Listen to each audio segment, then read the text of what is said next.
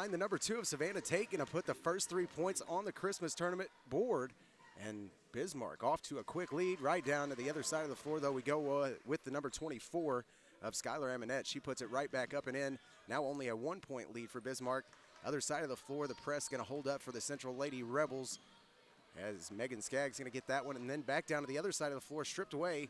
Savannah Tate now going to go up left-hand side. That ball stripped out by the 33 of Olivia Casey. Ball's going to go out of bounds on the Central Lady Rebels, and the Bismarck Lady Indians about to inbound here with a 1-point lead on their own side of the floor. Ball inbounded to Dugal. She's going to try the turnaround on Olivia Casey. Shot no good, and on the rebound, we're going to see an over-the-back foul here. Brooklyn Fitzwater that time trying to get over the top of Jensen Uding, and Olivia Casey wasn't able to. An over-the-back foul, and our first foul here of the Christmas tournament going to be on behalf of the number 40 of Brooklyn Fitzwater. That'll be team foul number 1 and her first personal of the day. Other side of the floor we go now. The Central Lady Rebels on the rebuttal here. Going to go down the other side of the floor. They trail by 1. Now a skip pass from Skaggs over to Amonette. She's going to toss one up.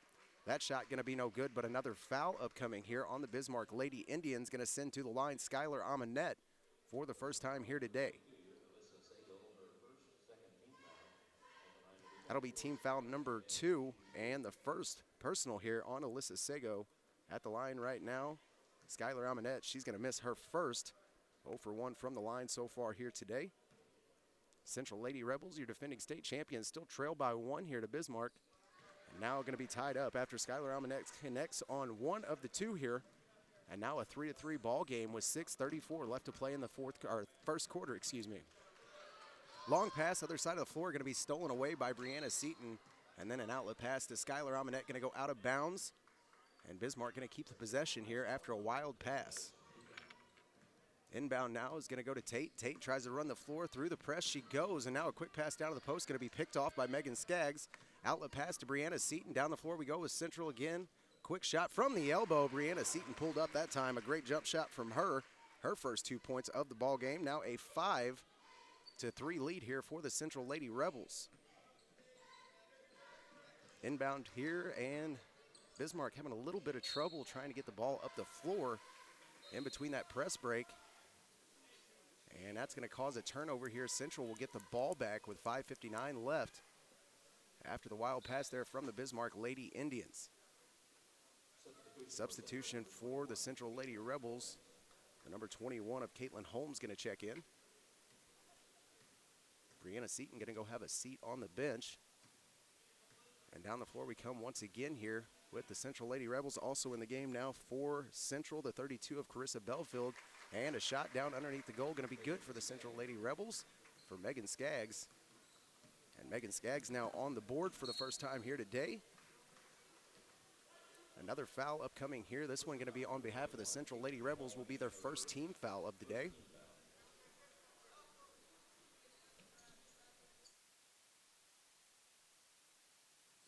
Inbound for Bismarck, going to be stolen away. Skylar Amonette now on the run to the other side of the floor. A quick shuffle that time, and they're going to say she walked with the ball. So a turnover for the Central Lady Rebels is going to give Bismarck back the ball with 5:28 left to play in the first quarter. Inbound now to the Bismarck Lady Indians. Up the floor we come with them. And this pass going to be intercepted by the Central Lady Rebels, and still fighting for the ball is the number 21 that time of Caitlin Holmes. Somehow was able to swat that ball back and off of the number 2 that time of Savannah Tate. Ball goes out of bounds on her and will stay with the Central Lady Rebels on their side of the floor. Inbound way up top to the top of the key, Megan Skaggs. Now down into the corner, Olivia Casey with her first 3-point shot of the ball game, and she gets it. Hasn't missed a beat since last year. That girl's still slinging some arrows out there from beyond the 3-point line. Her first one of the day falls, and now a 10-3 lead for the Central Lady Rebels. Other side of the floor we go now with Bismarck. A little bit of trouble there, and the ball going to be picked off. No, somehow stays with Savannah Tate. Good defense here by the Central Lady Rebels. And now a quick shot there from Savannah Tate, going to be no good. Rebound goes to Olivia Casey. Now back down the floor to Carissa Belfield. Then the outlet pass to Skylar Amonette, who gets the quick, easy layup that time. And another 2 points for the Central Lady Rebels. Now a 9-point lead for them. We're down by 1 just 2 minutes ago. On the other side of the floor, Megan Skaggs going to strip this one away, and now a quick outlet pass. Central on the run again. Skylar Amonette going to pull up, and she is racking up the points here early on in the first quarter. A quick timeout going to be taken here by Kevin Wilkins, and the Bismarck Lady Indians will take one with them here on the Dawkins Broadcast Group. Stay tuned right here for more coverage of the 60th Annual Bob Sechrest Jr. Christmas Tournament from Park Hills, the TJ Foulon Fieldhouse. More coming your way right after this. The Arcadia Valley School District has had a great start to this school year. Athletically, academically, the Arcadia Valley School District would like to thank you and say how proud they are for their school and their students this year. Good luck, Arcadia Valley Tigers, in this year's Christmas tournament in Park Hills. The Blackbird Cafe, located at 512 East High Street in Potosi, recognizes Breast Cancer Awareness Month. They're open Wednesday through Friday from 7 a.m. to 3 p.m., Saturday from 7 to 2, and Sunday from 9 to 2, closed Mondays and Tuesdays. Daily specials with mostly homemade menu items. Cake decorating is available, and specialty cakes and pies from scratch can be ordered whole to take home and enjoy. Check them out on Facebook. It's the Blackbird Cafe, located at 512 East High Street in Potosi. Give them a call today at 573-271-7089. That's 573-271-7089. It's the Blackbird Cafe, reminding you to remember those who have suffered from cancer. It's Breast Cancer Awareness Month. And welcome back to Central High School coverage of the 60th Annual Bob Sechrest Jr. Christmas Tournament. And right now, your defending 3A state champion Lady Rebels with a big lead on the Bismarck Lady Indians. Our score here with about 4 minutes left to play in the first quarter, 16-3. Central with a big jump here towards the end of this first quarter. We're only up by one at one point, actually down by one at one point here in this first quarter. Now have made a heck of a comeback towards the back end of this first quarter. Another missed shot there from Central is going to be rebounded by Carissa Belfield. Then another shot up and no good.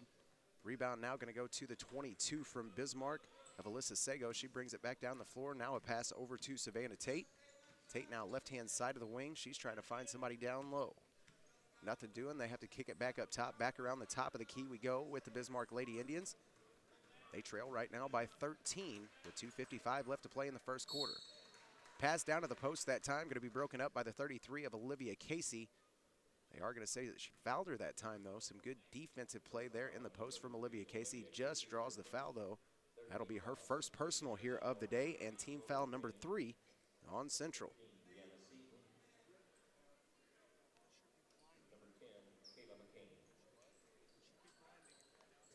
Brianna Seaton going to check back into the ball game for the Central Lady Rebels. Free throw that time going to be good, both of them, for the number 22, of Alyssa Sego. She's now 2 for 2 from the line. Her first 2 points of the ball game. Now a 16-5 basketball game here with 2:34 left to play in the first quarter. And the other side of the floor going to be a turnover on the Central Lady Rebels quickly. Inbound pass here upcoming for Bismarck. Going to go into Savannah Tate. She'll bring it down the floor for the Bismarck Indians. Held up a little bit at half court by that Central Lady Rebel press, and this a quick three-point shot down in the corner from Sego, going to be no good. Rebound is going to go off of the hands that time of the number 10 of Madison Dugal and out of bounds on Bismarck, so Central will get the ball back here with 2:20 left. 16-5 our score, an 11-point lead for the Central Lady Rebels. Belfield this time going to bring it down, then a quick pass over to Jensen Uding. Now over right-hand side, that'll go over to the number 3 from Central of Chloe Green. A quick shot from her is going to be no good. Rebound this time goes to Savannah Tate. And then a quick steal for Brianna Seaton. She attacks the bucket, now gives it off again. And that, an easy shot missed that time for Chloe Green. Going to be rebounded by the 22 here of Alyssa Sego. And back down the floor we come with the Bismarck Lady Indians. This is our first broadcasted game, 8 total games coming your way, 4 girls games and 4 boys games today in round number 1 of this Christmas tournament. One of the first times in many years that the Central Rebels have drawn the number 1 seed in both the boys bracket and girls bracket. Quick pass down into the post that time for the Lady Rebels. Finds Chloe Green. She puts it off the backboard and in. Her first 2 points of the ball game here. And now a 13-point lead for Central. Other side of the floor with Bismarck we go. Down into the corner, nothing doing that time for Dugal. She's got to kick it back out. Now a long 3-point shot from Sego and got it. Alyssa Sego that time from way out deep. Gets her 5th points of the ball game and her first 3. 18-8 our score now, the 10-point lead for the Central Lady Rebels in game number 1 here of the 60th annual Christmas tournament from the TJ Foulon Fieldhouse. Other side with the Lady Rebels we go. Shot missed that time by Carissa Belfield. Rebound though for Brianna Seaton, going to be put back up and in, and good. Now a 12-point lead for the Central Lady Rebels. Other side of the floor, Alyssa Sego down in the corner. Thought about the shot, gave it back up top. Now a long three almost from the 10-foot line of the volleyball court that time for Savannah Tate. Going to be no good, falls well short. Turnover will give the Lady Rebels the ball back here with 39.4 left to play in the first quarter. And we'll see those starters check back in for the Central Lady Rebels. Inbound that time, going to go to the Central Lady Rebel number 4. Nothing but air that time for Olivia Casey, kind of abnormal for her. Usually knocks the bottom out of that net. Rebound though, going to go back to the Bismarck Lady Indians, left-hand side for Tate. Tate passes up the shot, now a long three for Sego, going to be well short. And the Central Lady Rebels are not going to get the ball back here. They're going to say that the 21 that time of Caitlin Holmes actually touched it as it was going out of bounds. Bad break that time for the Central Lady Rebels. Bismarck now to inbound, and they do. They get it up to Savannah Tate. During the inbound, though, it looks like Amanette going to pick up a foul here. Tried to go for it. Bumped into her with the body. That will designate a foul. And Skylar Amanette going to pick up her second foul here of the ball game. And team foul number 4 for Central. Inbound pass coming for Bismarck. Almost broken up that time by Kimmy Wall, and she swats it back into the backcourt. Bismarck going to get it before it goes out of bounds. Only 4 seconds left to play here. Time winding down. Bismarck looking for the last shot, and a long last shot it is. That going to be no good. So at the end of the first quarter, our first quarter here in the 60th annual Bob Sechrest Junior Christmas Tournament, 20-8 our score. The Central Lady Rebels lead over the Bismarck Lady Indians, a 12-point lead for them. We're going to take a short break, and we will be back with more coverage here of high school basketball from the TJ Foulon Fieldhouse and the Christmas tournament here in Park Hills right after this. At some point, you're going to need an attorney who handles criminal law in Farmington for criminal, traffic, Social Security, estate planning, and family law. Contact Catherine Hardy, attorney at law, 756-7039, 756-7039. Located at 312 Washington Street in Farmington. Free consultation on the phone or walk-ins are welcome. Remember, hiring an attorney should not be based solely on advertisement. At some point, you're going to need an attorney who handles criminal, traffic, Social Security issues, estate planning, and family law. Call Catherine Hardy, attorney at law in Farmington.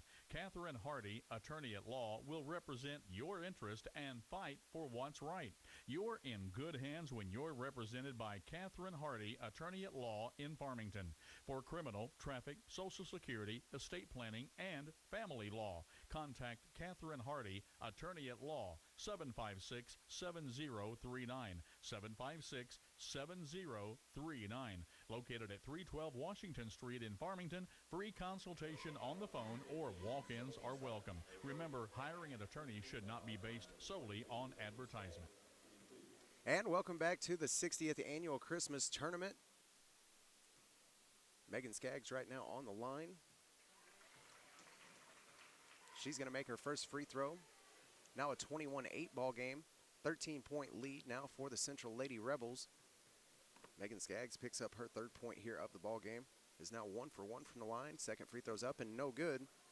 50% so far on the day. 3 points for Megan Skaggs here in this 13-point lead that Central has over Bismarck in game number 1 of the 60th annual Christmas tournament here from the TJ Foulon Fieldhouse. Right-hand side, Kimmy Wallen has to give it back up top now to Carissa Belfield. She's trying to drive left-hand side. She's going to kick it down into the post. Turnaround for Megan Skaggs, and she got it. Turnaround that time, picks up the bucket and the foul. So now 5 points for Skaggs, and she'll go back to the line once again. Another foul upcoming here for the Bismarck Lady Indians will now be their 5th team foul, I do believe. Foul this time going to be on Madison Dugal, her second personal. Team foul number 4, for the Bismarck Lady Indians. Free throw that time for Megan Skaggs going to be no good. Rebound does stay with the Central Lady Rebels, though. Went off a Bismarck Indian that time. It'll stay on their side of the floor. Inbound pass here upcoming for Olivia Casey. Top of the key, she finds Megan Skaggs. Now back down to her in the corner. Olivia Casey, long three, and got it. Can't leave her alone very long out there beyond that three-point line. She will make you pay right there. A prime example of that. Now 6 points for Olivia Casey, is 2 for 3 from the three-point line, and a 26-8 lead for the Central Lady Rebels. Long pass that time for Bismarck, going to go out of bounds. Pass that time intended for the number 15 from Bismarck, of Selena Sutton. Long pass across the floor from Sago. Just went over the top of her head. Out of bounds. Now Central back on the attack. Left-hand side for Skaggs. She's going to give it back up top to Carissa Belfield. Now a long pass down into the corner back to Skaggs. She's looking for something to do with the ball. Decides to shoot from the three-point line and got it. Megan Skaggs now with 8 points in the game. A long three-point shot that time. Now a 29-8 lead for the Central Lady Rebels. A 21-point lead here in the second quarter for your 3A defending state champions. Kimmy Wallen going to pick up a foul here very quickly for the Central Lady Rebels. That will be Kimmy's first personal and team foul number 5 on the Lady Rebels. Top of the key now, they go back to Sago. Sago comes around right-hand side, tries the inlet pass that time, but it's going to be picked off by Kimmy Wallen. Now back down the floor we come with the Central Lady Rebels. Quick pass down the floor to Megan Skaggs. She'll pull up. Quick jumper is good. Megan Skaggs from about 15 foot that time drops it. And 2 more points for her. Now 10 on the game. 5:53 left to play in the first half of game number 1 in the 60th annual Bob Sechrest Jr. Christmas Tournament. Other side of the floor we go now with the Bismarck Lady Indians. Now a pass down onto the block. That one going to be picked off, this time by the 21 of Caitlin Holmes. She presses down the floor by herself, takes it left-hand side. That layup no good. Rebound goes to Megan Skaggs. She'll put it back up. That does go. 12 points now for Megan Skaggs in game number 1 of this Christmas tournament. 33-8. The lead here for the Central Lady Rebels. Long three this time from Sago. Wow, she was way, way out there. Alyssa Sago picks up 3 more. Now 8 points on the game for her. And the Bismarck Lady Indians now in double digits for the first time in this game. That shot going to be off the back of the rim and no good for Carissa Belfield. Rebound going to go to the Central Lady Rebels, and a quick foul here will send the number 4 of Kimmy Wallen to the line. Savannah Tate going to pick up the foul that time. That'll be foul number 1 on her and team foul number 5 on the Bismarck Lady Indians here in the first half.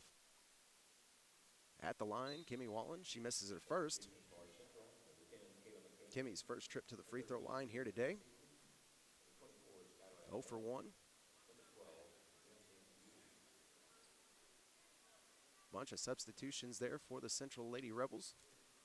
Brianna Seaton checks back into the ball game along with the number 10 of Kayla McCain, the 24 of Amanette, and the 12 of Jensen Uding. Very soon to come in will be the 3 of Chloe Green. More than likely will come in and replace the 4 of Kimmy Wallen, the young lady that was still at the free throw line. Long three that time from Sago's not going to be good. Rebound goes to Kimmy Wallen, then stolen back away from Savannah Tate. And she goes up with it, misses the layup. Now the rebound goes to Brianna Seaton. She's going to bring it down other side of the floor for the Lady Rebels. And down by herself she goes underneath the bucket, puts it up. And 2 points now for Brianna Seaton will be 4 total on the game. And now a 35-11 lead for the Lady Rebels.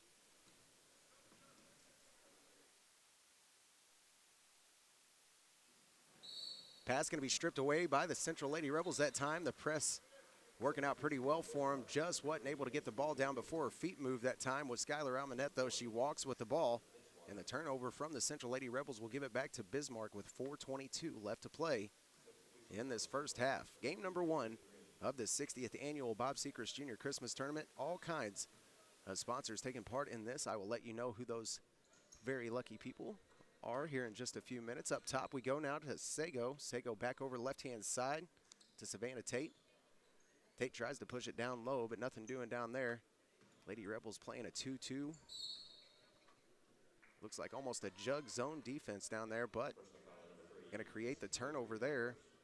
Brianna Seaton about to inbound it for the Lady Rebels. Another turnover for the Bismarck Lady Indians. Inbound now going to go to Jensen Uding, and she'll bring it down for the Lady Rebels. Stops at about the free throw line. She'll kick it over now to Skylar Almanette. And the travel again for Skylar Almanette. Thought about shooting it, went up with the ball, and actually came down. didn't get the ball off that time, so the turnover now will go back to the Bismarck Lady Indians. 35-11, our score here in game number 1 of this Christmas tournament. 3:42 left to play in the first half. Long pass here going to be picked off by Jensen Uding. Now a long pass down to Chloe Green. Chloe Green goes up for the layup, no good, but rebounded by Brianna Seaton. Her next shot, no good, and the second attempt at it, good. Brianna Seaton got a rebound twice. Put it back up the second time it falls, and Brianna Seaton with 2 more here. Now 6 points on the ball game. Under 4 minutes to play here in the first half of game number 1 here in the Christmas tournament. Our first game, the Central Lady Rebels and the Bismarck Lady Indians. Shortly to follow, we will have game number 2 in our broadcast schedule, the AV Lady Tigers and the St. John Headhunters. Left-hand side now to Chloe Green. She passes up the shot. Gives it back to Jensen Uding. Now around to Skylar Amonette. She'll fire a 3. This one off the front of the rim and no good. Rebound, though, will go to the number 10 of Kayla McCain. She gets it back out. Brianna Seaton now tries a 3. That one no good. And on the rebound, Skylar Amonette, I do believe, is going to pick up another foul here. Skylar Amonette does pick up another personal here. That'll be her 3rd personal and team foul number 6. Very scrappy player-ish, Skylar Amonette. A little bit too intense here in the first half, though. Going to have to sit down for the remaining part of it with 3 personals now. Inbound, going to go to Sego. Sego around right-hand side.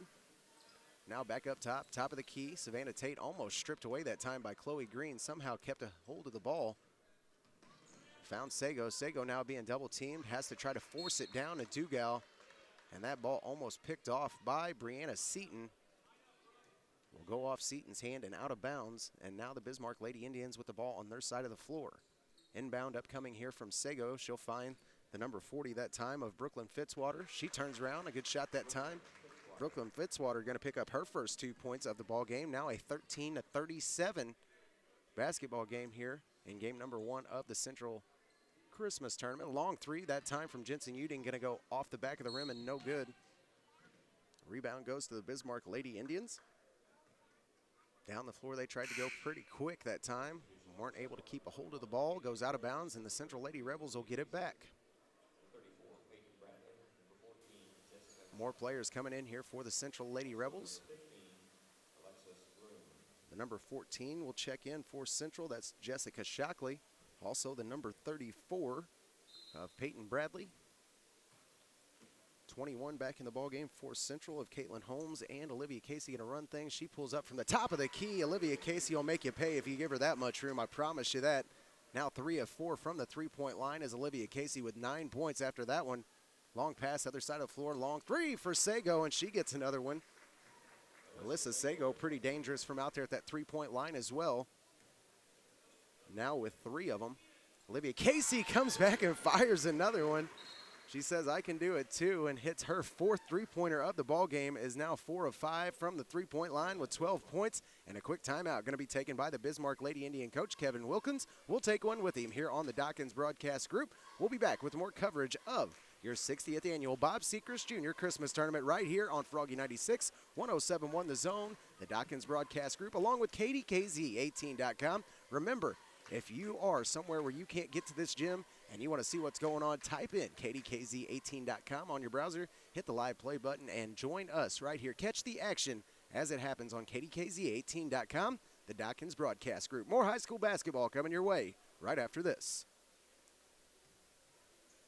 Unico Bank, banking with people like you at locations in Irondale, Potosi, and Deloge. Offering Shazam ATM debit cards, internet banking, and loans for automobiles, debt consolidation, personal lines of credit, personal loans, real estate, home improvement, and commercial loans. Since 1901, people have depended on Unico Bank. You should too. See them today in Irondale, Potosi, and Deloge. Unico Bank in the Lead Belt, member FDIC, and equal housing lender. Unico Bank in Potosi would like to take this time to wish everyone a Merry Christmas. Service and quality. At Warrior Lumber Company in Potosi, they have the same big names, same big brands, and same low prices as the big boys. That's right, same low prices, all here and without the cost of gas to get to the big boys. So shop your hometown store, Warrior Lumber Company in Potosi, or call them at 438-5461. And welcome back to coverage of the 60th Annual Bob Sechrest Jr. Christmas Tournament. A foul right there while we were under break is going to go on the number 3 from Bismarck of Macy Buttery. And that'll be Macy's second personal foul here of the ball game. And team foul number 7 on the Bismarck Lady Indians. Down the floor we come now with the Central Lady Rebels. Kimmy Wallen presses it down quickly. A quick pass over right-hand side, that time for the 14 of Jessica Shockley, and the shot no good that time from the right-hand wing. Rebound going to go to the Bismarck Lady Indians. Down the floor we go now with Sago. She gives it over to Tate. Back to Sago now, and the ball going to be wrestled around for on the ground. Jump ball going to be called here on the ground there that time was the number 4 of Miranda Kierton and the 4 of Kimmy Wallen. Everybody trying to fight and scrum for the ball that time. Jump ball, and then a quick timeout going to be taken here by the Central Lady Rebel coach, Josh Mapes.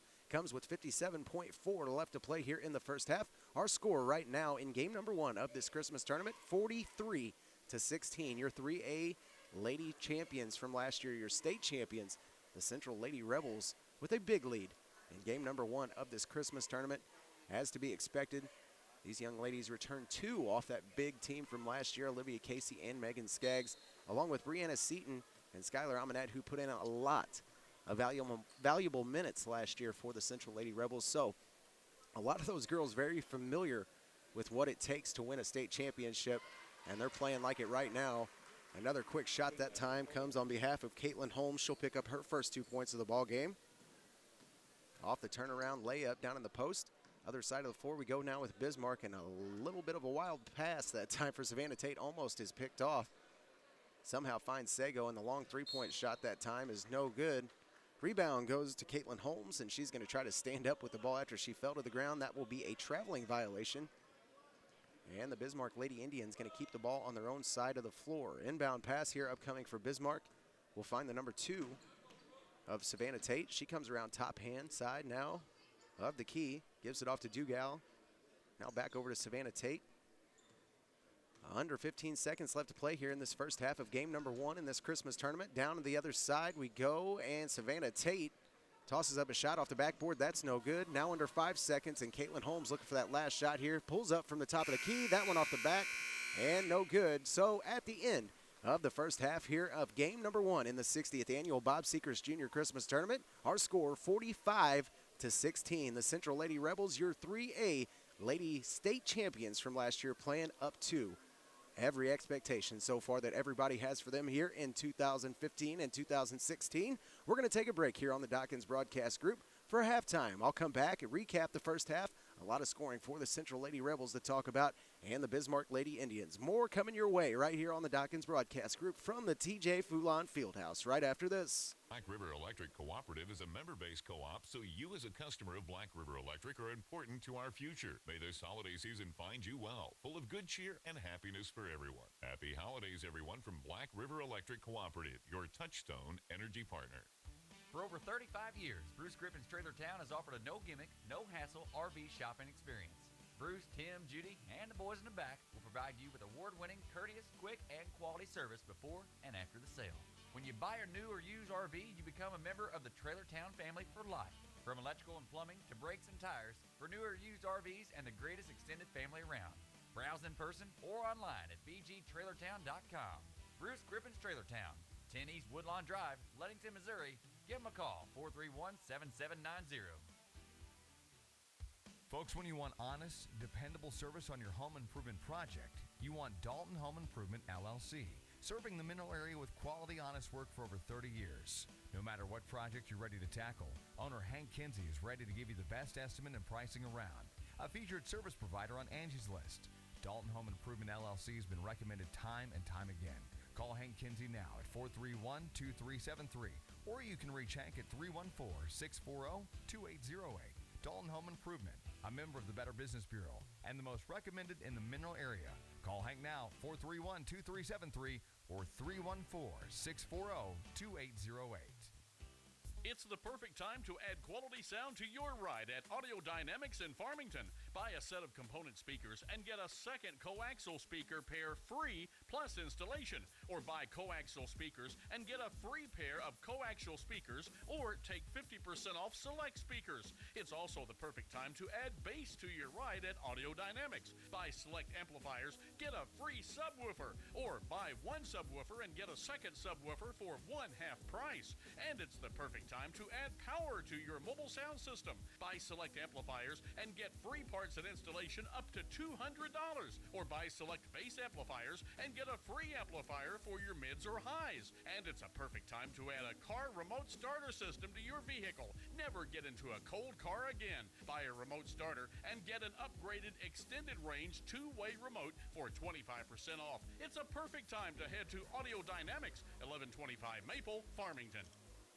And welcome back to coverage here of the 60th Annual Bob Sechrest Jr. Christmas Tournament from the TJ Foulon Fieldhouse in Park Hills, Missouri. And I'm telling you right now, there is no better place to see high school basketball. And right now it's perfect. You can come in here and there's a lot of room to sit around, watch these early basketball games, because I can promise you one thing, come the day before New Year's and New Year's Eve, you will not be able to move in here. It will be elbow to elbow. This place will be completely packed. One of the better facilities to have a high school basketball event in the state of Missouri. Right here, the TJ Foulon Fieldhouse and the Central Rebel staff, Chad Bradley, Mr. Coleman, they do a great job here. They have this place looking spectacular. A brand new big old board over there. They have a live feed, some replays, things like that, and some advertisement going on. That brought to you by Park Hills River Mart, along with Mineral Area Overhead Door. Always additions coming here to the Central Rebel TJ Foulon Fieldhouse, and it looks just absolutely amazing. They really have outdone themselves this year for the Christmas tournament. Game number one right now, we feature the defending 3A Lady Champions from last year, the Central Lady Rebels, and they have a huge lead right now on the Bismarck Lady Indians, 45-16. Our score right now, the Central Lady Rebels with a big lead over the top of the Bismarck Lady Indians. Scoring went as such for the Bismarck Lady Indians in the first half. Not that many people taking part in it, but Brooklyn Fitzwater did have 2 points, and Alyssa Sago right now with 11 points in this ball game. She has been hitting hard from out there beyond that three-point line. Young lady has a heck of a shot from out there. Going to do it for your Bismarck Lady Indians scoring. Not a whole lot of scoring there in the first half for Kevin Wilkins' squad over there, the Bismarck Lady Indians. On the other side, though, the Central Lady Rebels, Josh Mapes' squad, he has a lot of people taking part in the scoring here today. Leading your scoring right now, though, the number 22 of Megan Skaggs. She has 12 points so far on the day. Very closely, I should say, right there after her is Olivia Casey. The thing is, though, Olivia Casey only 4 of 5 so far from beyond the three-point line. Those 4 of 5, 12 points. Only 5 shots so far here today, and she's connected on 4 of them, all from beyond the three-point line. That young lady can shoot. That's all you can say about that. The number 13 of Brianna Seaton, she has 6 points so far on the game. The 3 of Chloe Green has 2. The number 21 of Caitlin Holmes has 2. And the 24 of Skylar Amonette, she came out like a bottle rocket. Was so quick there towards the beginning. A very scrappy player is Skylar Amonette, which is the reason right now that she is sitting down with 3 personal fouls. She comes out, she plays really hard, you got to give her that, but she has got to keep herself out of foul trouble. Came out with 7 quick points, 3 personal fouls. Hopefully we will see a different defensive player from Skylar Amonette here in the second half.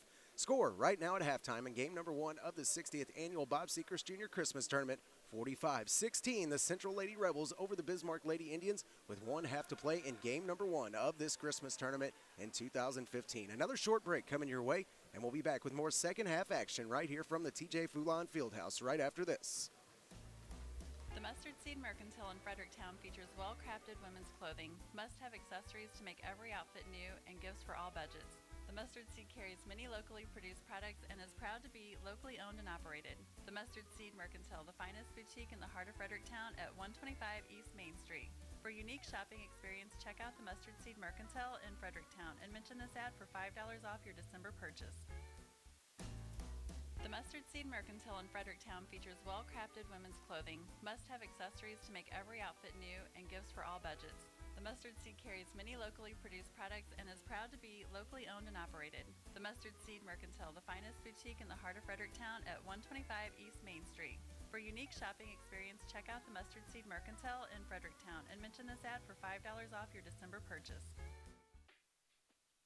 The Baptist Home in Ironton is open to anyone needing 24/7 nursing or respite care. You do not have to be a Baptist or turn over all of your assets to enter. Now, with an open admission policy, we are able to offer our services to all. If you or someone you love needs compassionate nursing care in a secure and loving environment, please call 573-546-7429. That's 573-546-7429. The Baptist Home, providing care like family for more than 100 years.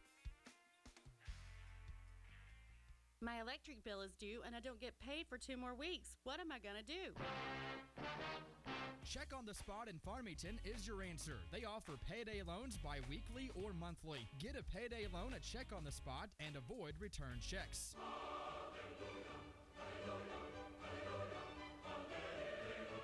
Check on the Spot at 760-1770 or visit them at 16 South Jackson Street in Farmington. Spring has finally arrived, and Ward's Farm Center in Fredericktown is ready. Stop in today and pick up all the supplies you're ever going to need for those lawn and garden projects.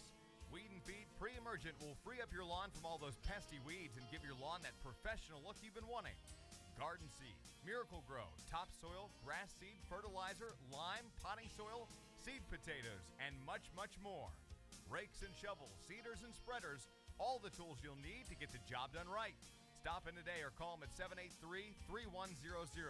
That's Ward's Farm Center in Fredericktown, your one-stop shop for spring. 783-3100. Oh, Dave's getting loud, but he don't mean no harm. We're just country boys and girls getting down on the farm. It's the year-end clearance event at Crown Motors, Highway 67, just north of Farmington at the Fairgrounds exit. All 2015s must go.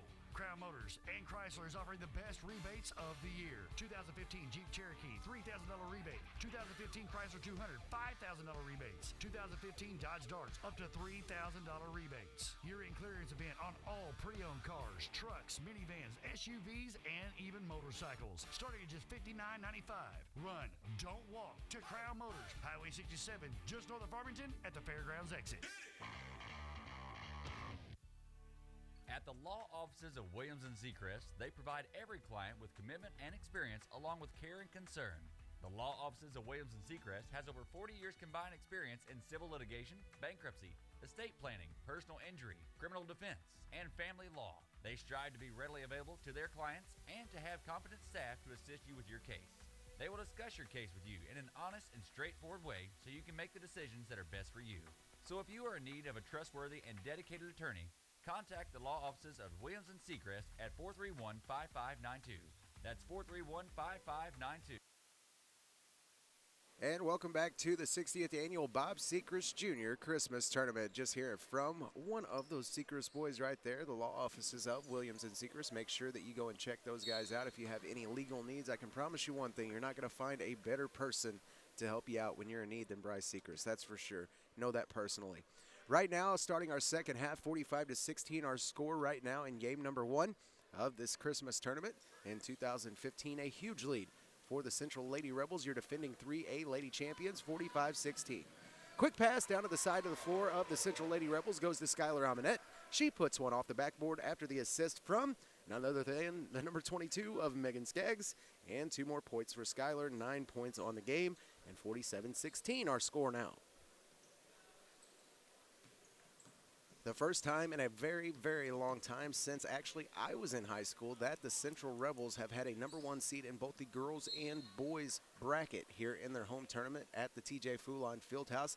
I do believe, and don't quote me on this, that the last time that actually happened was in 2002. Inbound pass here upcoming from the Bismarck Lady Indians, and it's going to be almost ripped away that time. Skylar Amonette really pushing her luck here. As she went right after that one. She already has 3 personal fouls in this ball game. She does play and she does hustle quite a bit, though. You got to give the young lady that. Other side of the floor, Chinson Uding over to Olivia Casey. Now a quick post pass down to Megan Skaggs. She turns around, tries to pass it across the lane to Brianna Seaton. Weren't able to connect that time, though.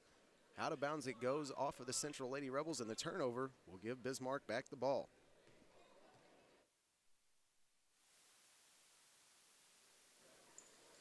Other side of the floor, we go with the Bismarck Lady Indians. Over left-hand side goes to Savannah Tate. She tried to drive baseline, had to turn around and come back out, being guarded pretty closely there by Skylar Amonette. Pass over to Dugal, now back down into the right-hand corner, and that shot that by the Bismarck Lady Indians is going to be no good. Shot that time by Macy Buttery, and was no good. Other side of the floor, Olivia Casey fires up a shot. That shot no good. She's now 4 of 6 from the free throw line, or from the three-point line, excuse me. And another shot after the rebound is going to be no good. Rebound goes to the Bismarck Lady Indians, Macy Buttery. Shot is going to be no good. Goes off the rim and out of bounds. Will stay with the Bismarck Lady Indians.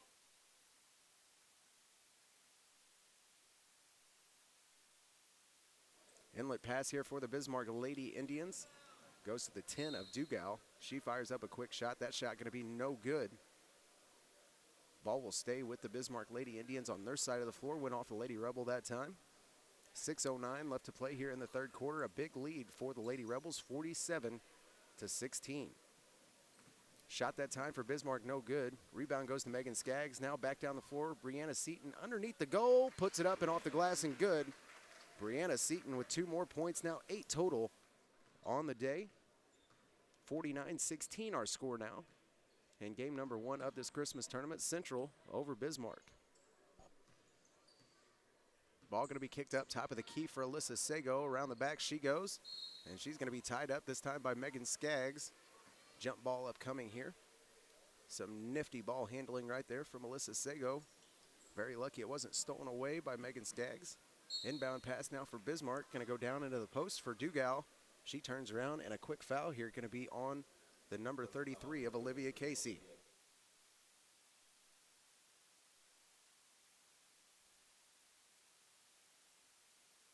Inbound pass going to go to Bismarck's, looked like Macy that time, and that's going to go off her leg. A quick inbound pass that time was contested by the 33 of Olivia Casey. Goes off the leg of a Bismarck Lady Indian and out of bounds, so Central will get the ball back here with 5:28 left to play in the third quarter. Other side of the floor, turnover here for the Central Lady Rebels is going to give Bismarck back the ball. That last foul on the 33 of Olivia Casey, her second personal, and team foul number 1 here in the second half. That time it looks like Bismarck going to cough it up. A quick drive to the hole that time by Alyssa Sego as she stripped. And the ball other side of the floor goes to Jensen Uding. Jensen Uding going to pick up 2 points. Her first 2 here of the day. Will now give the lead to the Central Lady Rebels, 51-16. Steal here for Megan Skaggs, and she's going to push it down the floor to Skylar Amonette, who walks with the ball, so a turnover going to give Bismarck the ball back right after a great steal that time from Megan Skaggs. And a whole host of substitutions here upcoming for the Central Lady Rebels. We see the 21 of Caitlin Holmes check back in, the 32 of Carissa Belfield, along with the number 10 of Kayla McCain. Other side of the floor, the Central Lady Rebels are going to pick this one off from the Bismarck Lady Indians, and now on the attack go the Lady Rebels once again. Carissa Belfield, her side of the floor, gets it to Kayla McCain, now down onto the baseline for Brianna Seaton. Shot from the baseline, good by Brianna Seaton. Now 10 points on the ball game for Seaton. And the Central Lady Rebels just keep on racking up those points here in game number 1 of this Christmas tournament. Clock continues to run here with a huge lead from the Central Lady Rebels. Ball kicked up top, Alyssa Sego. Now back over to Savannah Tate. She tries to get it down low into the post for Dugal. A turnaround that time. Tries to go over the top of Kayla McCain. And the foul upcoming here will be on McCain more than likely. And is. Kayla McCain going to pick up her first personal. And team foul number 2 for the Central Lady Rebels. At the line right now will be Madison Dugal. Madison misses her first free throw, is now 0 for 1 from the line here today with no points.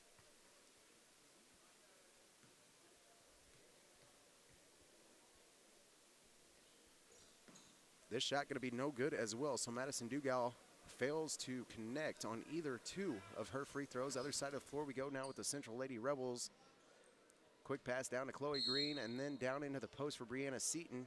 She pushes it back out to Carissa Belfield, who's going to be fouled in the middle of the lane.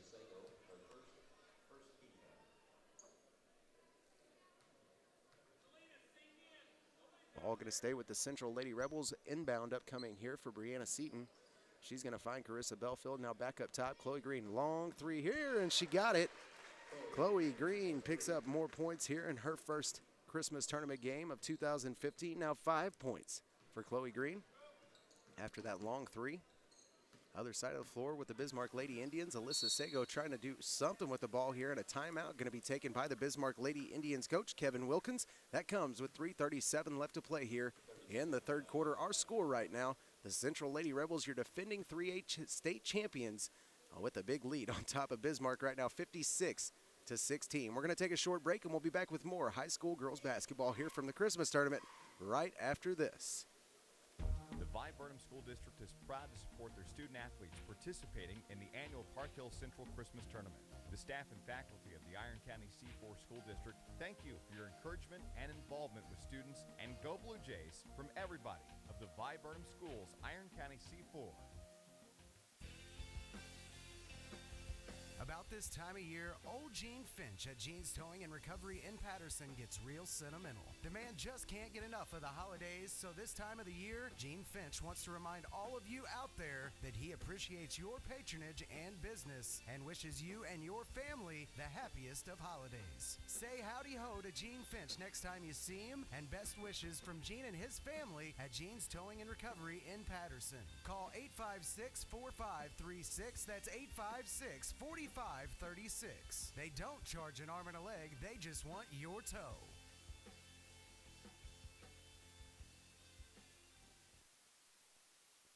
And welcome back to coverage of the 60th annual Bob Sechrest Jr. Christmas Tournament here from the TJ Foulon Fieldhouse in Park Hills. Off the inbound, the Bismarck Lady Indians going to give it up again, and down to the other side of the floor we go with the 21 of Caitlin Holmes, who picks up 2 more.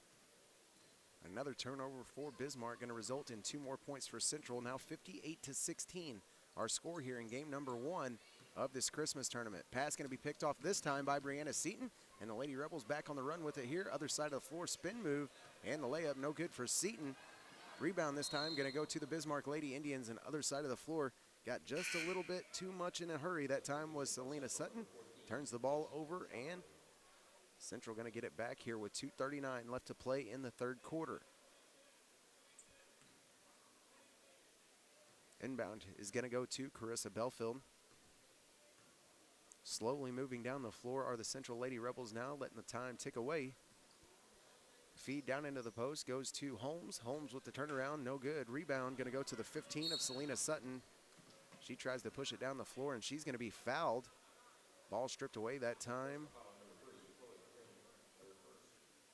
by Chloe Green, but they're going to say she got a piece of her. So Chloe Green going to pick up her first personal, and team foul number 3 on the Central Lady Rebels here in the second half. Bismarck Lady Indians side of the ball, her side of the floor, and Chloe Green going to pick up another foul here. She was trying to wrestle for the ball. That will be Chloe's second personal. And team foul number 4 for the Central Lady Rebels in the second half.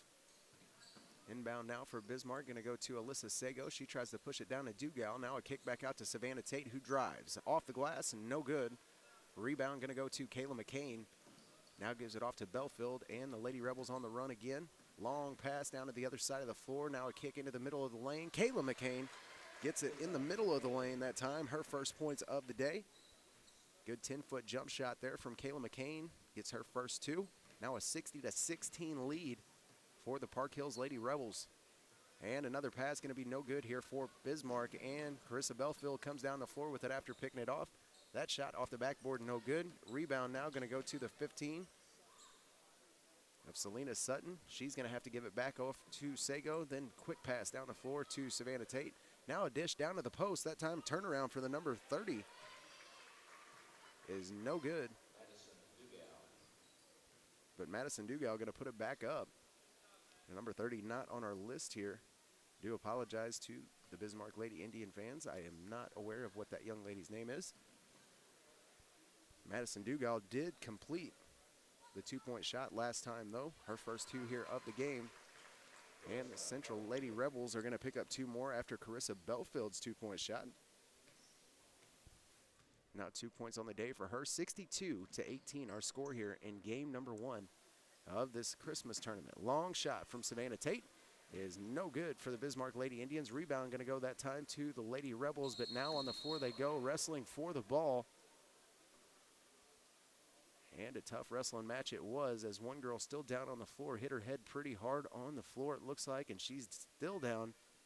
And we're going to have to take an injury timeout here. It looks like Savannah Tate hit the floor pretty hard that time for the Bismarck Lady Indians. This injury timeout comes with 32.1 left to play here in the third quarter. Hopefully this young lady will be able to come back and play some more basketball here. Our score is 62-18 with 32 seconds left to play in the third in game number 1. The Central Lady Rebels on top of the Bismarck Lady Indians. We're going to take a short break. We'll be back with more high school basketball from the Christmas tournament right after this. Why shop for insurance when you can trust a professional to do the work for you? Danny Bates Insurance covers auto including SR22, home, life, health, Medicare supplements, individual and employee supplement insurance. With years of experience, Danny can track down the coverage you need at a price you can afford. Stop paying too much for insurance you don't need and let Danny Bates Insurance in Park Hills get your family or business covered today. Call Danny Bates Insurance at 573-431-2270. Why shop for insurance when you can trust a... And welcome back to coverage of the 60th annual Bob Sechrest Junior Christmas Tournament. Injury timeout that time was taken for the number 2 of Savannah Tate. She hit her head pretty hard that time, was actually battling for the ball on the ground with the number 34 from Central of Peyton Bradley. Rolled over on top of her head, and she smacked it pretty good there. She's over on the bench now talking to, it looks like, her mother and father. Hopefully she will be better and be able to come back and play some basketball. Other side of the floor that time, a great pass and a great finish that time for the number 14 of Jessica Shockley. She picks up her first 2 of the ball game. Now 2 points for her. 64-18 our score here in this first game of the Christmas tournament. That's going to do it for our third quarter. The Central Lady Rebels right now with a big lead on the Bismarck Lady Indians. You're defending girls state champions in 3A from last year. The Central Lady Rebels right now lead 64-18 in game number 1 of this Christmas tournament. We're going to take a short break, and we'll be back with more high school basketball coming your way on the Dawkins Broadcast Group right after this. The oldest tournament west of the Mississippi River is here, the 89th annual Arcadia. D&D Towing in Fredericktown has been serving the area for over 15 years. So when you're in need of a tow, call the folks that have been trusted for years. D&D Towing at 783-7739. They service all surrounding counties and are also a member of AAA. Plus, D&D Towing offers a lockout service, jump starts, medium-duty towing, and 4x4 recovery. Available 24 hours a day, 7 days a week. That's D&D Towing in Fredericktown. 783-7739. That's 783-7739.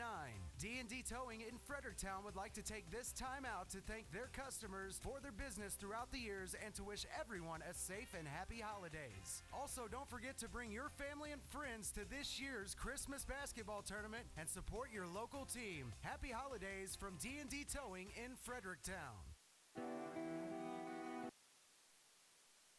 And welcome back to coverage of the 60th annual Bob Sechrest Junior Christmas Tournament right here on the Dawkins Broadcast Group, Froggy 96, 107.1 The Zone, and KDKZ18.com. Remember that if you have family members out of town, if you have something you have to do today and can't make it here, but you want to catch all the action from the Christmas tournament, well, we got your answer, KDKZ18.com. You get on there, you click on the live play button, and boom, catch the action as it happens right here from the TJ Foulon Fieldhouse. That brought to you by our great TV guys over at the Dawkins Broadcast Group.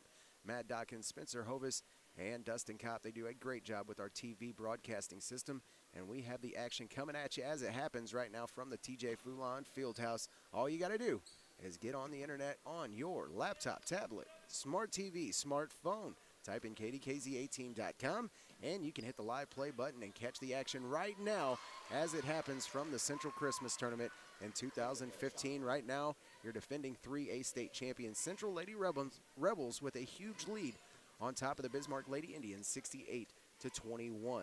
our big-time sponsors for this Christmas tournament. A huge shout-out and a huge thank you to them. Powell Automotive, our pregame show. Crown Motors has our halftime show. The Hometown Motors postgame show coming your way very shortly after this ball game. Mark Bonney Construction sponsoring that player of the game that we will name here very shortly after this. And Signs Etc. with your live stream scoreboard. You get online, you type in kdkz18.com, and you will see exactly what I'm talking about. That a great, great asset that we have at the Dawkins Broadcast Group, bringing you high school sports as it happens live. Another injury here for the Bismarck Lady Indians. This time, another one of their big players, the 22 of Alyssa Sago, going to go have a seat. She comes up a little bit lame. Looks like maybe a rolled ankle or something to that nature. It was a little bit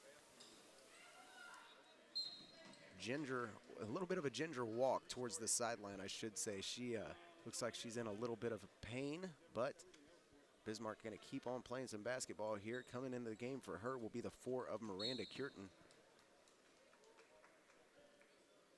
And the Central Lady Rebels going to turn the ball over here for a change. Travel that time going to be on the number 15 from Central, Alexis Groom.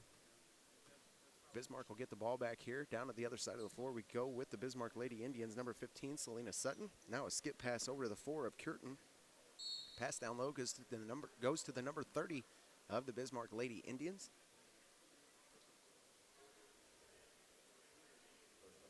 Ball going to be swatted out of bounds, though, by the Central Lady Rebels. Will stay with the Lady Indians. Foul that time going to be on the number 34 from Central of Peyton Bradley. That'll be Peyton's first personal foul. And team foul number 5 on the Central Lady Rebels here in the second half. Turnover that time for the Bismarck Lady Indians. Going to give the Lady Rebels the ball back here. 68-21 our lead in game number 1 of this Christmas tournament in 2015. Other side of the floor for the Central Lady Rebels. Down into the post it goes. Peyton Bradley, going to have to kick it back out. Top right-hand side, Chloe Green going to try to drive, and that one going to be picked off. And the Bismarck Lady Indians going to come right back at the Central Lady Rebels after the turnover that time by Chloe Green. Alyssa Sago back in the game for the Bismarck Lady Indians. Fires up a quick three-point shot from way out there. Shot no good, but rebounded and put back up. And in, Selena Sutton starting to make her presence known. She gets her first 2 here of the ball game after the rebound. Other side of the floor, the Lady Rebels going to turn it over yet again.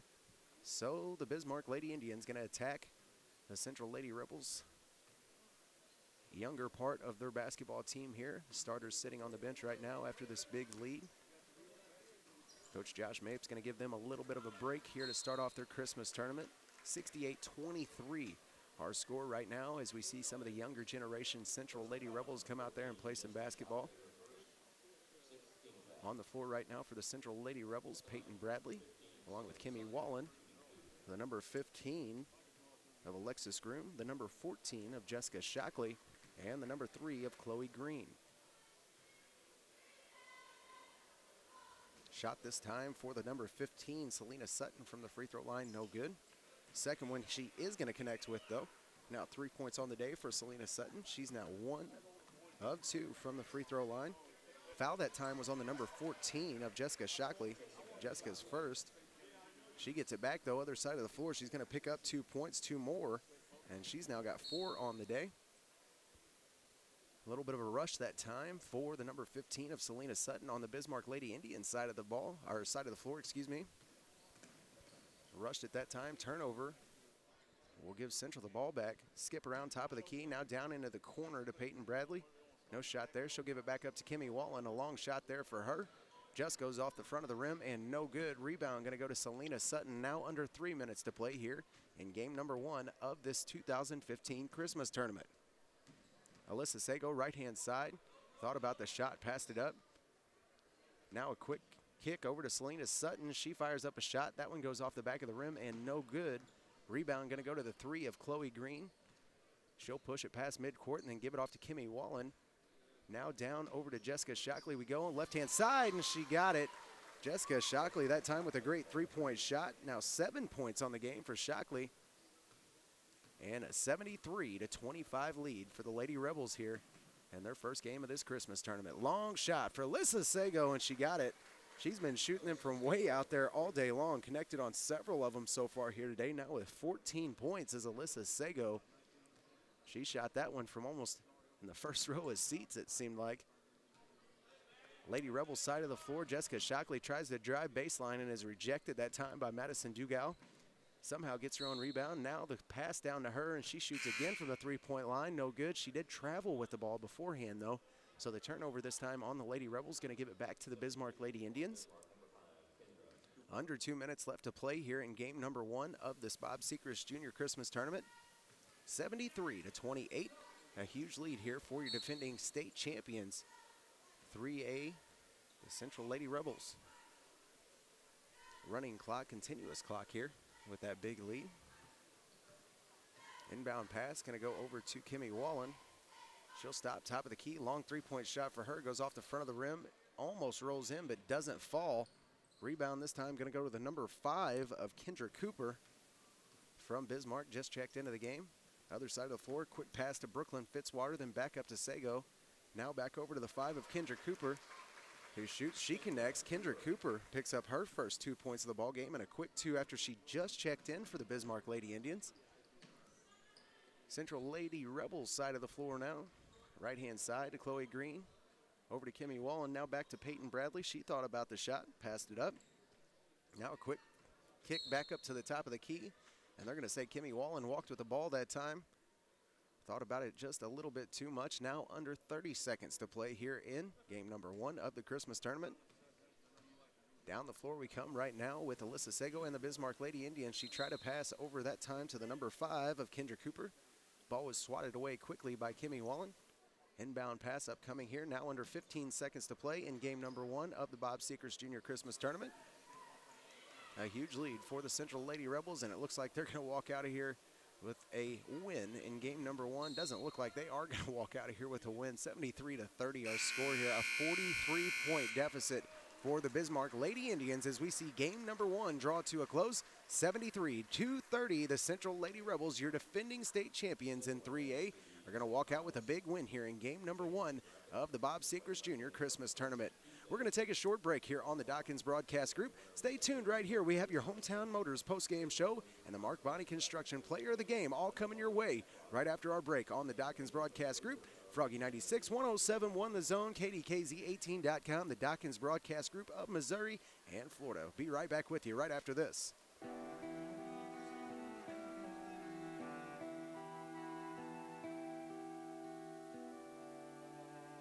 Marlar Music Center, located in downtown Park Hills, has been proudly serving the Parkland since 1951. Open Monday through Saturday, Marlar Music Center is a full-service music store that offers lessons on a wide variety of instruments to players of any skill level. It has a certified repair technician for band instruments and electronics, as well as a PA and installation specialist. Here at Marlar Music Center, we provide timely service you won't get from outside dealers. Marlar Music Center offers a band rental program to our local schools, and when it comes to guitars, amps, and drums, we match online prices. So come on in to Marlar Music Center in downtown Park Hills today and find out why we have been the Parkland's music authority for over 60 years.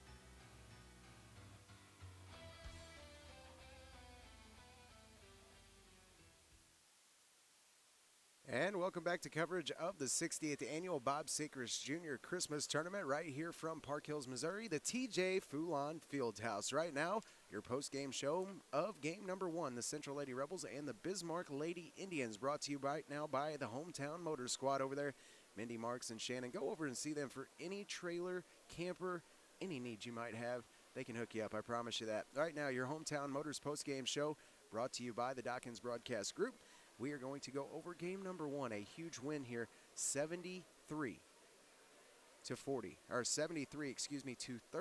was our final score of that last game, a 43-point win for the Central Lady Rebels here in game number 1 of their 2015 Christmas tournament. Your champions last year in this whole deal. Actually, the girls and boys won it last year, and they both drew number 1 seeds for this year's tournament. First time that that's happened in a very long time. Your final score of game number 1 here from the TJ Foulon Fieldhouse in the Bob Sechrest Junior Christmas Tournament, the 60th Annual is 73-30. The Central Lady Rebels defeat the Bismarck Lady Indians. Your hometown Motors post-game show right now as we see some of these stats from these young ladies.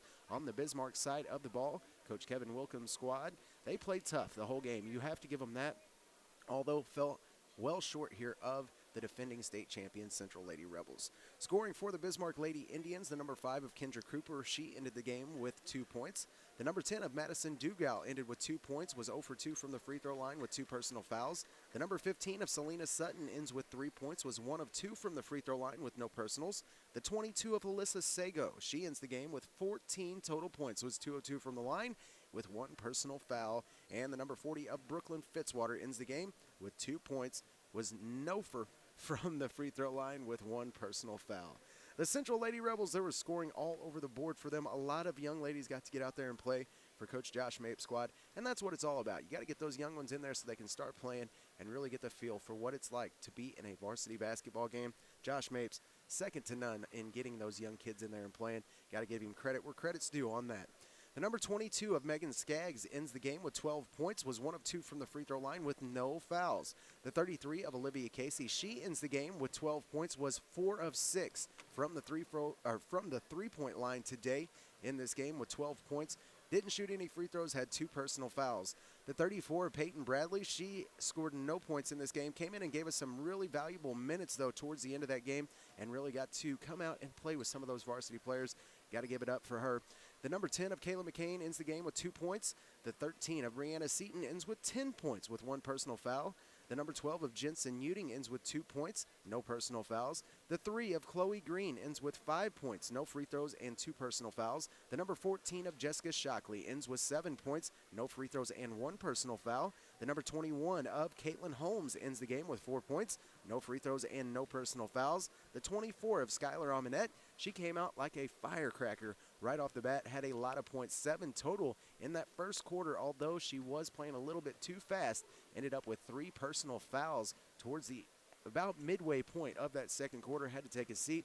And then, well, the second half was a lot of substitutions. So Skylar Amonette going to end the game with 9 points, was 1 of 2 from the line with 3 personal fouls. And to round out your scoring for the Central Lady Rebels and our game number 1 of this Christmas tournament, Carissa Belfield, the number 32 from Central, ends with 2 points, no free throws, and no personal fouls. Your post-game show right now brought to you by Hometown Motors. We're going to take another short commercial break. I'm going to talk it over with some of my buddies and figure out who this player of the game will be. We will have your Mark Bonnie Construction player of the game coming up right after this.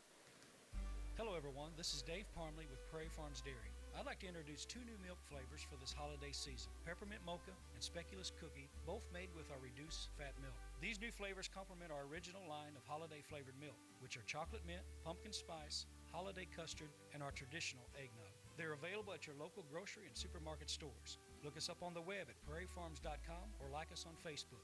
We at Prairie Farms are proud to be farmer-owned and have been serving our customers for over 77 years. We're also proud to be a helping organization of the community. So from our family to yours, we wish you a very, very Merry Christmas. Hello everyone, this is Dave Parmley with Prairie Farms Dairy. I'd like to introduce 2 new milk flavors for this holiday season, Peppermint Mocha and Speculous Cookie, both made with our reduced fat milk. These new flavors complement our original line of holiday flavored milk, which are chocolate mint, pumpkin spice, holiday custard, and our traditional eggnog. They're available at your local grocery and supermarket stores. Look us up on the web at prairiefarms.com or like us on Facebook. We at Prairie Farms are proud to be farmer-owned and have been serving our customers for over 77 years. We're also proud to be a helping organization of the community. So from our family to yours, we wish you a very, very Merry Christmas. And welcome back to coverage of the 60th Annual Bob Sechrest Jr. Christmas Tournament right here from Park Hills, Missouri, the TJ Foulon Fieldhouse. Our first game in the books, the Central Lady Rebels, your defending state champions in 3A, walk out with a win 73-30, a 43-point win for the Central Lady Rebels here in game number 1 of the Christmas Tournament. Josh Mape's squad taking up right where they left off from last year with that state championship. They returned 2 of them, Megan Skaggs, Olivia Casey, 2 seniors this year that returned to play on that defending state champion team. But they got a lot of young girls that came out there and played some really good minutes for the Central Lady Rebels. Looks like they are just as tough as they were last year. Final score in game number 1, 73-30. Although, I am going to have to say right now that I'm going to give out my Mark Bonnie Construction player of the game 2, not a Central Lady Rebel. I'm going to go ahead and give it to the Bismarck Lady Indian, number 22, Alyssa Sago. She ended the game with 14 points, was 2 of 2 from the free throw line, and had 1 personal foul. Even was injured and banged up a little bit towards the end of that third quarter. Came right back out there, started playing again, even knocked down another shot. For her grit, for her toughness, and for the way that she helped her team out here today, I am going to give my Mark Bonney Construction Player of the Game to Alyssa Sago, the three-point shooter from the Bismarck Lady Indians. We got about 15 minutes left in our break here, and we will start off our second game of the 60th Annual Bob Sechrest Jr. Christmas Tournament. That game will feature the Arcadia Valley Lady Tigers and the St. John Lady Headhunters. That coming your way here in about 13 minutes on the Dawkins Broadcast Group. Holidays are such a wonderful time to get together with family and friends, and this holiday season is no different. Polite Ready Mix wants to thank you for your business during the past year and hopes to take care of your concrete needs the next year as well. The staff at Polite Ready Mix wants to take this time to also wish you and your family the best this holiday season can bring. Merry Christmas from everyone at Polite Ready Mix.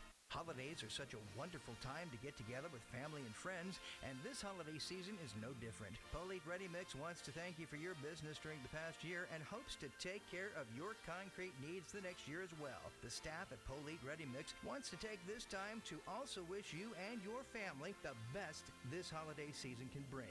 Merry Christmas from everyone at Polite Ready Mix. Bordeaux Dance Studio is located in DeSoto, Missouri. We offer classes in ballet, tap, jazz, point, hip-hop, and tumbling. This year, we have brought back our Mommy and Me class for ages 2 to 3. We offer recreational class for ages 3 and up. We have a recreational competition team ages 5 to 9 that takes class once a week and competes 2 times a year. Our BDS competition team starts at age 7, and they audition once a year in August. That's Bordeaux Dance Studio in DeSoto, Missouri. Keep your car or truck properly serviced and running right, and your vehicle will actually be a good investment. Dunlap Automotive Solutions in Park Hills is there to help.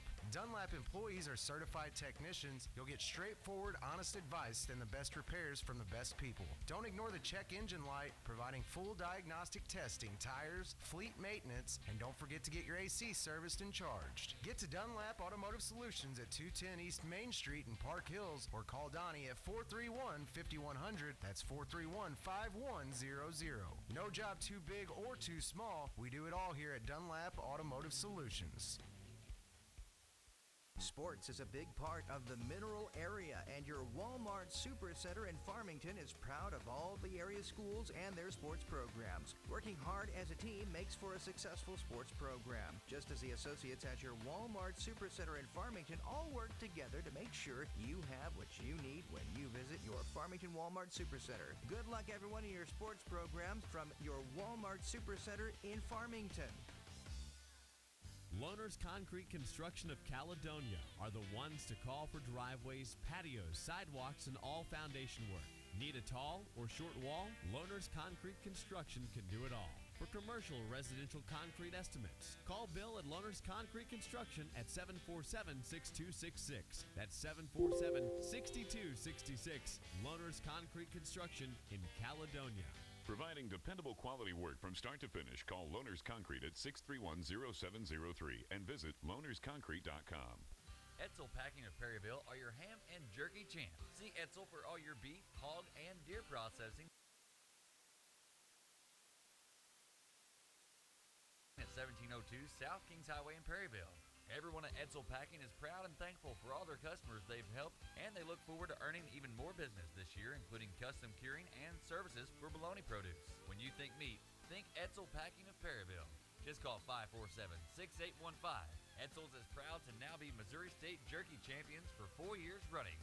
Open Monday through Saturday. Call 547-6815. That's 547-6815 for Etzel Packing of Perryville, your jerky champs.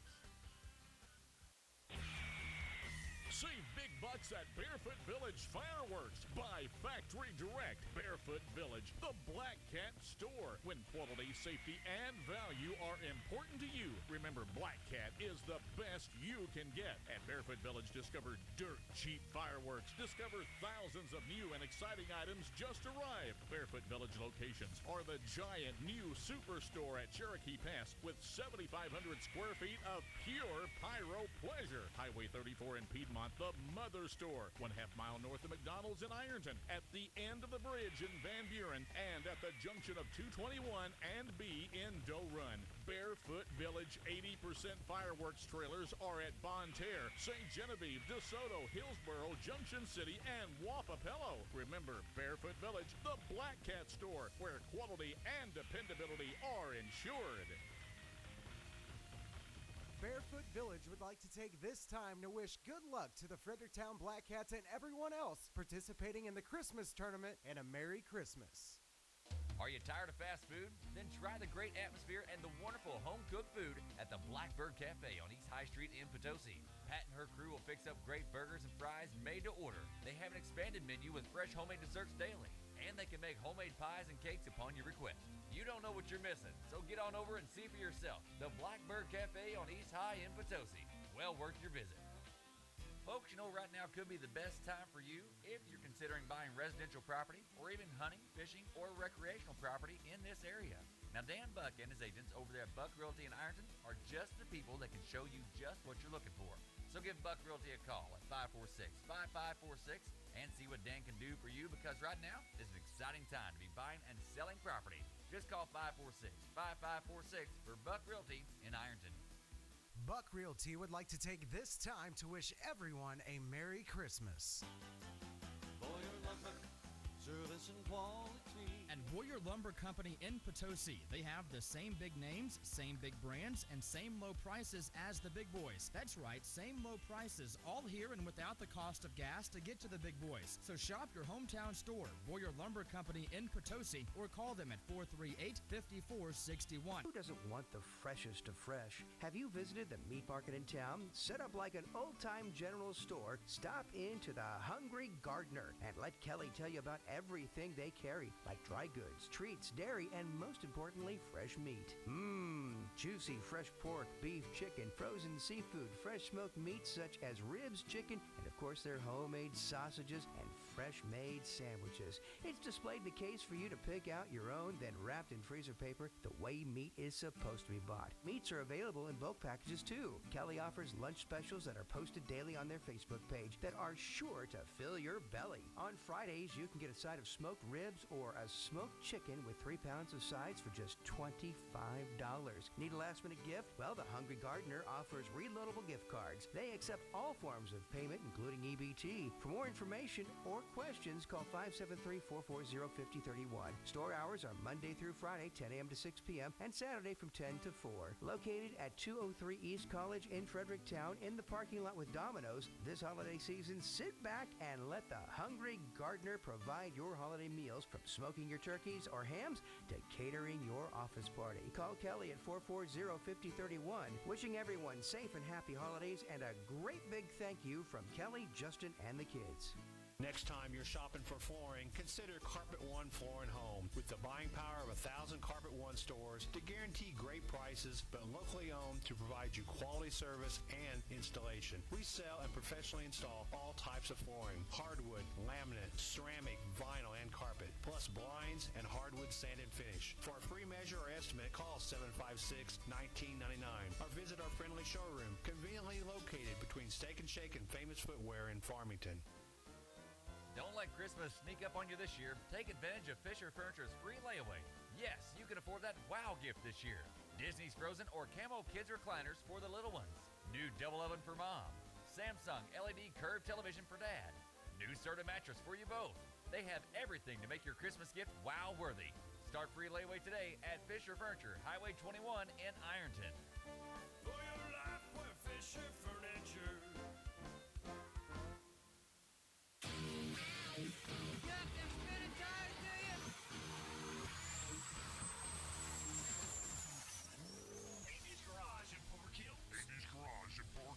When it comes to customizing your car, one name to remember. Andy's Garage in Park Hills. Andy's Garage in Park Hills. Lift kits. Custom rims and tires. High performance customization. Andy's Garage in Park Hills is the only place you need to stop. And diesels are their specialty. Andy's Garage in Park Hills. Andy's Garage in Park Hills. So what are you waiting for? Call Andy's Garage in Park Hills now to start separating yourself from the pack. Call 431-2626. That's 431-2626.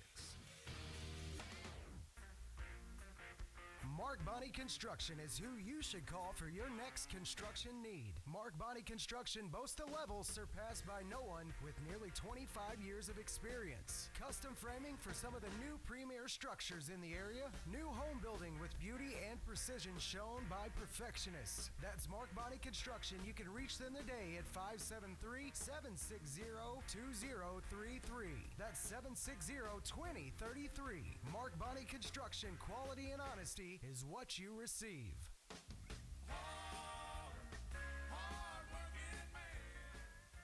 Bellevue Valley Nursing in Bellevue wishes everyone a very merry holiday season. For over 20 years, Bellevue Valley Nursing has been providing the utmost professional and loving care to their residents. Bellevue Valley Nursing provides regular skilled and behavioral skilled care. Therapy, speech, occupational, and physical therapy services are also provided. Located 5 miles past the Bellevue School, visit them soon for a tour or call 697-5311 for more information. All of your friends at Bellevue Valley Nursing gladly wish a Merry Christmas and Happy New Year to all their employees, Bellevue's clients, and all families enjoying another Christmas season in our community.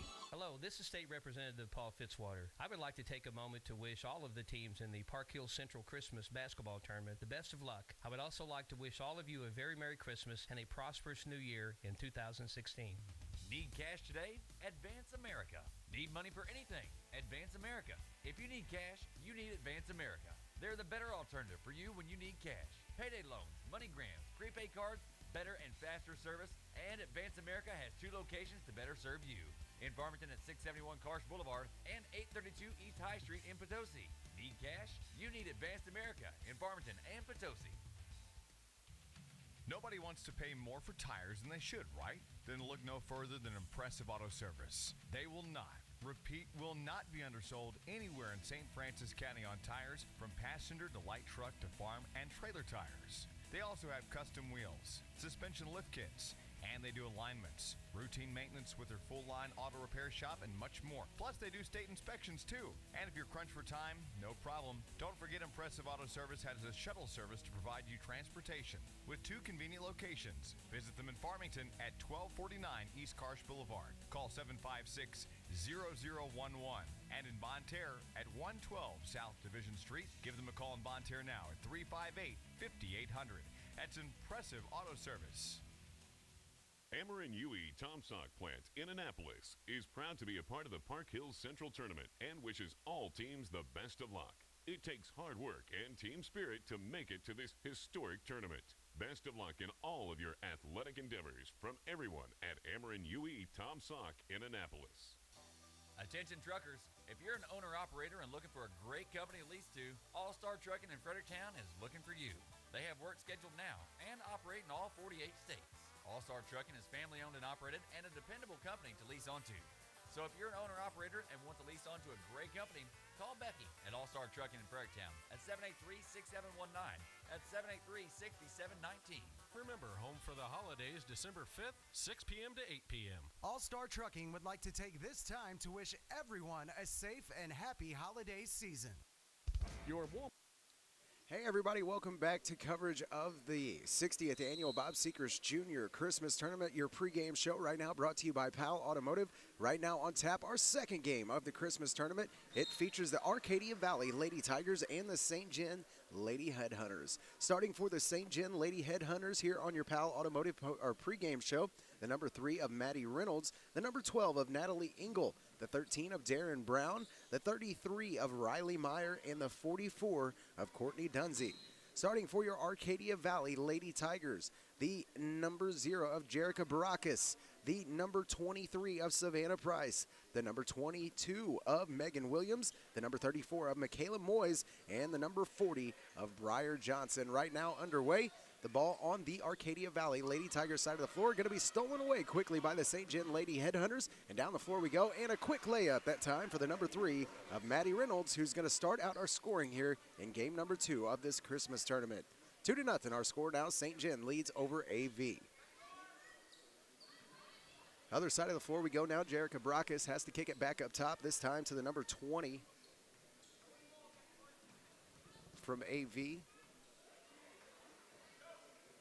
of Megan Williams.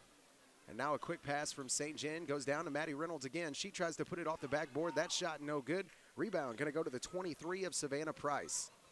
Down the floor now, Jerica Brackus tries to kick it into the middle of the lane. That one's stolen away by St. John, but somehow finds the hands once again of Jerica Brackus. Trying to feed it down low that time to the number 40 of Briar Johnson. And they're actually going to call the foul this time on the Arcadia Valley Lady Tigers. And that'll go against the number 23 of Savannah Price. That will start off our fouling here in this game number 2 of the Christmas tournament. Savannah Price picks up her first personal and team foul number 1 for AV. Right-hand side of the wing now for St. John. They kick it back up top to Maddie Reynolds. Now down low, they go to Donzie. Donzie's going to have to kick it back out. The number 12 now of Natalie Engel. Skip pass now. Back up top, they go to Maddie Reynolds. She drives. That one going to go off the back and no good. Rebound goes to the 33 of Riley Meyer, who puts it back up and in. And 2 points now for St. John. Makes 4 on the game, a 4-point lead over the Arcadia Valley Lady Tigers. Game number 1 featured the Central Lady Rebels, your defending state champions in 3A, as they walked on the Bismarck Lady Indians. The final score of that one, 73-30, a 43-point win for your defending state champions, Central Lady Rebels. On the Arcadia Valley Lady Tigers side of the floor, that time the ball being fought for by the St. John Lady Headhunters and AV Lady Tigers. And the foul here upcoming going to go on the number 20 of Rebecca Buffington.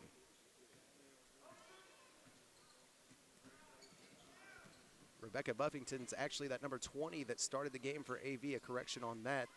Instead of Michaela Moyes, that was your starter for the AV Lady Tigers, the 20 of Rebecca Buffington. On the St. John side of the floor, though, Courtney Donzie picks up another 2 for St. John. Now a 6-point lead with 5:46 left to play in the first quarter. St. John over the top of the Arcadia Valley Lady Tigers here in game number 2. Short break coming your way. Up after that, more high school basketball action here on the Dawkins Broadcast Group. Walmart Supercenter in Fredericktown is proud of all of the area high school athletes. Sports is a very important part of any school, and their athletes demonstrate that team spirit is first and foremost. Do your best in school and on the field, and always practice sportsmanship. This community-minded message was presented by your Walmart Supercenter in Fredericktown. Save money, live better. Walmart Supercenter in Fredericktown. Your Walmart Supercenter of Fredericktown would like to take this time to wish everyone a happy holiday season. And welcome back to coverage of the 60th annual Bob Sechrest Jr. Christmas Tournament. Here, game number 2 of the ladies' side of things, the Arcadia Valley Lady Tigers and the St. John Lady Headhunters. Right now, a 6-point lead for St. John. On the AV side, that time Rebecca Buffington tries to go off the right-hand side. They're going to say she traveled with the ball. So another turnover here will give St. John the ball back. Now a full court press being applied by the Arcadia Valley Lady Tigers. St. John, though, quick to break it. A long 3-point shot here from the St. John Lady Headhunter, Darren Brown. No good, but the rebound goes back to Natalie Engel. Her shot no good. And finally, the Lady Tigers going to get the ball back here. And coming down the floor is the number 22 of Megan Williams. She'll kick it up top now to Buffington. Rebecca Buffington now over right-hand side. Going to give it off to the number 40 of Briar Johnson. Briar now gives it off to Jerica Brackus. She's going to have to come back up top of the key, still looking to get this offense set up for the AV Lady Tigers. Buffington now going to kick it left-hand elbow. Briar Johnson now going to try to drive off the post. This one going to be fought for. Now to the ground they go, and somehow the AV Lady Tigers come up with it. A quick shot here from the 22 of Megan Williams is no good. And on the rebound, another battle for the ball is going to cause a jump ball and keep the ball with the Arcadia Valley Lady Tigers. Rebecca Buffington now about to inbound for them. And a quick pass into the 40 of Briar Johnson. That shot no good, goes off the back of the rim. On the rebound, another tie-up with the jump ball, and it's going to go to St. John this time. Savannah Price and Donzie that time wrestling for the ball after the rebound. Now a quick inlet pass going to be picked off by the AV Lady Tigers, and Briar Johnson drives to the hole. The foul going to be on the ground, though. She made the layup, although it does not count. She was fouled prior to the shot by the number 12 of Natalie Engel. That'll be Natalie's first personal here, and team foul number 1 on St. John. Inbound pass now finds Briar Johnson down in the post. Quick turnaround shot for her is going to be no good. Rebound that time is going to go off of the hands of the St. John Lady Headhunters and stay with the Lady Tigers. Buffington now to inbound again, finds Briar Johnson, same spot. She kicks it back this time to Savannah Price. That shot no good. Rebound going to go back to the St. John Lady Headhunters, and now on the run goes Maddie Reynolds. Reynolds now right-hand side, going to kick it out to Natalie Engel. Long three, and she got it. Natalie Engel with her first points of the ball game comes on behalf of a long three-point shot on the right-hand wing. Now 9-0, the St. John Lady Headhunters lead over the Lady Tigers. Now a steal. Maddie Reynolds picks off Jerica Brakis, and on the attack comes St. John. Top of the key, crossover right there. Now a dish down to the post. What a pass that time. Donzie not able to finish it, though. Maddie Reynolds that time with some great ball handling skills. Just wasn't able to finish was Donzie down on the post. Other side of the floor now, a quick shot from Savannah Price is going to be no good. And the rebound that time going to be on behalf of Riley Meyer. Gives it off to Maddie Reynolds, who drives down the middle of the lane. That shot going to be no good, but a blocking foul upcoming here. Both the young ladies went down to the floor that time. Blocking foul upcoming is going to be on the, still waiting for the call there. They're actually going to call that a charge. So Maddie Reynolds going to pick up her first personal. Off the offensive charge that time, team foul number 2 on the St. John Lady Headhunters, but she gets it right back. Maddie Reynolds picked that one off on the inbound pass, and now St. John back on the attack. Left-hand side now goes over to Darren Brown. Now a long shot from the St. John Dragon. Number 20, Emma Meyer, who just entered the game for the Lady Headhunters. That shot's going to be no good, but on the rebound, a foul upcoming here is going to be on the 23 of Savannah Price. That'll be Savannah's second personal here early on in this ball game, and team foul number 3 on the Lady Tigers.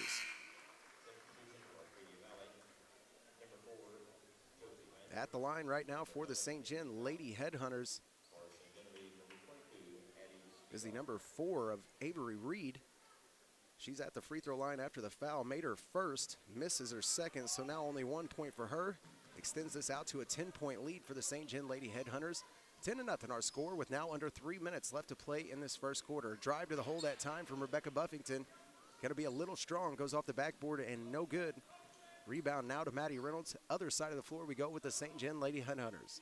Quick skip pass this time. They try to find the number 20 on the other side of the floor, Emma Meyer. That ball going to be tipped out of bounds by the number 4 that time from the AV Lady Tigers, Josie Landrum. Just checked into the ball game, showed some great defense that time. Inbound upcoming here for St. John.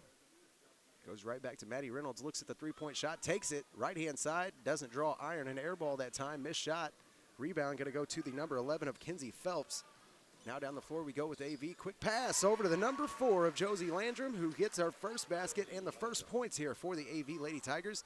Now 10-2, an 8-point lead for St. John. Quick steal here as Briar Johnson picks off Maddie Reynolds. Then a quick pass over to the number 4 once again of Josie Landrum, who now has all 4 points for the AV Lady Tigers. Pass to the other side of the floor is going to go to the number 4 of Avery Reed, and she's going to be fouled while shooting. Avery Reed going to go back to the free throw line. Her second trip since she checked in just a minute ago is 1 for 2 from the line so far. This was a 10-point lead just 30 seconds ago, but being cut into pretty quickly here by the AV Lady Tigers after some quick turnovers there. Another free throw falls for Avery Reed. She's now 2 of 3 from the free throw line. Still stands atop the free throw line, misses her second. Now 2 of 4, still 50%. An 11-4 ball game here, a 7-point spread for St. John. Another quick steal now. On the attack goes the St. John Lady Headhunters, and she's going to be fouled while attacking the basket that time. Natalie Engel, after the great steal, tried to come off the left-hand side of the lane and is going to be fouled. Foul this time is going to be on Kinsey Phelps. That'll be Phelps' first personal and team foul number 5 on the Arcadia Valley Lady Tigers. Pass going to be picked off this time and then swatted back to the St. John Lady Headhunters. Somehow finds Avery Reed underneath the bucket. Kind of a pinball effect that time with the basketball. Finds Avery Reed right underneath the bucket, wide open. 2 more points for her, now 4 on the day, a 13-4 lead, a 9-point lead for St. John over AV with 1:40 left to play in the first. Feed down to the post, then a quick turnaround. She got it. Great play that time by the 22 of Megan Williams to pick up her first 2. Great post move down underneath the goal against Courtney Donzie. And now down to the other side, Avery Reed finds the ball again. Maddie Reynolds gets the rebound after the missed shot. Shot going to be stripped away now, and on the attack we go again. Briar Johnson, other side of the floor, quick jumper, no good. Rebound goes to Kinsey Phelps, who tries to put it back up, and she's going to be fouled. Shot doesn't fall. She will go to the free throw line, though. Kinsey's first trip to the free throw line today.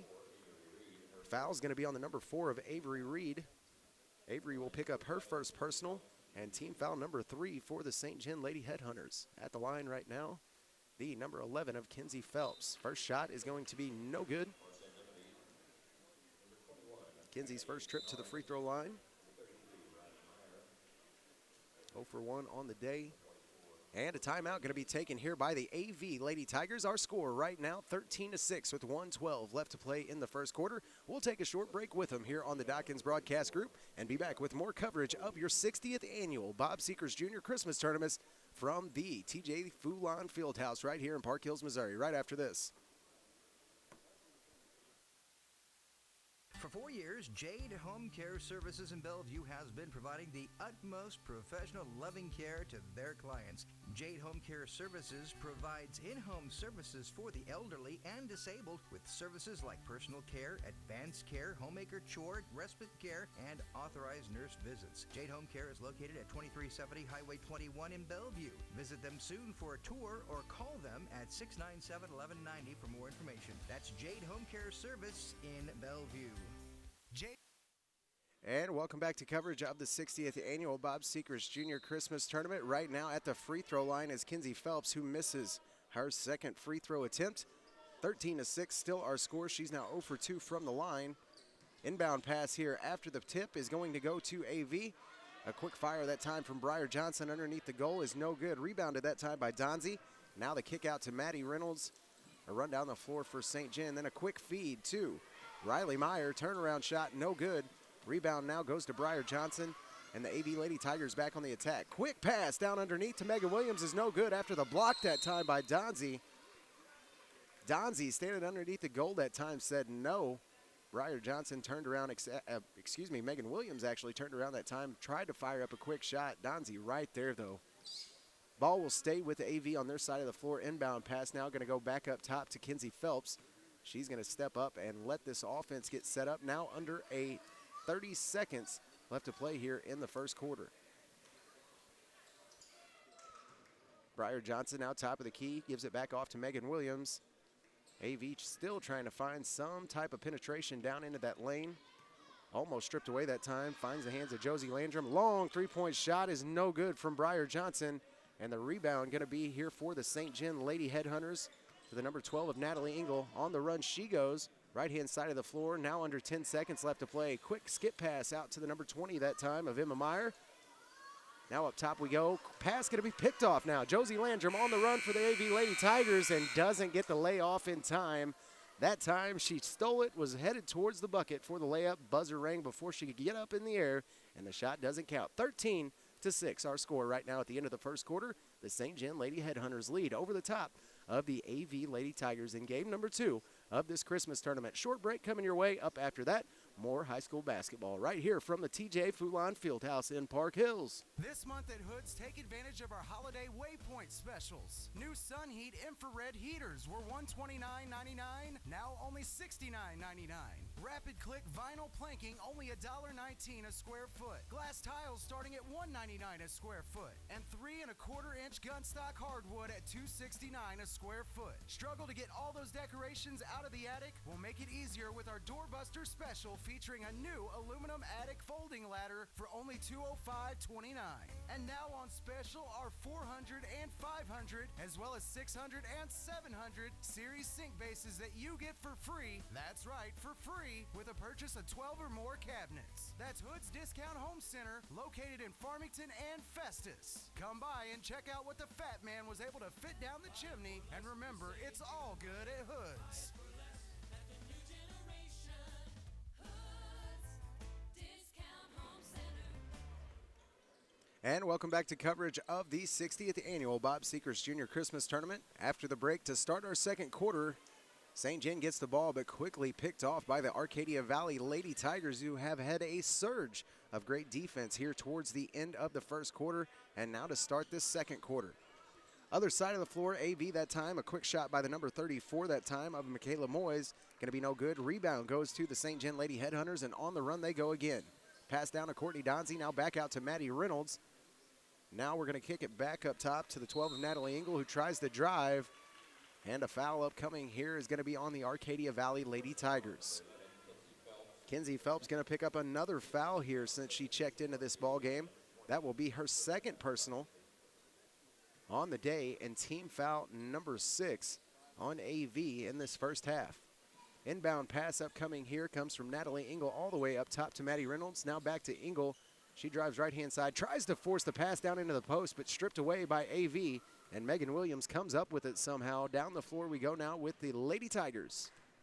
Quick pass over to Rebecca Buffington, thought about driving middle of the lane. Now going to give it up to the 4 of Josie Landrum, who connects. Josie Landrum putting some points on the board after not starting this game for the Lady Tigers, now with 6. Other side of the floor, a quick pass down underneath. And the shot going to be no good that time for Maddie Reynolds. She is fouled, though, while shooting. Josie Landrum for the Arcadia Valley Lady Tigers has came in and really, really helped out this basketball team. Now 13-8. Our score here, only a 5-point lead for the St. John Lady Headhunters. At one time, led this ball game at 10-0. Josie Landrum checked in, had 6 points. Out of the 8 so far here today. First free throw for Maddie Reynolds was good. She's now 1 for 1 from the line and misses her second. 1 for 2 from the free throw line as Maddie Reynolds picks up her 3rd point of the ball game. Pass inbounds now goes to Rebecca Buffington. She tries to kick it down to the post. Megan Williams passes it up, kicks it back out to Buffington. That shot in and out for Rebecca. Rebound going to go this time to the 13 of Darren Brown, who drives. And that one going to be no good. Tried to drive off the right-hand side of the lane to Darren Brown. Shot no good off the backboard. Rebounded now by the AV Lady Tigers. A shot that time by Michaela Moy is going to be no good. And a rebound for Natalie Engel. Goes out to Darren Brown. Somehow finds Maddie Reynolds. And that one just a little strong off the backboard. Doesn't fall. St. John very quick getting the ball up to floor. I will give them that. Kick down to the post for Megan Williams is no good. And the AV Lady Tigers still trying to find somebody else to contribute some points here other than Josie Landrum. 14-8 our score here. Josie Landrum has 6 of the 8 points for AV, the other 2 on behalf of Megan Williams. Checking back into the game for AV is going to be the number 40 of Briar Johnson. They try to get the inlet pass that time straight to her, and it's going to be knocked out of bounds. Great defense that time being displayed by the 12 of Natalie Engel and the 3 of Maddie Reynolds. Not letting that ball get in the hands of Briar Johnson underneath the goal. Another inbound upcoming here from Rebecca Buffington. Gives it into the 40 of Briar Johnson, who gives it right back to her. And a quick shot that time. And Rebecca Buffington going to pick up her first points here of the day. Now 2 on the day for her and draws it back to a 4-point lead for St. John. Maddie Reynolds on the other side does it all herself. Right down the right-hand side of the lane and off the backboard goes Maddie Reynolds. Now with 5 points in the game, a 6-point lead for St. John. 16-10 with 5:30 left to play. Pass underneath the goal goes to Jerica Brackus with the reverse layup that time. Finds the bottom of the hole. Jerica Brackus now on the points board with her first 2, 16-12 our score. Looked like this game might get a little out of control there for just a minute towards the beginning of that first quarter. A 10-point lead at one time for the St. John Lady Headhunters has been drastically cut into here after 6 points from Josie Landrum, and now Jerica Brackus and Rebecca Buffington starting to chip in as well. St. John needs to find that rhythm once again. 5:11 left to play here in the first half. Inbound goes to Maddie Reynolds. Long 3 just off the back of the rim and no good. Rebound going to go down to Jerica Brackus. She's all alone. Easy layup and she makes it. Jerica Brackus going to pull this back to just a 2-point lead for the St. John Lady Headhunters. Quick timeout going to be taken here by St. John. It comes with 4:59 left to play. This game getting a little bit tighter, 16-14. Our score here in game number 2 of the 60th Annual Bob Sechrest Jr. Christmas Tournament. Short break coming your way and more high school basketball coming your way after that on the Dawkins Broadcast Group. The St. Francis County Health Center Women's, Infants, and Children's Program would like to invite all families with a child under 5 years old to attend the WIC Holiday Party on December 3rd at 1 p.m. at the St. Francis County Health Center, 1025 West Main Street in Park Hills. There's going to be several free activities that day, such as decorating gingerbread houses, crafts, games, and snacks. Santa will also be making an appearance for pictures with the little ones. The Women's, Infants, and Children program, referred to as WIC, is a supplemental nutrition program that offers nutrition education, breastfeeding support, and community referrals to Missouri families with children under the age of 5 years old, new mothers and infants, and/or a woman that has been pregnant within the last 6 months. Income and nutritional eligibility requirements apply. The St. Francis County Health Center WIC office is open Monday through Friday from 8 a.m. until 4 p.m. with appointments during the lunch hour and twice monthly open until 6 p.m. for the working families. For more information regarding the holiday party or to see if you qualify for WIC services, please call 573-431-1947. The St. Francis County Health Center and USDA is an equal opportunity provider. And welcome back to coverage of the 60th Annual Bob Sechrest Jr. Christmas Tournament here from Park Hills, Missouri, the TJ Foulon Fieldhouse. Quick shot taken that time by St. Jen's, going to be no good. Other side of the floor, then stripped away are the Arcadia Valley Lady Tigers. Ball goes down to the St. Jen's side and somehow going to stay with the AV Lady Tigers. A lot of hustle, a lot of bang-bang plays here, and quite a few turnovers so far to start off this game number 2 of this Christmas tournament. Our first 4 games today going to be girls games, and we will start off our boys games around 4 o'clock today. First game being the Central Rebels. Central Rebel boys and girls both drawing a number 1 seed here in their home tournament. 4:01 left to play here in the first half, and another foul here upcoming on the St. Jen Lady Headhunters. And it's going to go against the number 4 that time of Avery Reed. Avery will pick up her second personal of this ball game, and team foul number 5 for the St. Jen Lady Headhunters. At the line right now, the number 40 of Briar Johnson. Briar is going to make her first free throw, pulls this to a 1-point ball game. 1 for 1 from the line so far today is Briar Johnson. Still stands atop the free throw line, waiting for her second. This shot going to be up and good as well. So Briar Johnson ties this ball game back up for the Arcadia Valley Lady Tigers, 16-16. Our score now, St. Jen at one time with a 10-point lead has been drastically cut into and even tied up now by the AV Lady Tigers. And now with a chance for the lead, AV. Quick pass down to Jerica Brackus, and they got it. Jerica Brackus was wide open underneath the goal, and the Arcadia Valley Lady Tigers have their first lead of this ball game. Left-hand side now, the ball goes all the way over to the St. Jen Lady Headhunter, number 20, Emma Meyer, who tries to get it down low. That pass almost picked off that time. It was actually Kylie Kennard that tried that pass across the court. Stays with the St. Jen Lady Headhunters now, and Kennard going to try the 3 just off the front of the rim, and no good. Rebound goes to Briar Johnson. She then kicks it out to Jerica Brackus, and then a wild pass somehow finds the hands of Savannah Price. She tries to go up with it. Shot no good that time for Savannah Price, but she will go to the free throw line. Foul upcoming here on St. Jen will be on the number 12 of Natalie Engel. Natalie Engel now picks up her third personal of this ball game, and team foul number 6 for the St. Jen Lady Headhunters. 3:18 left to play in the first half, 16-18. Our score, AV just taking the lead not 30 seconds ago, their first lead of the ball game. At one time trailed the St. Jen Lady Headhunters by 10 in that first quarter. At the line right now, Savannah Price with a chance to extend this lead, and doesn't. She misses her free throw, so rebound going to go to the St. Jen Lady Headhunters. Down the floor we go now with Kennard. She gives it off to Maddie Reynolds. Reynolds going to drive the middle of the lane. Shot no good that time, but a foul upcoming here and more free throws. Foul this time is going to be on the number 20 of Rebecca Buffington. She did all she could, try to get in the way that time. Maddie Reynolds, a very quick ball handler out there for St. Jen. Now stands on the free throw line. First free throw is going to be good for Maddie Reynolds. She's now 2 of 3 from the free throw line with 6.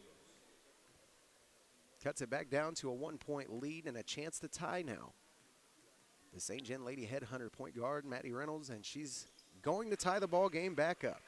Maddie Reynolds now 3 of 4 from the free throw line with 7 points, has made this once again an 18-18 ball game.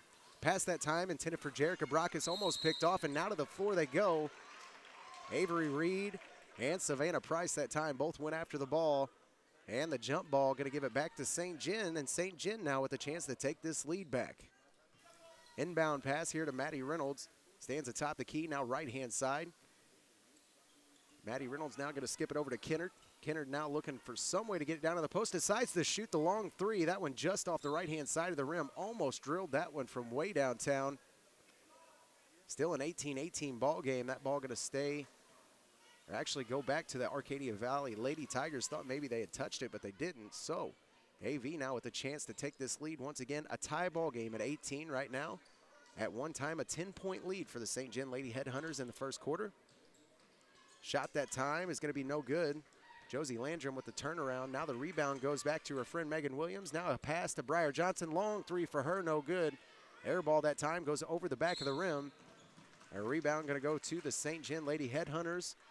And a mistake there on behalf of the number 20 from St. John. Emma Meyer got that pass and tried to come down the floor. Just stepped on the out-of-bounds line, and AV going to get it back again. Inbound pass now goes to the number 22 of Megan Williams. Now the pass down into the post for Briar Johnson, and she's got two more and gets the lead back for the Arcadia Valley Lady Tigers. Briar Johnson with her 4th point of the night extends the lead to 2 points for AV. Pass top of the key goes to Maddie Reynolds. Now a skip around the key we go. Over to Kenner, then down to Riley Meyer. Then the pass over to Avery Reed with the turnaround and gets 2 more. 6 points now for Avery Reed, ties it back up at 20. Under 2 minutes to play here in the first half. Game number 2 of the 60th annual Bob Sechrest Jr. Christmas Tournament. Lady Tigers now on their side of the floor. Pass up top goes to Jerica Brackus. A shot from the right-hand elbow going to be no good. Rebound goes to Kennard. Kylie Kennard going to give it off now to Maddie Reynolds, and the St. John point guard will bring it up for the Lady Headhunters. Pass over left-hand side to Emma Meyer. Now the pass back to Maddie Reynolds, almost picked off, and Maddie Reynolds being chased by the AV Lady Tigers. That pass going to be knocked out of her hands by Josie Landrum. Ball will stay now with the St. John Lady Headhunters. 1:22 left to play in the first half, 20-20 our score. Make sure you stay tuned right here to the Dawkins Broadcast Group. Your Crown Motors halftime show coming up in about 1 minute and 19 seconds. Defense that time by the Arcadia Valley Lady Tiger, number 34, Michaela Moyes, knocks it out of the hands of Kennard. Ball will stay with St. John once again. Inbound upcoming here for Maddie Reynolds.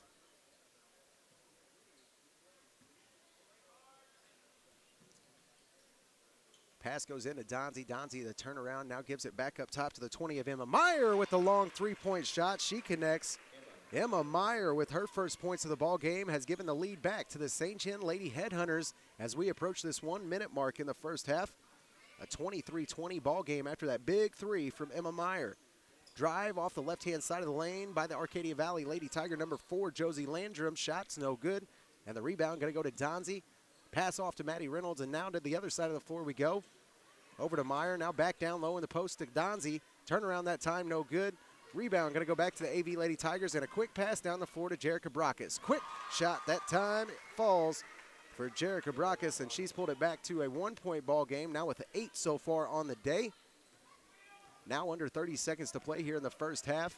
Maddie Reynolds brings it down for St. John. Now the kick down to Avery Reed. Avery Reed off the baseline, and she's going to be fouled while shooting. Avery Reed able to work around Briar Johnson that time, went down the baseline, and with a quick jump shot was actually fouled from behind by Briar Johnson. Briar's going to pick up her second personal here of the ball game, and team foul number 9 on the Arcadia Valley Lady Tigers. At the line right now, Avery Reed. Avery so far today was 6 points as 2 of 4 from the line, and a chance to extend this lead, and does. Avery Reed that time connects on 1 of her 2. It is now 3 of 6 from the line with 7, and extends this to a 24-22 lead for St. John. At one point in time, the Arcadia Valley Lady Tigers trailed by 10 in that first quarter. 20 seconds left to play, and the full court press being applied here by St. John for the first time is going to result in a foul. Foul upcoming here is going to be on Maddie Reynolds. That'll be Maddie's second personal, and team foul number 7 on St. John. 16 seconds left to play in this first half. Your Crown Motors halftime show upcoming here on the Dawkins Broadcast Group. Game number 2 of the 60th annual Bob Sechrest Jr. Christmas Tournament. At the line right now, the 34 of Michaela Moyes. She connects on her first free throw of the day. Now with 1 point, draws it to a 1-point ball game. Not able to connect on the second one now. 1 for 2 on the day. And still a 1-point lead for St. John. And what a play on the other side of the floor for Maddie Reynolds. She is tough, I'll tell you that much. She gets down under there and puts another one in. Now 3 seconds left to play. Looking for the last shot is AV. Gonna fire it up at the buzzer and good. The Arcadia Valley Lady Tigers hit one at the buzzer. Shot that time was by the number 4 of Josie Landrum, who gets her 8th point of the first half and brings it back to just a 1-point lead for the St. John Lady Headhunters, who at one time had a 10-point lead over the Arcadia Valley Lady Tigers. We're going to take a short break here on the Dawkins Broadcast Group. Coming up, your Crown Motors halftime show right here on 107.1 The Zone, Froggy 96, and KDKZ18.com, where you can catch the action as it happens. A silly question for you. You ever get hungry around lunchtime? Yeah, of course you do. So do a lot of other people who, for one reason or another, may need some help finding that next meal. At BOGO's Sandwich Shop in Farmington, they do something amazing every day. First, they make an awesome sub sandwich from only the finest and freshest ingredients, where you get to choose the size, the bread, the meats, the cheeses, and all the wild and tasty toppings that Doug hand selects for his interactive menus. And then, once your sandwich is prepared and you fill your belly, BOGO's donates another sandwich to an area food bank for someone less fortunate than you. That's the magic of BOGO's. Buy one, give one. Every sandwich you buy at BOGO's, they will make an additional sandwich that feeds someone in need right here in our community. BOGO's founder, Doug Thomas, followed his heart. You just have to follow your stomach. To BOGO's Sandwich Shop in downtown Farmington, where when you buy one, you give one. Find BOGO's next to the post office in downtown Farmington or on Facebook. And BOGO's now delivers.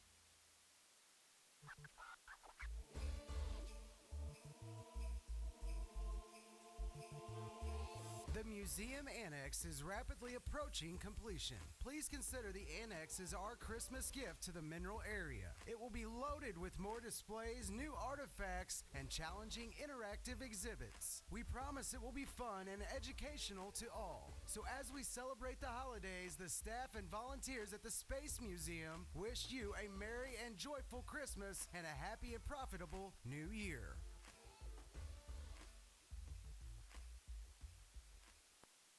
And welcome back to coverage of the 60th annual Bob Sechrest Jr. Christmas Tournament right here on the Dawkins Broadcast Group, 107.1 The Zone, Froggy 96, and KDKZ18.com, where you can catch the action as it happens here from the TJ Foulon Fieldhouse. Right now, your Crown Motors halftime show.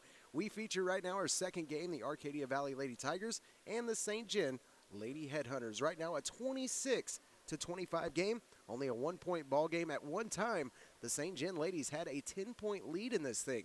Been drastically cut down by the AV Lady Tigers. A lot of that reason being because of a couple of these young players that have really stepped up towards the end of that first half. The number 0 of Jerica Brackus stood out very much so there in that second quarter. Was able to come up with 8 points after not having but 2 in that first quarter. Jerica Brackus ends the first half with 8. Moving on, Josie Landrum, who did not start this ball game for the Arcadia Valley Lady Tigers, has come in, and she was the only thing holding them up for just a very long time there in that first half. She ends with 8 points. The 20 of Rebecca Buffington ends the first half with 2 points, no free throws, and 1 personal foul. The 22 of Megan Williams ends the first half with 2 points, no free throws, no fouls. The number 23 of Savannah Price ends the first half with no points, no free throws, and 2 personal fouls. The 34 of Michaela Moyes ends the first half with 1 point, was 1 of 2 from the free throw line with no personal fouls. And the number 40 of Briar Johnson, she ends the first half with 4 points, was 2 of 2 from the free throw line with 2 personal fouls. They end the first half with 25 points. They trail right now 26-25 to the St. John Lady Headhunters, who in large part have been held up by this young point guard, the number 3 of Maddie Reynolds. 9 points in the first half for Maddie. 3 of 4 from the free throw line with 2 personal fouls. The number 4 of Avery Reed, after not starting this ball game, has stepped in and really chipped in for the Lady Headhunters. The number 4, Avery Reed, 7 points in the first half after not starting. 3 of 6 from the free throw line with 2 personal fouls. The number 12 of Natalie Engel ends the first half with 3 points, no free throws, and 3 personals. The number 20 of Emma Meyer ends the first half with 3 points, no free throws, and no personal fouls. The 33 of Riley Meyer ends the first half with 2 points, no free throws, and no personal fouls. And the number 44 of Courtney Donzie ends the first half with 2 points, no free throws, and no fouls. Right now, our score at halftime on your Crown Motors halftime show is 26-25. About 5 minutes left here in halftime, and we will kick off our second half action right now. The St. John Lady Headhunters with a 1-point lead over the Arcadia Valley Lady Tigers in your 60th annual Bob Sechrest Jr. Christmas Tournament, game number 2. More high school basketball coming your way very shortly on the Dawkins Broadcast Group. Are you facing foreclosure, considering abandoning your home, moving and need a quick sale, or just needing fast cash for your home? Call McWilliams Investments at 636-209-7933. If you are faced with circumstances and need an option, call McWilliams Investments. Don't allow your home to be foreclosed on or abandoned before exploring your options. We pay cash for homes and in most cases close the deal in 30 days or less. Call today for free consultation on your home at 636-209-7933. That's 636-209-7933.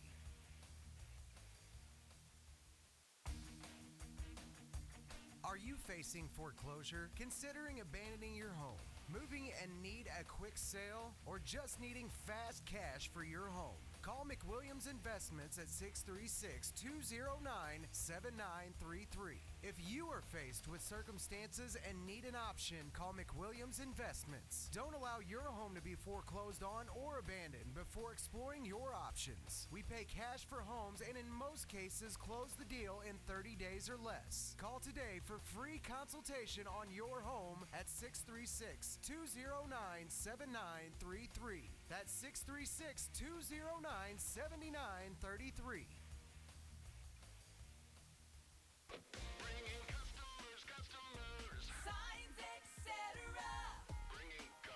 Hi, this is Kevin Harrington with Signs Etc. in our all-new location on Karsh Boulevard at the junction of Highway 32 and 00 in Farmington. A new location means better service and more products for our customers. What it doesn't mean is higher prices. Signs Etc. has been serving the Southeast Missouri area for over 23 years with the same great service, the same competitive prices, and the same family-owned and operated values. And we're looking forward to sending our customers for years to come. Stop in and see our new facility and see how Signs Etc. continues to bring our customers. Still the same phone number at 756-9000, the same website at signsetconline.com, but a brand new location at 1101 Karsh Boulevard at the junction of Highway 32 and 00 in Farmington.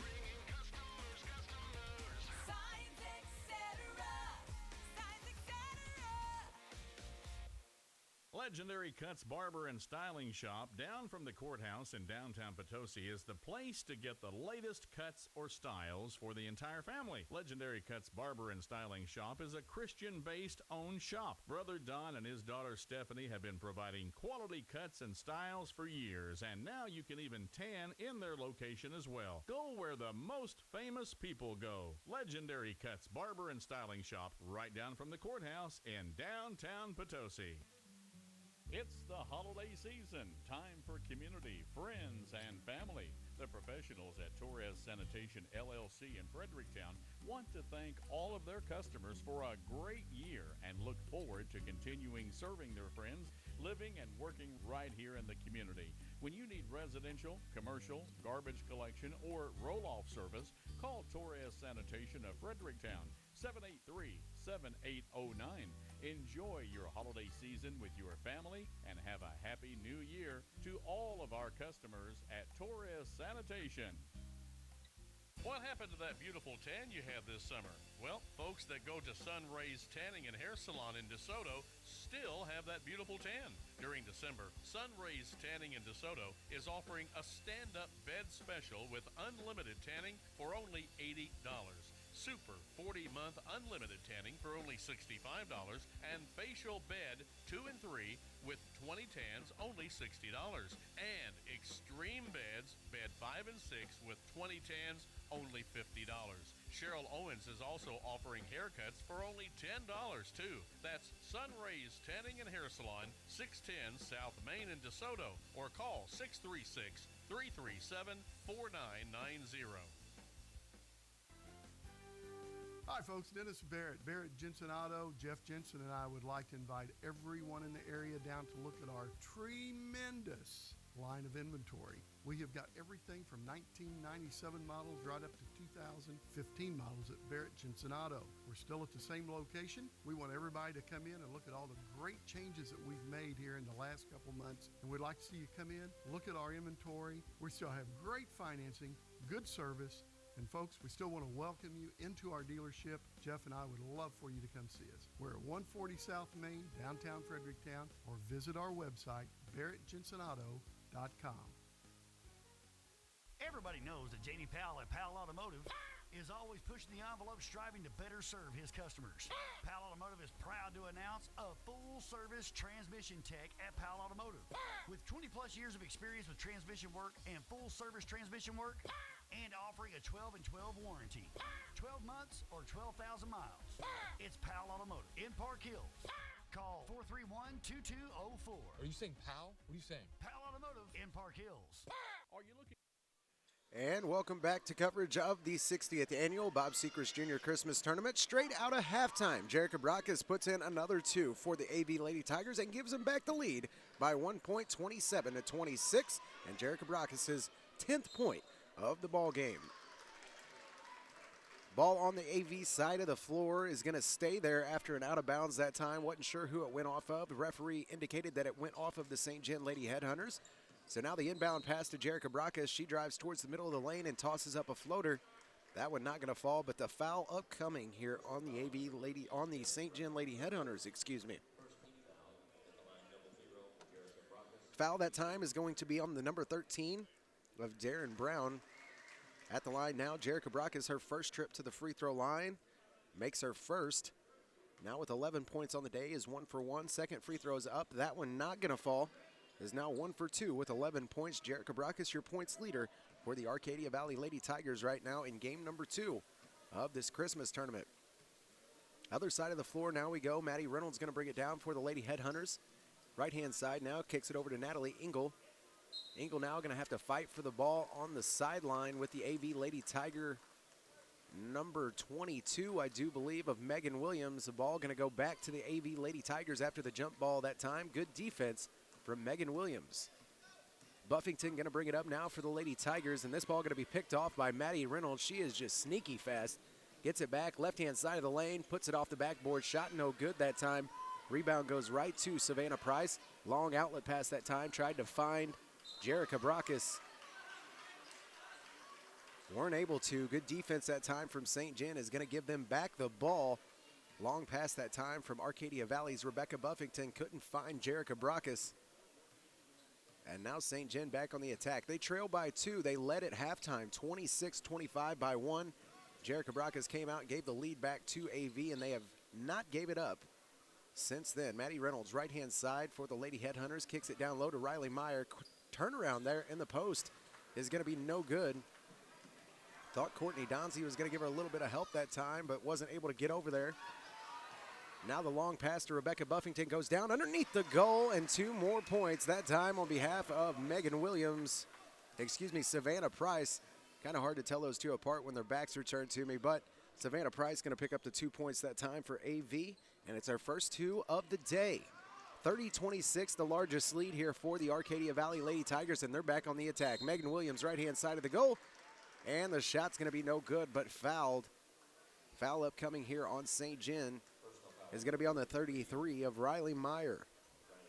Riley's going to pick up her first personal foul of the game and team foul number 2 in the second half for the Lady Headhunters. At the line right now, the 22 of Megan Williams, who fails to connect on her first shot, is now 0 for 1 from the line. Does make her second. Now 1 for 2 is Megan Williams with 3 points as she extends this lead out now to a 5-point lead for the Arcadia Valley Lady Tigers. Maddie Reynolds going to bring the ball down for St. John. Almost loses handle on it that time. Somehow finds the 12 of Natalie Engel. Now off top of the key, gives it back off to Maddie Reynolds. Shot that time for her, no good. Goes off the front of the rim. Rebound goes to Maddie Reynolds and off the backboard and in. Maddie Reynolds picks up 2 more points, 11 on the game, and now just a 3-point lead for the Arcadia Valley Lady Tigers. Pass over right-hand wing to Jerica Brockus. She tries to drive and toss up the finger roll that time. Shot no good. And the rebound going to be fought for that time by Jerica Brockus and Riley Meyer. Ball will go out of bounds on AV. St. John with the ball back here and just a 3-point deficit. Maddie Reynolds going to bring it up for the St. John Lady Headhunters. Now right-hand side to Engel. Now down to Donzie. Back up to Engel, and she's going to try to drive off the right-hand side of the lane. Tosses one up, and it falls. Natalie Engel with 2 more points, now 5 on the game, has brought this back to just a 1-point lead for the Arcadia Valley Lady Tigers.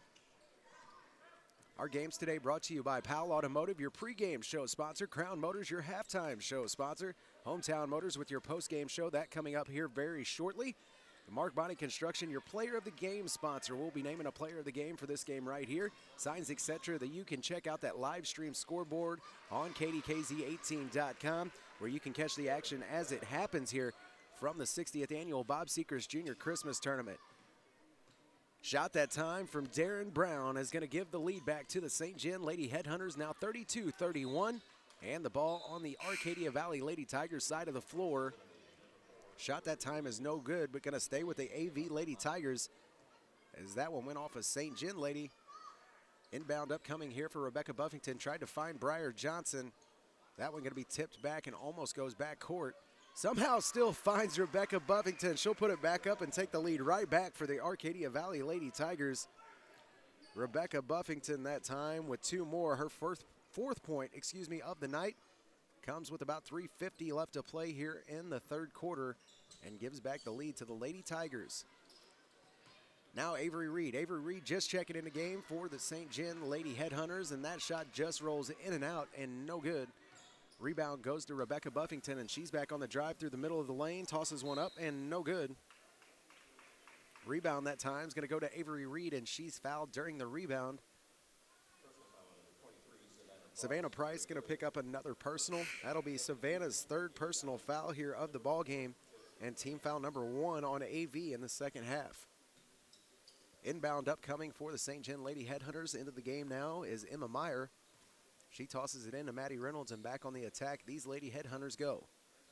Right-hand side now to Darren Brown. Darren Brown's quick skip pass over to Meyer, and the shot off the backboard, no good for Emma Meyer. Rebound goes to AV. And then a fight for the ball over on the sideline. Jump ball going to stay with the Arcadia Valley Lady Tigers. They lead right now by 1, 33-32. And the best game we've seen so far here in this Christmas tournament. Long floater that time for Jerica Brockus. Doesn't fall in the middle of the lane. Rebound this time going to go to Avery Reed, and she's going to be fouled while trying to get the ball out to Maddie Reynolds. Avery Reed had to fight for that one. She has been a heck of a help here for the St. John Lady Headhunters after not starting in this ball game. She has 7 points after the first half. She draws fouls on just about everybody down there.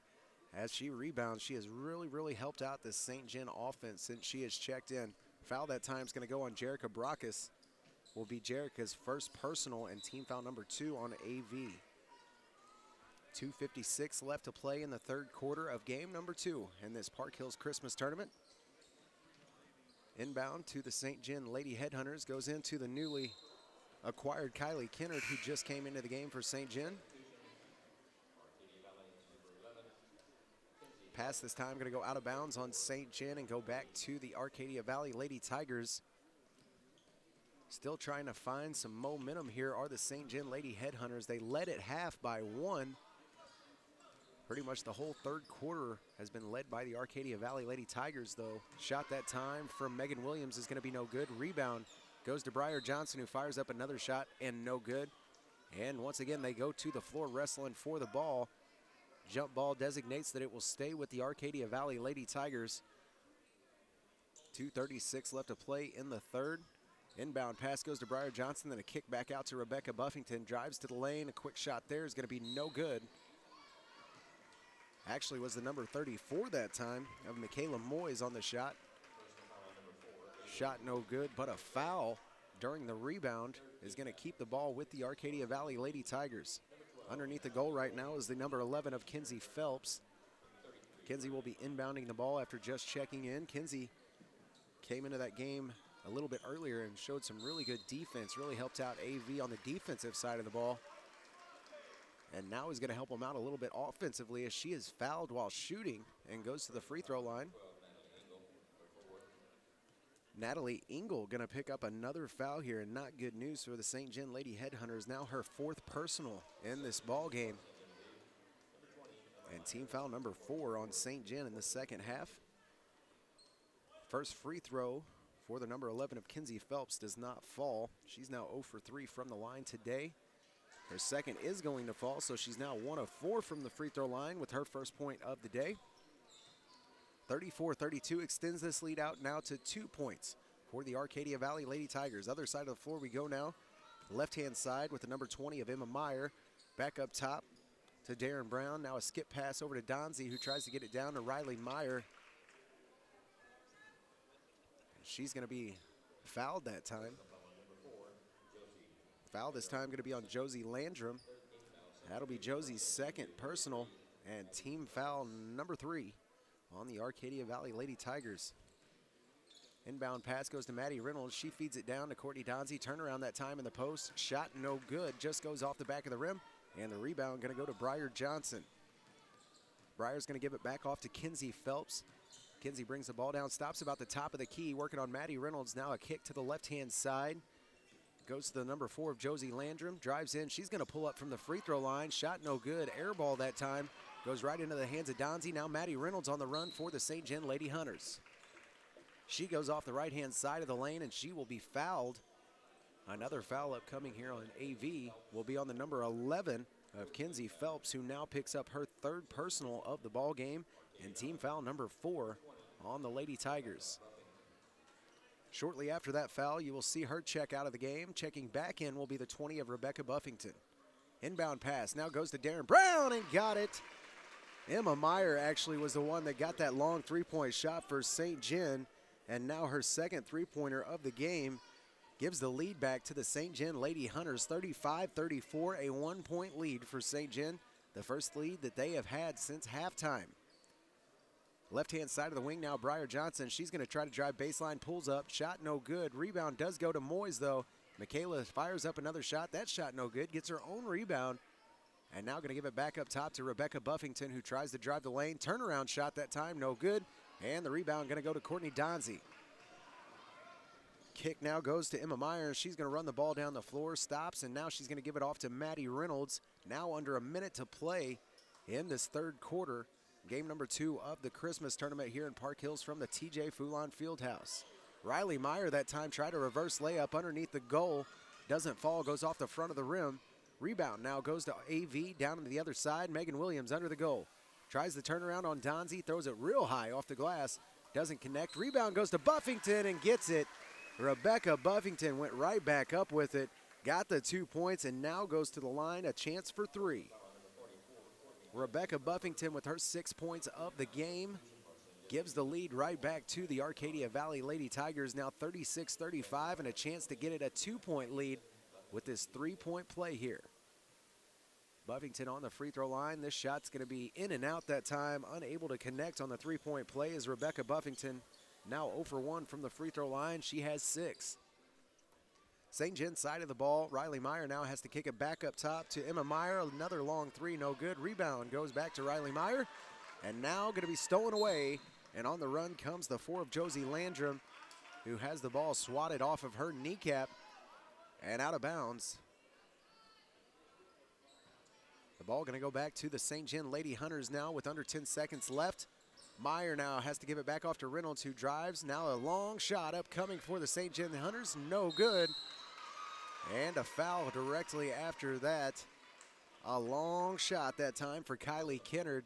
Was trying to beat the buzzer. Actually just 0.3 of a second left on this shot, on this clock right now. Tried to beat the buzzer that time and couldn't. Now an inbound upcoming for St. John, and more than likely won't be able to. Courtney Donzie is able to make the bucket, but wasn't able to get the shot off before the buzzer. So at the end of 3, right now we see a turn and tide as the Arcadia Valley Lady Tigers have a 1-point lead going into the fourth quarter. St. John, AV, game number 2 of our women's bracket here in the 60th annual Bob Sechrest Jr. Christmas Tournament. Our score right now at the end of 3, 36-35, AV with the lead. We're going to take a short break and be back with more high school basketball here from the Christmas Tournament right after this on the Dawkins Broadcast Group.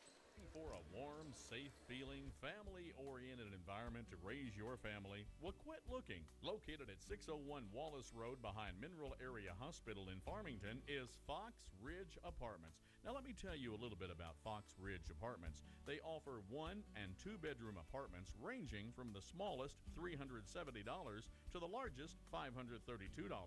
HUD is accepted and is pet friendly too.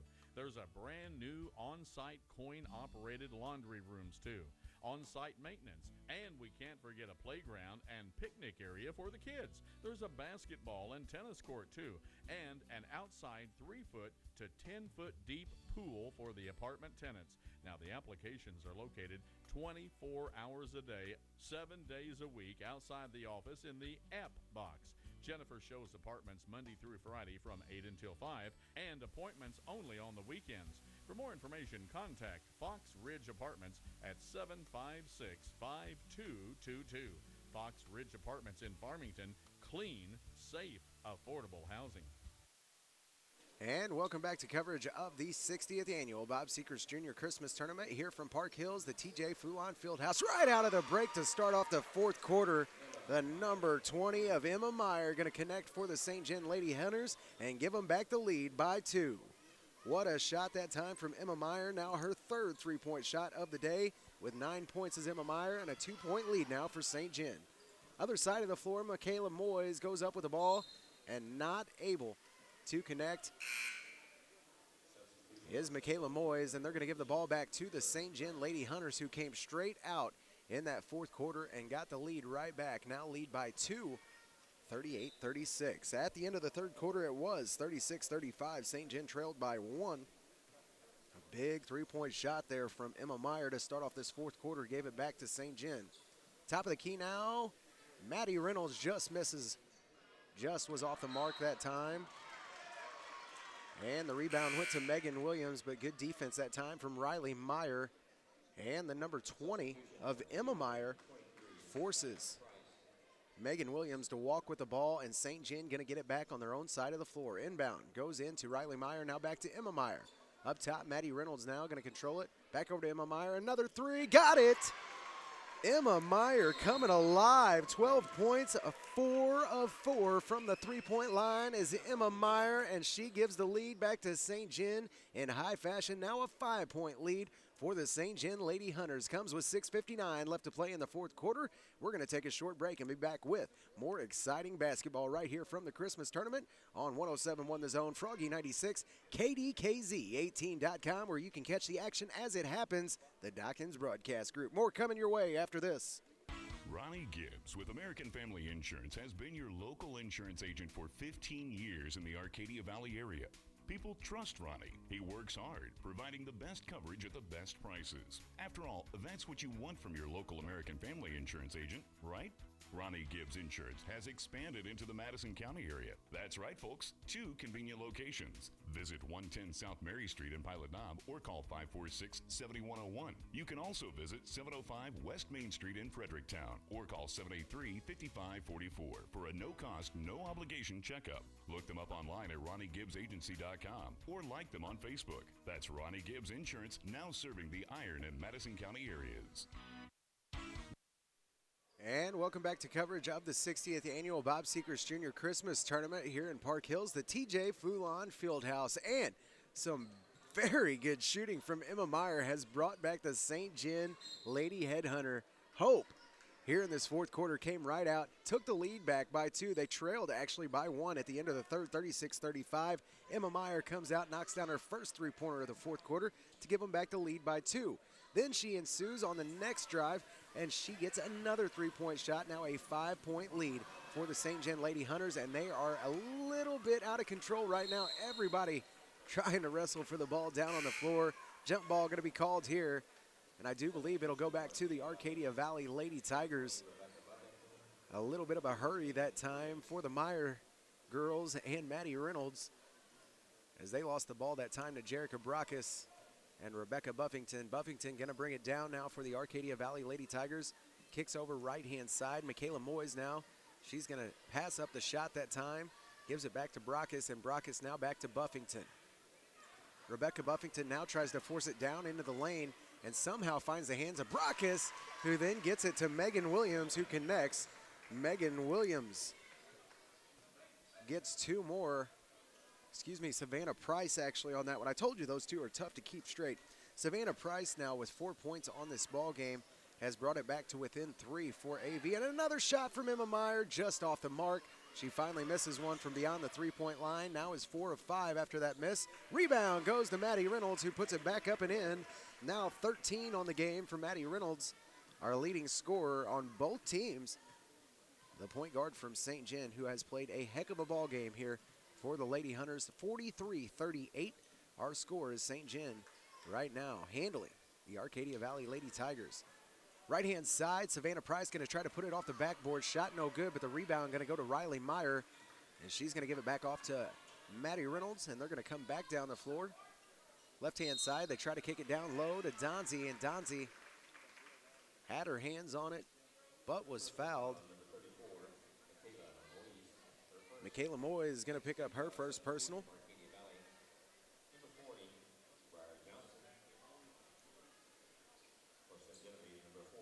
That'll be team foul number 6 on the Arcadia Valley Lady Tigers. Inbound here for St. John.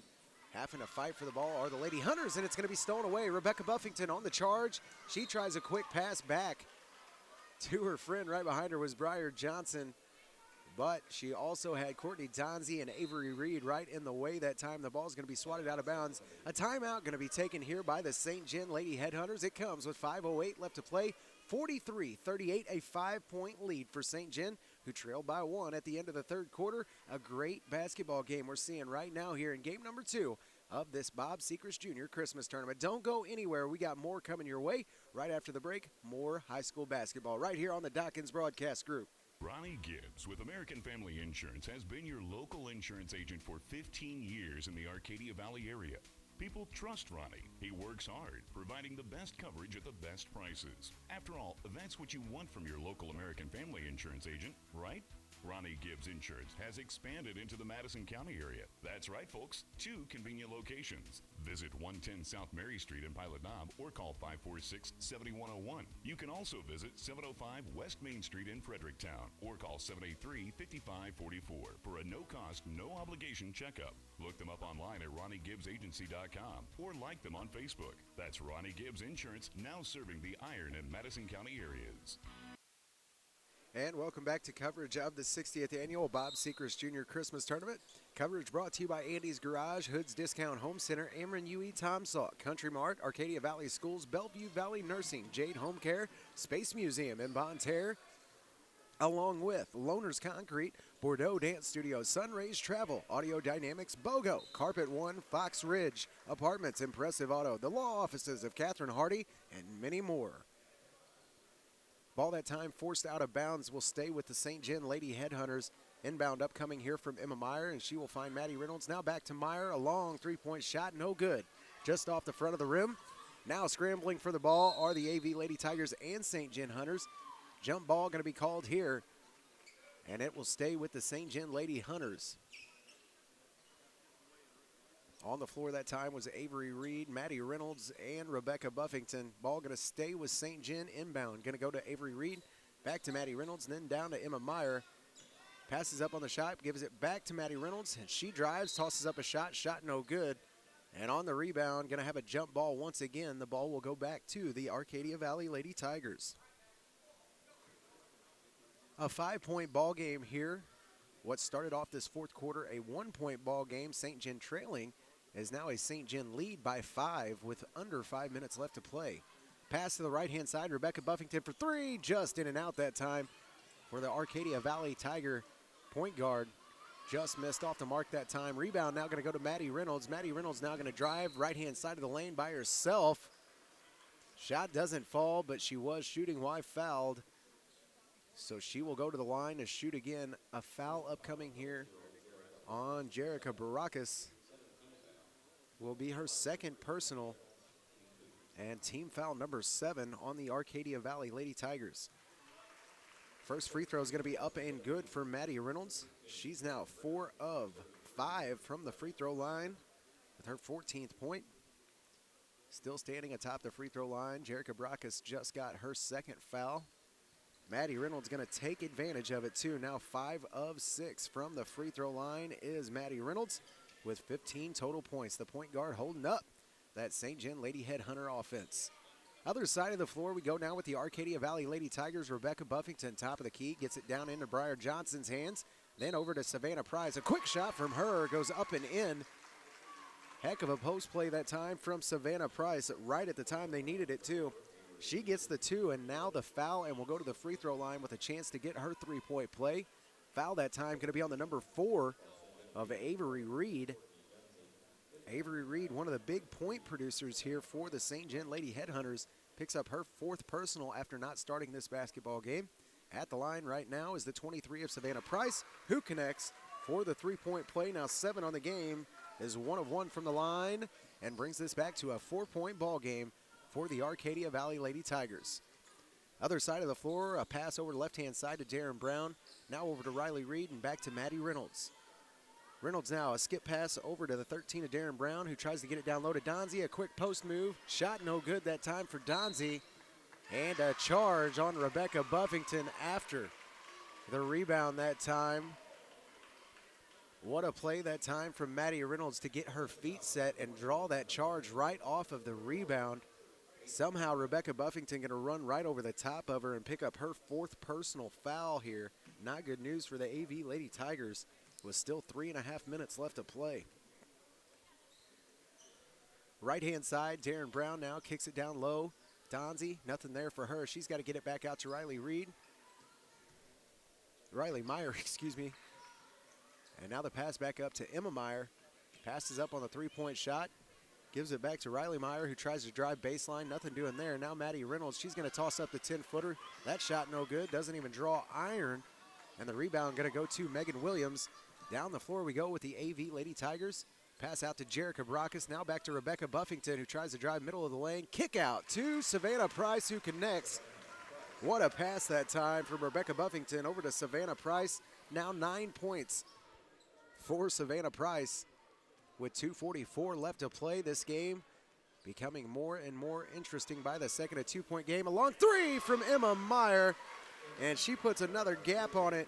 15 points for Emma Meyer. All 15 of her points coming from 3-point shots, is now 5 of 7 from the 3-point line. And we have saw 2 really good 3-point shooters here in our first 2 games. Saw Olivia Casey earlier in the Central Lady Rebels, and now we're seeing Emma Meyer flat put them down. 15 total points so far here for her today.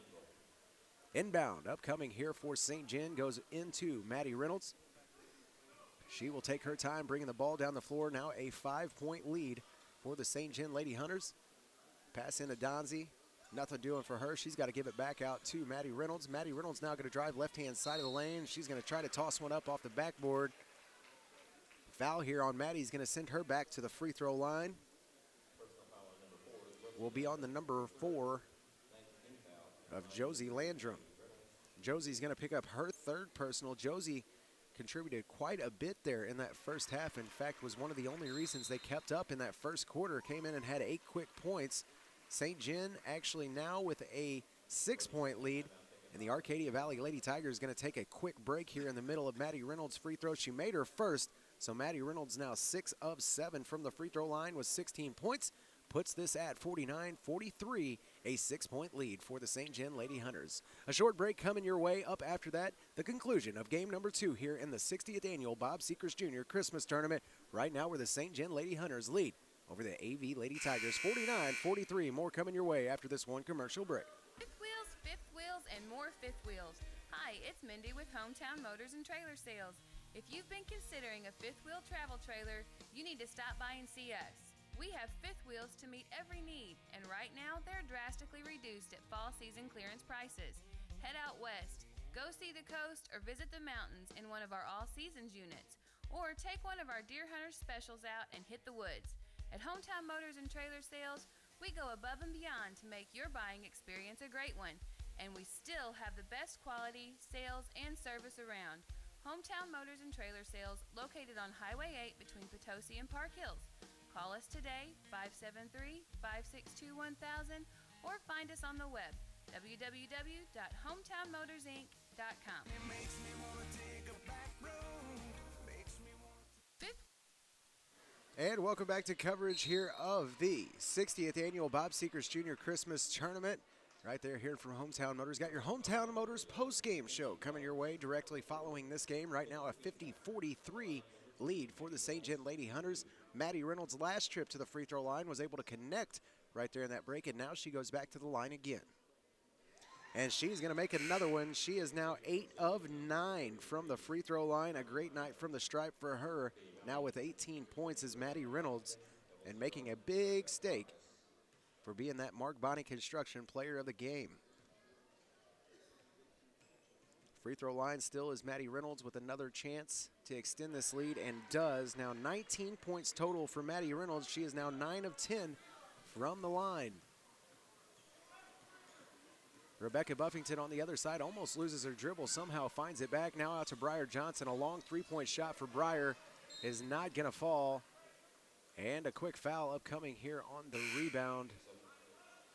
No foul called, actually. They're going to say it just went out of bounds that time. 1:19 left. Make sure you are staying tuned right here after the game on the Dawkins Broadcast Group. Have your Hometown Motors post-game show, and Mark Bonney Construction Player of the Game coming up right after this. Up top, we go with Maddie Reynolds. The St. John Lady Hunters right now trying to take some time off this clock, and the AV Tigers going to have to go straight to fouling, as we see now the number 4 of Josie Landrum get her 4th personal, and team foul number 10 for the Arcadia Valley Lady Tigers here in the second half. At the line, Maddie Reynolds misses a free throw. Is now 9 of 11 from the stripe tonight. 19 points for her.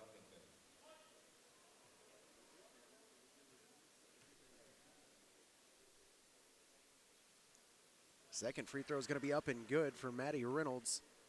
So now 10 of 12 from the free throw line is Maddie Reynolds with her 20th point of the ball game. Long three from Jerica Brockes. She got it. What a shot that time for Jerica Brockes, and what a time for it as it just went under a minute left to play. 46-53. The Arcadia Valley Lady Tigers still trail right now by 7 points. Starting to make a case for it, though. You got to keep Jerica Brockes from shooting, that's for sure. A lot of fouls upcoming here, and the conclusion of game number 2 in our 2015 60th Annual Bob Sechrest Jr. Christmas Tournament. The conclusion of game number 2 coming your way to St. John Lady Hunters and the Arcadia Valley Lady Tigers. Your Hometown Motors post-game show and Mark Bonney Construction Player of the Game coming your way very shortly. Stay tuned right here to the Dawkins Broadcast Group. Wheels, fifth wheels, and more fifth wheels. The Arcadia Valley School District has had a great start to this school year. Athletically, academically, the Arcadia Valley School District would like to thank you and say how proud they are for their school and their students this year. Good luck, Arcadia Valley Tigers, in this year's Christmas tournament in Park Hills.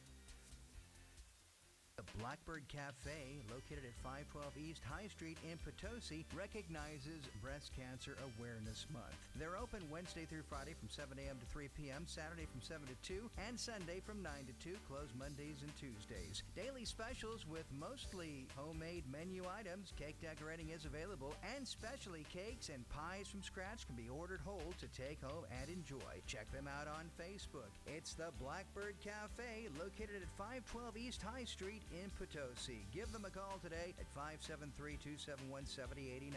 That's 573-271-7089. It's the Blackbird Cafe. And welcome back to coverage of your 60th Annual Bob Sechrest Jr. Christmas Tournament right here from the TJ Foulon Fieldhouse in Park Hills, Missouri. Right now at the free throw line is Maddie Reynolds trying to make more points happen as she connected with her first. Now 11 of 13 from the line with 21 is Maddie Reynolds, and a huge lead here for the St. John Lady Hunters. 54.2 seconds left to play in this game. Directly following this game, we will have our third broadcasted basketball game here from the Christmas tournament. That will feature the South Iron Lady Panthers and the Fredericktown Lady Black Cats. Fredericktown Lady Black Cats, a heck of a year last year in that Christmas tournament. They have quite a few of those players returning this year. Look for them to be pretty good here in the 60th annual Christmas tournament. Along with the South Iron Lady Panthers, they have quite a few young players stepping up that really have a lot of talent. Talking to that coach, he said that he is very excited about the future at South Iron High School for lady basketball. We will see. Coming up right after this, South Iron Lady Panthers and Fredericktown Lady Black Cats. Right now, though, game number 2 of our broadcast schedule here on day number 1 of the Christmas tournament. The St. John Lady Hunters and the Arcadia Valley Lady Tigers right now in a timeout. 54-46 our score here, an 8-point lead for St. John. This fourth quarter started out actually at a 36-35 score, and AV had the lead coming into the fourth quarter. A huge three-point shot to start out the fourth quarter by Emma Meyer, and then directly following that on the next possession, hit another one to extend it out to a 5-point lead, and St. John has done nothing but extend it ever since then, never letting off the throttle. Maddie Reynolds, a huge part of the reason that that has happened. The young point guard playing a great basketball game here at the 60th annual Christmas tournament. Foul here upcoming on the Arcadia Valley Lady Tigers is going to be on behalf of the number 22, Megan Williams. She will pick up her first personal of the ball game, and team foul number 12 on AV. At the line right now is Donzie. A 10-point lead right now for St. John after the make. And now an 11-point lead for St. John. Courtney Donzie connects once again. Now 4 points on the night for Donzie. 2 of 2 from the free throw line. And a big rebound there to get the ball back. An outlet pass. Now going to go to Maddie Reynolds from the St. John Lady Hunters. She'll pull it back up to about the half-court line, and she will be fouled immediately by Kinsey Phelps. Kinsey Phelps going to pick up her 5th personal foul here of the ball game, and she will have to have a seat.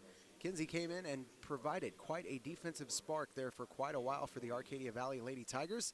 Now is going to have a seat after her 5th personal foul at the line right now. The person you don't want shooting, Maddie Reynolds, who connects with yet another free throw, is now 12 of 14 from the line here today with 22 points.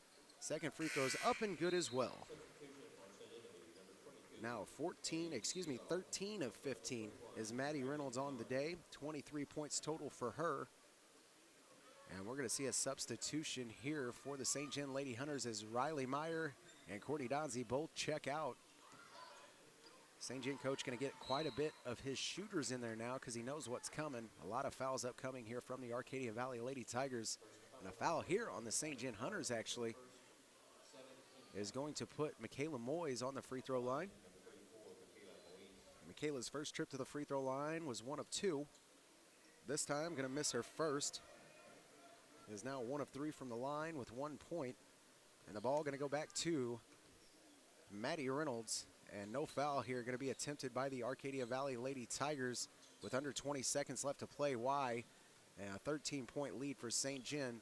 And we're going to see this time expire. What a game for the St. John Lady Hunters, who trailed by 1 coming into this fourth quarter, and then a huge three-point shot by Emma Meyer led to a great fourth quarter from the St. John Lady Hunters. They're going to win here in game number 2 of this 60th annual Bob Sechrest Jr. Christmas Tournament. Our final score, 59-46.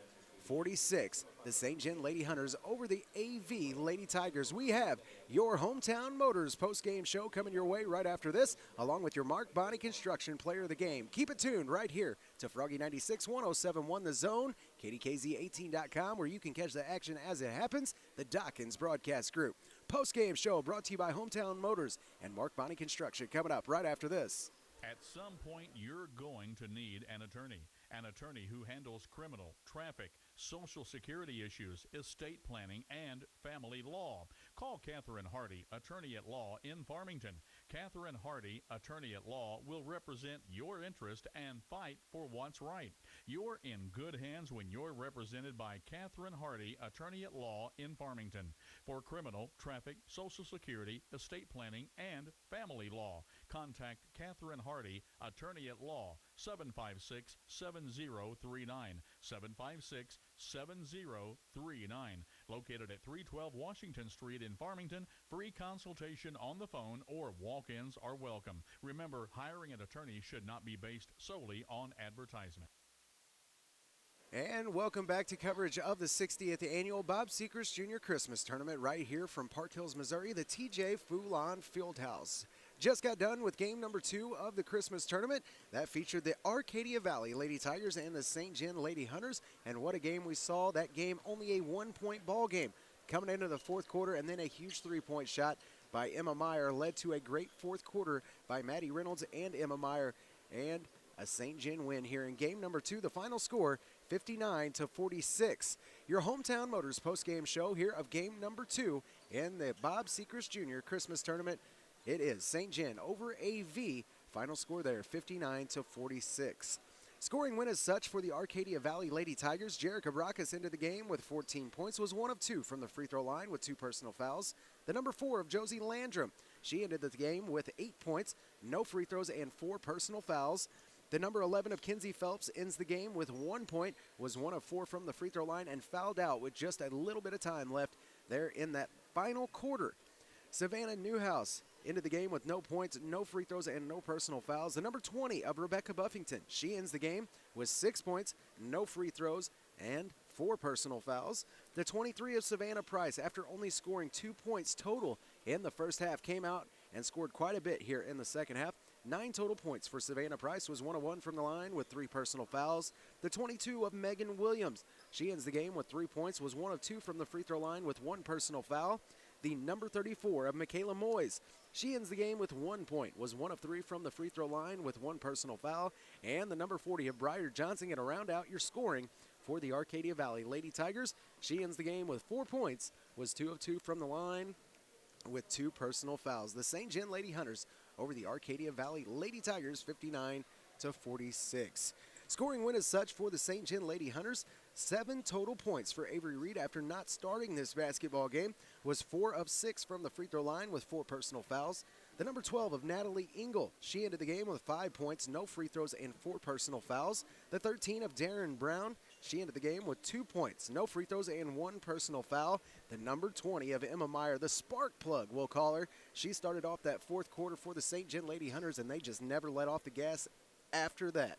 15 total points for Emma Meyer in this basketball game. No free throws and no personal fouls on the number 20 of Emma Meyer. What a game for her. The number 33 of Riley Meyer, she ends the game with 2 points, no free throws, and 1 personal foul. And the big gal down there underneath the bucket, Miss Courtney Donzie, the number 44, ends the game with 4 points, was 2 of 2 from the line with no personal fouls. That leads us to, you guessed it, your Mark Bonney Construction Player of the Game here, part of your Hometown Motors post-game show. And I'm going to have to give that to, you guessed it, Maddie Reynolds. 23 total points for the St. John Lady Hunters, was 14 of 16 from the free throw line with only 2 personal fouls. The young lady led that team all the way through the game. And even when things got tough, she kept her head up and she kept playing hard. Your Mark Bonney Construction Player of the Game is going to go to the number 3 of Maddie Reynolds, the St. John Lady Hunters, in their big win over the Arcadia Valley Lady Tigers. Final score in game number 2 of the Christmas tournament, 59-46.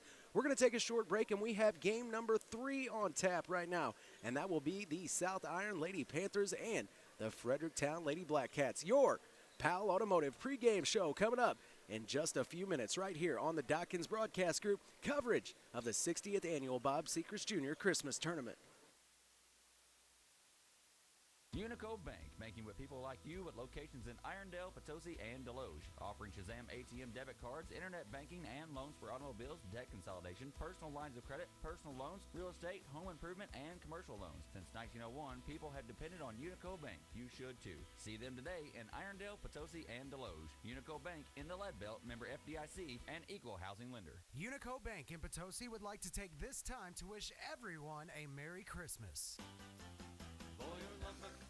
Service and quality, And Boyer Lumber Company in Potosi. They have the same big names, same big brands, and same low prices as the big boys. That's right, same low prices, all here and without the cost of gas to get to the big boys. So shop your hometown store, Boyer Lumber Company in Potosi, or call them at 438-5461. Your Black River Electric Cooperative is a member-based co-op, so you as a customer of Black River Electric are important to our future. May this holiday season find you well, full of good cheer and happiness for everyone. Happy holidays, everyone, from Black River Electric Cooperative, your touchstone energy partner. For over 35 years, Bruce Griffin's Trailer Town has offered a no-gimmick, no-hassle RV shopping experience. Bruce, Tim, Judy, and the boys in the back will provide you with award-winning, courteous, quick, and quality service before and after the sale. When you buy a new or used RV, you become a member of the Trailer Town family for life. From electrical and plumbing to brakes and tires, for new or used RVs and the greatest extended family around. Browse in person or online at bgtrailertown.com. Bruce Griffin's Trailer Town, 10 East Woodlawn Drive, Ludington, Missouri. Give them a call, 431-7790. Folks, when you want honest, dependable service on your home improvement project, you want Dalton Home Improvement, LLC, serving the Mineral area with quality, honest work for over 30 years. No matter what project you're ready to tackle, owner Hank Kinsey is ready to give you the best estimate and pricing around. A featured service provider on Angie's List. Dalton Home Improvement, LLC has been recommended time and time again.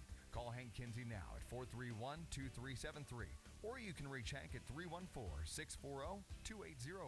Dalton Home Improvement, a member of the Better Business Bureau, and the most recommended in the Mineral area. Call Hank now, 431-2373 or 314-640-2808.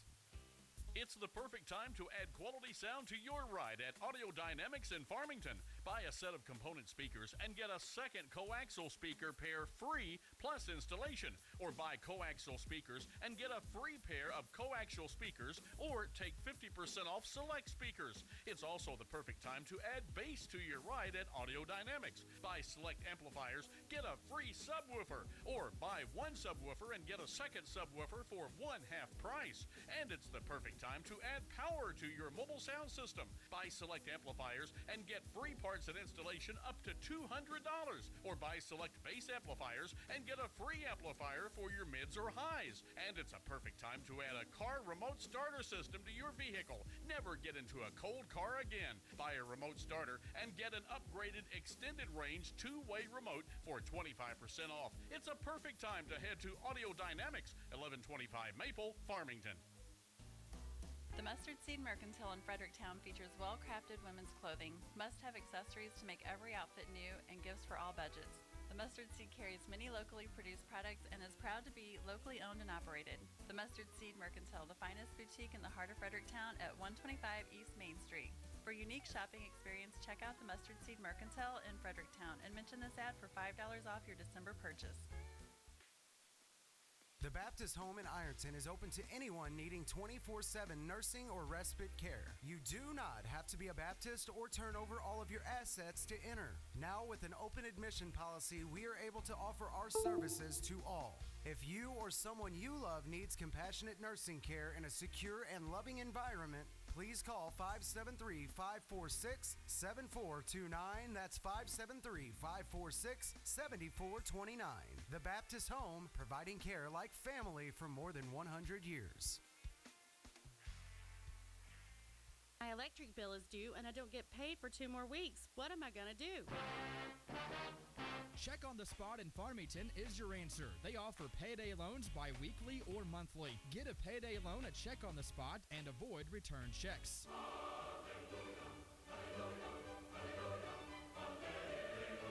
Check on the Spot at 760-1770 or visit them at 16 South Jackson Street in Farmington. Spring has finally arrived, and Ward's Farm Center in Fredericktown is ready. Stop in today and pick up all the supplies you're ever going to need for those lawn and garden projects. Weed and Feed Pre-Emergent will free up your lawn from all those pesky weeds and give your lawn that professional look you've been wanting. Garden Seed, Miracle Grow, Topsoil, Grass Seed, Fertilizer, Lime, Potting Soil, Seed Potatoes, and much, much more. Rakes and shovels, seeders and spreaders, all the tools you'll need to get the job done right. Stop in today or call them at 783-3100. That's Ward's Farm Center in Fredericktown, your one-stop shop for spring. 783-3100. Dave's getting loud, but he don't mean no harm. We're just country boys and girls getting down on the farm. It's the year-end clearance event at Crown Motors, Highway 67, just north of Farmington at the Fairgrounds exit. All 2015s must go. Crown Motors and Chrysler is offering the best rebates of the year. 2015 Jeep Cherokee, $3,000 rebate. 2015 Chrysler 200, $5,000 rebates. 2015 Dodge Darts, up to $3,000 rebates. Year-end clearance event on all pre-owned cars, trucks, minivans, SUVs, and even motorcycles. Starting at just $59.95. Run, don't walk to Crown Motors, Highway 67, just north of Farmington at the Fairgrounds exit. At the law offices of Williams & Sechrest, they provide every client with commitment and experience along with care and concern. The law offices of Williams & Sechrest has over 40 years combined experience in civil litigation, bankruptcy, estate planning, personal injury, criminal defense, and family law. They strive to be readily available to their clients and to have competent staff to assist you with your case. They will discuss your case with you in an honest and straightforward way so you can make the decisions that are best for you. So if you are in need of a trustworthy and dedicated attorney, contact the law offices of Williams & Sechrest at 431-5592. That's 431-5592. Or stop by 105 Science Street in Park Hills by the Central High School. The choice of attorney is an important one and should not be based solely upon advertisement. The Vi Burnham School District is proud to support their student athletes participating in the annual Park Hill Central Christmas Tournament. The staff and faculty of the Iron County C4 School District thank you for your encouragement and involvement with students, and go Blue Jays from everybody of the Vi Burnham Schools, Iron County C4. About this time of year, old Gene Finch at Gene's Towing and Recovery in Patterson gets real sentimental. The man just can't get enough of the holidays, so this time of the year, Gene Finch wants to remind all of you out there that he appreciates your patronage and business and wishes you and your family the happiest of holidays. Say howdy ho to Gene Finch next time you see him, and best wishes from Gene and his family at Gene's Towing and Recovery in Patterson. Call 856-4536. That's 856-4536. They don't charge an arm and a leg, they just want your tow.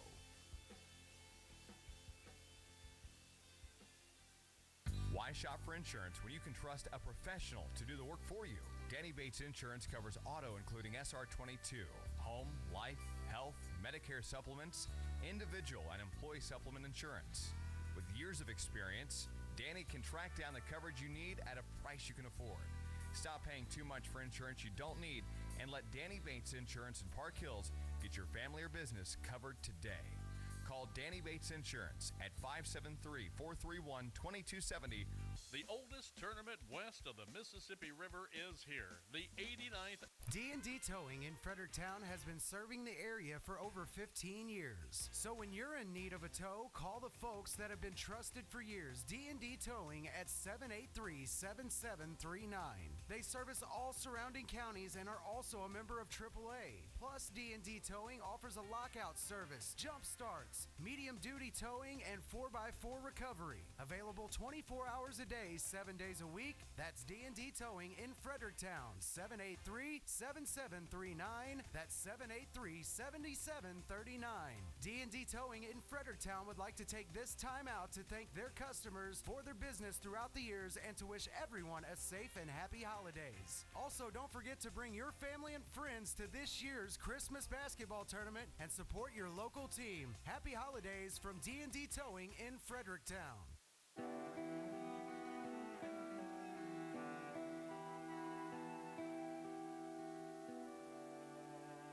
Marlar Music Center, located in downtown Park Hills, has been proudly serving the Parkland since 1951.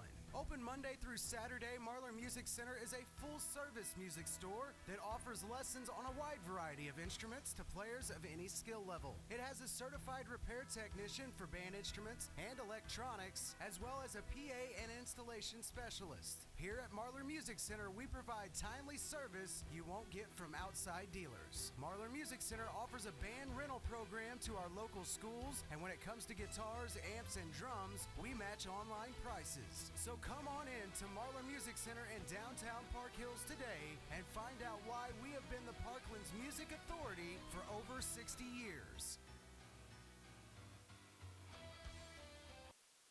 And welcome back to coverage of the 60th Annual Bob Sechrest Junior Christmas Tournament here from Park Hills, the TJ Foulon Fieldhouse. Right now on tap, our third game of our broadcast day here from Central High School. It features the Fredericktown Lady Blackcats and the South Iron Lady Panthers, your PAL Automotive pregame show right now here on the Dawkins Broadcast Group.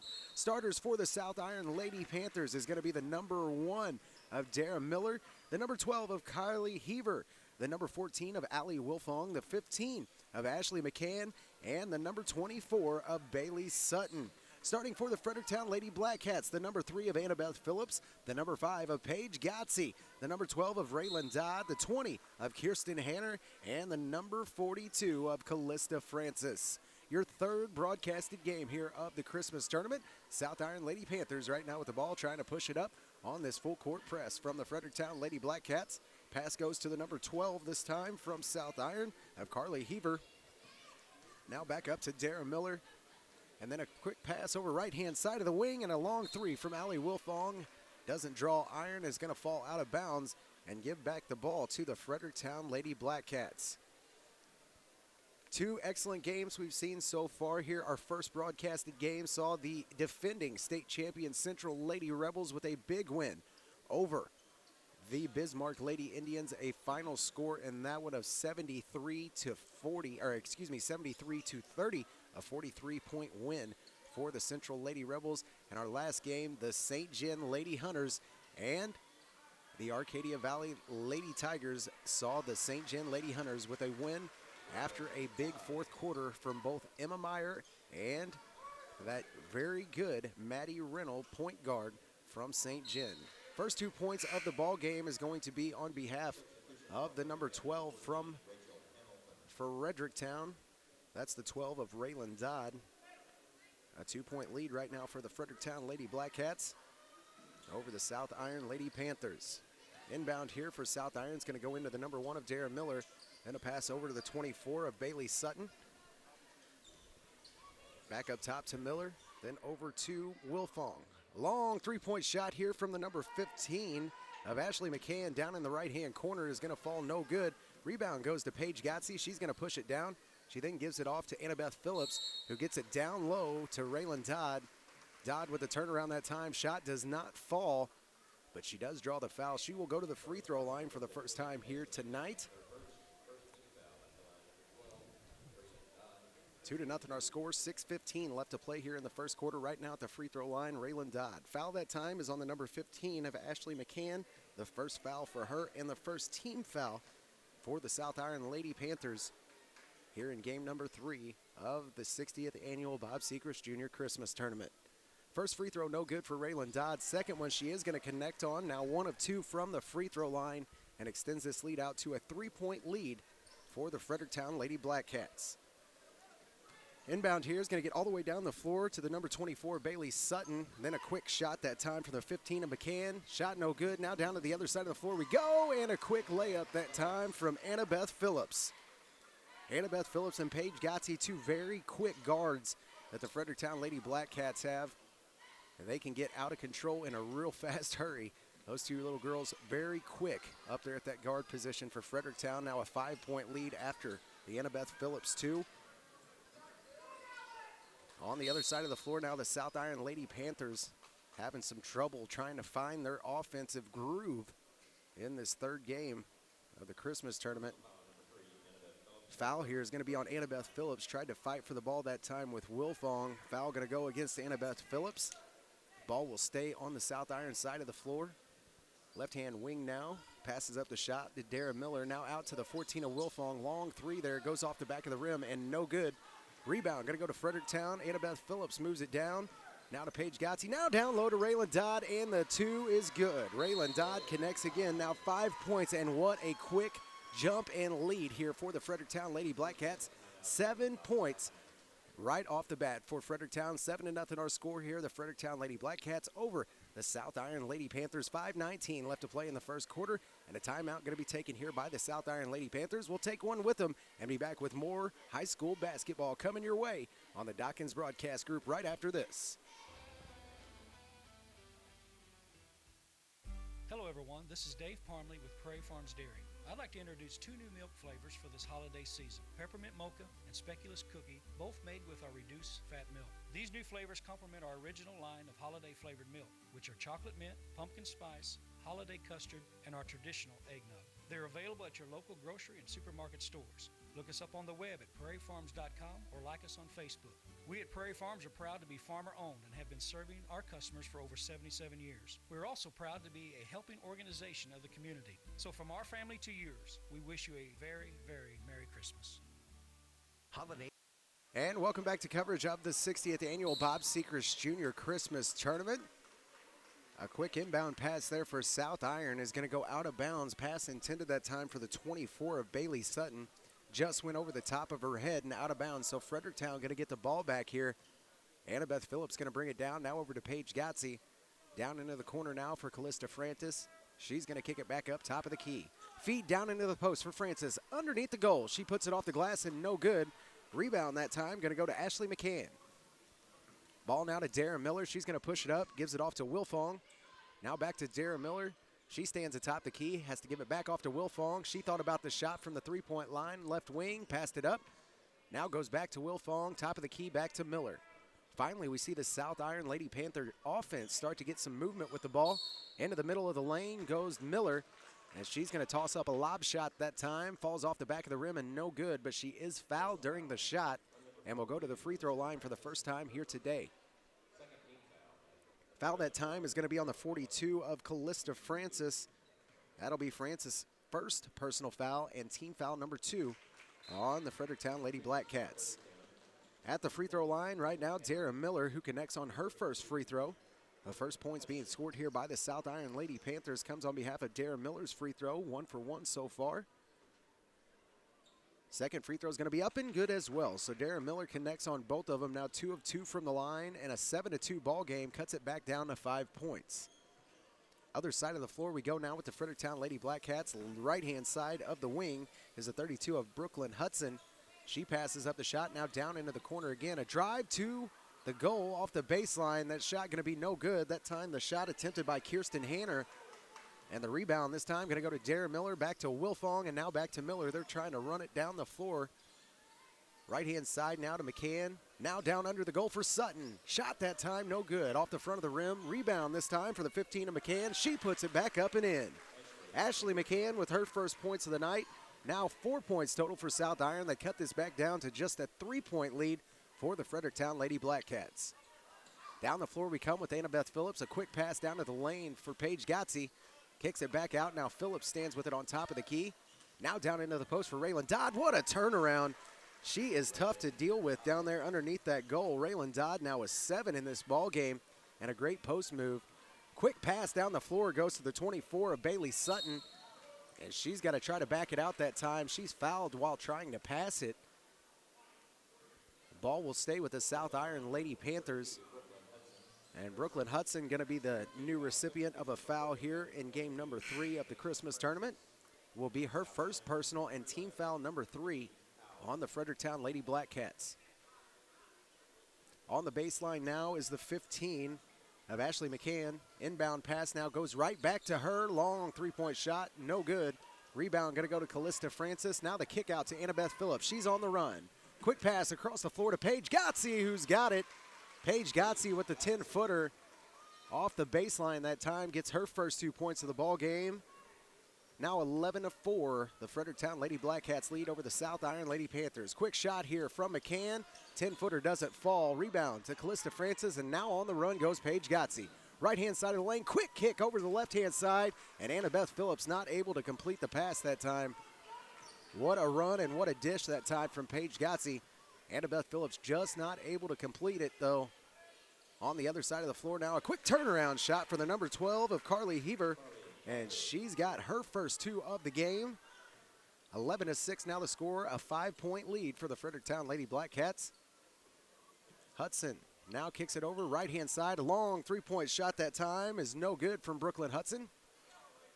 Rebound going to go to Wilfong, and she gives it back to Dara Miller. They'll bring the ball down the floor again. Still looking to try to cut more into this lead, and another good shot from Carly Heaver in the middle of the lane, now with 4 points in the game, has cut it back down to just a 3-point lead for the Fredericktown Lady Black Cats. Annabeth Phillips now going to bring it down top of the key. She kicks it over right-hand side to Paige Gotze. Now back down to Callista Francis, and they're going to have to move it back up to the top of the key and reset this offense. Tries to push it down into the post that time. Did Annabeth Phillips too. Callista Francis, but that pass going to be picked off by Dara Miller. And down the floor we come with the South Iron Lady Panthers. Over to Wilfong, then back to Miller. Now over to the 15 of Ashley McCann. And she's still looking for something to do with the ball. Now a long three from Wilfong, and she's got it. Allie Wilfong ties this thing up. What a three-point shot from Allie Wilfong. And the South Iron Lady Panthers are right back in it with 1:23 left to play in the first quarter. Our score knotted up at 11 from the 60th annual Bob Sechrest Junior Christmas Tournament here in Park Hills. Short break coming your way. Up after that, more Christmas tournament action coming your way right here on the Dawkins Broadcast Group.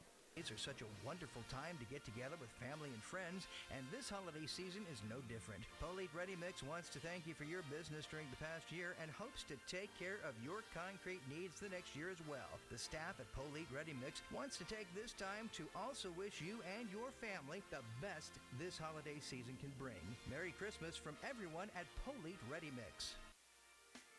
Bordeaux Dance Studio is located in DeSoto, Missouri. We offer classes in ballet, tap, jazz, point, hip-hop, and tumbling. This year, we have brought back our Mommy and Me class for ages 2 to 3. We offer recreational class for ages 3 and up. We have a recreational competition team ages 5 to 9 that takes class once a week and competes 2 times a year. Our BDS competition team starts at age 7, and they audition once a year in August. That's Bordeaux Dance Studio in DeSoto, Missouri. And welcome back to coverage here of the 60th annual Bob Sechrest Junior Christmas Tournament from the TJ Foulon Fieldhouse. Our score knotted up right now at 11. A long three from Allie Wilfong, no longer tied up. The South Iron Lady Panthers have taken the lead for the first time here in game number 3 of the Christmas Tournament. What a three-point shot from Allie Wilfong. Other side of the floor, now Raylan Dodd underneath the goal trying for it. Shot no good, but rebounded that time from Fredericktown's Rachel Hamilton. She goes back up with it. She's going to be fouled and go to the free throw line. And the foul this time going to be on the 15 of Ashley McCann. Will be her second personal and team foul number 2 on the South Iron Lady Panthers. At the free throw line right now, the 14 of Rachel Hamilton. She's unable to make her first one. She's now 0 for 1 from the line. 28.5 left to play here in the first quarter. An exciting first quarter this has been. At one point in time, a 7-point lead for the Fredericktown Lady Blackcats. Second free throw is going to be up and no good as well for Rachel Hamilton. Now 0 for 2 from the line, and she's not able to cut into this lead. But on the rebound, the South Iron Lady Panthers going to turn it over and give it right back to Fredericktown. Inbound upcoming here from Paige Gotze, all the way up top to Rachel Hamilton. Long three goes off the glass and in, and she has tied this game right back up. What a shot that time from Rachel Hamilton. Finds the back of the backboard and through the bottom of the net. Now 14-14 our score with under 10 seconds to play in the first quarter. Right-hand side, Wilfong now back up top to Sutton. Sutton looking for that last shot. No time left, and they're not going to be able to get it off. What a first quarter here in game number 3 of our women's bracket in the 60th annual Bob Sechrest Junior Christmas Tournament. Knotted up at 14 right now, the Fredericktown Lady Blackcats and the South Iron Lady Panthers. Short break coming your way. More first half action right after this. Your car or truck properly serviced and running right, and your vehicle will actually be a good investment. Dunlap Automotive Solutions in Park Hills is there to help. Dunlap employees are certified technicians. You'll get straightforward, honest advice and the best repairs from the best people. Don't ignore the check engine light, providing full diagnostic testing, tires, fleet maintenance, and don't forget to get your AC serviced and charged. Get to Dunlap Automotive Solutions at 210 East Main Street in Park Hills, or call Donnie at 431-5100. That's 431-5100. No job too big or too small. We do it all here at Dunlap Automotive Solutions. Sports is a big part of the Mineral area, and your Walmart Supercenter in Farmington is proud of all the area schools and their sports programs. Working hard as a team makes for a successful sports program, just as the associates at your Walmart Supercenter in Farmington all work together to make sure you have what you need when you visit your Farmington Walmart Supercenter. Good luck, everyone, in your sports programs from your Walmart Supercenter in Farmington.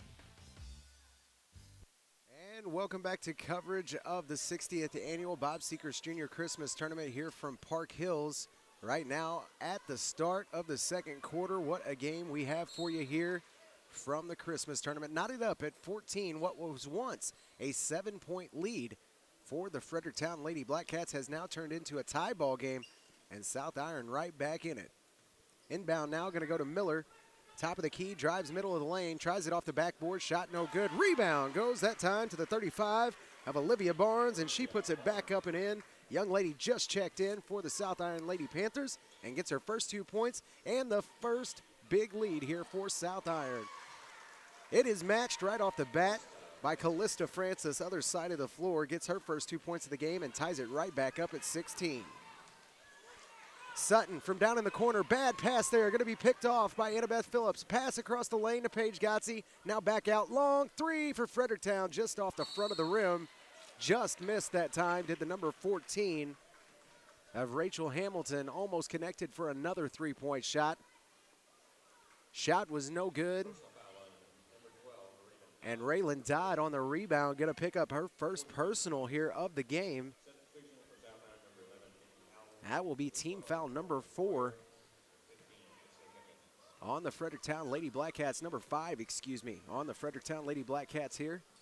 6:55 left to play in the first half, and a 16-16 ball game. Back and forth this has been the entire first quarter. Wilfong here from 15 foot. That shot just off the back of the rim and no good. Down to the floor they go, scrumming for the ball, wrestling around for it. A jump ball going to be called here. And the possession, I do believe, going to go back to the Fredericktown Lady Blackcats. A very physical basketball game we are seeing right now from these ladies. Their first game in this Christmas tournament in 2015. 6:36 left to play in the first half. And it's a 16-16 ball game for the Fredericktown Lady Blackcats and the South Iron Lady Panthers. Drive off the baseline that time for Hamilton. And she's not going to get it to fall. Rebound this time. Going to go to the number 15 of Ashley McCann. And she pushes the ball back down the floor. Quick pass now to Wilfong out on the three-point line. Had a look at it, passed it up. Now back to McCann. Left-hand side of the wing. Skip pass over the right-hand side. And then right back to the 12 of Carly Heaver. She passes up the shot in the middle of the lane. Now back to the 11 of Nikki Howell, who just checked in for South Iron. And she's going to have this one stripped away from her. Ball does go out of bounds off the Fredericktown Lady Blackcats and will stay with South Iron. Inbound upcoming here from the Lady Panther, Wilfong. She's going to get it into McCann, left-hand side of the wing. Now a pass over to Sutton. Long three here for Sutton, just off the right-hand side. Doesn't draw iron and falls out of bounds, and that'll give Fredericktown the ball back with 5:55 left to play here in the first half. Inbound from Gotze, goes to Phillips, back to Gotze, and she's going to bring it up the floor for the Lady Blackcats. Takes her time, lets that offense get set up. Now a long three-point shot, just off the back of the rim that time for Hudson.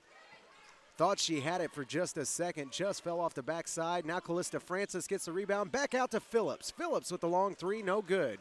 Rebound that time, going to go to Carly Heaver. And South Iron now back on the attack, under 6 minutes to play in this first half. Left-hand side for Sutton now. South Iron trying to move the ball around. Right-hand side goes to Wilfong. Now back to McCann. She comes top of the key. Drives middle of the lane. Right-hand side going to go off the backboard and no good. A little strong there. And the rebound going to go to Callista Francis, who gives it off to Annabeth Phillips. She'll bring it up now for the Lady Blackcats. Quick pass to the middle of the lane. Now a quick pass over left-hand side. Wide open three, and she got it. Gave her 10 seconds to look at it over there. Absolutely nobody in her face. What a shot that time from the number 20 of Kirsten Hanner, who drills the three from way deep. Left her wide open the whole time. Left-hand side now to the 24 of Bailey Sutton. And a timeout going to be taken here by Fredericktown. No, South Iron actually going to take the timeout. That timeout comes with 4:38 left to play here in the first half. 19-16. Our score, the Fredericktown Lady Blackcats just now taking that lead back after South Iron coming back from a 7-point deficit. Don't go anywhere. We got more high school basketball coming your way right here from the 60th annual Bob Sechrest Jr. Christmas Tournament. Loaner's Concrete Construction of Caledonia are the ones to call for driveways, patios, sidewalks, and all foundation work. Need a tall or short wall? Loaner's Concrete Construction can do it all. For commercial or residential concrete estimates, call Bill at Loaner's Concrete Construction at 747-6266. That's 747-6266. Loaner's Concrete Construction in Caledonia. Providing dependable quality work from start to finish. Call Loaner's Concrete at 631-0703 and visit loanersconcrete.com. And welcome back to coverage of the 2015 Christmas Tournament here from the TJ Foulon Fieldhouse. Long three-point shot that time for Wilfong's going to fall no good. Goes off of Fredericktown Lady Blackcat, though, and is going to stay with the South Iron Lady Panthers. Wilfong now to inbound, gets it into McCann. Now top-hand side to Miller. Now over to Sutton. Or excuse me, that's the number 11 of Nikki Howell. She just checked back into the game to take Sutton's spot here for the South Iron Lady Panthers. Up top to Miller. Now back over to Nikki Howell. Drives baseline, gets it into the post, and a turnaround that time for the 12 of Carly Heaver, and she's going to be fouled. Great pass that time from Nikki Howell to get it into the post, and Carly Heaver turned around and was fouled immediately, that time by the 20 of Kirsten Hanner. That'll be Kirsten's first personal and team foul number 5 on Fredericktown. Inbound here from Wilfong goes all the way across the court to McCann. Now back up top to Wilfong, and they're skipping it around the top of the key. Over to Miller, and now a long pass just goes over the head of Wilfong, off her hand and out of bounds. Turnover comes at 3:55 left to play in the first half, and the Fredericktown Lady Blackcats going to get the ball back here with a 3-point lead. At one time had this thing by 7 points, and the South Iron Lady Panthers with a huge burst of energy there, due in large part because of Allie Wilfong's three-point shooting, and Carly Heaver have now kind of hit a little bit of a lull here in the second quarter. Another missed opportunity there for the Fredericktown Lady Blackcats is going to give it back to the Panthers. Missed shot that time comes from the number 40 of Grace Bradford from Fredericktown, who just checked in. Down to the baseline they go. Nikki Howell with a shot from the baselines, no good, doesn't even draw iron, and is going to go out of bounds off the South Iron Lady Panthers and give it back to Fredericktown. 3:18 left to play in the first half, a 3-point ball game, 19-16. Fredericktown on top of South Iron. Checking out of the ball game now for the Fredericktown Lady Blackcats will be the 20 of Kirsten Hanner. Checking back in will be Paige Gotze. Under 3:15 left to play here in the first half. A 3-point ball game. Fredericktown looking to extend. Get it back up top of the key. Annabeth Phillips now going to work around the left-hand side, and she'll be bumped. A foul on the floor here upcoming on behalf of the number 11, Nikki Howell. That will be Nikki's first personal and team foul number 3 for South Iron. Inbound upcoming from Gotze. Gets it in this time to the number 10 of Maddie Whitworth. And then underneath they go for another 2 points. Callista Francis that time with a great shot underneath the goal gets 2 more. And now a 5-point lead for the Fredericktown Lady Blackcats. Lady Panthers now their side of the floor, drive to the middle of the lane, and a quick pass that time comes from the 11 of Nikki Howell. Ball that time going to go off the foot of the Fredericktown Lady Blackcats. It'll stay with South Iron on their side of the floor. They trail right now, their biggest deficit since the first quarter.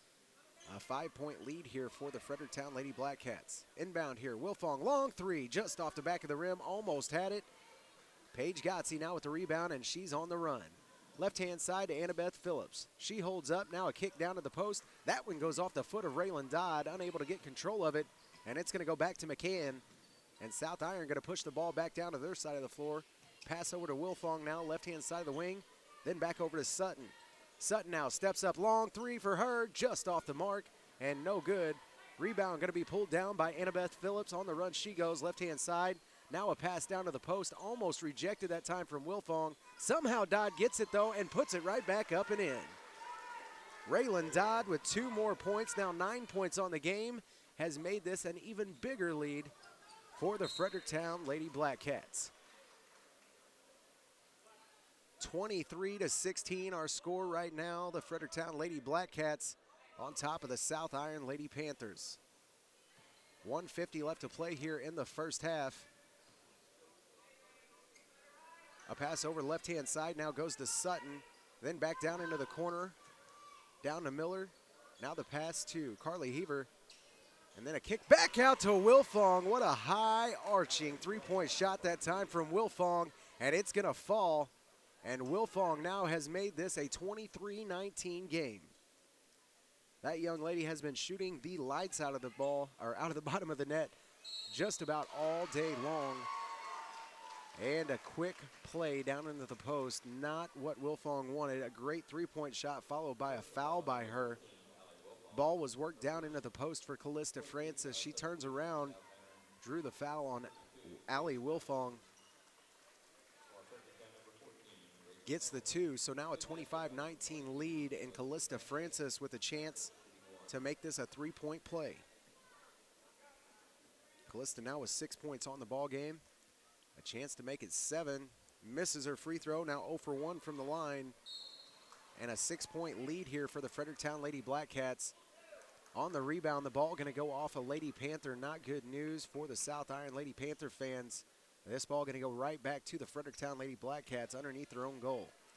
Long pass out to the 3-point line from Annabeth Phillips. And then a kick down to Callista Francis, who gets 2 more.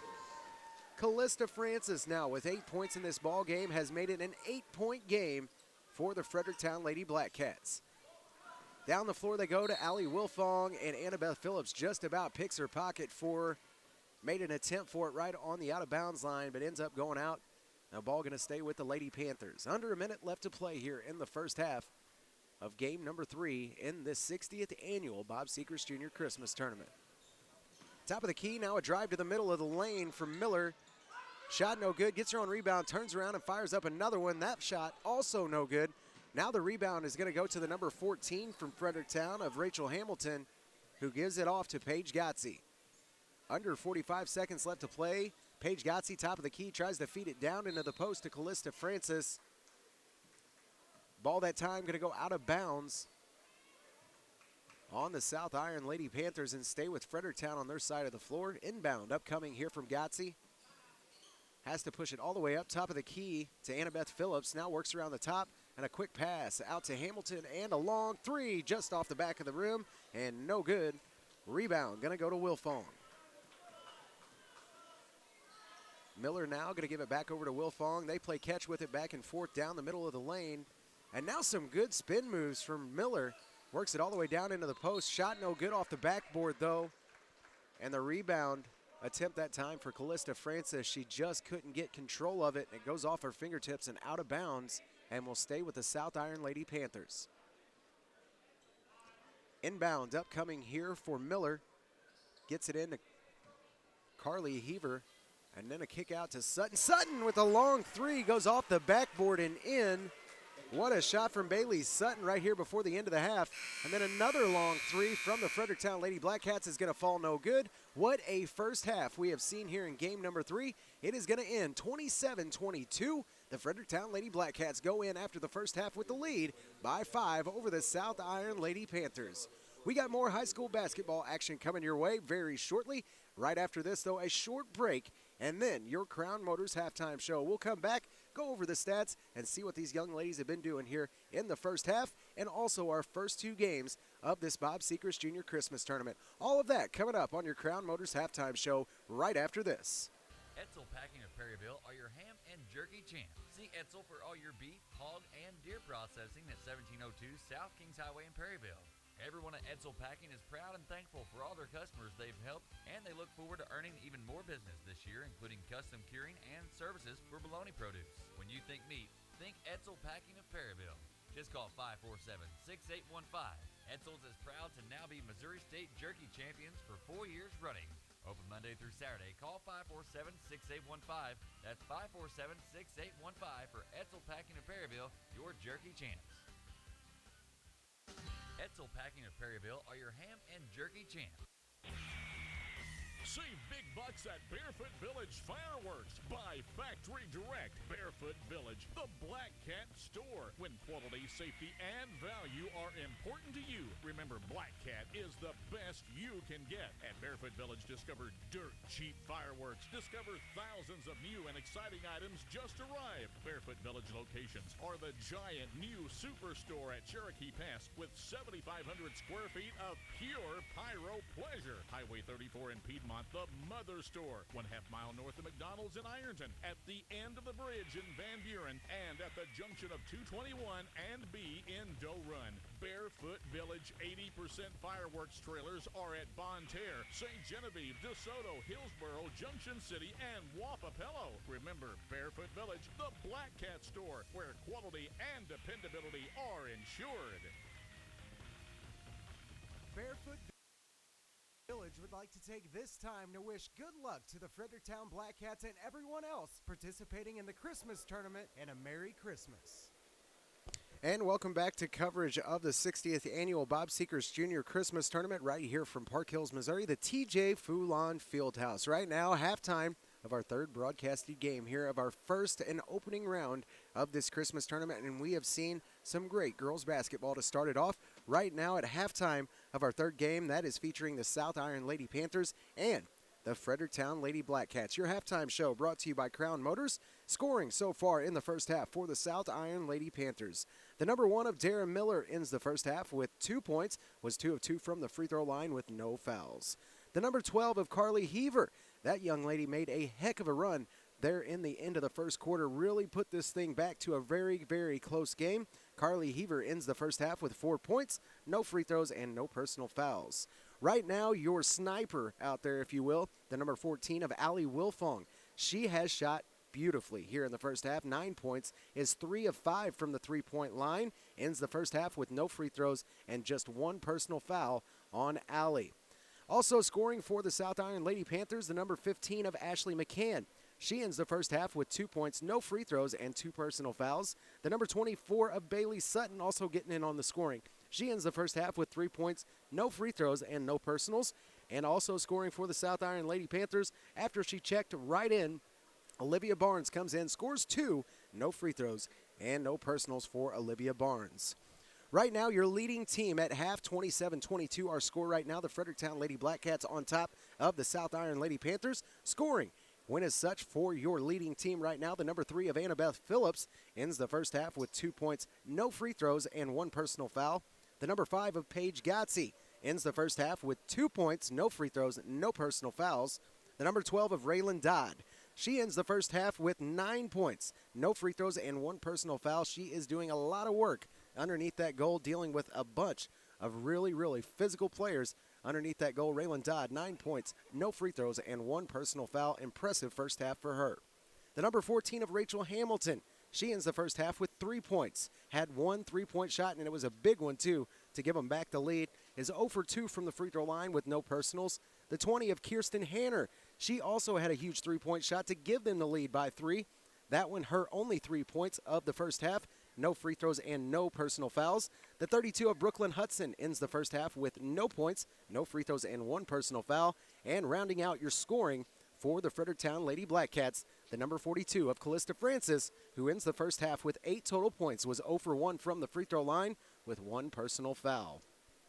This our third broadcasted game here of our opening round in the Christmas tournament. We have also seen 2 other great basketball games here today. We started out with a great game between the Central Lady Rebels, your defending 3A state champions, and the Bismarck Lady Indians. The final score in that one, a big score for Central, 73-30, a 43-point lead for the number 1 seed here in this tournament. As Central moves on to the winner's side of things, Bismarck will move over to that consolation bracket. Our second game featured the St. John Lady Hunters and the Arcadia Valley Lady Tigers. That one also a very good game. Actually, Arcadia Valley going into the fourth quarter had a 1-point lead over St. John. The St. John Lady Hunters after that, Maddie Reynolds and Emma Meyer came out and they really lit a fire under their team. They ended up winning that one in the fourth quarter, 59 to 46. St. John will move on to face Central as Arcadia Valley has to move over to the consolation side. They will face Bismarck on Monday at 10 o'clock a.m. 2 games in the book so far, and right now at halftime of our third game here in our broadcast day, number 1 on the Dawkins Broadcast Group from the 60th Annual Bob Sechrest Jr. Christmas Tournament. Short break coming your way after this Crown Motors halftime show, and then we have your second half right after this on the Dawkins Broadcast Group. Do not go anywhere. This one, a very good game. A lot of swings and a lot of momentum changes. I can promise you, whatever you think may happen, probably won't happen in the second half. Keep it tuned right here where we give you more high school sports coverage than anywhere around the area. Are you tired of fast food? Then try the great atmosphere and the wonderful home-cooked food at the Blackbird Cafe on East High Street in Potosi. Pat and her crew will fix up great burgers and fries made to order. They have an expanded menu with fresh homemade desserts daily, and they can make homemade pies and cakes upon your request. You don't know what you're missing, so get on over and see for yourself. The Blackbird Cafe on East High in Potosi. Well worth your visit. Are you tired of fast food? Then try the great atmosphere and the wonderful home-cooked food at the Blackbird Cafe on East High Street in Potosi. Pat and her crew will fix up great burgers and fries made to order. They have an expanded menu with fresh homemade desserts daily, and they can make homemade pies and cakes upon your request. You don't know what you're missing, so get on over and see for yourself. The Blackbird Cafe on East High in Potosi. Well worth your visit. Folks, you know right now could be the best time for you if you're considering buying residential property or even hunting, fishing, or recreational property in this area. Now, Dan Buck and his agents over there at Buck Realty in Ironton are just the people that can show you just what you're looking for. So give Buck Realty a call at 546-5546 and see what Dan can do for you, because right now is an exciting time to be buying and selling property. Just call 546-5546 for Buck Realty in Ironton. Buck Realty would like to take this time to wish everyone a Merry Christmas. Service and quality.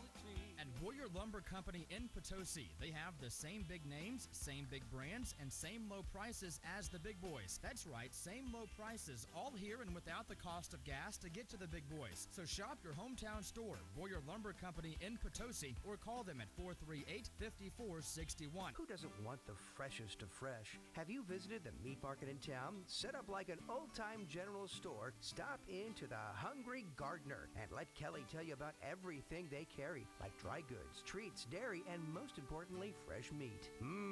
Juicy fresh pork, beef, chicken, frozen seafood, fresh smoked meats such as ribs, chicken, and of course their homemade sausages and fresh-made sandwiches. It's displayed in the case for you to pick out your own, then wrapped in freezer paper the way meat is supposed to be bought. Meats are available in bulk packages too. Kelly offers lunch specials that are posted daily on their Facebook page that are sure to fill your belly. On Fridays, you can get a side of smoked ribs or a smoked chicken with 3 pounds of sides for just $25. Need a last-minute gift? Well, the Hungry Gardener offers reloadable gift cards. They accept all forms of payment, including EBT. For more information or questions, call 573-440-5031. Store hours are Monday through Friday, 10 a.m. to 6 p.m., and Saturday from 10 to 4. Located at 203 East College in Fredericktown in the parking lot with Domino's, this holiday season, sit back and let the Hungry Gardener provide your holiday meals, from smoking your turkeys or hams to catering your office party. Call Kelly at 440-5031. Wishing everyone safe and happy holidays and a great big thank you from Kelly, Justin, and the kids. Next time you're shopping for flooring, consider Carpet One Floor and Home. With the buying power of 1,000 Carpet One stores to guarantee great prices, but locally owned to provide you quality service and installation. We sell and professionally install all types of flooring: hardwood, laminate, ceramic, vinyl, and carpet, plus blinds and hardwood sand and finish. For a free measure or estimate, call 756-1999 or visit our friendly showroom, conveniently located between Steak and Shake and Famous Footwear in Farmington. And welcome back to coverage of the 60th Annual Bob Sechrest Jr. Christmas Tournament. Right out of the break, South Iron gets the ball and a quick dish underneath the goal. McCann not able to finish, though, and the rebound going to go back to the Fredericktown Lady Black Cats. Quick throw under the goal to Callista Francis, and she gets 2 more. 10 points total for Callista Francis so far in this game, and she helps extend this lead out to now 7 points. Middle of the lane now for McCann. Tough spin move there, and a shot is no good. Now the outlet pass goes from Fredericktown's Annabeth Phillips to Raylan Dodd. Shot at the goal underneath, no good. Rebound to Callista Francis. Her shot no good. And now Wilfong going to pull it down for South Iron. and slow this thing down just a little bit for the Lady Panthers to start off this second half. 27-22 our score at halftime. Fredericktown led, and then a quick 2 out of the break for Fredericktown gave it a 7-point lead. Shot that time from Wilfong off the mark from the right-hand side. And other side of the floor we go with the Fredericktown Lady Black Cats. And a fast pass that time from Paige Gotze goes right through the hands of the number 20 of Kirsten Hanner and out of bounds, and we'll give South Iron the ball back here to start off this second half. A 7-point deficit right now for the Lady Panthers. The biggest deficit that they have had here in this ball game actually started out with a 7-point deficit and were able to come back, take the lead at 1 point. So definitely not out of this ball game, not even close actually. Top of the key now for South Iron. They're going to dish it back off to Wilfong. Now over to McCann. Now down into Heaver. Heaver turnaround is swatted by Raylan Dodd. Rejection that time, a clean one, is going to give Fredericktown the ball back. And Annabeth Phillips going to bring the ball down for the Fredericktown Lady Black Cats. Left-hand side now for Raylan Dodd. She'll give it back up top to Annabeth Phillips. Now over to Paige Gotze, who's going to press middle of the lane. Layup that time off the backboard, no good. A little strong that time for Paige Gotze. And the rebound going to go back down to Sutton. Sutton now the kick out to Wilfong, and they'll push it down the floor. Now the push back to Wilfong, and the kick over left-hand side. A long three, no good for Sutton. Now the kick back out. What a rebound that time, and what a pass back out to McCann. She just wasn't able to complete that three-point shot. But on the rebound, we're going to see another foul here on the Fredericktown Lady Black Cats. And it's going to be on Kirsten Hanner. Kirsten's going to pick up her second personal and team foul number 1 for Fredericktown here in the second half. And Carly Haver going to get that one up and in. And 2 more points here for Carly as she makes this now just a 5-point lead. Free throw line now. Raylan Dodd has to kick it back out to Paige Gotze. Gotze presses towards the right-hand block. That one going to be stolen out of her hands by McCann, and now to Wilfong. Over to Miller. Miller going to press down the right-hand side of the lane. Now a kick over to Heaver, and she's fouled during the shot. What a pass that time from Dara Miller across the lane and found Carly. She went up with the ball but was actually fouled. Shot doesn't fall, but she will shoot 2 here and a chance to turn this into a 3-point ball game. Foul that time is going to be on the 42 of Callista Francis, and that'll be Callista's second personal and team foul number 2 in the second half for Fredericktown.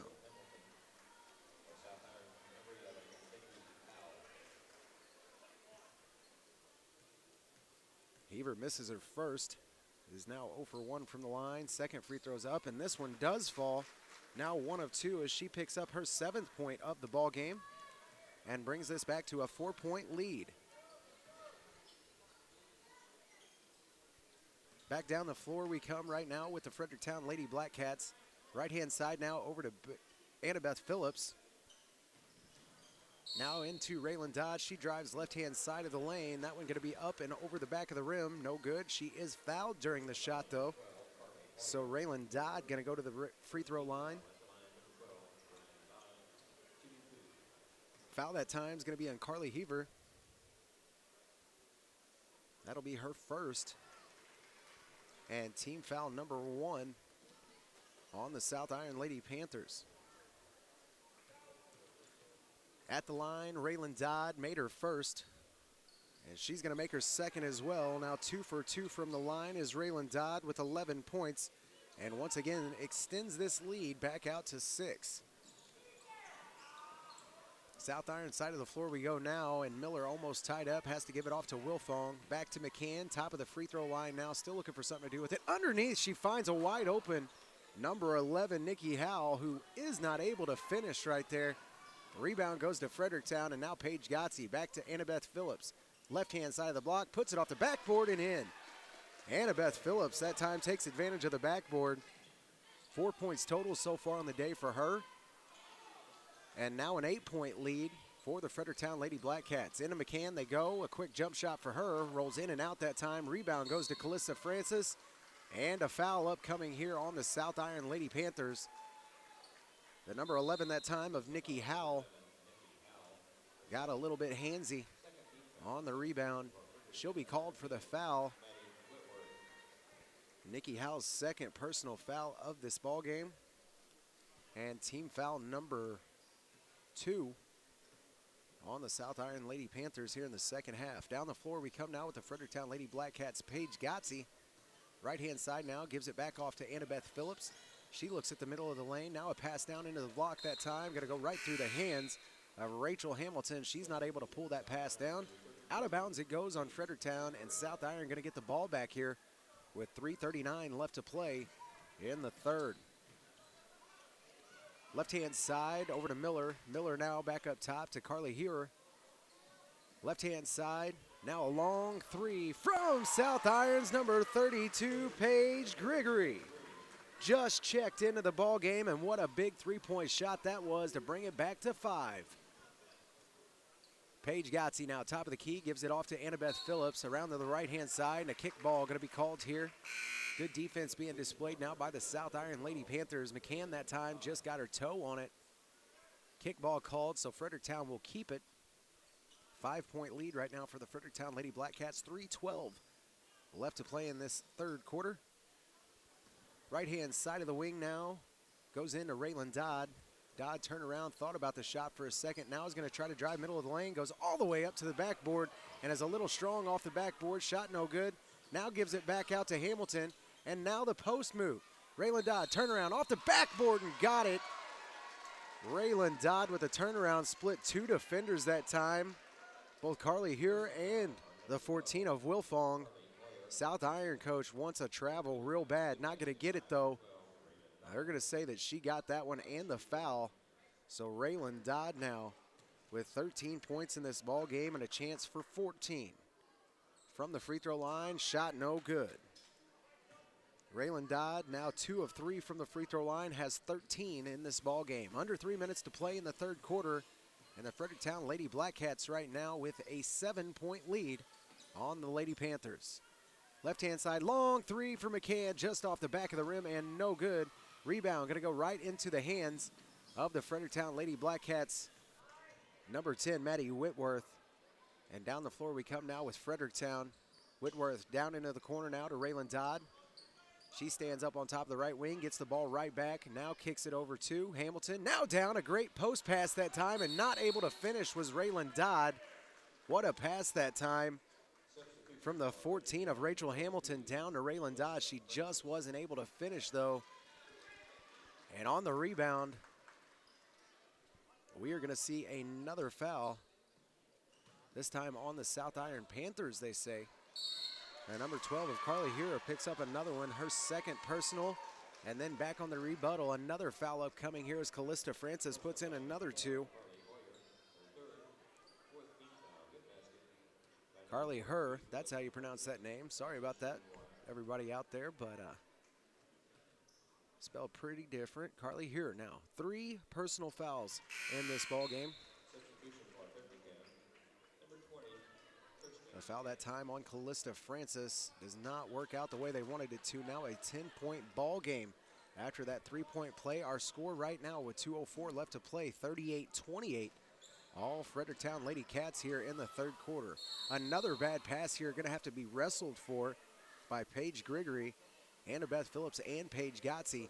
All 3 on the floor wrestling for the ball, and a foul here upcoming is going to be on, I believe, Annabeth Phillips, and is. Phillips going to pick up now her second personal and team foul number 3 in this second half. Pass underneath the goal now for South Iron, and she's going to get it. Carly Hearer that time gets 2 more. Now 9 points on the day for her, and just an 8-point ball game for the South Iron Lady Panthers. A little work left to do here, but a lot of time if they can get this offense working like they did right there in the end of the first quarter and beginning of the second. Pass down low goes to Raylan Dodd. That shot no good. Is going to be stripped. Rebound now goes to McCann. Spin move at about the half-court line. Goes to the free throw line. Pulls up. That shot going to roll off the back of the rim and no good. Callista Francis on the board and gives it right back off to Gotze. Gotze long pass to Annabeth Phillips. Now the pass down into the post intended for Callista Francis. And what a post play that time defensively for Allie Wilfong to cut that pass off. Lob shot there from McCann in the middle of the lane. No good for South Irons Panthers. And now under a minute to play here in the third quarter, an 8-point lead for the Fredericktown Lady Cats. Up top now, they get it back up to Hudson. And she'll give it off to Paige Gotze, who tries to come around the right-hand side, and a quick foul here upcoming. And that one gonna be on Ashley Micken, and that'll be her third personal here of the ball game.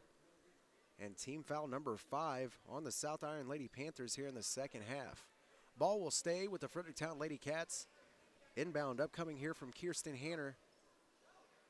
Still looking for somebody, finally finds Paige Gotze. Now up top to Dodd, right-hand corner. And she's gonna miss that one. What a rebound from Callista Francis. Goes back up with it. That shot no good. And now the rebound for the 32 of Paige Grigory. She's gonna give it off now to Allie Wilfong, who brings it up past the half-court line by herself. Left-hand side now, gives it off to Sutton. Sutton now, back over to Wilfong. Long three from Allie Wilfong, no good, off the back of the rim. And the rebound gonna go to Callista Francis, then out to Annabeth Phillips. On the attack comes the Lady Cats. Quick dish underneath the goal to Raylan Dodd, who finishes.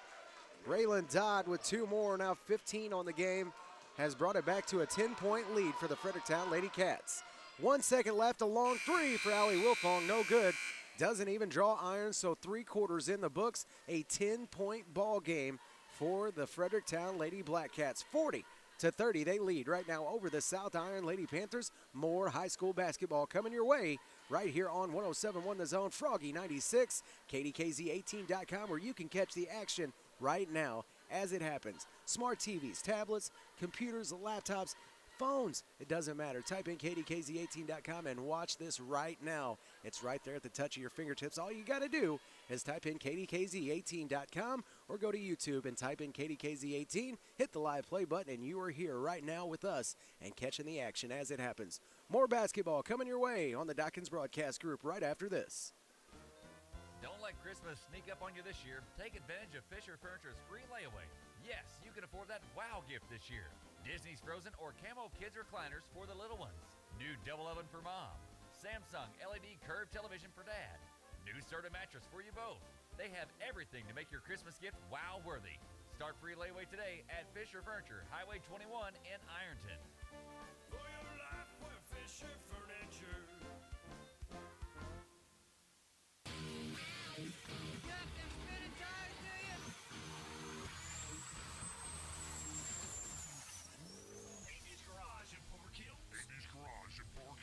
When it comes to customizing your car or truck, in this area, there's only one name to remember. Andy's Garage at Park Hills. Andy's Garage at Park Hills. Lift kits, custom rims and tires, high performance customization.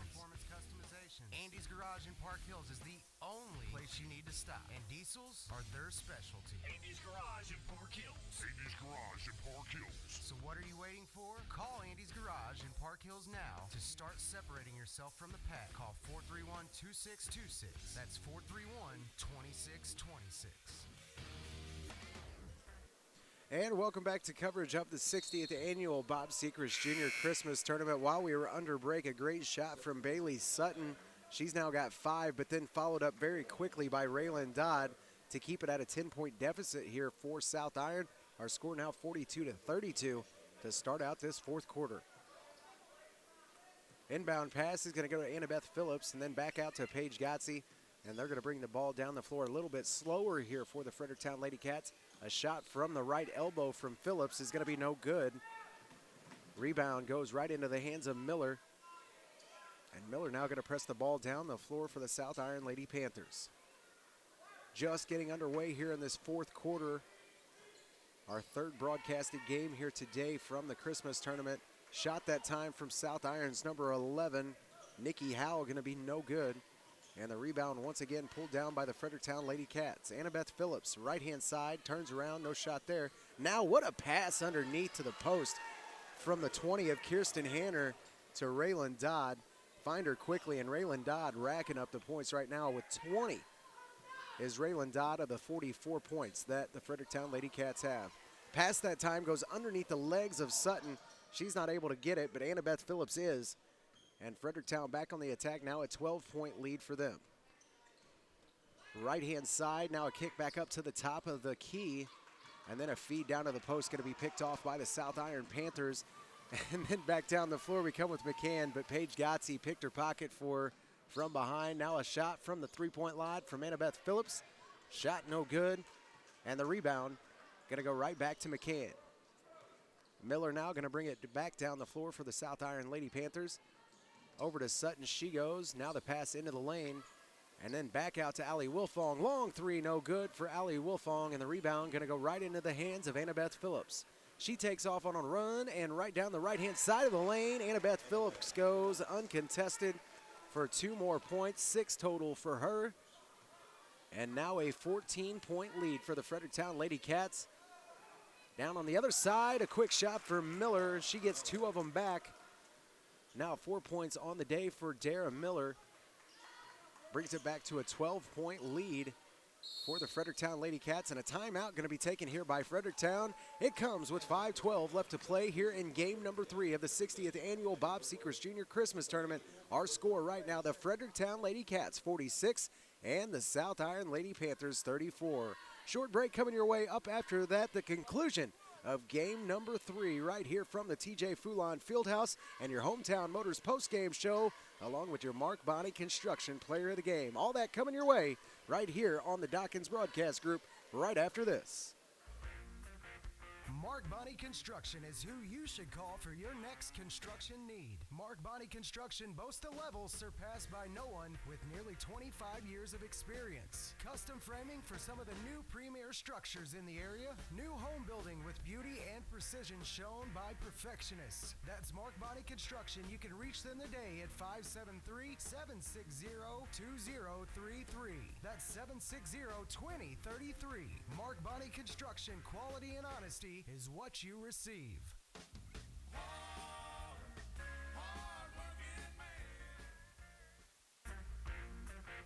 Mark Bonney Bellevue Valley Nursing in Bellevue wishes everyone a very merry holiday season. For over 20 years, Bellevue Valley Nursing has been providing the utmost professional and loving care to their residents. Bellevue Valley Nursing provides regular skilled and behavioral skilled care. Therapy, speech, occupational, and physical therapy services are also provided. Located 5 miles past the Bellevue School, visit them soon for a tour or call 697-5311 for more information. All of your friends at Bellevue Valley Nursing gladly wish a Merry Christmas and Happy New Year to all their employees, Bellevue's clients, and all families enjoying another Christmas season in our community. Hello, this And welcome back to coverage of the 60th annual Bob Sechrest Junior Christmas Tournament. Right now our score 46-34, a 12-point lead for the Fredericktown Lady Cats. Inbound here for Fredericktown is going to find the hands of Maddie Whitworth. Then he gets it over to Annabeth Phillips. Now a long pass for Rachel Hudson. Long three falls. What a shot that time from Brooklyn Hudson. And she knocks down a 3 and extends this lead out now to a 15-point lead for the Fredericktown Lady Cats. Other side of the floor we go now. And a turnaround that time comes from Nikki Howell. And she will miss the shot, but she is fouled. 2 free throws upcoming here for the number 11 of Nikki Howell. Nikki has not been to the free throw line yet tonight, but does have 2 personal fouls. A big deficit here for the South Iron Lady Panthers, a team that at halftime was only trailing by 5, is now trailing by 15. First shot here from Nikki Howell is going to fall no good. 0 for 1 from the line so far here today is she. Foul that time was on the number 12 from Fredericktown, which is Raylan Dodd.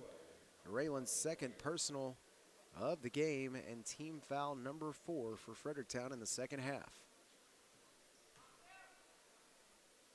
Second shot for Nikki Howell is up and no good. Now 0 for 2 from the line is Howell, and the rebound goes to Fredericktown. Quick pass down underneath the goal goes to the number 42 of Callista Francis, who finishes once again. Now 14 points for the Fredericktown Lady Black Cats, Callista Francis. Right-hand side of the wing right now has to kick it back up top to Allie Wilfong. Wilfong, nothing doing, has to give it off to McCann. Now back down to Miller. A shot from the baseline falls for Dara Miller. Now 6 points total on the day for her. 36-51 our score right now. South Iron still trails the Fredericktown Lady Black Cats. Paige Gotze taking her time, bringing the ball down the floor. Now passes down into the post to the 40 of Grace Bradford. And then back out once again to Brooklyn Hudson, who misses a wide open three-point shot. Rebound gonna go this time to Miller. And then back out to McCann. She shoots a three and she drills it. What a shot that time from Ashley McCann. Now 5 points total on the game for her. And she draws this back to just a 12-point lead. Pass down into the post. Callista Francis has nothing. She's got to kick it back out to Paige Gotze. Then back up top to Whitworth. Around the horn they go. Finally find Callista Francis again, who drills it right from the free throw line. 16 total for her here in game number 3 of this Christmas tournament. Inbound pass comes from South Iron, goes right down the floor quickly. Tries to find Nikki Howell, and Paige Gotze going to strip that one away. And the Fredericktown Lady Black Cats back on the attack yet again with 2:44 left to play in the fourth. Long three-point shot here coming from Whitworth is no good. Just off the back of the rim, and the rebound. This time going to go to the number 1 of Miller. She's going to press it down the floor by herself, right-hand side of the lane, and tries to press it into the block. A blocking foul here upcoming. A couple of the fans didn't agree with that one, but the young lady just didn't get her feet set that time. The number 10 that time of Maddie Whitworth played some very good defense, but just got right in the way that time and drew the foul. 53-39 our score right now. Maddie Whitworth's first personal and 5th team foul for Fredericktown here in the second half. Shot from South Iron that time no good. And the rebound going to go right back to Callista Francis. And I think she's probably got just as many rebounds here today as she does points. 16 total points for Callista Francis, but she has been an absolute beast underneath that goal. A lot of rebounds and a lot of points off the turn, and 2 more right there. Just like I was saying, Callista Francis with the turnaround off the glass, and 2 more makes it 18 for Callista Francis. Other side of the floor we go, and a pass picked off. Paige Gotze on the run, tries to take it off the backboard, no good. Annabeth Phillips gets her rebound and puts it right back up and in. Now 8 points for Annabeth. Across the half-court line, and the pass going to go back to Allie Wilfong.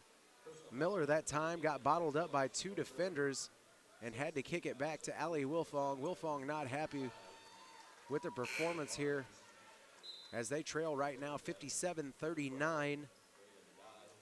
An 18-point lead for the Fredericktown Lady Black Cats. 1:37 remaining here in this third game. Pass inbounds goes to Allie Wilfong, then down to McCann for another 3. Shot no good, and the rebound going to be on behalf of Brooklyn Hudson. Pass now goes to Paige Gotze, then back down to Hudson. Long 3, and no good that time for Brooklyn Hudson.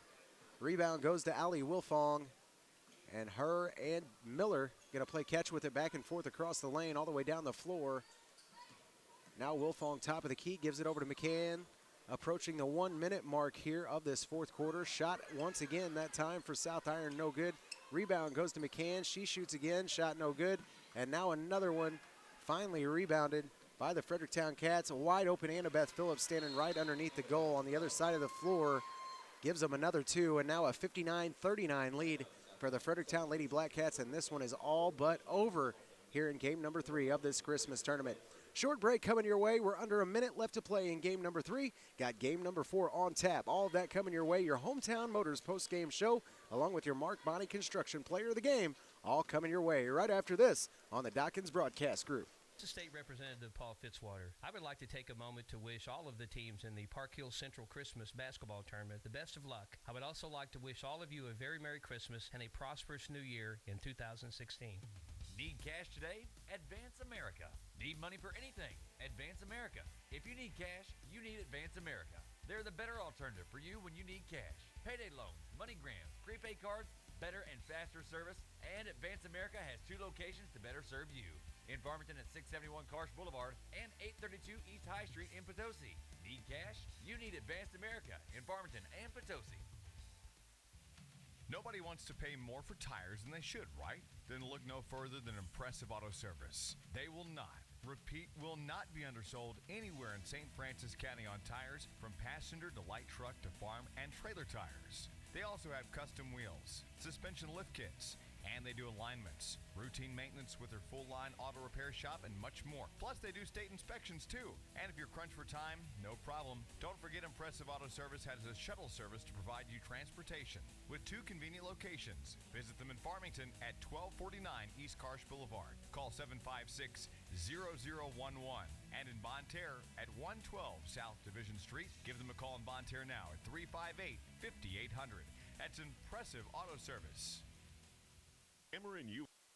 And welcome back to coverage of the 60th annual Bob Sechrest Jr. Christmas Tournament here from Park Hills. Only 8 seconds remaining here in game number 3. This one well in hand for the Fredericktown Lady Black Cats. 59-44 our score right now. And what a game we've seen from both Raylan Dodd and Callista Francis, the 2 big ladies down there underneath the goal for Fredericktown, performing very well here in game number 3. A big win here for the Fredericktown Lady Cats. Now under 5 seconds left to play, and another kick down low for the Fredericktown Cats. Shot no good, but it doesn't matter because they win 59-44, a 15-point win for the Fredericktown Lady Cats, a team that only was leading by 5 points at halftime, was able to come out in the second half. They laid the foot on the throttle and never took it off. The Fredericktown Lady Black Cats, your winners in game number 3 of the 60th annual Bob Sechrest Jr. Christmas Tournament right here from Park Hills, the TJ Foulon Fieldhouse. Keep it tuned right here. We're going to recap your game number 3, the Fredericktown Lady Cats and the South Iron Lady Panthers, your Hometown Motors post-game show, and Mark Bonney, Construction Player of the Game, all coming your way very shortly right here on the Dawkins Broadcast Group, Froggy 96, 107.1 The Zone, and KDKZ18.com, where you can catch the action as it happens. Ameren UE Tomsock plant in Annapolis is proud to be a part of the Park Hills Central Tournament and wishes all teams the best of luck. It takes hard work and team spirit to make it to this historic tournament. Best of luck in all of your athletic endeavors from everyone at Ameren UE Tomsock in Annapolis. Attention truckers, if you're an owner-operator and looking for a great company to lease to, All-Star Trucking in Fredericktown is looking for you. They have work scheduled now and operate in all 48 states. All-Star Trucking is family-owned and operated and a dependable company to lease onto. So if you're an owner-operator and want to lease onto a great company, call Becky at All-Star Trucking in Fredericktown at 783-6719. That's 783-6719. Remember, home for the holidays, December 5th, 6 p.m. to 8 p.m. All-Star Trucking would like to take this time to wish everyone a safe and happy holiday season. And welcome back to coverage of the 60th annual Bob Sechrest Jr. Christmas Tournament. Game number 3 in the books right now. The final score in that one, a big score for the Fredericktown Lady Black Cats. They were able to win over the South Iron Panthers here in game number 3 of the Park Hills Christmas Tournament. Scoring win as such here on your Hometown Motors postgame show for the South Iron Lady Panthers. The number 1 of Darren Miller ends the game with 8 points, was 2 of 2 from the free throw line. Carly Hewer ends the game with 9 points, was 1 of 2 from the free throw line with 3 personal fouls. The number 14 of Allie Wolfong, the sniper out there, had 9 huge points in the first half, was unable to score at all in the second half, ends the game with 9 points, no free throws, and only 1 personal foul. The number 15 of Ashley McCann, she ends the game with 5 points, no free throws, and 3 personal fouls. The 24 of Bailey Sutton ends the game with 5 points, no free throws, and no personal fouls. The 32 of Paige Grigory ends the game with 3 points, no free throws, and no personal fouls. And the number 35 of Olivia Barnes is going to round out your scoring for the South Iron Lady Panthers. She ends the game with 2 points, no free throws, and no personal fouls. Your winning team, the Fredericktown Lady Black Cats, scoring win as such for them. The number 3 of Annabeth Phillips ends the game with 8 points. She had no free throws and 2 personal fouls. The number 5 of Paige Gotze ends the game with 2 points, no free throws, and no personal fouls. The number 12 of Raylan Dodd ends the game with 20 points, was 2 of 3 from the line and 2 personal fouls on Raylan. The number 14 of Rachel Hamilton ends the game with 3 points, was 0 for 2 from the free throw line with no personal fouls. The 20 of Kirsten Hanner She ends the game with 3 points, had no free throws, and no personal fouls. The number 32 of Brooklyn Hudson ends the game with 3 points, had no free throws and 1 personal foul. And your Mark Bonney Construction player of the game, the number 42 of Callista Francis. She ends the game with 18 total points, 20 plus rebounds, was 0 for 1 from the free throw line, and only 2 personal fouls for the girl playing the post position underneath the goal. And a lot of beating and banging went on during that game. Impressive day for Callista Francis. 18 total points for her and only 2 personal fouls here in game number 3, where we see the Fredericktown Lady Black Cats top the South Iron Lady Panthers. That's been your post-game show here on the Dawkins Broadcast Group for game number 3, your Hometown Motors post-game show, and Mark Bonney Construction player of the game goes to Callista Francis. Right now on tap, we have your 4th and final girls basketball game here of day number 1 in the Christmas tournament. It features the Potosi Lady Trojans, coached by one of my good friends, Miss Brooke, and also the DeSoto Dragons, the DeSoto Lady Dragons and the Potosi Lady Trojans. All that coming your way. Game number 4 of the 60th annual Bob Sechrest Jr. Christmas Tournament coming your way very shortly right here on the Dawkins Broadcast Group. Froggy 96, 107.1 The Zone, and KDKZ18.com, where you can catch the action as it happens. All coming your way after this. Your Walmart Supercenter in Fredericktown is proud of all of the area high school athletes. Sports is a very important part of any school, and their athletes demonstrate that team spirit is first and foremost. Do your best in school and on the field, and always practice sportsmanship. This community-minded message was presented by your Walmart Supercenter in Fredericktown. Save money, live better. Walmart Supercenter in Fredericktown. Your Walmart Supercenter of Fredericktown would like to take this time to wish everyone a happy holiday season. For 4 years, Jade Home Care Services in Bellevue has been providing the utmost professional, loving care to their clients. Jade Home Care Services provides in-home services for the elderly and disabled with services like personal care, advanced care, homemaker chore, respite care, and authorized nurse visits. Jade Home Care is located at 2370 Highway 21 in Bellevue. Visit them soon for a tour or call them at 697-1190 for more information. That's Jade Home Care Service in Bellevue. Jade Home Care Services in Bellevue would like to take this time to wish everyone a merry and safe Christmas. This month at Hood's, take advantage of our holiday waypoint specials. New Sun Heat infrared heaters were $129.99, now only $69.99.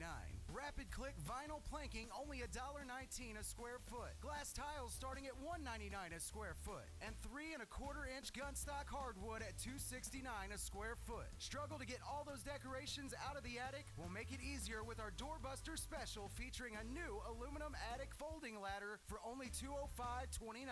And now on special are 400 and 500 as well as 600 and 700 series sink bases that you get for free. That's right, for free with a purchase of 12 or more cabinets. That's Hood's Discount Home Center located in Farmington and Festus. Come by and check out what the Fat Man was able to fit down the chimney, and remember, it's all good at Hood's.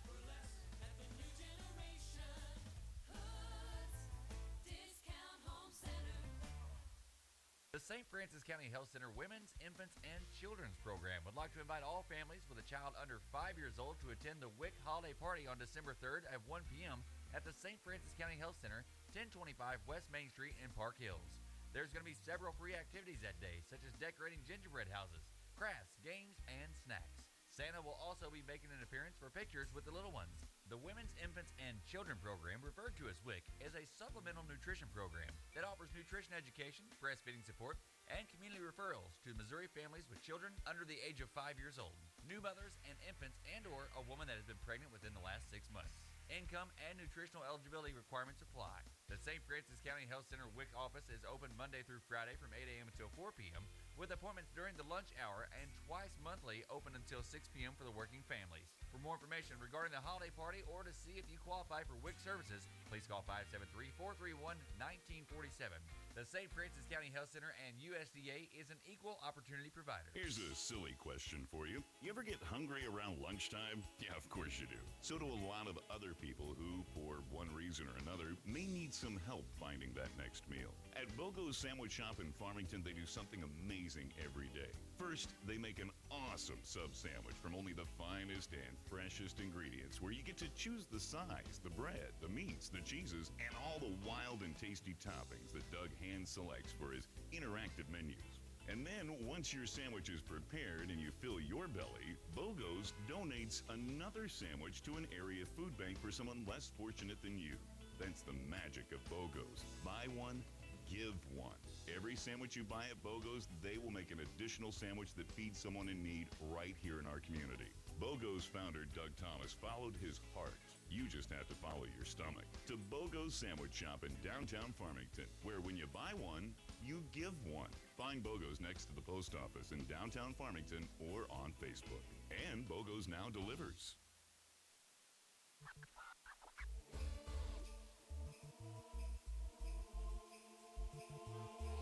The museum annex is rapidly approaching completion. Please consider the annex as our Christmas gift to the Mineral area. It will be loaded with more displays, new artifacts, and challenging interactive exhibits. We promise it will be fun and educational to all. So as we celebrate the holidays, the staff and volunteers at the Space Museum wish you a merry and joyful Christmas and a happy and profitable New Year.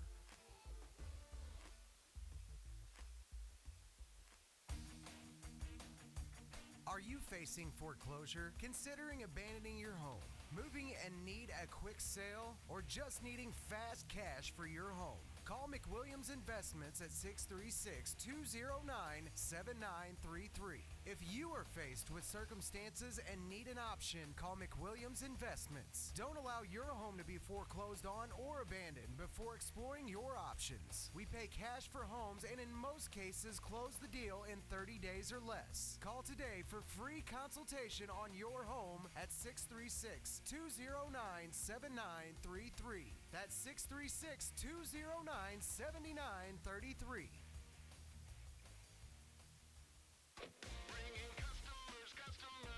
Signs, etc. Bringing customers. Hi, this is Kevin Harrington with Signs Etc. in our all-new location on Karsh Boulevard at the junction of Highway 32 and 00 in Farmington. A new location means better service and more products for our customers. What it doesn't mean is higher prices. Signs Etc. has been serving the Southeast Missouri area for over 23 years with the same great service, the same competitive prices, and the same family-owned and operated values. And we're looking forward to sending our customers for years to come. Stop in and see our new facility and see how Signs Etc. continues to bring our customers. Still the same phone number at 756-9000, the same website at signsetconline.com, but a brand new location at 1101 Karsh Boulevard at the junction of Highway 32 and 00 in Farmington. Signs, etc. Signs, etc. Legendary Cuts Barber and Styling Shop down from the courthouse in downtown Potosi is the place to get the latest cuts or styles for the entire family. Legendary Cuts Barber and Styling Shop is a Christian-based owned shop. Brother Don and his daughter Stephanie have been providing quality cuts and styles for years, and now you can even tan in their location as well. Go where the most famous people go. Legendary Cuts Barber and Styling Shop right down from the courthouse in downtown Potosi. It's the holiday season, time for community, friends, and family. The professionals at Torres Sanitation LLC in Fredericktown want to thank all of their customers for a great year and look forward to continuing serving their friends, living and working right here in the community. When you need residential, commercial, garbage collection, or roll-off service, call Torres Sanitation of Fredericktown, 783-7809. Enjoy your holiday season with your family and have a happy new year to all of our customers at Torres Sanitation.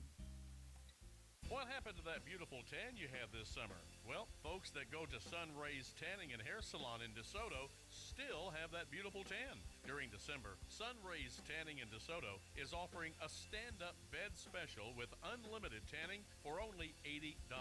Super 40-month unlimited tanning for only $65, and facial bed 2 and 3 with 20 tans only $60. And extreme beds, bed 5 and 6 with 20 tans only $50.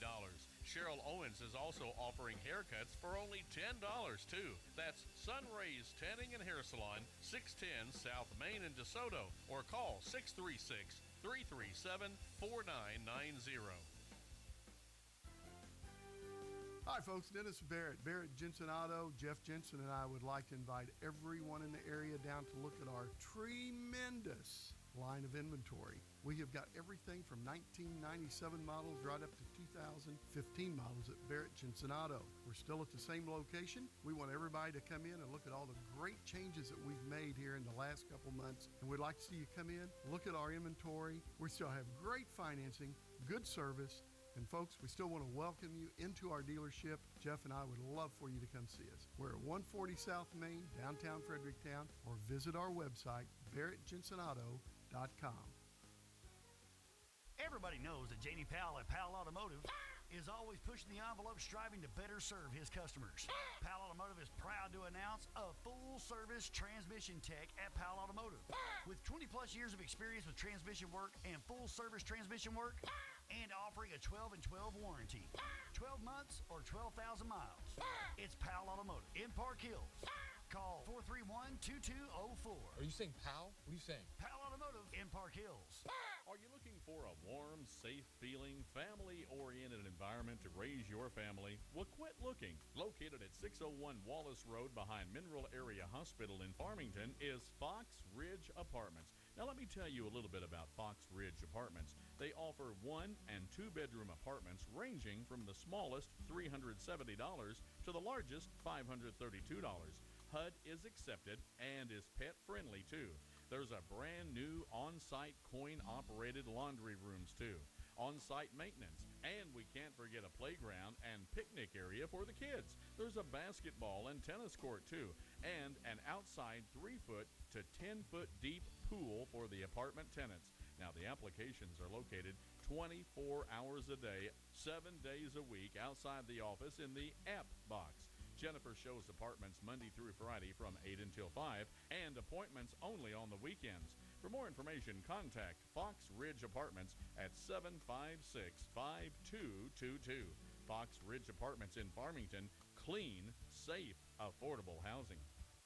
Ronnie Gibbs with American Family Insurance has been your local insurance agent for 15 years in the Arcadia Valley area. People trust Ronnie. He works hard, providing the best coverage at the best prices. After all, that's what you want from your local American Family Insurance agent, right? Ronnie Gibbs Insurance has expanded into the Madison County area. That's right, folks. 2 convenient locations. Visit 110 South Mary Street in Pilot Knob or call 546-7101. You can also visit 705 West Main Street in Fredericktown or call 783-5544 for a no-cost, no-obligation checkup. Look them up online at RonnieGibbsAgency.com or like them on Facebook. That's Ronnie Gibbs Insurance, now serving the Iron and Madison County areas. Fifth wheels, and more fifth wheels. Hi, it's Mindy with Hometown Motors and Trailer Sales.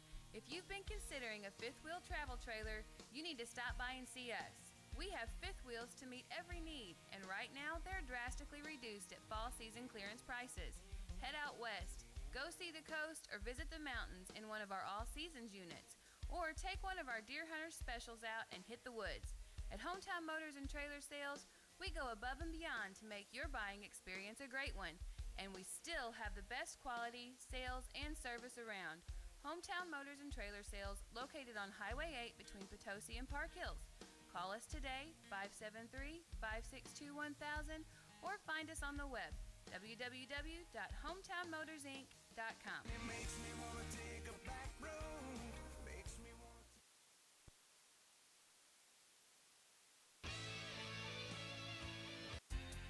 The Arcadia Valley School District has had a great start to this school year. Athletically, academically, the Arcadia Valley School District would like to thank you and say how proud they are for their school and their students this year. Good luck, Arcadia Valley Tigers, in this year's Christmas tournament in Park Hills.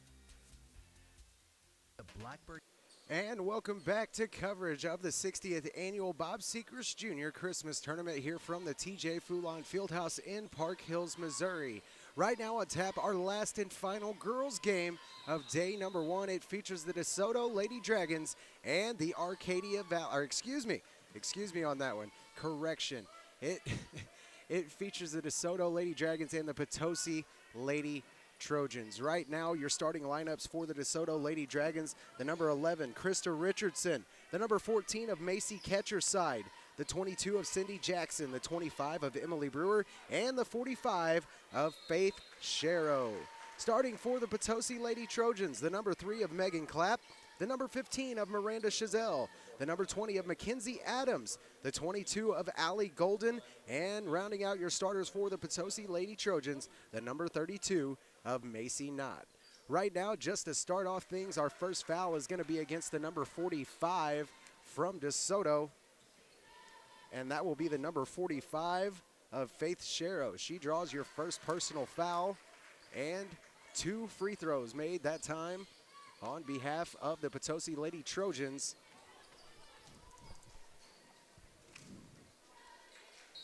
Two to nothing right now. Potosi leads over the DeSoto Lady Dragons. The number 3 of Megan Clapp right now, the only 2 points in the ball game after the 2 free throws. She's 2 of 2 from the line. Potosi right now with a 2-0 lead. Other side of the floor we go right now. Potosi Lady Trojans get the ball back, and a pass down to the middle of the lane, now down to the post, and that shot going to be no good. Off the back of the rim, and back into the hands of the number 22 that time from Potosi, Allie Golden. Big 3-point shot that time from the Potosi Lady Trojans, and now a 5-0 lead.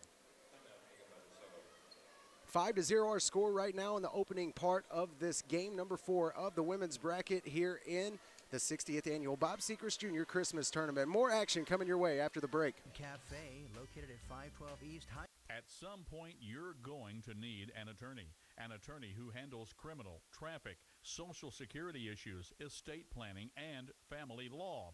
Call Catherine Hardy, attorney at law in Farmington. Catherine Hardy, attorney at law, will represent your interest and fight for what's right. You're in good hands when you're represented by Catherine Hardy, attorney at law in Farmington. For criminal, traffic, social security, estate planning, and family law, contact Catherine Hardy, attorney at law, 756-7039, 756-7039, located at 312 Washington Street in Farmington. Free consultation on the phone or walk-ins are welcome. Remember, hiring an attorney should not be based solely on advertisement.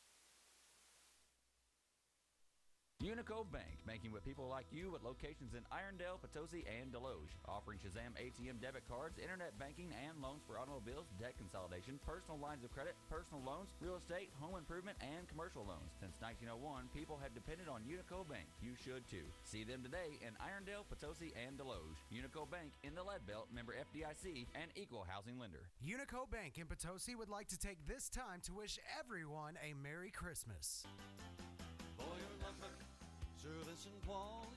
And Boyer Lumber Company in Potosi. They have the same big names, same big brands, and same low prices as the big boys. That's right, same low prices, all here and without the cost of gas to get to the big boys. So shop your hometown store, Boyer Lumber Company in Potosi, or call them at 438-5461. Your Black River Electric Cooperative is a member-based co-op, so you as a customer of Black River Electric are important to our future. May this holiday season find you well, full of good cheer and happiness for everyone. Happy holidays, everyone, from Black River Electric Cooperative, your touchstone energy partner. And welcome back to coverage of the 60th Annual Bob Sechrest Jr. Christmas Tournament. Right now, a 5-point lead for the Potosi Lady Trojans, and another turnover here from Potosi is going to give DeSoto the ball back. Right now, 5-0 our score in game number 4 of this Christmas tournament. Down the floor we go now with the 11 of Krista Richardson from DeSoto. She's got to pass it off to the 22 of Cindy Jackson. Jackson now back up top to face Cheryl. She's going to drive right-hand side, puts one off the backboard, and no good. Rebound that time, going to go back to Krista Richardson. And the shot after that time is going to be no good, but the foul this time is going to be on the number 20 from Potosi of Mackenzie Adams. And that will be Mackenzie Adams' first personal and team foul number 2 here on Potosi. At the line right now is the number 11 of Krista Richardson, who connects on her first free throw, the first point scored here for the DeSoto Lady Dragons. She's now 1 for 1 from the line. 6:01 left to play here in the first quarter. Second free throw from Krista Richardson going to fall as well. Now 2 for 2 from the line, and the first 2 points for the DeSoto Lady Dragons. And now a 5-2 game, only a 3-point deficit here for DeSoto. Past that time from the 3 of Megan Clapp, almost picked off by DeSoto. Somehow finds the hands of the number 20 that time from Potosi, Mackenzie Adams. Then right back to Allie Golden, who connects once again for the Potosi Lady Trojans. Now 2 points on the night for Allie Golden, 7-2. Our score here, the Potosi Lady Trojans on top of the DeSoto Dragons early on in this game number 4, of the Christmas tournament. Turnover this time from the DeSoto Lady Dragons. Will give it back to the Trojans. And down the floor we come now with Megan Clapp over right-hand side to Mackenzie Adams. And Mackenzie Adams going to fire one deep from the right-hand side. That one off the front of the rim and no good. Rebound that time, going to go to the 25 of Emily Brewer. Brewer gives it off to Faith Sherrill, and she's going to bring it down for the Dragons. Left-hand side off the backboard, shot no good. Rebound goes right into the number 14 from DeSoto, Macy Ketcherside's hands, and she's going to be fouled. Foul upcoming here on Potosi will be on the 22 of Allie Golden. That'll be Allie's first personal and team foul number 3 in this Potosi versus DeSoto game. Inbound pass this time, going to go into the 14 of Macy Ketcherside, and she couldn't keep herself from falling backwards. A traveling violation there will give the ball back to the Potosi Lady Trojans. Clapp going to bring the ball down here for the Trojans, left-hand side. Nothing doing there, has to go back up top of the key. Allie Golden looked at a long three-point shot that time, passed it up. Now back out to Clapp, and down low we go. Down low to the 32 that time of Macy Knott, who just gets one in and out that time, couldn't get it to fall. And the ball going to pop back out and go into the hands of the 11, Krista Richardson from DeSoto. Down the floor we go now with the Lady Dragons, and a drive down the middle of the lane. Gonna fall. A blocking foul here upcoming on the Potosi Trojans. What a drive that time from the DeSoto Dragon, Krista Richardson. Right down the middle of the lane, gets the blocking foul and the 2. Now a chance for the 3-point play. At the line right now, Krista Richardson is 2 for 2 so far on the day from the free throw line. Foul that time is going to be on the number 35 from Potosi of Jenna Haynes. Free throw is going to be made by Krista Richardson, so she completes the 3-point play. She's now got all 5 points for the DeSoto Lady Dragons as they trail by 2 to the Potosi Trojans, 7-5. Shot that time for the Potosi Lady Trojans off the front of the rim and no good. Rebound goes to DeSoto. And now back on the attack we go with the Lady Dragons. Faith Sherrill now left-hand side, thought about the shot, passed it up, now kicks it out to Richardson. Richardson underneath the goal, gets it. What a shot underneath the goal that time. Actually, Macy Ketcherside was the recipient of those points. Now 2 points for Macy Ketcherside and a 7-7 ball game. DeSoto's right back in it. They've tied it right back up. In the game right now for the Potosi Lady Trojans, just checking in, is the number 15 of Miranda Chazelle, who had checked out for just a brief second.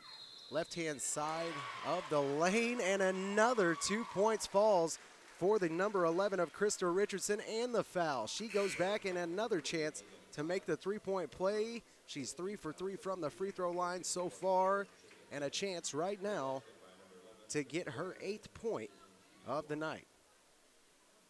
3:41 left to play in the first quarter. 7-9 our score. DeSoto Lady Dragons just took the lead, and Richardson's 3-point play, no good. She just misses her first free throw of the night. Now 3 for 4 from the line with 7 out of the 9 that DeSoto has. Other side of the floor we go now with Potosi. Megan Clapp, top of the key, gives it off now to Allie Golden. Golden now skip pass over the left-hand side of the wing, and then back to Megan Clapp. Clapp now feeds it down low and up towards the goal. Goes to number 15 that time, and she's brought down extremely hard. Miranda Chazelle that time went up on the right-hand side of the goal Shot doesn't fall, but she will go to the free throw line to shoot 2. This will be Miranda's first time at the free throw line here today. First free throw is up and good.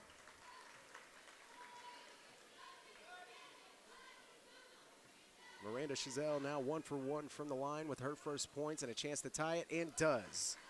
Miranda Chazelle 2 for 2 from the line brings this back to a 9-9 game with just 3 minutes left to play in the first quarter.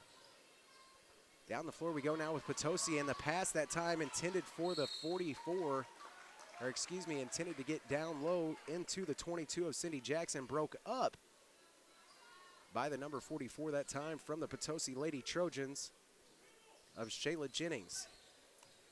Ball stays with DeSoto, and Richardson going to bring it down for them. Lets the offense get set up. Now gives it off to Shero, who drives on the right-hand side of the lane, and she's going to pick up the charge foul that time.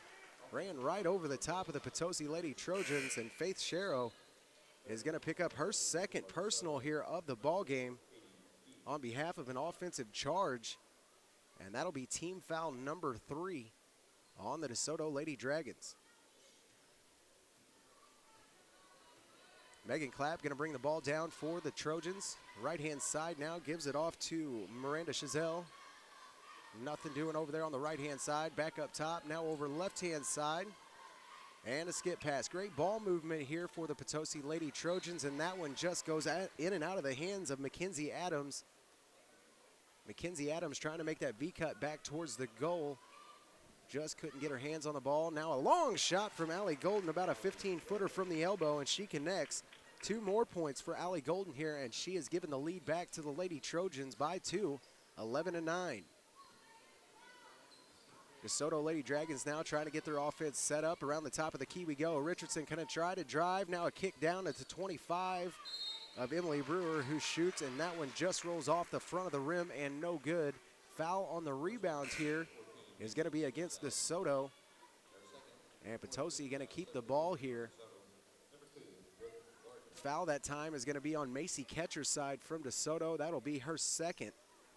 And team foul number 4 for the DeSoto Lady Dragons. Other side of the floor with Potosi we go. They tried to feed it down low to Allie Golden, and that's going to be picked off.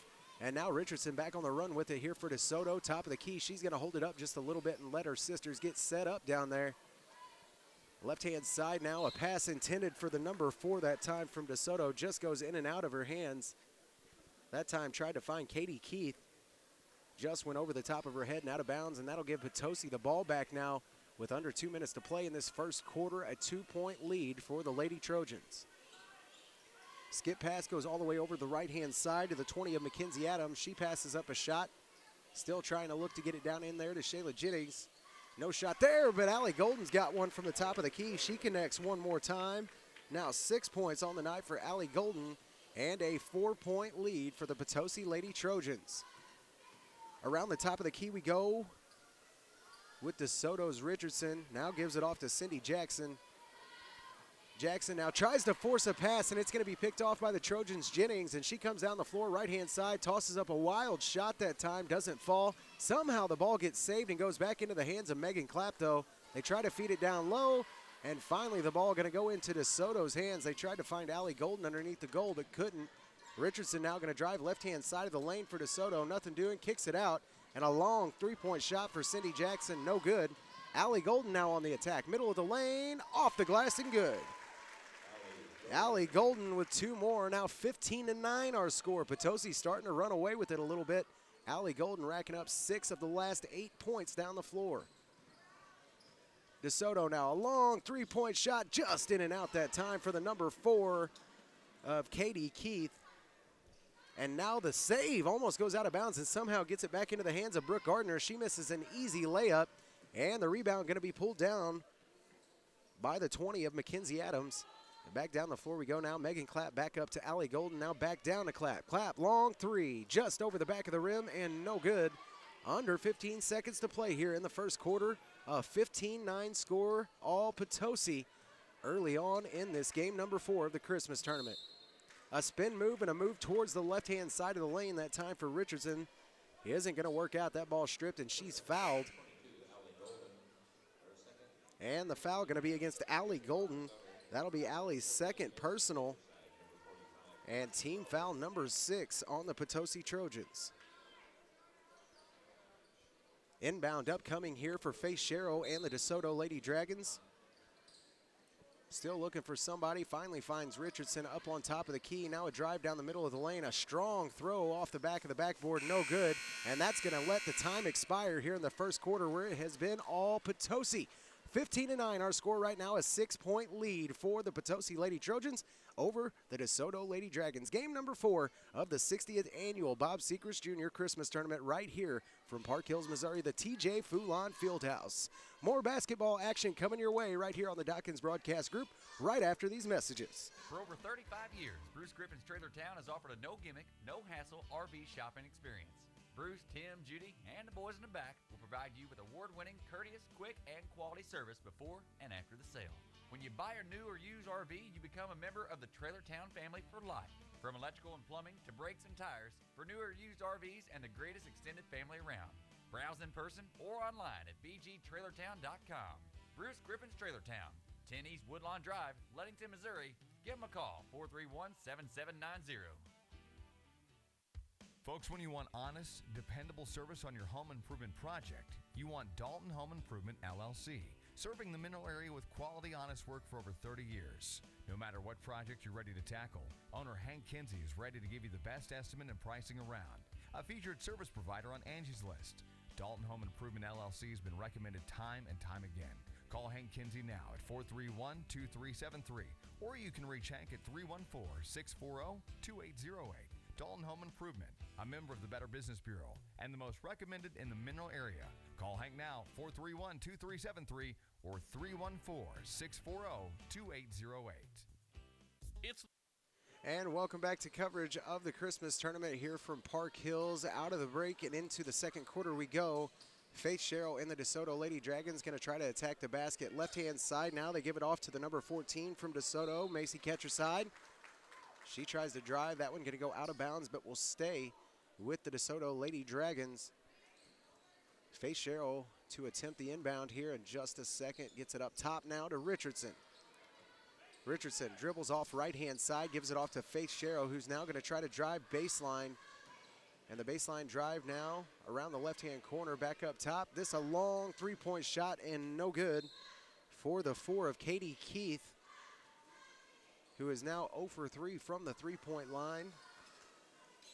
Ball goes back to the Potosi Lady Trojans, and on the attack, we see Megan Clapp and the 20 of Mackenzie Adams come down the floor. A quick pass underneath. That one goes to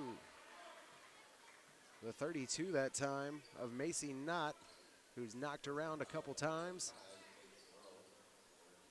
It's actually the number 35, that time, of Jenna Haynes.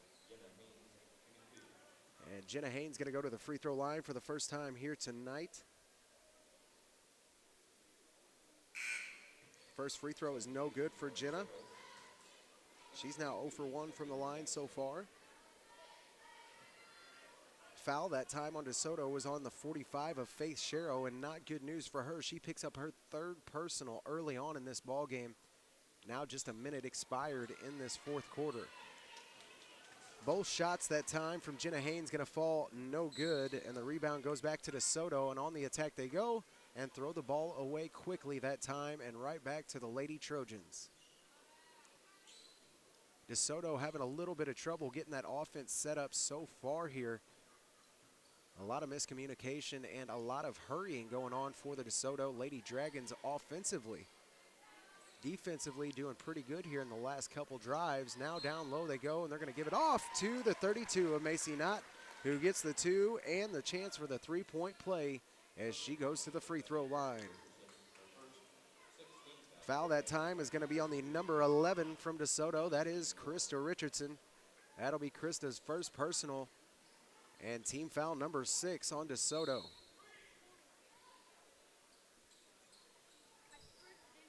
Off the free throw, no good that time for Macy Knott. She's now 0 for 1 from the line. Ball's going to stay with DeSoto after rolling out of bounds.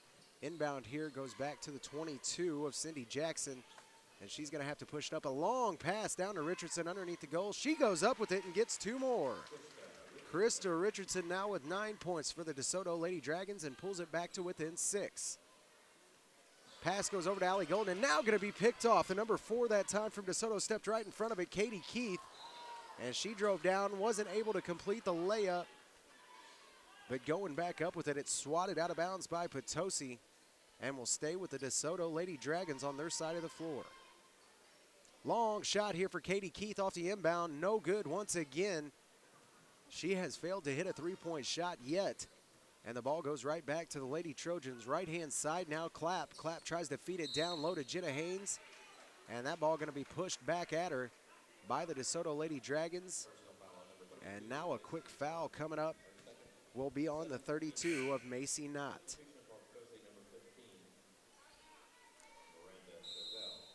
Macy Knott going to pick up her second personal and team foul number 7 on the Potosi Lady Trojans. A timeout called by the Potosi Lady Trojans head coach. 5:59 left to play here in the first half. Our score 17-11, a 6-point lead right now for the Potosi Lady Trojans. More high school basketball action coming your way right after the break here on the Dawkins Broadcast Group.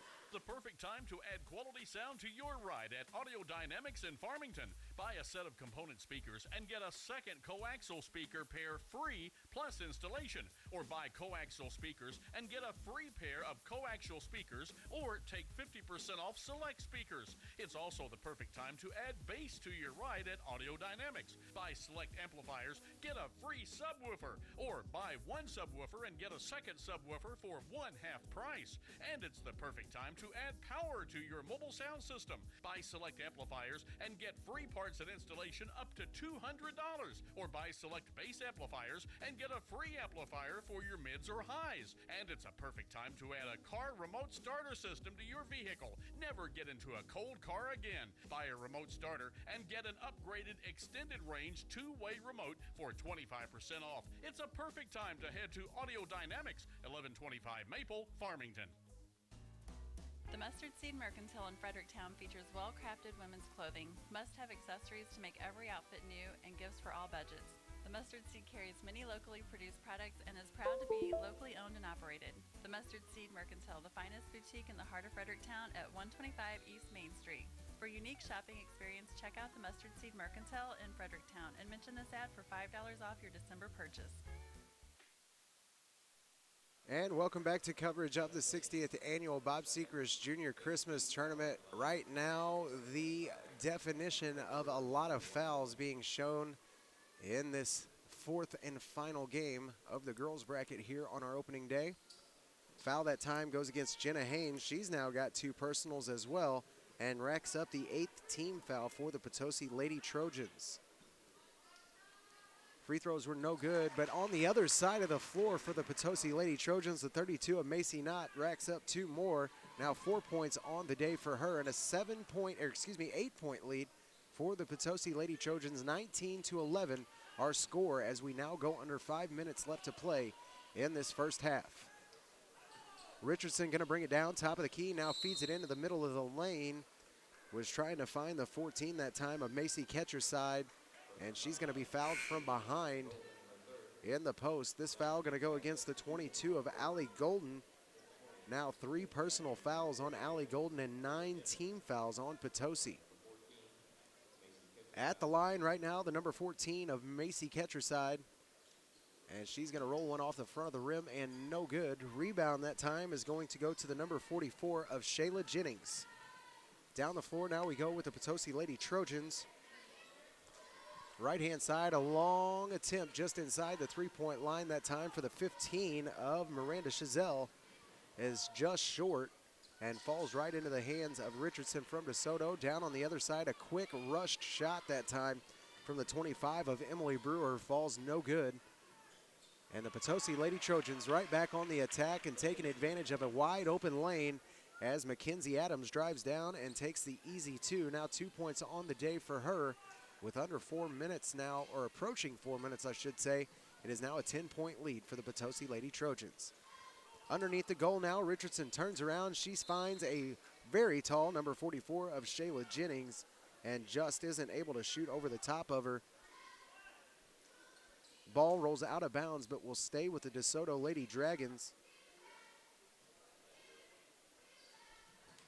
Now under 4 minutes left to play here in this fourth and final girls game.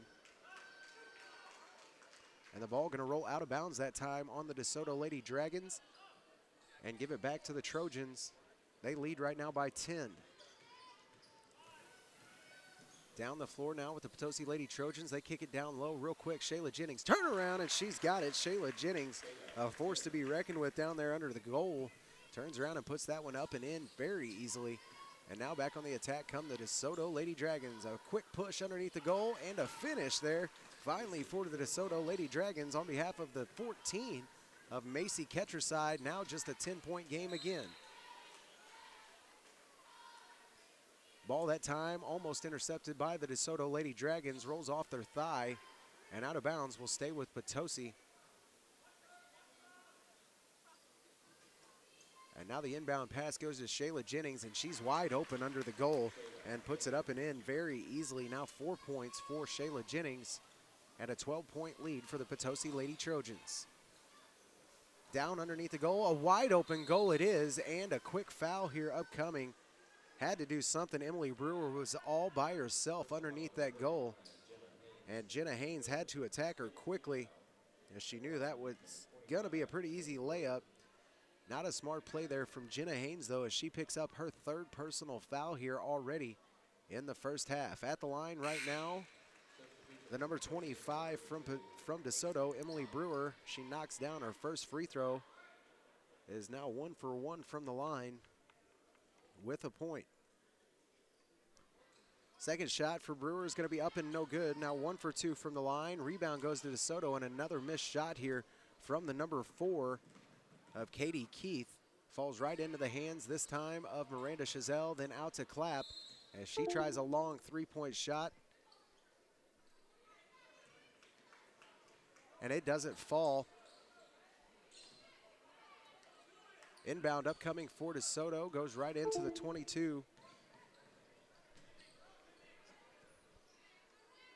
Down low on the baseline now for the DeSoto Lady Dragons. Down into the corner and nothing to do with it. Just has to kick it back out to Richardson. Now down into the corner and another long shot. This time falls. Finally, Katie Keith gets one to go. And 3 points now for her has brought this back to just a 9-point game. Miranda Chazelle over on the Potosi side has to kick it back up top to Clapp. Now a skip pass over to Mackenzie Adams, and then down low they find Macy Knott. Turnaround that time for Knott. Doesn't fall, but the rebound goes right into Megan Clapp's hands. Then on the shot, Jenna Haynes gets a rebound. Jenna Haynes that time tries to go back up with it. No foul called on Jenna, although the jump ball is going to give it back to Potosi. 2:18 left to play in the first half, 25-16 our score here. All Potosi in this first half so far. Traveling violation there on Jenna Haynes is going to give it back to DeSoto. 2:17 left to play in the first half of our final game in this girls bracket. Back down the floor with DeSoto. Richardson stands on top of the key, then gives it over to the 4 of Katie Keith. Keith tries to get a post pass down into the 25 and is broken up by Macy Knott. Emily Brewer looked like maybe she had a chance there for an easy post play, but good play that time from Knott to knock it loose. And Potosi going to get it back here. Inbound from Mackenzie Adams goes right to the 15 of Miranda Chazelle. Then down onto the baseline. Pass that time intended for Macy Knott goes right in and out of her hands and out of bounds. And DeSoto going to get the ball back. 1:58 left to play here in the first half. 25-16 our score. Left-hand side of the floor, DeSoto trying to push the ball down and do. Then a forced pass that time was looking for the 14 of Macy Ketcherside. Ball swatted away that time by Mackenzie Adams.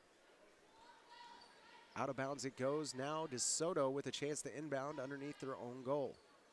They do. Ball goes into the 14 that time of Ketcherside, and a bad pass from her is going to be picked back off by Miranda Chazelle as we approach this 1 minute mark. Now down low on the other side of the floor, a good pass that time from Chazelle into Shayla Jennings. And the turnaround that time, she is fouled before the shot. Now entering bonus are the Potosi Lady Trojans, so to the free throw line they will go. And Shayla Jennings, with her first time at the free throw stripe, is going to make her first. Now 1 for 1 from the line is Shayla Jennings with 5 points. 26-16, a 10-point lead for the Lady Trojans. Second free throw from Jennings is going to be up and good as well. Now 2 for 2 from the line with 6 total points is Shayla Jennings. Richardson going to try to push the ball down the floor through that full court press and going to be picked off by Macy Knott. Now Knott pushing towards the right-hand side of the lane and is going to be fouled on the ground that time. Macy Knott, after the steal, pushed it down quickly on the right-hand side of the lane. Thought she had a wide-open layup and was fouled right there before it by the 25 of Emily Brewer. Brewer going to pick up her second personal and team foul number 8 on the DeSoto Lady Dragons. At the line right now, Macy Knott made her first. Is now 1 for 2 from the line with 5. Second free throw is going to be up and good as well. Now 2 of 3. Macy Knott now with 6 points total in this basketball game. Inbound goes to DeSoto's number 22, Cindy Jackson. Now back up top to Richardson, top of the key. 1:11 left to play here in the first half of this fourth and final game of the girls bracket. And a turnover here on the DeSoto Lady Dragons is going to give Potosi back the ball.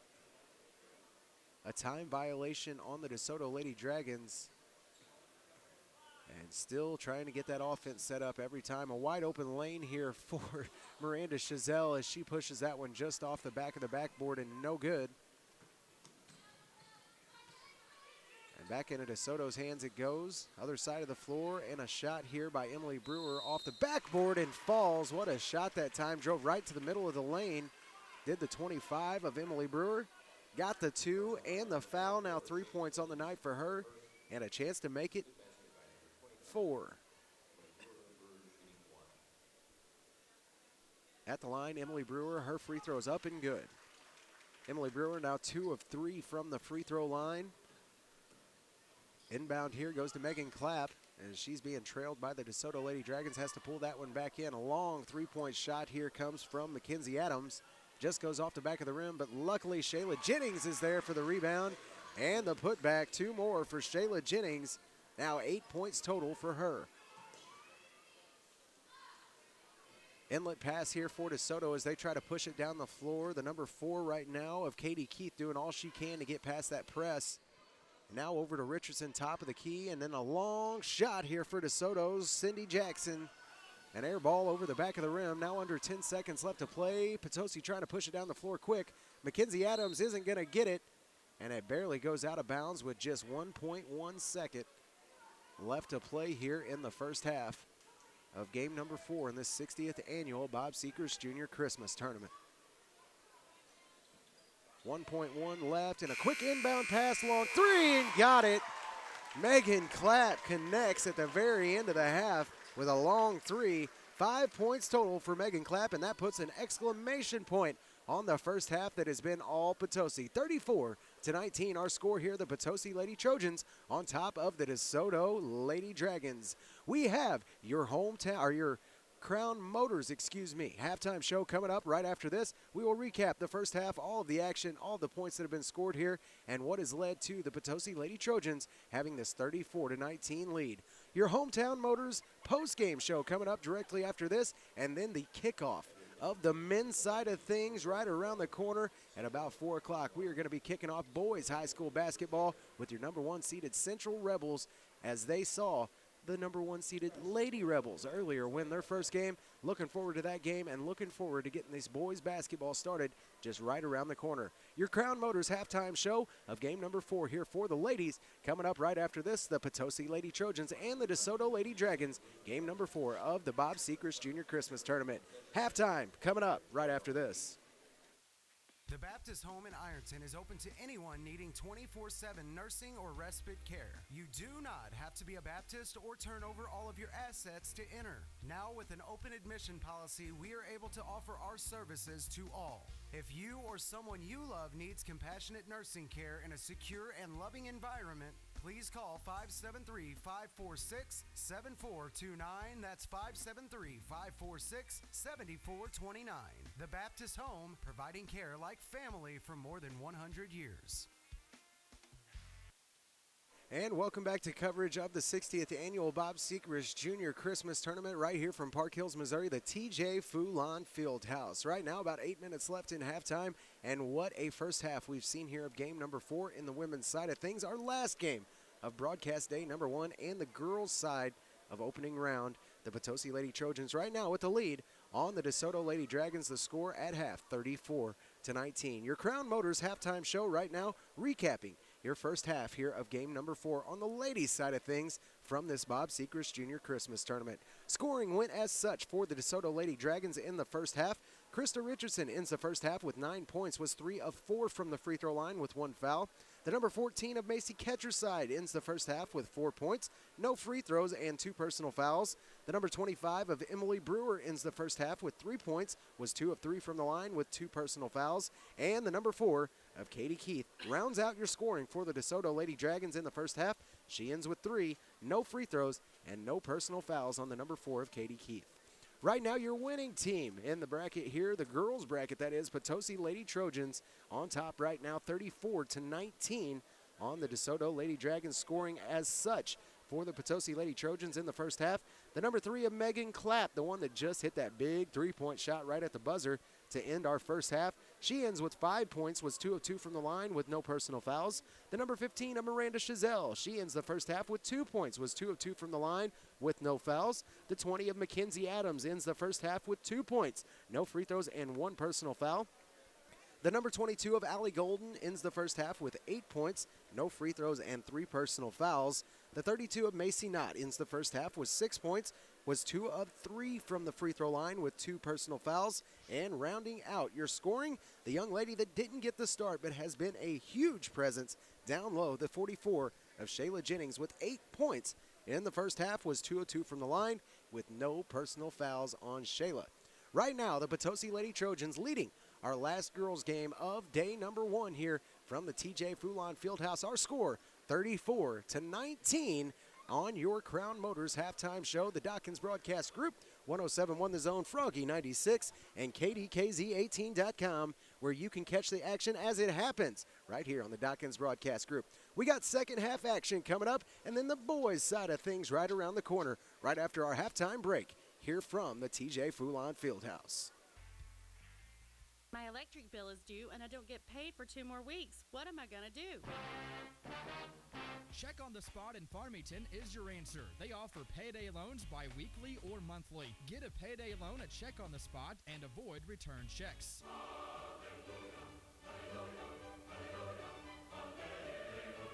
Check on the Spot at 760-1770 or visit them at 16 South Jackson Street in Farmington. Spring has finally arrived, and Ward's Farm Center in Fredericktown is ready. Stop in today and pick up all the supplies you're ever going to need for those lawn and garden projects.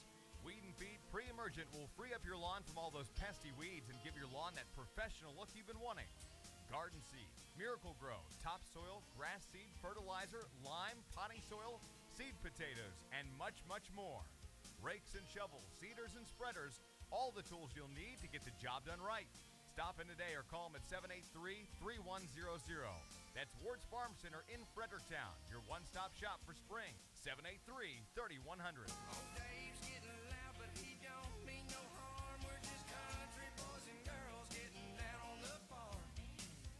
It's the year-end clearance event at Crown Motors, Highway 67, just north of Farmington at the Fairgrounds exit. All 2015s must go. Crown Motors and Chrysler is offering the best rebates of the year. 2015 Jeep Cherokee, $3,000 rebate. 2015 Chrysler 200, $5,000 rebates. 2015 Dodge Darts, up to $3,000 rebates. Year-end clearance event on all pre-owned cars, trucks, minivans, SUVs, and even motorcycles. Starting at just $59.95. Run, don't walk to Crown Motors, Highway 67, just north of Farmington at the Fairgrounds exit. At the law offices of Williams & Sechrest, they provide every client with commitment and experience along with care and concern. The law offices of Williams & Sechrest has over 40 years combined experience in civil litigation, bankruptcy, estate planning, personal injury, criminal defense, and family law. They strive to be readily available to their clients and to have competent staff to assist you with your case. They will discuss your case with you in an honest and straightforward way so you can make the decisions that are best for you. So if you are in need of a trustworthy and dedicated attorney, contact the law offices of Williams & Sechrest at 431-5592. That's 431-5592. Or stop by 105 Science Street in Park Hills by the Central High School. The choice of attorney is an important one and should not be based solely upon advertisement.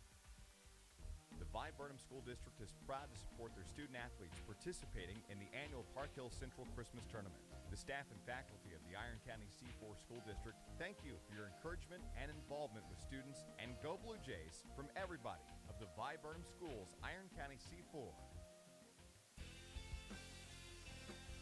About this time of year, old Gene Finch at Gene's Towing and Recovery in Patterson gets real sentimental. The man just can't get enough of the holidays, so this time of the year, Gene Finch wants to remind all of you out there that he appreciates your patronage and business and wishes you and your family the happiest of holidays. Say howdy ho to Gene Finch next time you see him, and best wishes from Gene and his family at Gene's Towing and Recovery in Patterson. Call 856-4536. That's 856-4536. They don't charge an arm and a leg, they just want your tow.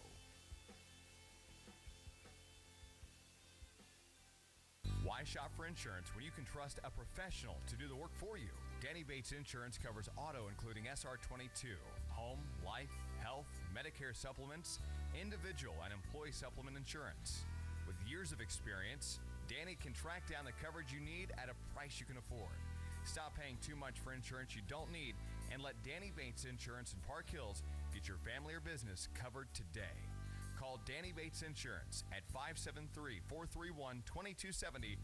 The oldest tournament west of the Mississippi River is here, the 89th annual Arcadia Valley Thanksgiving Tournament. Azinomoto Windsor Foods is proud to wish all area high schools the best of luck in this year's prestigious tournament. Great high school basketball talent will be on the court this year, and you're invited to be a part of the excitement. Join everyone at Azinomoto Windsor Foods in supporting these hard-working students during this year's Arcadia Valley Thanksgiving Tournament.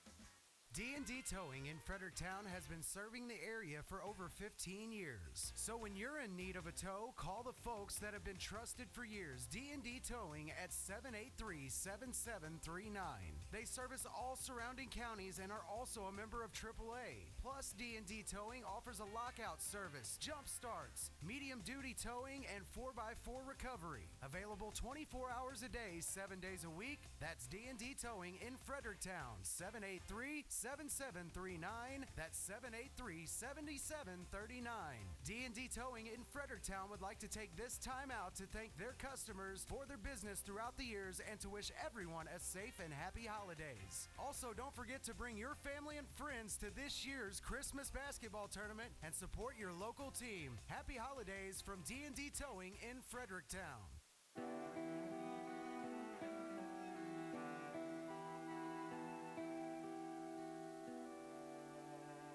Marlar Music Center, located in downtown Park Hills, has been proudly serving the Parkland since 1951. Open Monday through Saturday, Marlar Music Center is a full-service music store that offers lessons on a wide variety of instruments to players of any skill level. It has a certified repair technician for band instruments and electronics, as well as a PA and installation specialist. Here at Marlar Music Center, we provide timely service you won't get from outside dealers. Marlar Music Center offers a band rental program to our local schools, and when it comes to guitars, amps, and drums, we match online prices. So come on in to Marlar Music Center in downtown Park Hills today and find out why we have been the Parkland's music authority for over 60 years.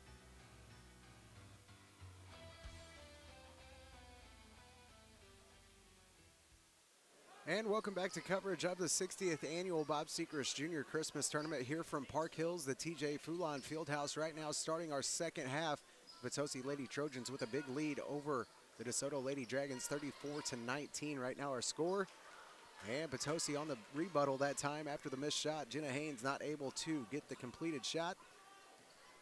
And it falls right back into the hands of the DeSoto Lady Dragons. Back down the floor we come with them.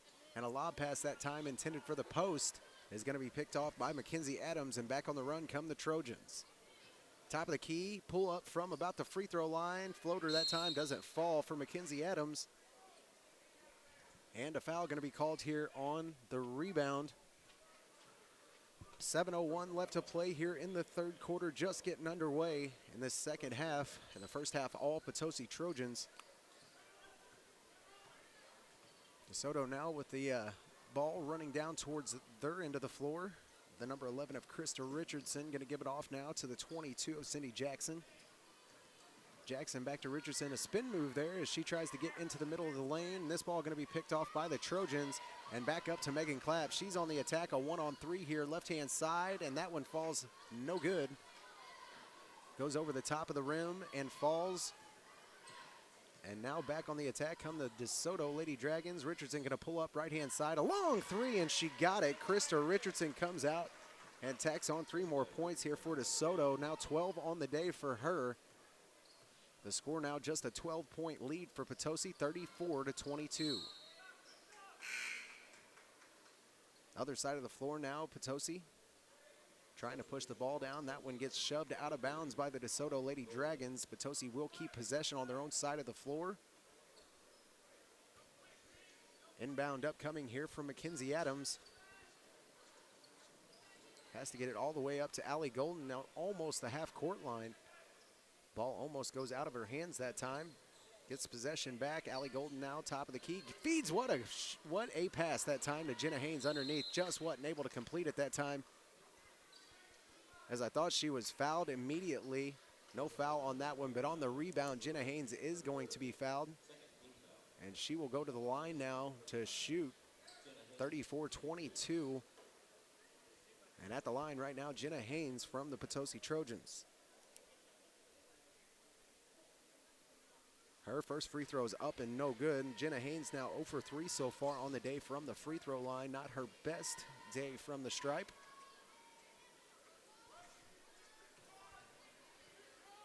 Free throw number 2 now on its way from Jenna Haynes, and that one's going to fall no good as well. Now 0 for 4 on the night from the stripe is Jenna Haynes.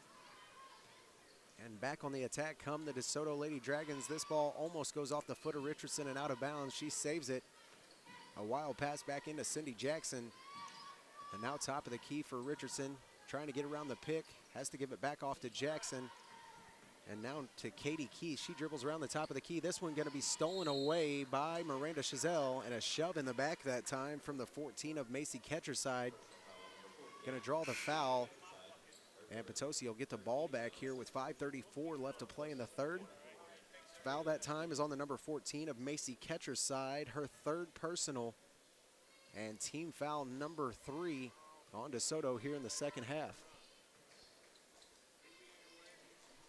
5:26 left to play in the third quarter, 34-22, a 12-point lead for Potosi. And Shayla Jennings going to pick up a foul here, the pass down into the post, and she gave a big shove to the back there on the 25 of Emily Brewer. Called for the foul there on the shove in the back.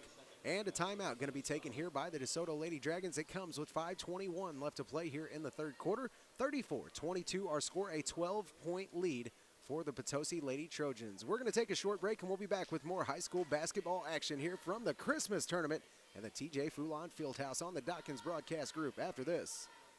Hello everyone, this is Dave Parmley with Prairie Farms Dairy. I'd like to introduce 2 new milk flavors for this holiday season, Peppermint Mocha and Speculous Cookie, both made with our reduced fat milk. These new flavors complement our original line of holiday flavored milk, which are chocolate mint, pumpkin spice, holiday custard, and our traditional eggnog. They're available at your local grocery and supermarket stores. Look us up on the web at prairiefarms.com or like us on Facebook. We at Prairie Farms are proud to be farmer-owned and have been serving our customers for over 77 years. We're also proud to be a helping organization of the community. So from our family to yours, we wish you a very, very Merry Christmas. Hello, everyone. And welcome back to coverage of the 60th Annual Bob Sechrest Jr. Christmas Tournament here in Park Hills from the TJ Foulon Fieldhouse. Right now a 34-22 lead for the Potosi Lady Trojans over the DeSoto Lady Dragons. Pass inbounds this time, and then a quick post pass to Shayla Jennings. She's not able to complete it, though, and the rebound pulled down this time by Macy Ketcherside. Outlet pass now goes to Katie Keith, and she's going to bring it down for DeSoto. Now a pass down into the post, and what a pass it was. Finds a wide open Macy Ketcherside. The turnaround that time good for her. Another 2 points for Macy, and she's now got 6 and pulls it back to just a 10-point lead for Potosi. Wild pass that time from the Potosi Lady Trojans goes out of bounds and will give DeSoto the ball back. DeSoto hanging on that cuff pretty much this whole game, just not able to get that offense moving. Have showed some early signs here in the second half of having a little bit of one. Now Katie Keith a long 3, and that one gonna fall no good. Rebound pulled down by Macy Ketcherside, and the rebuttal no good as well. And finally a rebound there for Allie Golden, and Potosi back on the attack. Megan Clapp that time tries to get one down low into the post to Shayla Jennings, and it's gonna be swatted out of bounds by the DeSoto Lady Dragons and stay with Potosi on their side of the floor. 4:07 left to play in the third quarter. Our final girls game here of day number 1. A foul here upcoming during the inbound that time. A rough play by the Potosi Lady Trojans, number 35, Jenna Haynes, who picks up her 4th personal. And team foul number 3 in the second half for the Lady Trojans. On the inbound that time through her elbow and actually knocked down the 25 of Emily Brewer. Foul called quickly that time and gave it back to DeSoto. Now on the attack is Richardson and the Lady Dragons. Long 3-point shot goes in off the back of the backboard, and 3 more for Krista Richardson. Now 15 on the game, and she has pulled this back to a 7-point lead for Potosi. Just like that, though, Mackenzie Adams comes back down and is uncontested on her run to the goal. An easy left-hand layup there for her and gets 2 more of them back. And still just a 9-point lead here for Potosi, who had a 15-point lead at one time. Pass under the goal that time. And the shot by the 14 of Macy Ketcherside swatted away by Macy Knott. Inbound pass now going to go right back to Emily Brewer. And then out to Katie Keith. A long 3 that time, falls short. Air ball that time. And the rebound goes to Allie Golden on the attack, right-hand side of the lane, and an easy finger roll layup that time for Allie Golden falls. 2 more points for her, now 10 on the day for Allie Golden. Approaching the 3-minute mark here in the third quarter. And the DeSoto Lady Dragons with a little bit of some signs of life here offensively, now starting to turn the ball over yet again, and Potosi back on the attack after the missed shot there from Brewer. And a wild pass going to be right back, go right back to the DeSoto Lady Dragons. Then down the floor we come with DeSoto, and that ball almost stolen away by Mackenzie Adams. A lot of turnovers here in this basketball game. Inbound pass upcoming from Richardson goes into Katie Keith, and she's going to get it up to the top of the key, lets her offense get set up. Tries a pass into the high post, and it's going to be run down by the 15 that time of Miranda Chazelle. She then takes it right-hand side of the lane all the way down the floor and gets 2. Miranda Chazelle now with 4 points in this basketball game, 40-27, a 13-point lead now for the Potosi Lady Trojans. Wild pass here going to be picked off by Allie Golden. She's on the run with it again for the Trojans. Right-hand side, finger roll layup, doesn't fall. And the rebound goes right to Cindy Jackson, who kicks it out to Brewer, and the DeSoto Lady Dragons back down to their side of the floor now. Krista Richardson going to get this ball and bring it back up to the top of the key. Right-hand side now, spin move, tries to make a move towards the middle of the lane, and just in and out that time. Krista Richardson, some great ball handling there, almost got the 3-point play. Ball just rolls out, but she will go to the free throw line now to shoot 2. Foul that time is going to be on the 32 of Macy Knott. Macy's going to pick up her 3rd personal foul here of the ball game. And team foul number 4 for the Potosi Lady Trojans. First free throw here for Krista Richardson, going to go off the back of the rim and no good. She is now 3 of 5 from the free throw line. 2:03 left to play in the third quarter. DeSoto still trails by 13. At the free throw line, Krista Richardson, her 2nd free throw is up and good. So Krista Richardson completes 1 of the 2, is now 4 of 6 from the free throw line here today. Now under 2 minutes to play in the third quarter. Potosi Trojans, Mackenzie Adams tries it off the left-hand side. Finger roll layup does not fall, and the rebound goes right to Krista Richardson. Pass down into the post for Brewer, And I do believe this is going to be a foul upcoming on Shayla Jennings, who just got in the way that time of the post pass. Bumped her with the body. And Shayla Jennings going to pick up her third. Now 3 personals for Shayla Jennings. And the 5th team foul on the Potosi Lady Trojans. Inbound upcoming here for DeSoto goes into Richardson. And then back over to Cindy Jackson. Ball then goes out of bounds off the DeSoto Lady Dragons, they're going to say. So it does go off DeSoto. Potosi going to get the ball back. And here comes Megan Clapp and the Potosi Lady Trojans. Left-hand side now goes to Chazelle. Now back over to Mackenzie Adams. And then they try to feed it down low to Allie Golden. Allie Golden that time had somebody step right in front of him. Almost got the ball back, did DeSoto right there, but fell into the hands of Mackenzie Adams. Now on the right-hand side, she tries to drive, and just a lob pass that time to Allie Golden, swatted away by Macy Ketcherside. Ball will stay with the Potosi Lady Trojans on their side of the floor. They trail right now, or they lead, excuse me, right now by 12. Inbound pass here from Mackenzie Adams all the way up top to Megan Clapp. Now left-hand side, Allie Golden going to drive, middle of the lane. Layup that time, just in and out for Allie Golden, doesn't fall. Rebound goes to Katie Keith. And the small point guard had nothing to do, was getting trapped down there on the corner. Smart play from her, takes the timeout. Timeout comes with 1:07 left to play here in the third quarter. Our score 40-28. The Potosi Lady Trojans lead the DeSoto Lady Dragons in game number 4, our final girls game and day number 1 of the 60th annual Bob Sechrest Jr. Christmas Tournament. A short break coming your way. Up after that, more high school basketball right here on the Dawkins Broadcast Group.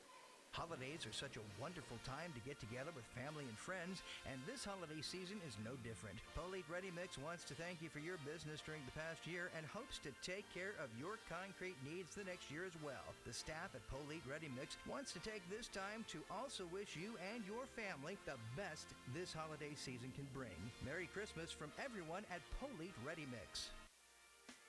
Bordeaux Dance Studio is located in DeSoto, Missouri. We offer classes in ballet, tap, jazz, point, hip-hop, and tumbling. This year, we have brought back our Mommy and Me class for ages 2 to 3. We offer recreational class for ages 3 and up. We have a recreational competition team ages 5 to 9 that takes class once a week and competes 2 times a year. Our BDS competition team starts at age 7, and they audition once a year in August. That's Bordeaux Dance Studio in DeSoto, Missouri. And welcome back to coverage of the 60th annual Bob Sechrest Jr. Christmas Tournament. Off the inbound from the timeout. DeSoto now on the attack. Krista Richardson going to be fouled off the right-hand wing. Trying to drive that time on Mackenzie Adams. And the foul going to go against Mackenzie Adams. Now her second foul here of the day. DeSoto will keep possession on their own side of the floor.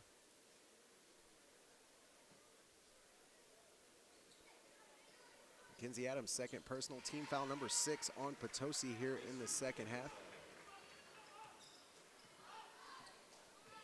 And Macy Ketcherside going to get 2 more here for DeSoto and closes it back down to a 10-point lead for Potosi. Now 8 points on the day for Macy Ketcherside.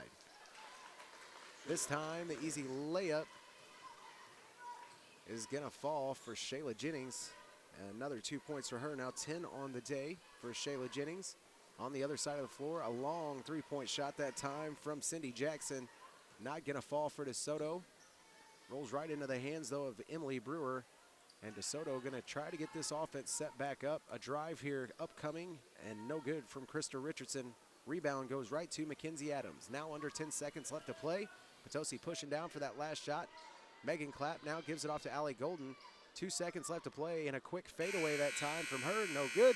And that's going to do it for our third quarter. So now we roll into our last quarter of girls basketball here in day number 1. We got the boys coming up very shortly. Right now, our score 42-30, a 12-point lead for the Potosi Lady Trojans over the DeSoto Lady Dragons. More basketball coming your way from the Christmas tournament right after this. Keep your car or truck properly serviced and running right, and your vehicle will actually be a good investment. Dunlap Automotive Solutions in Park Hills is there to help. Dunlap employees are certified technicians. You'll get straightforward, honest advice and the best repairs from the best people. Don't ignore the check engine light, providing full diagnostic testing, tires, fleet maintenance, and don't forget to get your AC serviced and charged. Get to Dunlap Automotive Solutions at 210 East Main Street in Park Hills, or call Donnie at 431-5100. That's 431-5100. No job too big or too small. We do it all here at Dunlap Automotive Solutions. And welcome back to coverage of the 60th Annual Bob Sechrest Jr. Christmas Tournament. Right now our score 42-30, a 12-point lead right now for the Potosi Lady Trojans as we enter our last and final quarter of girls basketball here in day number 1. We got the boys coming up very shortly. Always promises to be a very fun night when we get boys basketball rolling around here at the Christmas tournament. Just getting into this fourth quarter of our last girls game, Potosi and DeSoto. The Potosi Lady Trojans right now with a 12-point lead on the DeSoto Lady Dragons. Other side of the floor, Mackenzie Adams tries to push it into the zone and has to dish it off to Allie Golden. Allie Golden with a missed shot there, but the rebound goes to Jenna Haynes, and Jenna Haynes puts it right back up and in. Hard to believe, but the first 2 points for Jenna Haynes here in this game. 14-point lead now for the Potosi Lady Trojans. Other side of the floor now, a quick shot from Brewer is going to fall no good. During the rebound there, Macy Ketcher's side and somebody else tied up underneath the goal, and a foul upcoming here. And it will be on Macy Ketcher's side, and it'll be her 4th personal and team foul number 4 on the DeSoto Lady Dragons here in the second half. Inbound upcoming here for Mackenzie Adams, having some trouble finding somebody, finally finds Miranda Chazelle. And now down the floor we come quickly. Jenna Haynes with the ball, loses control of it on the left-hand side and is going to be called for a double dribble. Turnover will give back the ball to DeSoto with 7:12 left to play here in the fourth quarter. Inbound goes to Krista Richardson. And across the half-court line she comes. Now a dish over the left-hand side to the number 22 of Cindy Jackson. Now back to Krista Richardson. Right-hand drive through the lane, and a great pass underneath that time found Cindy Jackson. She wasn't able to go up with it, though. And a foul going to be called here on the Potosi Lady Trojans. Will be on the number 15 of Miranda Chazelle. Will be her 2nd personal of the ball game. And team foul number 7 on the Potosi Lady Trojans. A very uneventful day so far foul-wise up until this game. In the first half alone, 19 total team fouls for Potosi and DeSoto in the first half. Right now sitting at about 12 team fouls from the combined teams. And another free throw made here by the DeSoto Lady Dragons. Number 22 that time of Cindy Jackson gets her first 2 points. It's 2 of 2 from the line after those free throws. Now a 44-32 game. And a missed shot is going to be rebounded by Macy Knott. Put back up once again and doesn't complete it after the 3rd attempt. And on the rebound, we're going to see a foul yet again, I do believe, on Mackenzie Adams or Megan Clapp. One of the two will pick up that foul. No foul called, actually. They're going to call a jump ball on it, so it will give DeSoto the ball back here. Under 7 minutes left to play in this ball game. 44-32, a 12-point ball game for the Potosi Lady Trojans. Another missed shot here from Faith Sharrow is going to go right into the hands of Allie Golden. She drives all the way down the floor by herself and off the right-hand side, lays it off the back of the backboard and in. And 46-32, our score now in this 4th and final girls game from the TJ Foulon Fieldhouse. Under 6 minutes left to play, and it's been all Potosi all game long. Pass over right-hand side is going to be picked up by the 22 of Cindy Jackson.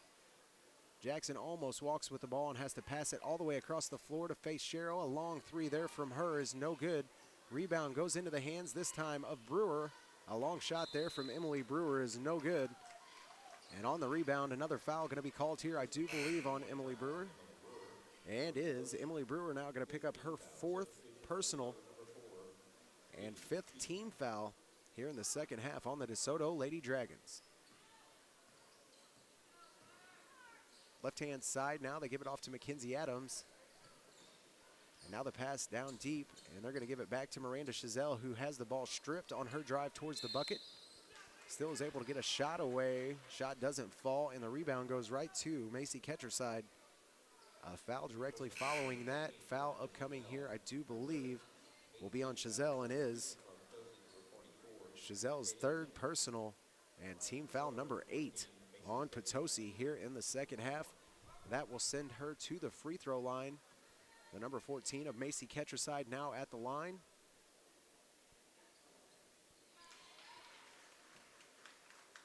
And her free throw is up and good. Macy Ketcherside now 1 for 1 from the free throw line with 9 points. Second free throw is up and off the back of the rim, no good. Now 1 of 2 from the line. Macy Ketcherside finds her 9th point of the day. Approaching the 5-minute mark here in the fourth quarter of our fourth and final girls game in this Bob Sechrest Junior Christmas Tournament of the first day anyways, that is.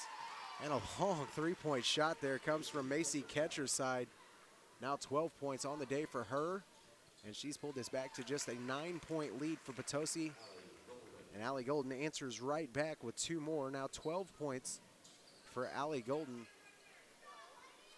And she pulls it back to a 13-point lead for the Potosi Lady Trojans. Pretty much the story of the game. It seems like just about any time that DeSoto really puts a dent in this lead, that Potosi comes firing right back.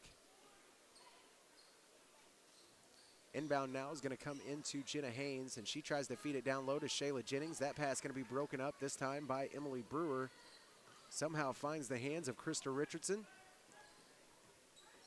Richardson now going to bring the ball down for the DeSoto Lady Dragons. Passes it off to Keith.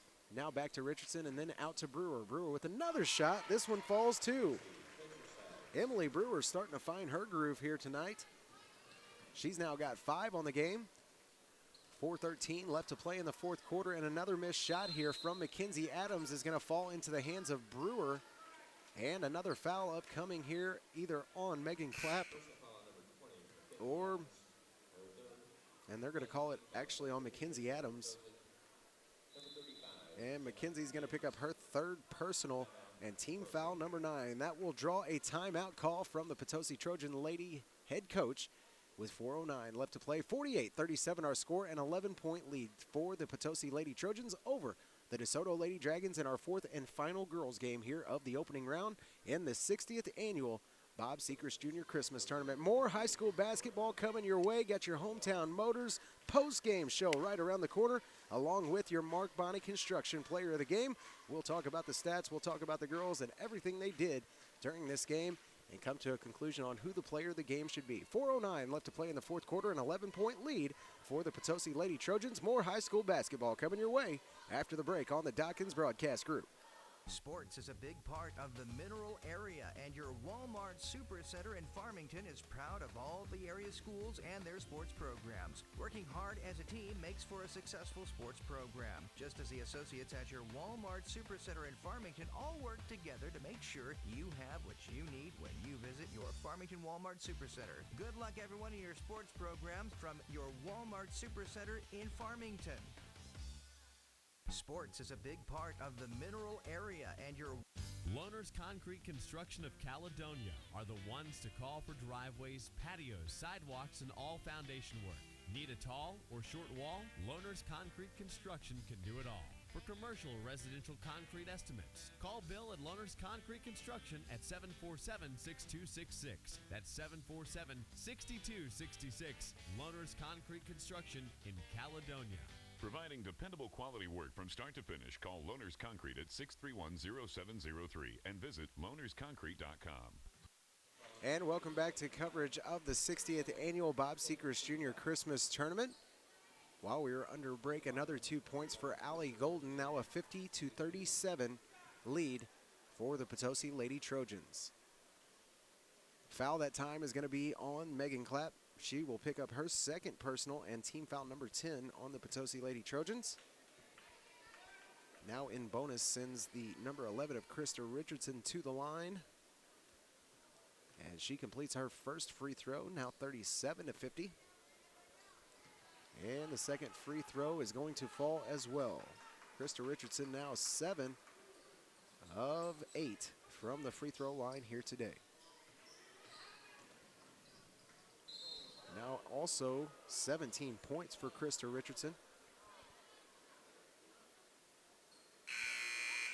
Down on the other side of the floor, an injury upcoming here. She hit really hard too, and I'm not sure exactly who that is that's down on the floor holding her shoulder though, and it seems like maybe that shoulder got hit pretty hard. Slammed down pretty hard on the floor. Right now on the floor is Jenna Haynes, and she's going to get up. Potosi Trojan head coach Brooke Hale comes out and grabs her. Going to take her over to the bench and check out what's wrong with Jenna Haynes. A hard hit here. Just about everybody in the field house here with the ooh sound as she hit. And she hit extremely hard. She's going to have to be replaced here for the Potosi Lady Trojans. Coming into the game will be the number 44 of Shayla Jennings. Fouling out after that foul will be the 25 of Emily Brewer. That will be who the foul is on here. Emily Brewer going to have to sit down. And right now, the free throw shooter is actually sitting on the bench, so they're going to have to figure out who it is that gets to shoot these free throws. As Jenna Haynes not able to do so, has a bummed up shoulder, it looks like is what she keeps holding on to over there on the bench. At the line to shoot for her instead will be the 22 of Allie Golden.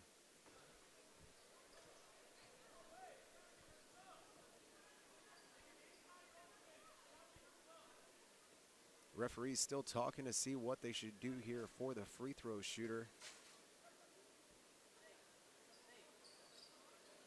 Jenna Haynes still holding on to that shoulder.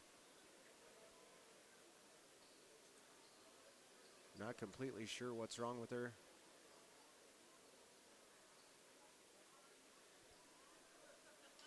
Finally going to come to a conclusion here on who should shoot the free throws, and Shayla Jennings actually going to step up to the free throw line since she is the one that came in to replace Jenna Haynes after she hit the deck right there. Jenna Haynes was supposed to be your free throw shooter.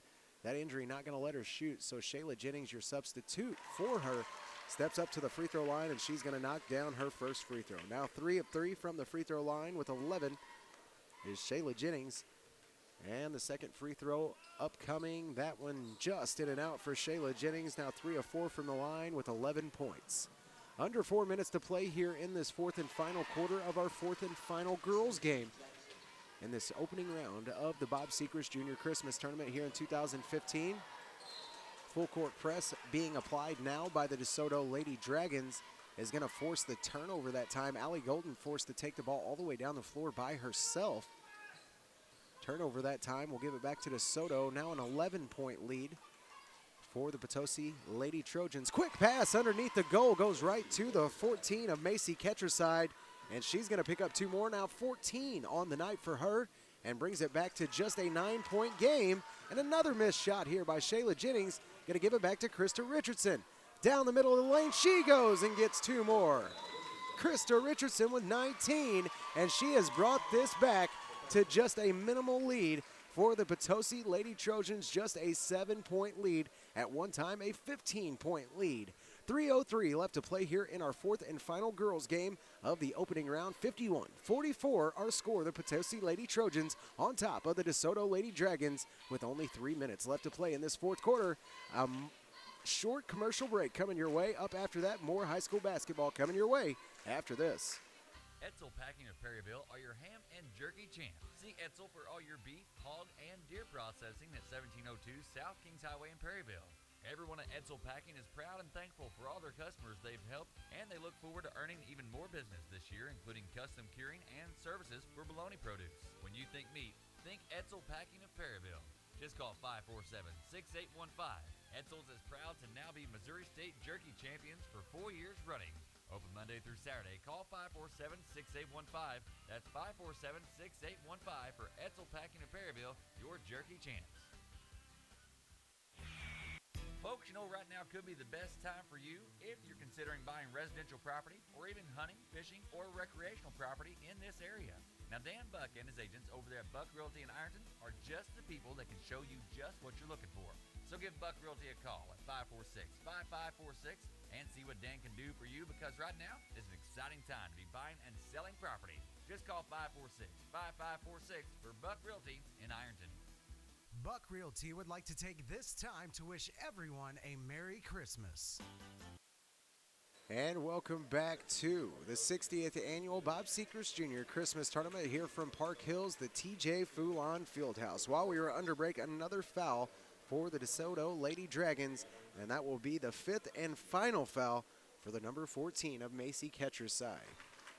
54-44 our score here as we see it go back to a 10-point lead for the Potosi Lady Trojans. And down the floor we go now with Faith Sharrow and the DeSoto Lady Dragons. A long three here from Keith. Going to be no good. And the rebound going to go right into the hands of Megan Clapp. Clapp now going to bring the ball down the floor for the Potosi Lady Trojans. Quick pass down the floor goes to Mackenzie Adams. And now a drive off the left-hand wing for Mackenzie, and good. Mackenzie Adams uncontested there on her way to the goal. Now 6 points on the night for Mackenzie. And she pulls it back to a 12-point lead for the Potosi Lady Trojans. Other side of the floor now, Faith Sharrow with a long three off the backboard, doesn't fall. And the rebound going to go right to Mackenzie Adams, and back down the floor we go with the Lady Trojans. Pass goes into the lane, and the turnaround for Allie Golden, no good. Rebound goes right into the hands of what looked like Chazelle. No, that was Megan Clapp, but the jump ball there going to be called by the referee and give the ball back to the DeSoto Lady Dragons. A 12-point deficit here for the Lady Dragons with just 1:57 left to play. Drive to the hole that time, and a lob doesn't fall for DeSoto. Ball goes right into the hands of Mackenzie Adams, and back down the floor we go with her. A drive towards the lane, and a traveling call going to be called here on Mackenzie Adams as she met two defenders right at the left-hand side of the lane. Both the 22 of Cindy Jackson and the number 2 of Brooke Gardner blocked her off from that, created the traveling call, and the ball goes right back to DeSoto. Faith Sharrow now with the drive off the right-hand side and got it. Faith Sharrow showing a little bit of speed there on the right-hand side of the lane as she gets right to the goal and up and in. Back down the floor we go now with the Potosi Lady Trojans. They beat that press breaker easily and give the ball off to Megan Clapp, who gets an easy layup there. Now 7 points on the night for her. Approaching the 1 minute mark here in quarter number 4 of our 4th and final girls game in the opening round of the Bob Sechrest Jr. Christmas Tournament. Shot that time from DeSoto's Gardner, going to fall no good. Back down the floor we go. Megan Clapp over to the right-hand side, and Allie Golden going to finish for now 16 points on the day for Allie Golden, and a 14-point lead for the Potosi Lady Trojans. Right-hand side of the lane, drives Krista Richardson, and she gets 2 more. Now 21 points for Krista Richardson in this game. 21 of the 48 points were scored by Krista Richardson from the DeSoto Lady Dragons. 47.7 seconds left to play here in the 4th and final quarter of our 4th and final girls game in the opening round of the 60th Annual Bob Sechrest Jr. Christmas Tournament. More high school basketball coming your way. Right after this, we have your Hometown Motors post-game show, along with the Mark Bonney Construction Player of the Game. We'll recap all of our stats, talk about all the great things that these girls did from both teams, figure out who the player of the game should be, name that Mark Bonney Construction Player of the Game, and move on to our first boys game of this 60th Annual Bob Sechrest Christmas Tournament. I promise you, I got a good one coming your way for the boys. Wait, right after this, more basketball coming your way.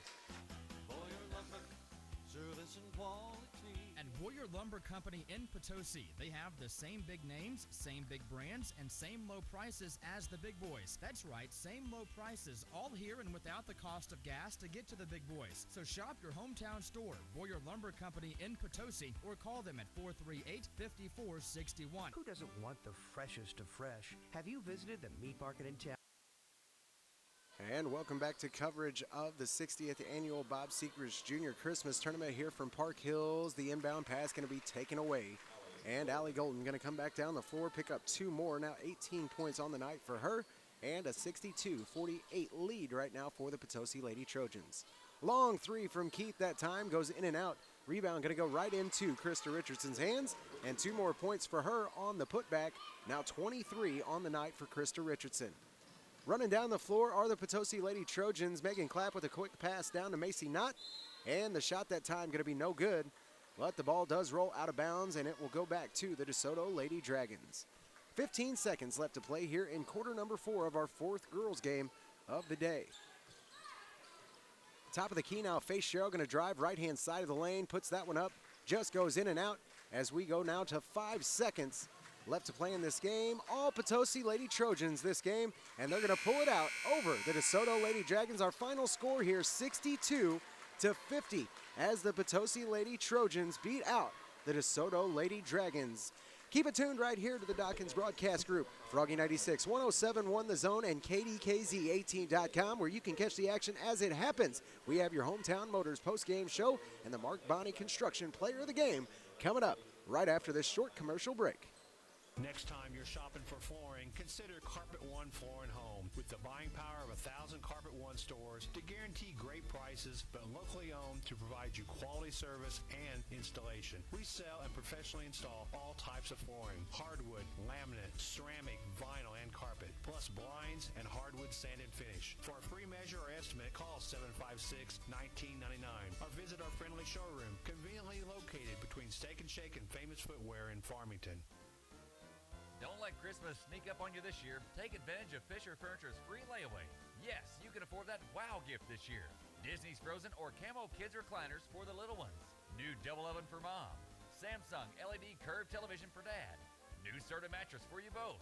They have everything to make your Christmas gift wow worthy. Start free layaway today at Fisher Furniture, Highway 21 in Ironton. For your life, we're Fisher Furniture.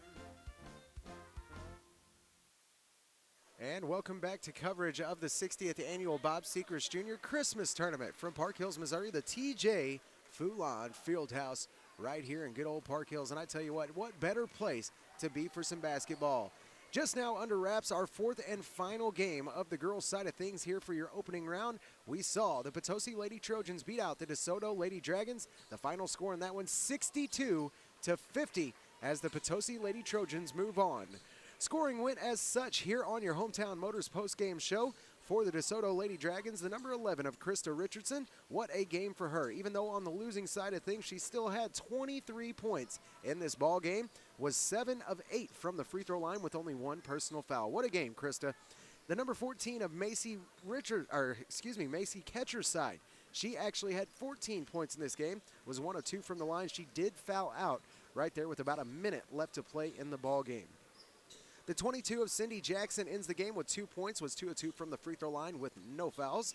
The number 25 of Emily Brewer ends the game with 5 points, was 2 of 3 from the line, and fouled out with just a little time left.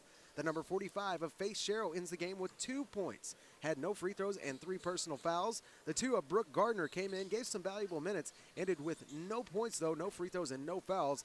And the number 4 of Katie Keith ends the game with 3 points, no free throws, and no personal fouls. Scoring went as such here on your Hometown Motors post-game show for your winning team, the Potosi Lady Trojans. The number 3 of Megan Clapp ends the game with 7 points, was 2 of 2 from the line with 2 personal fouls.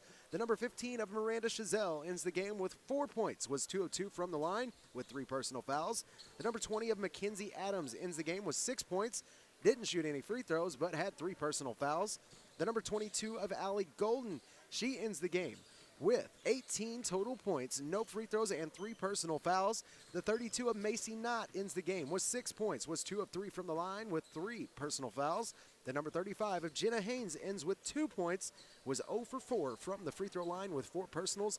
And your Mark Bonney Construction Player of the Game is going to go to the number 44 of Shayla Jennings. And why, you must ask, that young lady did not start the game, came in and she put in some valuable minutes. At one point in time in the first quarter, DeSoto had pulled it back to a tied ball game. Shayla Jennings came in off the bench and she played one heck of a basketball game for the Potosi Lady Trojans, and she is your Mark Bonney Construction Player of the Game here in game number 4, our final girls game of day number 1, the opening round in the 60th Annual Bob Sechrest Jr. Christmas Tournament. We have more basketball action coming your way. If you have been hanging around all day, you have been waiting for this. I can promise you that. The Herculaneum Black Cats and the #1 seeded Park Hills Central Rebels, your last year Christmas tournament champions, about to take off right here on the Dotkins Broadcast Group. We have your PAL Automotive pregame show coming up next. I will highlight some of the players from both teams and announce the starters, and we will get underway for our first boys game here in the 60th annual Bob Sechrest Jr. Christmas Tournament. All of that coming your way right after our break.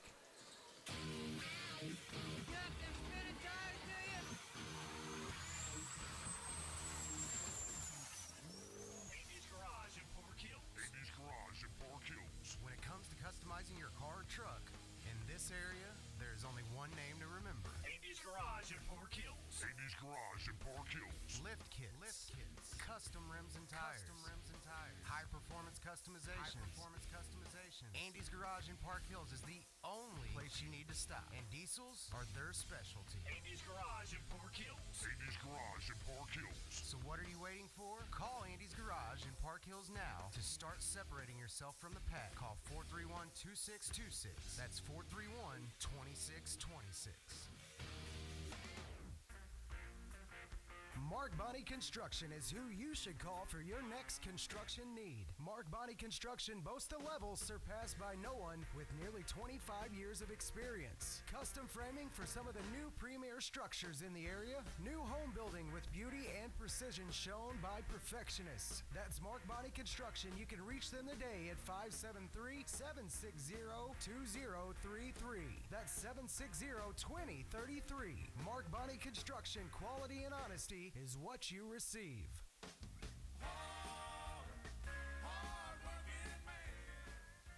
Bellevue Valley Nursing in Bellevue wishes everyone a very merry holiday season. For over 20 years, Bellevue Valley Nursing has been providing the utmost professional and loving care to their residents. Bellevue Valley Nursing provides regular skilled and behavioral skilled care. Therapy, speech, occupational, and physical therapy services are also provided. Located 5 miles past the Bellevue School, visit them soon for a tour or call 697-5311 for more information. All of your friends at Bellevue Valley Nursing gladly wish a Merry Christmas and Happy New Year to all their employees, Bellevue's clients, and all families enjoying another Christmas season in our community. Hello, this is State Representative Paul Fitzwater. I would like to take a moment to wish all of the teams in the Park Hills Central Christmas Basketball Tournament the best of luck. I would also like to wish all of you a very Merry Christmas and a prosperous New Year in 2016. Need cash today? Advance America. Need money for anything? Advance America. If you need cash, you need Advance America. They're the better alternative for you when you need cash. Payday loans, money grants, prepaid cards, better and faster service, and Advance America has 2 locations to better serve you. In Farmington at 671 Karsh Boulevard and 832 East High Street in Potosi. Need cash? You need Advance America in Farmington and Potosi. Nobody wants to pay more for tires than they should, right? Then look no further than Impressive Auto Service. They will not, repeat, will not be undersold anywhere in St. Francis County on tires, from passenger to light truck to farm and trailer tires. They also have custom wheels, suspension lift kits, and they do alignments, routine maintenance with their full-line auto repair shop, and much more. Plus, they do state inspections, too. And if you're crunched for time, no problem. Don't forget Impressive Auto Service has a shuttle service to provide you transportation with 2 convenient locations. Visit them in Farmington at 1249 East Karsh Boulevard. Call 756-0011. And in Bonne Terre at 112 South Division Street. Give them a call in Bonne Terre now at 358-5800. That's Impressive Auto Service. Ameren UE Tomsock plant in Annapolis is proud to be a part of the Park Hills Central Tournament and wishes all teams the best of luck. It takes hard work and team spirit to make it to this historic tournament. Best of luck in all of your athletic endeavors from everyone at Ameren UE Tomsock in Annapolis. Attention truckers, if you're an owner-operator and looking for a great company to lease to, All-Star Trucking in Fredericktown is looking for you. They have work scheduled now and operate in all 48 states. All-Star Trucking is family-owned and operated and a dependable company to lease onto. So if you're an owner-operator and want to lease onto a great company, call Becky at All-Star Trucking in Fredericktown at 783-6719, at 783-6719. Remember, home for the holidays, December 5th, 6 p.m. to 8 p.m. All-Star Trucking would like to take this time to wish everyone a safe and happy holiday season.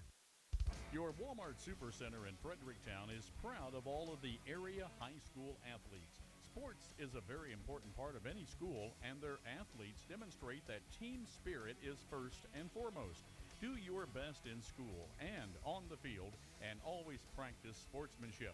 This community-minded message was presented by your Walmart Supercenter in Fredericktown.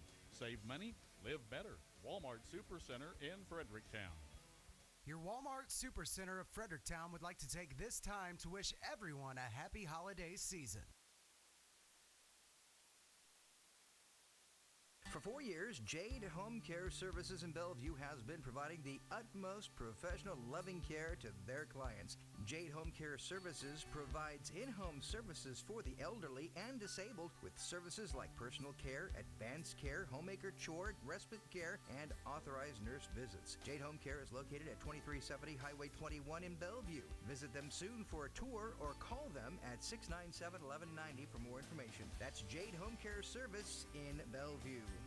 Jade Home Care Services in Bellevue would like to take this time to wish everyone a merry and safe Christmas. This month at Hood's, take advantage of our holiday waypoint specials. New Sun Heat infrared heaters were $129.99, now only $69.99. Rapid Click vinyl planking only $1.19 a square foot. Glass tiles starting at $1.99 a square foot. And 3 1/4 inch gunstock hardwood at $2.69 a square foot. Struggle to get all those decorations out of the attic? We'll make it easier with our Doorbuster special featuring a new aluminum attic folding ladder for only $205.29. And now on special are 400 and 500 as well as 600 and 700 series sink bases that you get for free. That's right, for free with a purchase of 12 or more cabinets. That's Hood's Discount Home Center located in Farmington and Festus. Come by and check out what the Fat Man was able to fit down the chimney, and remember, it's all good at Hood's.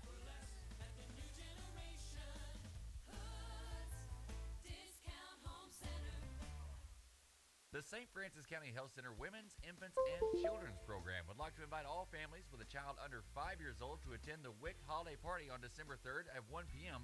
at the St. Francis County Health Center, 1025 West Main Street in Park Hills. There's going to be several free activities that day, such as decorating gingerbread houses, crafts, games, and snacks. Santa will also be making an appearance for pictures with the little ones.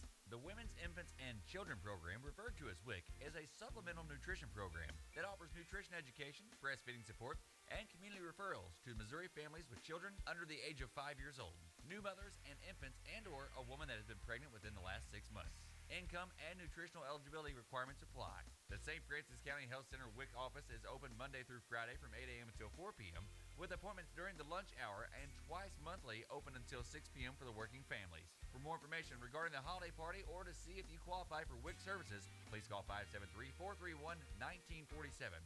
The St. Francis County Health Center and USDA is an equal opportunity provider. Here's a silly question for you. You ever get hungry around lunchtime? Yeah, of course you do. So do a lot of other people who, for one reason or another, may need some help finding that next meal. At BOGO's Sandwich Shop in Farmington, they do something amazing every day. First, they make an awesome sub sandwich from only the finest and freshest ingredients, where you get to choose the size, the bread, the meats, the cheeses, and all the wild and tasty toppings that Doug hand selects for his interactive menus. And then, once your sandwich is prepared and you fill your belly, BOGO's donates another sandwich to an area food bank for someone less fortunate than you.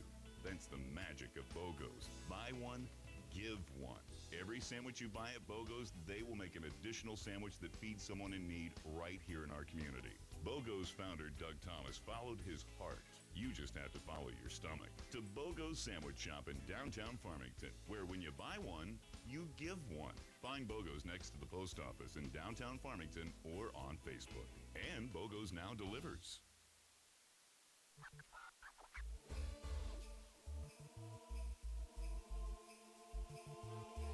The museum annex is rapidly approaching completion. Please consider the annex as our Christmas gift to the Mineral area. It will be loaded with more displays, new artifacts, and challenging interactive exhibits. We promise it will be fun and educational to all. So as we celebrate the holidays, the staff and volunteers at the Space Museum wish you a merry and joyful Christmas and a happy and profitable New Year.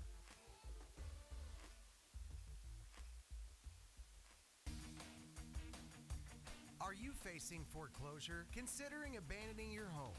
Moving and need a quick sale? Or just needing fast cash for your home? Call McWilliams Investments at 636-209-7933. If you are faced with circumstances and need an option, call McWilliams Investments. Don't allow your home to be foreclosed on or abandoned before exploring your options. We pay cash for homes and in most cases close the deal in 30 days or less. Call today for free consultation on your home at 636-209-7933. That's 636-209-7933.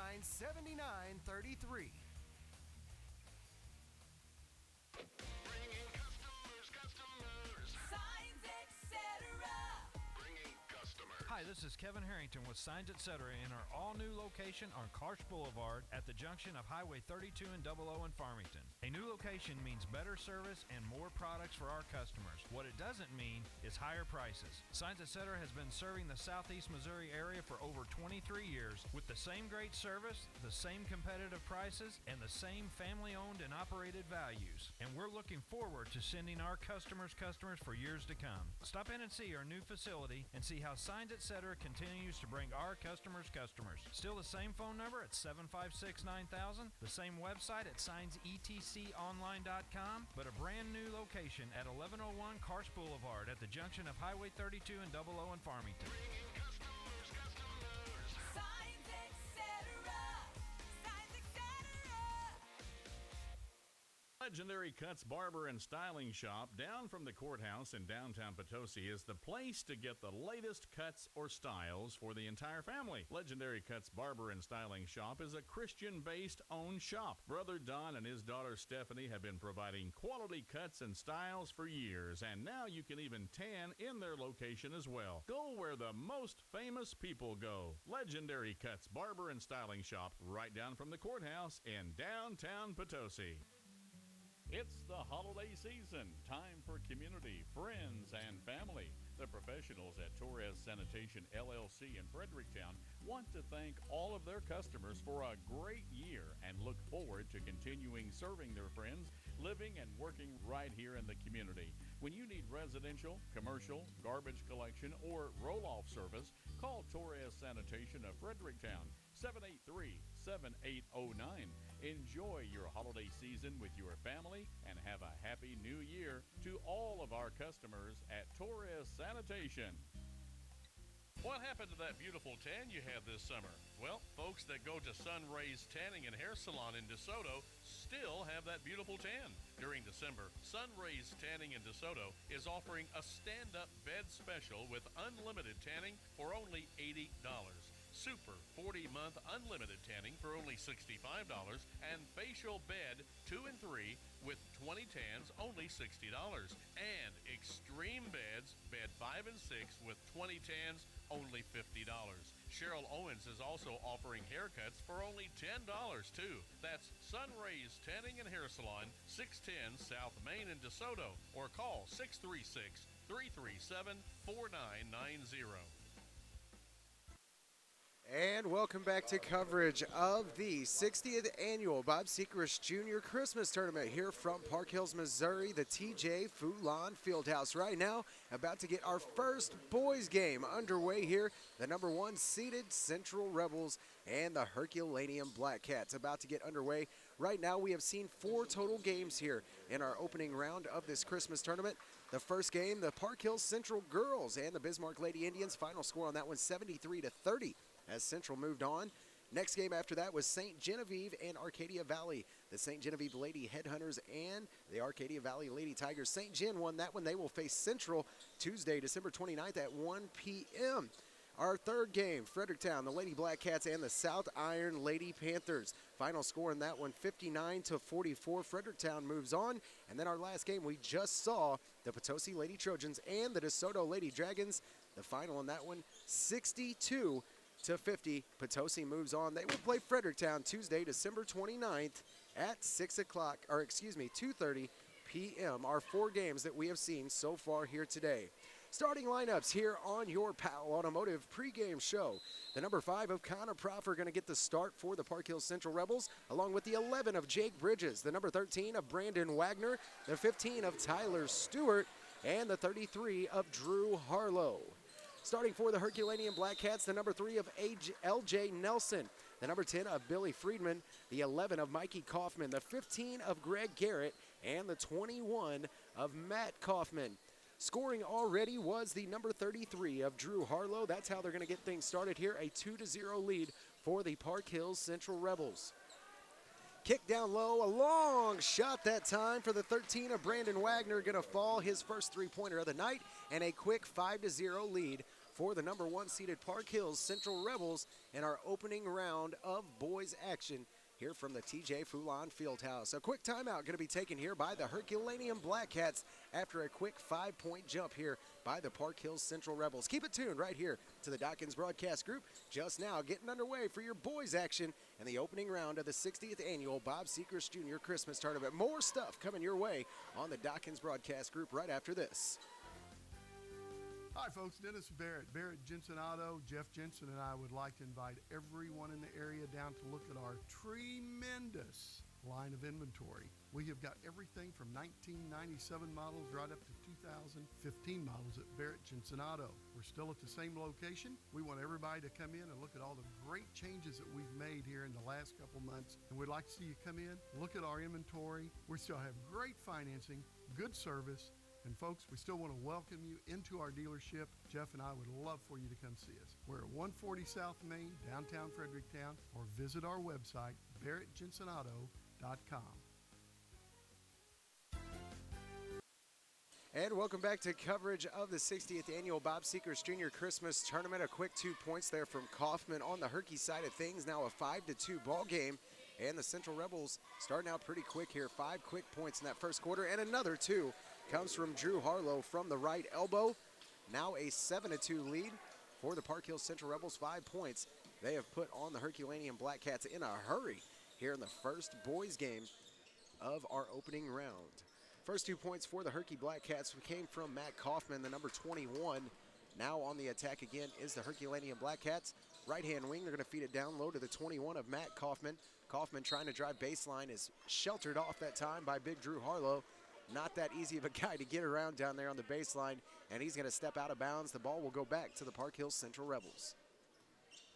Inbound pass goes to Bridges. He's going to bring the ball down the floor for the Park Hills Central Rebels left-hand side. Harlow sets the pick around the top, now going over to Tyler Stewart. Stewart then over to Connor Proffer, who gets it down low to number 33 of Drew Harlow. The turnaround, no good there. Rebound on behalf of the 21, Matt Kaufman, now on the attack for the Herky Black Cats. And the quick pass down to the post going to be cut off that time by Jake Bridges. Inbound pass upcoming here for the Herculaneum Black Cats. The number 10 of Billy Friedman going to kick it in this time. Gets it into LJ Nelson. He's going to work around to the top of the key. Now gets to about the 10-foot line. Still looking to get his offense set up here. Now the kick back to the number 11, Mikey Kaufman. Kaufman now top of the key, looking for somebody to get the ball into down low. Nothing doing down there, though. Great defense here by the Central Rebels. A long 3 there from the 10 of Billy Friedman. Going to fall well short. Rebound goes right to Drew Harlow. And back on the attack. A long 3 from Wagner. Just in and out that time from Brandon Wagner. And rolls out of bounds. The ball going to stay, I do believe, down on the central side of things. And with 5:47 left to play, 7-2 our score here, a 5-point lead for Central. Way down the floor we go with Kaufman. The long outlet pass that time finds him. And a nice open, easy layup that time for the 21 of Matt Kaufman. He's now got 4 points. Other side of the floor, a quick shot that time from Connor Proffer. Goes off the front of the rim and is no good. Rebound goes straight back to the Herculaneum Black Cats. And the number 11 this time of Mikey Kaufman going to pull it down for them. Down the floor we go to the 21 that time of Matt Kaufman, who drains another one. Now 6 points on the night for him and a 1-point ball game. Central faltering off just a little bit here early on in the first quarter. A drive now to the hole from Wagner. Gonna fall. Another 2 from Brandon Wagner. Now 5 points on the night from him. Inbound pass upcoming here for Herky. They get it into the number 11 of Mikey Kaufman. Now down the floor we go. Give it off to the 10 of Billy Friedman. And down the floor, Billy Friedman is going to pick up 2 more. Greg Garrett actually was the one with that. Now 8-9 our score here. 4:35 left to play in the first. A long shot here from the three-point line for Jake Bridges, and he gets his first points of the game. A quick three from him will extend this lead out 12-8. A 4-point lead for the Park Hills Central Rebels here early on in the first quarter. A short break coming your way. Don't go anywhere. More high school basketball coming your way on the Dawkins Broadcast Group from the Christmas tournament after this. Hi, folks. Dennis Barrett. Everybody knows that Jamie Powell at Powell Automotive. Hi, folks. Dennis Barrett, Barrett Jensen Auto. Jeff Jensen and I would like to invite everyone in the area down to look at our tremendous line of inventory. We have got everything from 1997 models right up to 2015 models at Barrett Jensen Auto. We're still at the same location. We want everybody to come in and look at all the great changes that we've made here in the last couple months. And we'd like to see you come in, look at our inventory. We still have great financing, good service. And folks, we still want to welcome you into our dealership. Jeff and I would love for you to come see us. We're at 140 South Main, downtown Fredericktown, or visit our website, barrettjensenauto.com. And welcome back to coverage of the 60th annual Bob Sechrest Jr. Christmas Tournament. Jake Bridges is going to put another two in here for the Park Hills Central Rebels, extending the lead out now 14-10. 5 points total so far on the night for Jake Bridges. A steal here being hustled for by Tyler Stewart, and everybody going to the ground. And a scrum for the ball that time. I do believe going to be a jump ball upcoming here. Ball's going to go back to the Herculaneum Black Cats. They trail right now by 4.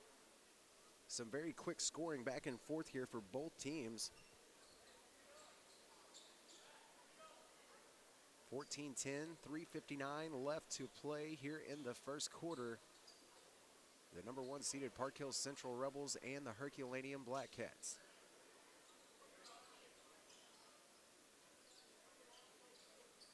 A little bit of a break here. Had some moisture on the floor after everybody went down to the floor wrestling for the ball that time. About to get back underway here. Referees got it under control. Brandon Hubbard, one of the referees out there, made sure that thing was dried up so these kids can get back to playing. Down the floor we go now with the LJ Nelson.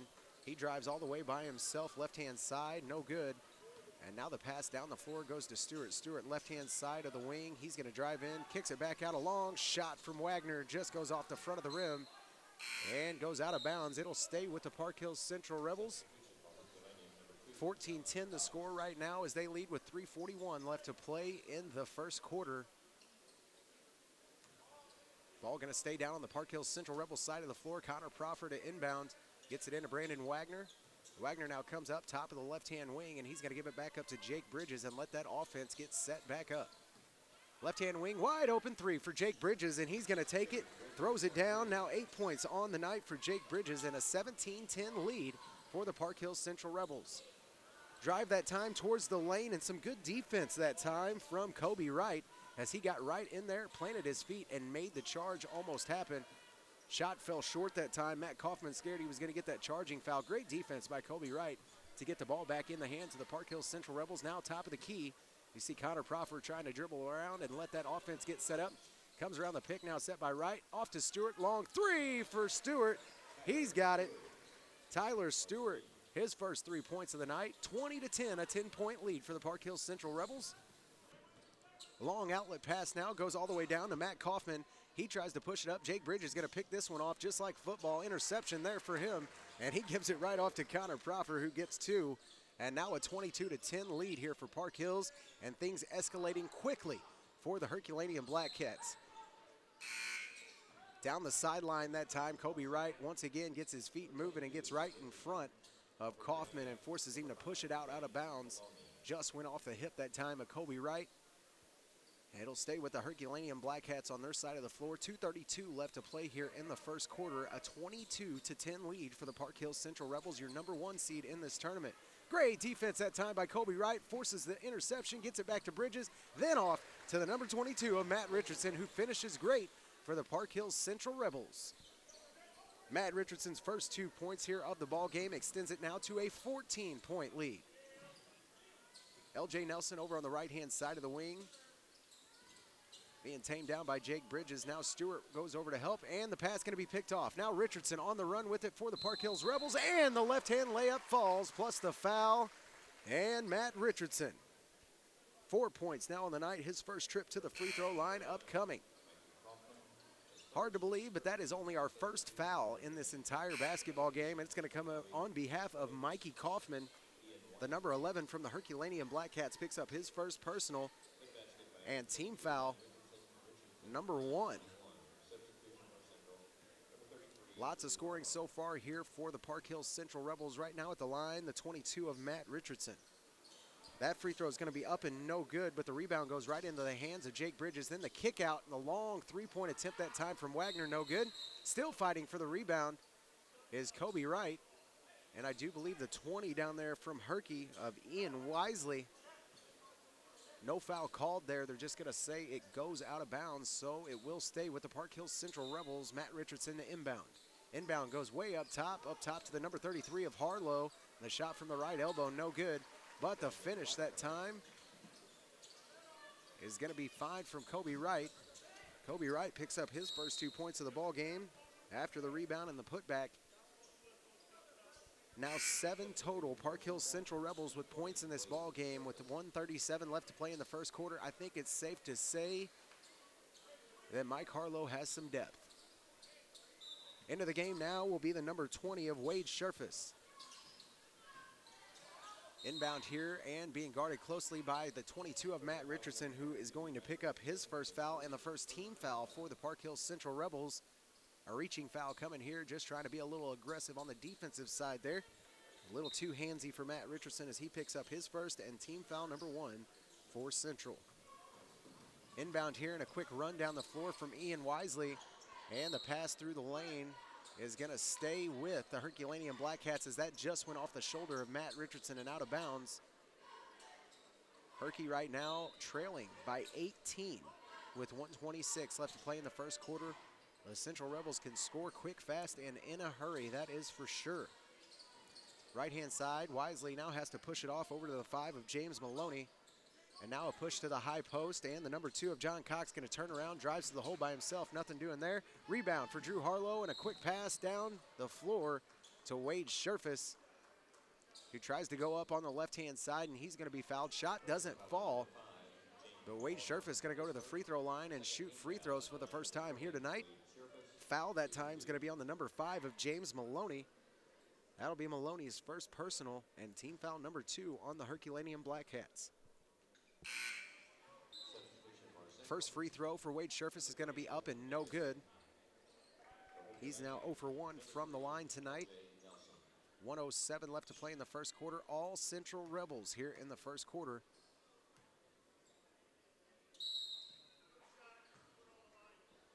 Wade Sherfus is going to get a violation here for having his toe on the free throw line, so the shot doesn't count. Wade Sherfus now 0 for 2 from the free throw line, is going to give the ball back to the Herculaneum Black Cats. Wisely having some trouble figuring out who to get the ball into. Central with a lot of speed out there, and it creates a turnover from that full court press. And then a quick pass down the floor as he tried to find Wade Sherfus. Drew Harlow got the pick and tried to throw it down the floor. Just went beyond the hands of Wade Sherfus and out of bounds, so Herky will get it back here with under a minute to play. Inbound goes to LJ Nelson, back to Wisely, and they are having some trouble with this Central Rebel full court press. LJ Nelson now has to pick up his dribble and barely gets it past the mid-court line before the 10-second mark. And now a pick is going to be on behalf of Wade Sherfus, gives it over to Richardson, and Richardson's going to be absolutely tackled that time by Ian Wisely. Wisely tripped up a little bit right before he got down there to Richardson, ran right over the top of him.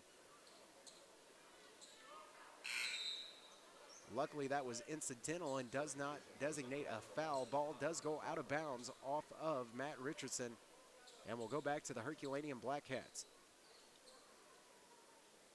Little moisture on the floor still yet from where they went down earlier wrestling for that ball. Connor Proffer, along with Wade Sherfus out there trying to get some of that moisture dried up with a towel. 41.7 seconds left to play here in our first boys game. Coverage of this Christmas tournament brought to you by BOGO, Carpet One, Fox Ridge Apartments, Impressive Auto, the law offices of Catherine Hardy, Prairie Farms, Walmart, McWilliams Holdings in Festus, All-Star Trucking, Black River Electric, D&D Towing, Hungry Gardener, and many more. Inbound pass here, a wild pass, and just barely finds the hands of Cox. He tries to drive out in the middle of the lane and doesn't get the bucket to fall. Drew Harlow picks up the rebound, and he's going to be back on the attack again here. Gives it off to Connor Proffer, and he's on the left-hand side of the wing. Now under 20 seconds left to play, and the Park Hill Central Rebels going to be looking for that last shot of this first quarter. All Central in the first quarter. Our score right now 28-10, an 18-point lead in the first quarter. Wade Sherfus that time with a quick shot on the baseline, doesn't fall.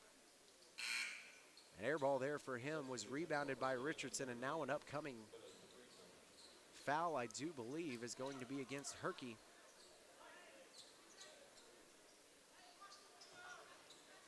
No foul there. They will say it just went out of bounds off of Herky, so it stays with Central in a last-second shot. Not going to be attempted here from the Central Rebels. Connor Proffer couldn't get a hold of it before the buzzer, but the Central Rebels here, all Central Rebels in the end of this first quarter. Our score 28-10. The Park Hill Central Rebels over the Herculaneum Black Cats. We're going to take a short break here on the Dawkins Broadcast Group. Froggy 96, 107.1 The Zone, and KDKZ18.com, where you can catch the action as it happens right here from the TJ Foulon Fieldhouse. More high school basketball coming your way after the break. Everybody knows that J.D. Powell at Powell Automotive is always pushing the envelope, striving to better serve his customers. Powell Automotive is proud to announce a full-service transmission tech at Powell Automotive. With 20-plus years of experience with transmission work and full-service transmission work, and offering a 12 and 12 warranty. 12 months or 12,000 miles. It's Powell Automotive in Park Hills. Call 431-2204. Are you saying Powell? What are you saying? Powell Automotive in Park Hills. Are you looking for a warm, safe-feeling, family-oriented environment to raise your family? Well, quit looking. Located at 601 Wallace Road behind Mineral Area Hospital in Farmington is Fox Ridge Apartments. Now, let me tell you a little bit about Fox Ridge Apartments. They offer 1- and 2-bedroom apartments ranging from the smallest $370 to the largest $532. HUD is accepted and is pet-friendly, too. There's a brand new on-site coin-operated laundry rooms, too. On-site maintenance, and we can't forget a playground and picnic area for the kids. There's a basketball and tennis court, too, and an outside 3-foot to 10-foot deep pool for the apartment tenants. Now, the applications are located 24 hours a day, 7 days a week outside the office in the app box. Jennifer shows apartments Monday through Friday from 8 until 5, and appointments only on the weekends. For more information, contact Fox Ridge Apartments at 756-5222. Fox Ridge Apartments in Farmington. Clean, safe, affordable housing. And back underway we go here at the Park Hills Christmas Tournament. The Park Hills Central Rebels right now 28-10, an 18-point lead for the Park Hills Central Rebels after the first quarter. Herculaneum now on the attack. LJ Nelson from the top of the right wing down into the corner, and the pass back to LJ is going to be off his hand and out of bounds. Herculaneum really trying to force some stuff here. A very tough Park Hills Central Rebel basketball team he has here. A lot of speed on the floor for Park Hills, just really tough to deal with. And you can see why right here. 18 points they have tacked on the Herculaneum Black Cats here in the first quarter. And a long shot there from Connor Proffer goes off the backboard and still falls. Now 4 points on the night for Connor Proffer and a 30-10 lead for the Park Hills Central Rebels. Wild pass going to be intercepted by Jake Bridges. And a pass down the floor to Connor Proffer. He's unable to finish. The rebound going to go right back out to Bridges on the right-hand wing. He passes up a shot, gives it to Wagner, who fires up a three-point shot, just goes off the back of the rim and no good. Rebound now goes back to Herky, and down the floor we come with John Cox. He's going to drive middle of the lane and tosses up a floater. That no good. Rebound goes to Drew Harlow. Now an outlet pass to Connor Proffer, who is absolutely tackled on the attempt at the layup that time. Got absolutely hammered from behind. I don't know if those guys got the news down there, but Connor Proffer doesn't play football, guys, so there's a reason for that. He didn't want to get hit. At the line right now, Connor Proffer to shoot some free throws after being mugged underneath the goal. 5:59 left to play in our first half here. Park Hills Central Rebels on top of the Herculaneum Black Cats, now 31-10 after Connor Proffer's made free throw, now 1 for 1 from the line. Second free throw for Proffer is up and good as well. Now 2 for 2 from the free throw line as Connor Proffer with 6 points on the night, and increases this Park Hills Central Rebel lead now to 22. Down the baseline we come with the Herculaneum Black Cats number 11, Mikey Kaufman, and he's going to be fouled. Tried the spin move at about the block and was held on to that time by Connor Proffer.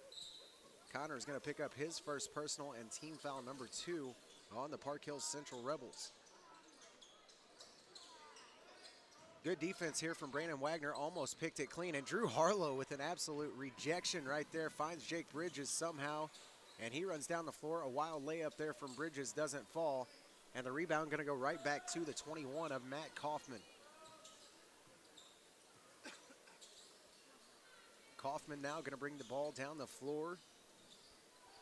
Now hands it off to the 10 of Billy Friedman. Friedman now going to be pinned at about the left-hand wing and stolen from Jake Bridges. Stops at the right wing. Now a three-point shot from him just off the back of the rim. No good. Rebound goes to Harlow and back up and in.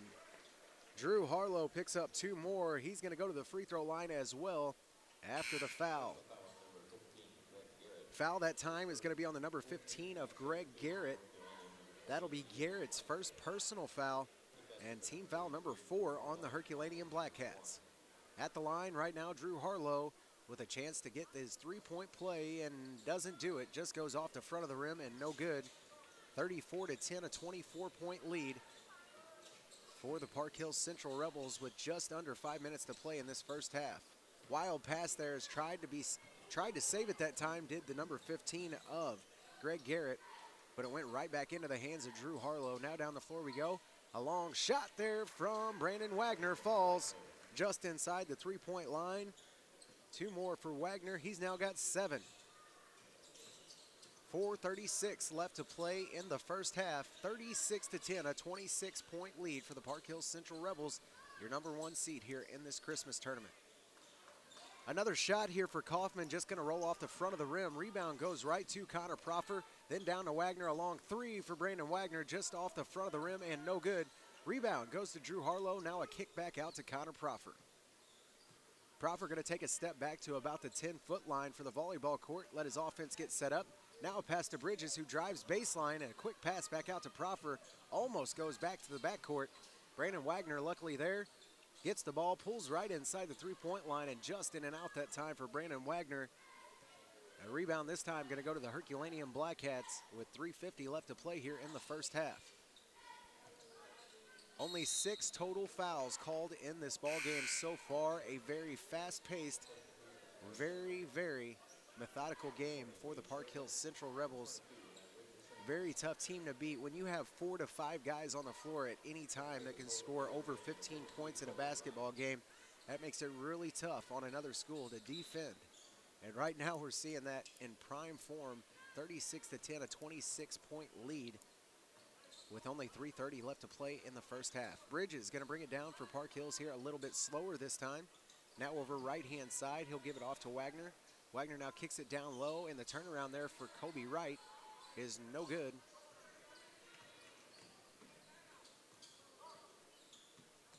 Back on the attack comes the Herculaneum Black Cats. Jake Bridges up on top, trying to guard Cox. Cox goes left-hand side, not able to do anything with the ball, has to kick it back out to Matt Kaufman. Now left-hand side for Wisely. And a steal here for Wade Scherfus. Got right in front of it, an easy open layup that time for Wade Scherfus off the right-hand side, and 2 more points for the Park Hills Central Rebels, and the first 2 for Wade Scherfus. 38-10 our score here, a 28-point lead for Park Hills. Cox now around the right-hand wing, going to give it off to Wisely. A long 3 for Ian Wisely just off the front of the rim and no good. We'll go out of bounds on the Herculaneum Black Cats and give the Park Hills Central Rebels the ball back. Inbound upcoming here goes right into Jake Bridges, and they're going to take their time coming up the floor here. Bridges off the left-hand wing. Down in the corner now, the number 30 of Holden Mabry, who just checked in for the Park Hills Central Rebels. A drive from Bridges left-hand side, and he's got it over the top there for Jake Bridges. 2 more for him, now 10 on the night, and a 40-10 ball game here for the Park Hills Central Rebels. Ian Wisely going to bring the ball down the floor now for the Herculaneum Black Cats. A quick dish underneath to the post. Not able to get anything up that time was the 15 of Greg Garrett. Had to kick it back out. Now LJ Nelson going to roll around the top. Try to get that offense set up. And a long three here for LJ Nelson. Just off the mark. Rolls off the front of the rim. Rebound goes to Matt Kaufman, who turns around and puts one in. And finally, the Herculaneum Black Cats put another 2 on the board. They haven't scored now until that shot in 6.5 minutes. Shot there comes from Holden Mabry. Going to go off the front of the rim and fall no good. Rebound now goes right back to the Herculaneum Black Cats number 11, Mikey Kaufman, who tries to work on Wade Scherfus. Left-hand side now tries to give it off to Matt Kaufman. He turns around, left elbow, a shot here from him being guarded by Richardson. That shot no good. Rebound goes to Holden Mabry, and down the floor we go quickly. Quick pass down the floor to Kobe Wright. A shot there from him, an air ball. Doesn't draw iron, and it'll go right back to the Herculaneum Black Cats.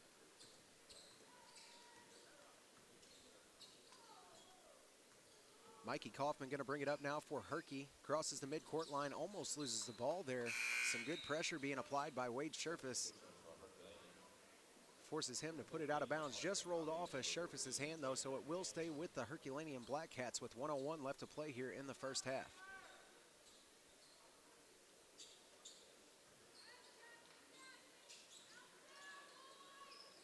Inbound pass upcoming for Herky, and they're having some trouble getting this ball in there. Good defense all game long so far for the Park Hills Central Rebels, only allowing 12 points up until this point with just under a minute left to play. Inbound pass that time swatted out of bounds by the Park Hills Central Rebels. Will stay with Herky yet again. And the inbound this time going to go to the 11 of Mikey Kaufman. He'll bring it up now under 50 seconds to play in this first half. Left-hand side now, LJ Nelson has to give it off to Matt Kaufman again. Baseline shot here from Kaufman, going to be way off the mark and over the rim. Air ball that time will go off the Herky Black Cats and stay. Now they're going to say that actually went off Wade Scherfus on its way out of bounds, so Herky will keep the ball on their own side of the floor. Inbound pass upcoming here from Chandler Jansen. And a long inbound pass. It is actually picked off by Holden Mabry, and a quick pass down the floor to Jake Bridges, who finishes. Jake Bridges, 2 more points for him.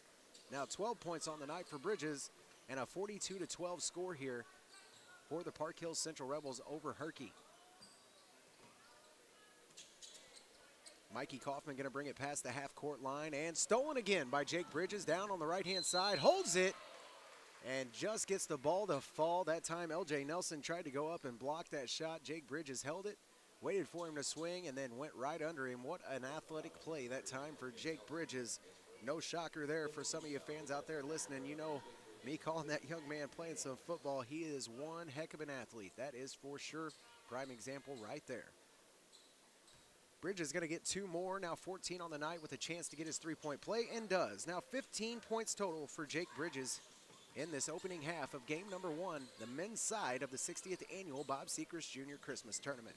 Under 10 seconds to play here in the first half. 45-12 all Central Rebels here in the first half. Long shot here from Matt Kaufman. Going to be our last shot of the first half. It falls no good. So at the end of our first half, 2 quarters under our belt, 45-12. The Park Hills Central Rebels over the Herculaneum Black Cats right now as we walk into half.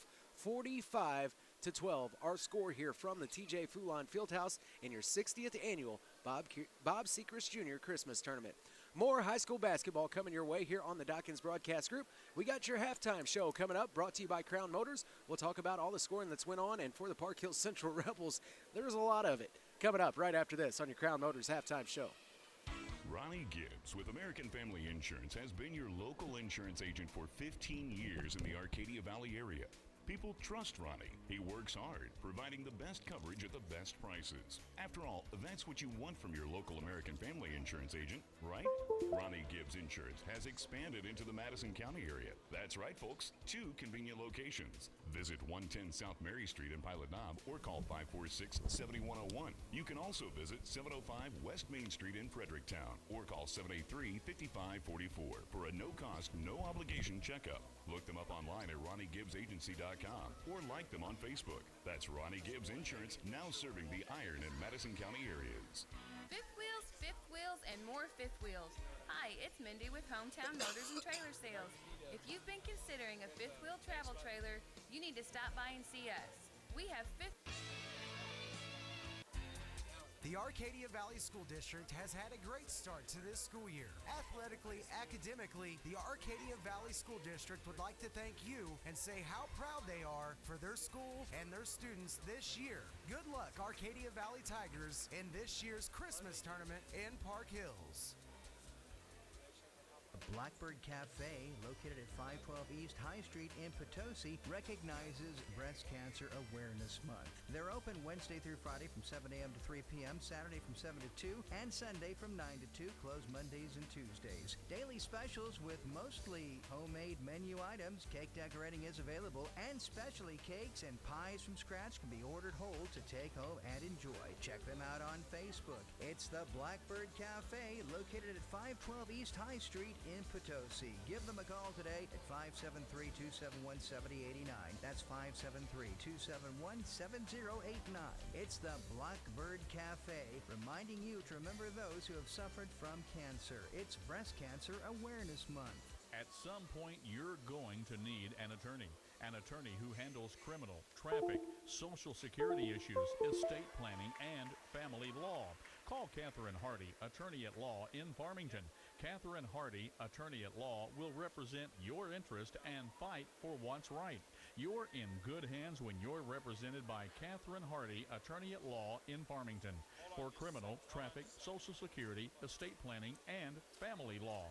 Contact Catherine Hardy, attorney at law, 756-7039, 756-7039, located at 312 Washington Street in Farmington. Free consultation on the phone or walk-ins are welcome. Remember, hiring an attorney should not be based solely on advertisement.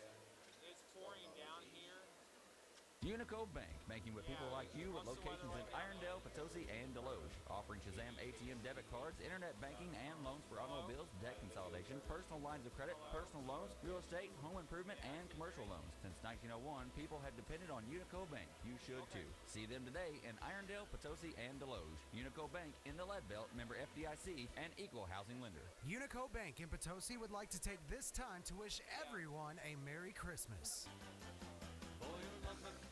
Service and quality. And Boyer Lumber Company in Potosi. They have the same big names, same big brands, and same low prices as the big boys. That's right, same low prices, all here and without the cost of gas to get to the big boys. So shop your hometown store, Boyer Lumber Company in Potosi, or call them at 438-5461. Your Black River Electric Cooperative is a member-based co-op, so you as a customer of Black River Electric are important to our future. May this holiday season find you well, full of good cheer and happiness for everyone. Happy holidays, everyone, from Black River Electric Cooperative, your touchstone energy partner. For over 35 years, Bruce Griffin's Trailer Town has offered a no-gimmick, no-hassle RV shopping experience. Bruce, Tim, Judy, and the boys in the back will provide you with award-winning, courteous, quick, and quality service before and after the sale. When you buy a new or used RV, you become a member of the Trailer Town family for life. From electrical and plumbing to brakes and tires, for new or used RVs and the greatest extended family around. Browse in person or online at bgtrailertown.com. Bruce Griffin's Trailer Town, 10 East Woodlawn Drive, Ludington, Missouri. Give them a call, 431-7790. Folks, when you want honest, dependable service on your home improvement project, you want Dalton Home Improvement, LLC. Serving the Mineral area with quality, honest work for over 30 years. No matter what project you're ready to tackle, owner Hank Kinsey is ready to give you the best estimate and pricing around. A featured service provider on Angie's List. Dalton Home Improvement LLC has been recommended time and time again. Call Hank Kinsey now at 431-2373, or you can reach Hank at 314-640-2808. Dalton Home Improvement, a member of the Better Business Bureau, and the most recommended in the Mineral area. Call Hank now, 431-2373, or 314-640-2808. It's the perfect time to add quality sound to your ride at Audio Dynamics in Farmington. Buy a set of component speakers and get a second coaxial speaker pair free plus installation. Or buy coaxial speakers and get a free pair of coaxial speakers or take 50% off select speakers. It's also the perfect time to add bass to your ride at Audio Dynamics. Buy select amplifiers, get a free subwoofer. Or buy one subwoofer and get a second subwoofer for one half price. And it's the perfect time to add power to your mobile sound system. Buy select amplifiers and get free parts and installation up to $200. Or buy select bass amplifiers and get a free amplifier for your mids or highs. And it's a perfect time to add a car remote starter system to your vehicle. Never get into a cold car again. Buy a remote starter and get an upgraded extended range two-way remote for 25% off. It's a perfect time to head to Audio Dynamics, 1125 Maple, Farmington. The Mustard Seed Mercantile in Fredericktown features well-crafted women's clothing, must-have accessories to make every outfit new, and gifts for all budgets. The Mustard Seed carries many locally produced products and is proud to be locally owned and operated. The Mustard Seed Mercantile, the finest boutique in the heart of Fredericktown at 125 East Main Street. For a unique shopping experience, check out the Mustard Seed Mercantile in Fredericktown and mention this ad for $5 off your December purchase. The Baptist Home in Ironton is open to anyone needing 24/7 nursing or respite care. You do not have to be a Baptist or turn over all of your assets to enter. Now with an open admission policy, we are able to offer our services to all. If you or someone you love needs compassionate nursing care in a secure and loving environment, please call 573-546-7429. That's 573-546-7429. The Baptist Home, providing care like family for more than 100 years. My electric bill is due and I don't get paid for 2 more weeks. What am I going to do? Check on the Spot in Farmington is your answer. They offer payday loans bi-weekly or monthly. Get a payday loan at Check on the Spot and avoid return checks.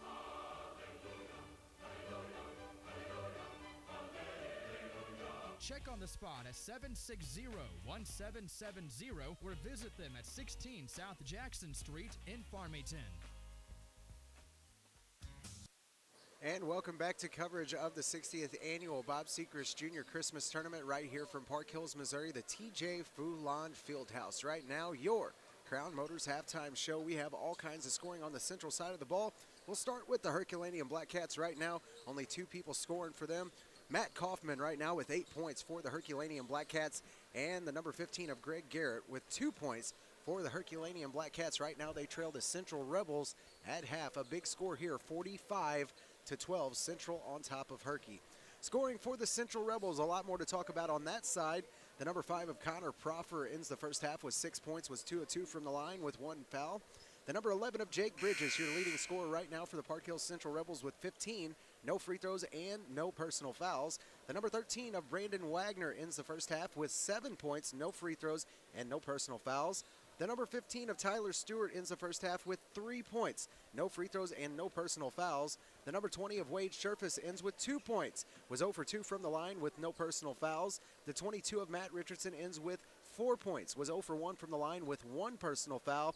The 32 of Kobe Wright ends the first half with 2 points, no free throws and no personal fouls. And rounding out your scoring for the Park Hills Central Rebels, the number 33 of Drew Harlow ends the first half with 6 points, no free throws and no personal fouls. Watching the remaining seconds tick away here from halftime, about to get back underway here in our first boys game of this opening round of the 60th Annual Bob Sechrest Junior Christmas Tournament. And a great opening day we have seen. A lot of really good girls basketball we saw earlier on in the day. 4 total games, including the Park Hills Central Rebel girls team, who was your defending state champions last year. They won their first game over the Bismarck Lady Indians. We then saw the St. John Lady Headhunters play the Arcadia Valley Lady Tigers. The ending score on that one, not real sure. I would have to look at my stats, although St. John did move on. Our next game after that was the Fredericktown Lady Black Cats and the DeSoto Lady Dragons. The final score in that one, also a big score for the Fredericktown Lady Black Cats. And then our last game, the Potosi Lady Trojans and DeSoto, the winner in that one, the Potosi Lady Trojans, as they advance on to play in that next round in the girls bracket. Right now, our first opening game of the boys' side, and Herculaneum going to open up the second half Herculaneum going to open up the second half with 2 quick points there. And the 2 quick points come on behalf of Billy Friedman, his first 2 of the game. And now a 45-14 score. On the other side of the floor, Brandon Wagner puts down a quick 2. Now with 9 points on the game, increases this lead for the Central Rebels, 47-14. Other side of the floor now, a quick dish over to the 15 of Greg Garrett. Shot missed that time for Garrett, and the rebound going to go to Connor Proffer. Now down to Tyler Stewart. He's going to drive baseline. Shot doesn't fall, but he is fouled. Now our first foul upcoming here is going to be on the 21 of Matt Kaufman. That will be his first personal. And team foul number 1 on the Herculaneum Black Cats here in the second half.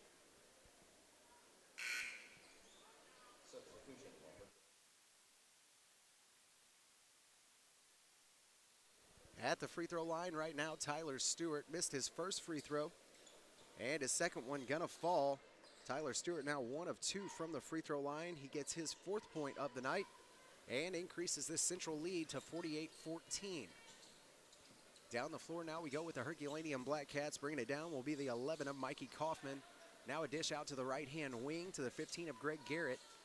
Greg Garrett now gives it off to Billy Freeman, who's almost trapped down there in the corner. And he's going to have to turn and go towards the hole that time through the baseline. And a quick foul coming here on Connor Proffer. Proffer going to pick up his second personal of the ball game. And team foul number 3 on the Park Hills Central Rebels here in the second half. Pass this time going to be picked off on the inbound. Brandon Wagner on the run. Now a dish over to Jake Bridges. A long layup that time for Jake Bridges. Falls. 2 more points for him. Now 17 on the night for Bridges. And a 50-14 score here. The Park Hills Central Rebels all over the Herculaneum Black Cats in this opening game of the boys bracket. Other side of the floor, Connor Proffer takes it to the hole himself. Left-hand side, takes it off the board and drops it. No foul called there. Both of them went to the floor. Mikey Kaufman and Connor Proffer that time. A big hit on the floor. No foul called, but the shot does fall. And Connor Proffer picks up 2 more. 8 points total on the night now for Connor Proffer, and the continued scoring just keeps on rolling here for the Park Hills Central Rebels. Drive to the left-hand side of the lane that time by the number 15 of Greg Garrett. Tyler Stewart went up and rejected that one. Everybody thought he may have just got all ball on that, but the foul is called here. So Tyler Stewart will pick up his first personal and team foul number 4 on the Park Hills Central Rebels in the second half. At the line right now, Greg Garrett knocks down his first free throw. He's now 1 for 1 from the line. Checking into the game now for the Park Hills Central Rebels will be the 32 of Kobe Wright. He'll come in to replace the number 20 of Tyler Stewart. Or excuse me, the 15 of Tyler Stewart. Second free throw that time was made by Greg Garrett. Now 2 of 2 from the line with 4 points on the night. And right back down the floor we go, and Central answers back quickly by another layup from Drew Harlow. Now 8 points on the night for Drew Harlow, 54-16, our score from the TJ Foulon Fieldhouse in our opening round of boys basketball in the 60th annual Bob Sechrest Jr. Christmas Tournament. Inbound upcoming here for Herky. They find Kaufman. Kaufman a long 3, left-hand side, goes off the front of the rim and no good. Rebound though goes to Ian Wisely. Now out on the right wing has to give it off this time to the 15 of Greg Garrett, who drives baseline. That shot no good. Rebound goes to Kobe Wright. And down the left-hand side of the floor we go with Connor Proffer, who gives it off to Bridges. Bridges now a drive down the baseline and a quick kick out to Brandon Wagner. Long 3, and Wagner's got 3 more. Now 12 points on the night for Brandon Wagner after that long 3, and 57-16, our score right now. Park Hills Central Rebels, nothing but Rebels here in this opening game of the boys bracket. Run down the floor that time for Brandon Wagner, and he misses the layup. The follow-up by Connor Proffer also missed, and now the rebound goes to Cox. Cox at the drive down the middle of the lane. He's not able to make his layup, and now a run-and-gun game here we got for Central as Wagner gets the ball, and a long outlet pass goes up. His first shot no good. Rebound, and the putback good. Brandon Wagner now with 14 points in this ball game, 59-16 our score. A long 3 here from Herculaneum. That shot no good for the number 10 of Billy Friedman. And the rebound going to go to Connor Proffer. Down the floor, gives it off to Wagner, a drive down the baseline, and he'll dish it off to Kobe Wright. Kobe Wright unable to keep control of the ball there on his approach towards the basket. Going to be ripped away that time by John Cox. And Herculaneum back on the attack on their side of the floor. Right-hand wing, and now a drive towards the hole. And Greg Garrett not able to complete that good pass. Rebound goes to Kobe Wright. Then down to Wagner, now back up top to Connor Proffer. He's going to slow this offense down a little bit with now under 4 minutes to play here in the third quarter. Skip pass goes underneath to Drew Harlow, who goes up with it. He's going to be fouled. Foul upcoming here will be on the number 2 of John Cox. No choice that time for John Cox other than a foul. Drew Harlow had a wide open look at the basket that time. Shot doesn't fall. Now Harlow stands on the free throw line. A chance to extend this lead even more. First free throw is no good for Drew Harlow. He's now 0 for 1 from the line. Foul that time was on John Cox. His first personal and team foul number 2 on Herky here in the second half. Still at the line is Drew Harlow. His second free throw on the way. This one going to go off the back of the rim and roll towards the front. Shot no good yet again. So 0 for 2 from the line is Drew Harlow here tonight. And Herculaneum going to get the ball back after that one goes off of Jake Bridges' hands and out of bounds. Inbound here to LJ Nelson. He's going to bring the ball down for the Herculaneum Black Cats right-hand side. Stops at about the 10-foot line of the volleyball court. Having some trouble here, being guarded very well by Jake Bridges. And now towards the right-hand side he goes. And a 3-second violation going to come into play here for the Herculaneum Black Cats. That will give Central the ball back here with 3:37 left to play. 59-16, our score. Inbound goes to Bridges. He's going to take his time, bringing this one down the floor. Quick pass down to Kobe Wright, then out to Richardson. Now back out to Wade Sherfus. Good ball movement here from Central. Now over to Bridges, left-hand wing, and back to Sherfus. Sherfus, long three for Wade Sherfus, just off the front of the rim, and no good. Rebound this time goes off of Jake Bridges' hands, who somehow is able to slap it off Billy Friedman. It goes all the way down to the Herky side of the floor and out of bounds. And it'll give it back to Central with 3:14 left to play in the third. Jake Bridges is going to bring it down for the Park Hills Central Rebels. Down into the corner now to Kobe Wright in the post. He tries to force a pass over to Holden Mabry. That pass is going to be slapped away by LJ Nelson, and back down the floor we come with the Herculaneum Black Cats. Right-hand side now, looking to drive baseline, lowers his shoulder and tosses up a lob shot that time. No good. Kobe Wright, he's going to pull down the rebound, gives it off to Wade Sherfus, and now Sherfus on the run, right-hand side. A good move there by Wade Sherfus off the right-hand side of the lane. He picks up 2 more, now 4 points for Sherfus. And the Park Hills Central Rebels just keep on putting the points up, 61-16. The score right now with 2:31 left to play in the third quarter.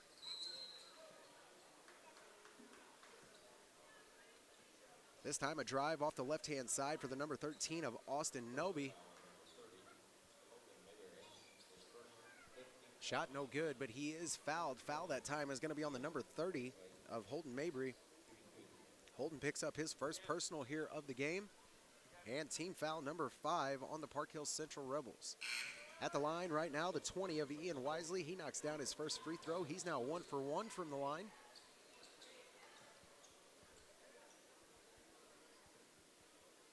Second free throw still on the way here from Wisely. That went off the back of the rim and no good.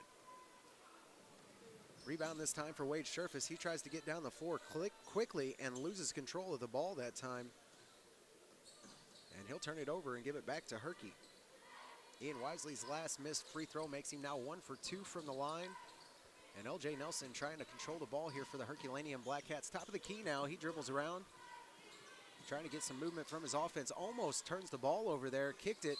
Now he loses complete control of his dribble, and a timeout going to be taken here by the Herculaneum Black Cats. It comes with 1:59 left to play here in the third quarter. Our score right now, all Central Rebels, 61-17. Our score with 1:59 left to play in the third quarter. We have more high school basketball coming your way here on the Dawkins Broadcast Group.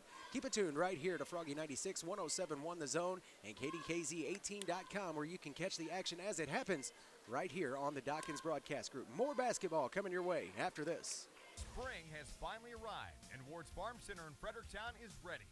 Stop in today and pick up all the supplies you're ever going to need for those lawn and garden projects. Weed and Feed Pre-Emergent will free up your lawn from all those pesky weeds and give your lawn that professional look you've been wanting.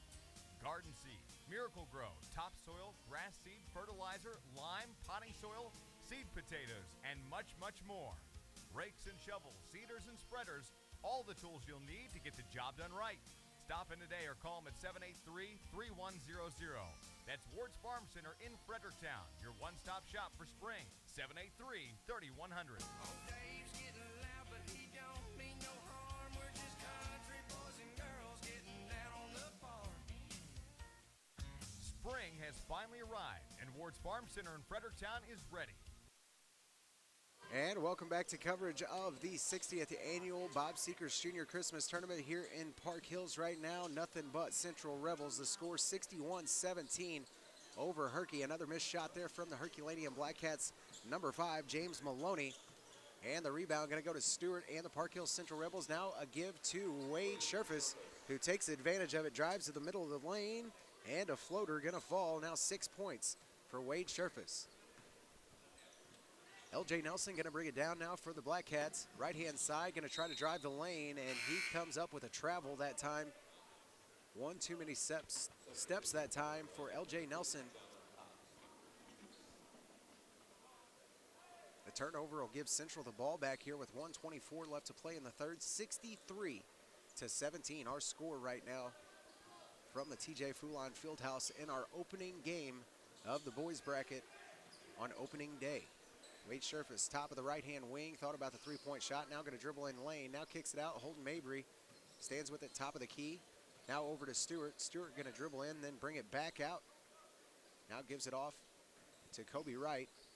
Kobe Wright over to Richardson. Richardson dribbles in off the right elbow. The shot that time just a little bit long. Rebound goes right back to Kobe Wright, into Holden Mabry, and the pass back out to Stewart, no good. And the follow-up, no good as well. Had two chances at it right there, but wasn't able to get the ball to fall. Did draw the foul, though, so Stewart will go to the free throw line for the Park Hills Central Rebels. Foul that time is going to be on the number 5. I do believe of LJ Nelson. No, James Maloney going to pick that one up. That'll be Maloney's second personal. And team foul number 3 on the Herculaneum Black Cats. Stewart's second free throw on the way. That one's going to fall. Tyler Stewart now 2 of 4 from the free throw line, remains at 50%, now with 5 points on the day. Cox going to bring it down now for the Herculaneum Black Cats, left-hand side of the lane. Picks up his dribble, now stuck. Finally has to pass it off to the 13 of Austin Noby. And now back up to Ian Wisely. And Wisely going to try the turnaround right there and come off the top of the key through the middle of the lane.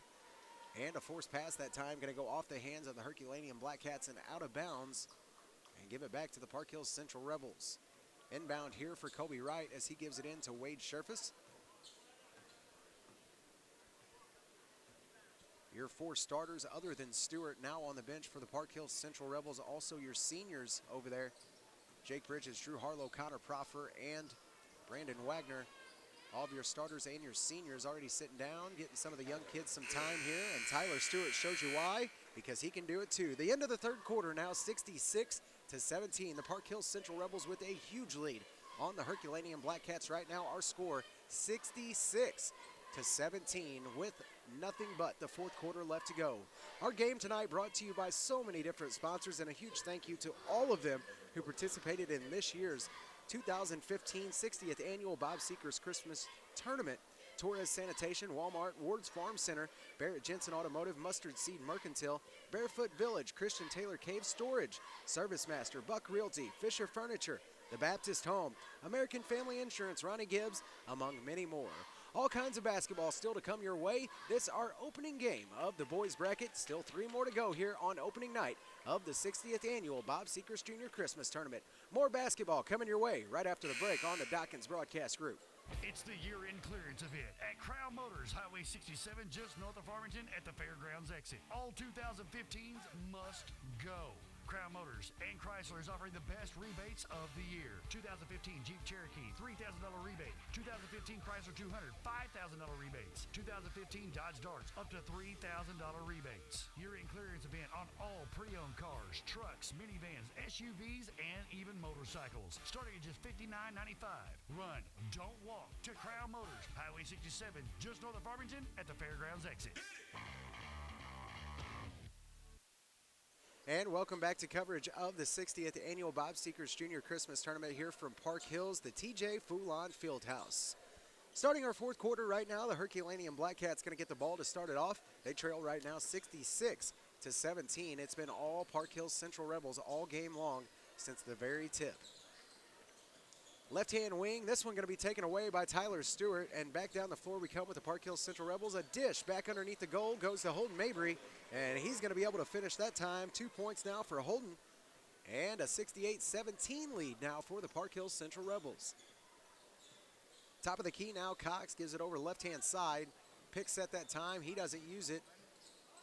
And James Maloney that time with a long shot just falls off the right-hand side. Gets his own rebound, though, and goes back up with it. James Maloney picks up 2 points. Now 68-19 the score. Inbounds here, and now a drive left-hand side from Wade Sherfus, and he's going to get it and the foul. Wade Sherfus, some great ball handling there as he gets the foul and the 2. A chance for a three-point play here for him. Wade Sherfus so far tonight is 0 for 2 from the free throw line. Looking to improve that just a little bit here, and a chance for a three-point play. Clock continues to tick away here in our fourth quarter. That running clock in effect with the score being 71-19. Wade Sherfus able to knock down that free throw, is now 1 for 3 from the free throw line. Shot that time by Herky is going to be no good. Rebound goes to Richardson. Down the floor he goes, and 2 more for Matt Richardson. 6 points on the game for him. Now 73-19 the score here in game number 1 of the 60th Annual Bob Sechrest Jr. Christmas Tournament. Another pass going to be taken away by the Park Hills Central Rebels. And a drive this time from Tyler Stewart, going to be no good. Tried to put it off the back of the backboard. Got the foul, but the bucket wouldn't fall. So to the free throw line. No, they're going to say that one was on the floor, actually. Foul this time is going to be on the number 2 of John Cox. John Cox now going to pick up his 3rd personal of this ball game, and team foul number 5 for Herculaneum in this second half. Wade Sherfus from the right-hand wing. A quick crossover there, and he's going to bring it back out and work some of this clock off. Still about 5 minutes remaining, and that clock going to continue. Wade Sherfus once again takes it to the rack, and he's going to get 2 more. Now 10 points on the night for the young man who was just playing freshman at JV basketball last year. You can see why he's out there playing with these guys now. He can flat handle the ball, that is for sure. A drive there from Herky, going to be no good. Off the backboard, a little bit strong. Rebound goes to Holden Mabry, and then a quick outlet pass all the way down to Wade Sherfus. And the shot that time going to be no good for Sherfus, but he will go to the free throw line again. Foul that time is going to be on the number 13 of Austin Nobby, and that'll be his first personal and team foul number 6 on the Herculaneum Black Cats. At the free throw line right now is Wade Sherfus. He knocks down his first. He's now 2 of 4 from the free throw line with 11 points. Still standing on the free throw line. His second free throw is up and good as well. And Wade Sherfus tacks on another one. Now 12 points on the night. Total is 3 of 5 from the free throw line. Other side of the floor, and a wild pass here from the Herculaneum Black Cats. Going to go off of the number 11, Mikey Kaufman, and back past the backcourt. A violation there will give the Park Hills Central Rebels the ball back with 3:56 remaining in this ball game. A running clock right now as it continues to tick away. 77-19, our score right now. The Park Hills Central Rebels on top of the Herculaneum Black Cats. Pass down low, Kobe Wright gets it, turnaround, and fighting through it. Just wasn't able to finish that time. Had to fight through about 3 guys down there under the goal. Shot doesn't fall, but the rebound goes right back to Herky, and a quick steal from Holden Mabry. Tyler Stewart now going to bring it up for the Park Hills Central Rebels. Right-hand side, dishes it off to Richardson, who then kicks it back up top to Wade Sherfus. Pass over to him, and a drive right-hand side. Shot is missed, and no good. Rebound goes right to Herky. Holden Mabry going to pick up another foul here, his second personal of the ball game, and team foul number 6 on the Park Hills Central Rebels. Down the floor now we come with the 11 of Mikey Kaufman, right-hand side. Still looking for somebody to give the ball off to. Finally finds Matt Kaufman on the baseline, who goes up with it, and he's going to pick up the charge that time. Some good defense yet again by Kobe Wright. Had him pinned down there on the baseline. The turnaround knocked Kobe Wright backwards, and the offensive foul that time going to go against Matt Kaufman, his second personal, and team foul number 7 on the Herculaneum Black Cats. Right-hand side now, Tyler Stewart with the ball up on top of the right wing. Looked at the three-point shot, passed it up. Now down onto the baseline for Holden Mabry. He gets 2 more. 4 points now on the night for Holden Mabry after the 10-footer on the baseline. Good shot there from Holden. And on the attack again are the Herculaneum Black Cats. Shot missed that time by Matt Kaufman. Rebound goes to Mabry. And now the outlet pass to Wade Sherfus. Left-hand wing for Sherfus, and he's going to throw the long pass over to Richardson.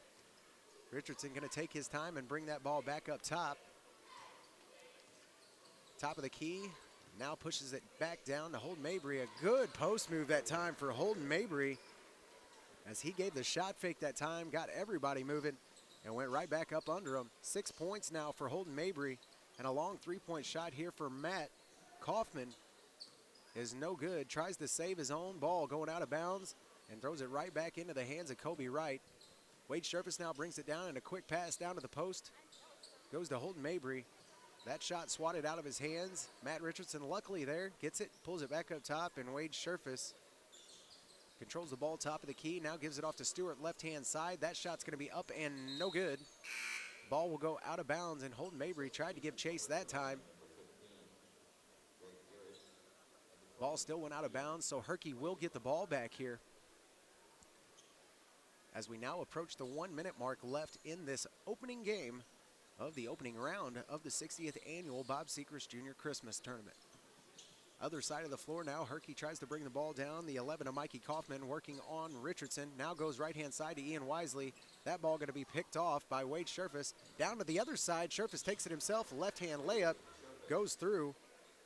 2 more points for Wade Sherfus here. He's now got 14 on the game.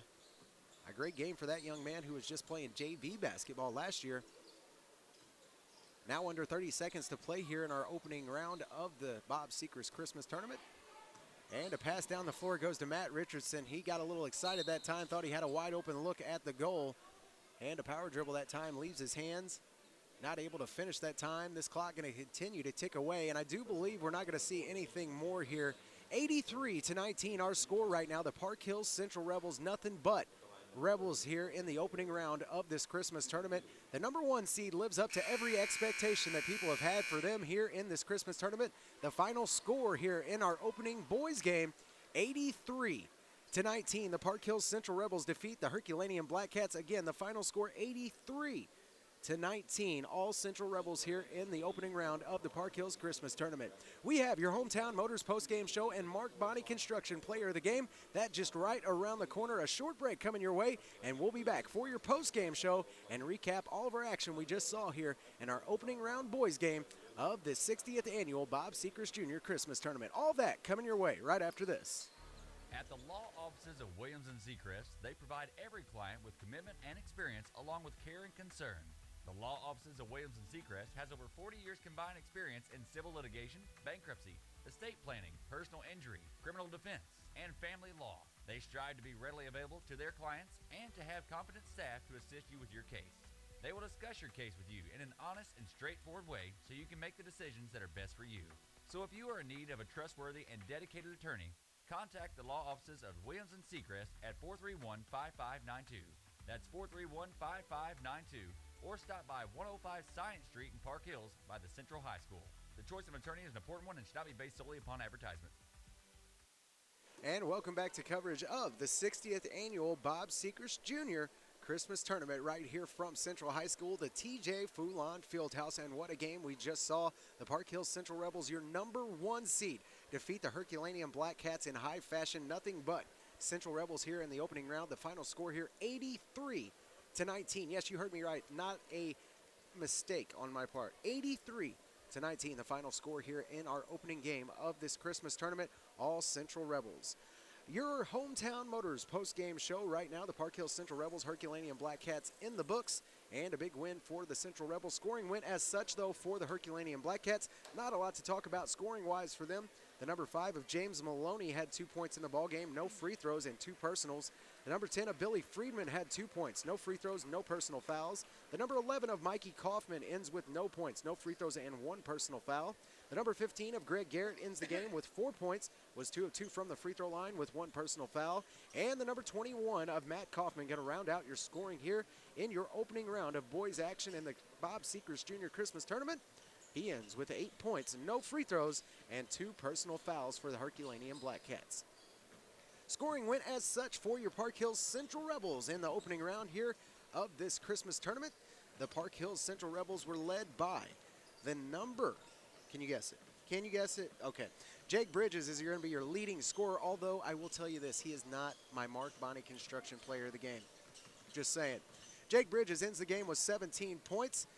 The number 5 of Connor Proffer ends with 8 points. The 13 of Brandon Wagner Hill in the game with 14 total points. The number 15 of Tyler Stewart ends with 5 points, was 2 of 4 from the free throw line with 1 personal foul. The number 22 of Matt Richardson ends the game with 6 points, was 0 for 1 from the free throw line with 1 personal. The number 30 of Holden Mabry ends the game with 6 points, had no free throws and 2 personal fouls. The 32 of Kobe Wright ends the game with 2 points, no free throws and no personal fouls. And the number 33 of Drew Harlow ends the game with 8 points, was 0 for 2 from the line with no personal fouls. Right now, your Mark Bonney Construction player of the game going to go to the young man with the number 20 on his back, Mr. Wade Sherfus. The young man didn't start the game for the Park Hills Central Rebels, but the young people got to come out, play a little basketball after that. That young man ended up with 14 total points after not starting and not playing most of the first and second quarter. 14 total points, was 3 of 5 from the free throw line, and had no personal fouls. Your Mark Bonney Construction player of the game goes to the young man with the number 20 on his back, Mr. Wade Sherfus. That's going to do it for your post-game show here of our game number 1 in the opening round of the Christmas tournament. We have game number 2 now on tap, and we have all kinds of basketball coming your way. 3 games left here tonight. We have South Iron and Crystal City coming your way here in just a few minutes on the Dawkins Broadcast Group. Do not go anywhere. I have your PAL Automotive pregame show right around the corner for game number 2 on the men's side. Crystal City and South Iron. More basketball coming your way after this. The Vi Burnham School District is proud to support their student athletes participating in the annual Park Hills Central Christmas Tournament. The staff and faculty of the Iron County C4 School District thank you for your encouragement and involvement with students, and go Blue Jays from everybody of the Vi Burnham Schools, Iron County C4. The Vi Burnham School District is proud to support their student athletes participating in the annual Park Hills Central Christmas Tournament. The staff and faculty of the Iron County C4 School District thank you for your encouragement and involvement with students, and go Blue Jays from everybody of the Vi Burnham Schools, Iron County C4. About this time of year, old Gene Finch at Gene's Towing and Recovery in Patterson gets real sentimental. The man just can't get enough of the holidays, so this time of the year, Gene Finch wants to remind all of you out there that he appreciates your patronage and business and wishes you and your family the happiest of holidays. Say howdy ho to Gene Finch next time you see him, and best wishes from Gene and his family at Gene's Towing and Recovery in Patterson. Call 856-4536. That's 856-4536. They don't charge an arm and a leg, they just want your tow.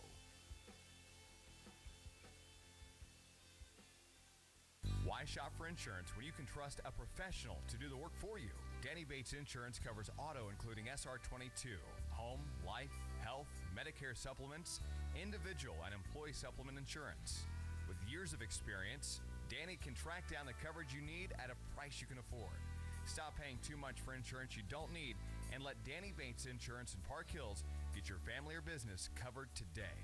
Call Danny Bates Insurance at 573-431-2270.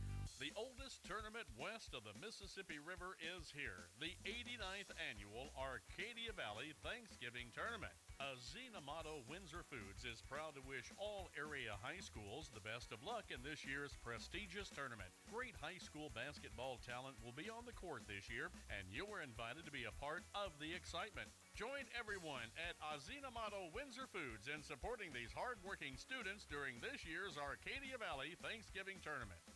D&D Towing in Fredericktown has been serving the area for over 15 years. So when you're in need of a tow, call the folks that have been trusted for years. D&D Towing at 783-7739. They service all surrounding counties and are also a member of AAA. Plus, D&D Towing offers a lockout service, jump starts, medium-duty towing, and 4x4 recovery. Available 24 hours a day, 7 days a week. That's D&D Towing in Fredericktown. 783-7739. That's 783-7739. D&D Towing in Fredericktown would like to take this time out to thank their customers for their business throughout the years and to wish everyone a safe and happy holidays. Also, don't forget to bring your family and friends to this year's Christmas basketball tournament and support your local team. Happy holidays from D&D Towing in Fredericktown.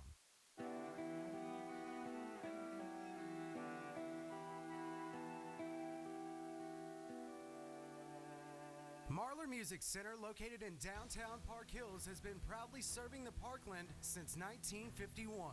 Open Monday through Saturday, Marlar Music Center is a full-service music store that offers lessons on a wide variety of instruments to players of any skill level. It has a certified repair technician for band instruments and electronics, as well as a PA and installation specialist. Here at Marlar Music Center, we provide timely service you won't get from outside dealers. Marlar Music Center offers a band rental program to our local schools, and when it comes to guitars, amps, and drums, we match online prices. So come on in to Marlar Music Center in downtown Park Hills today and find out why we have been the Parkland's music authority for over 60 years.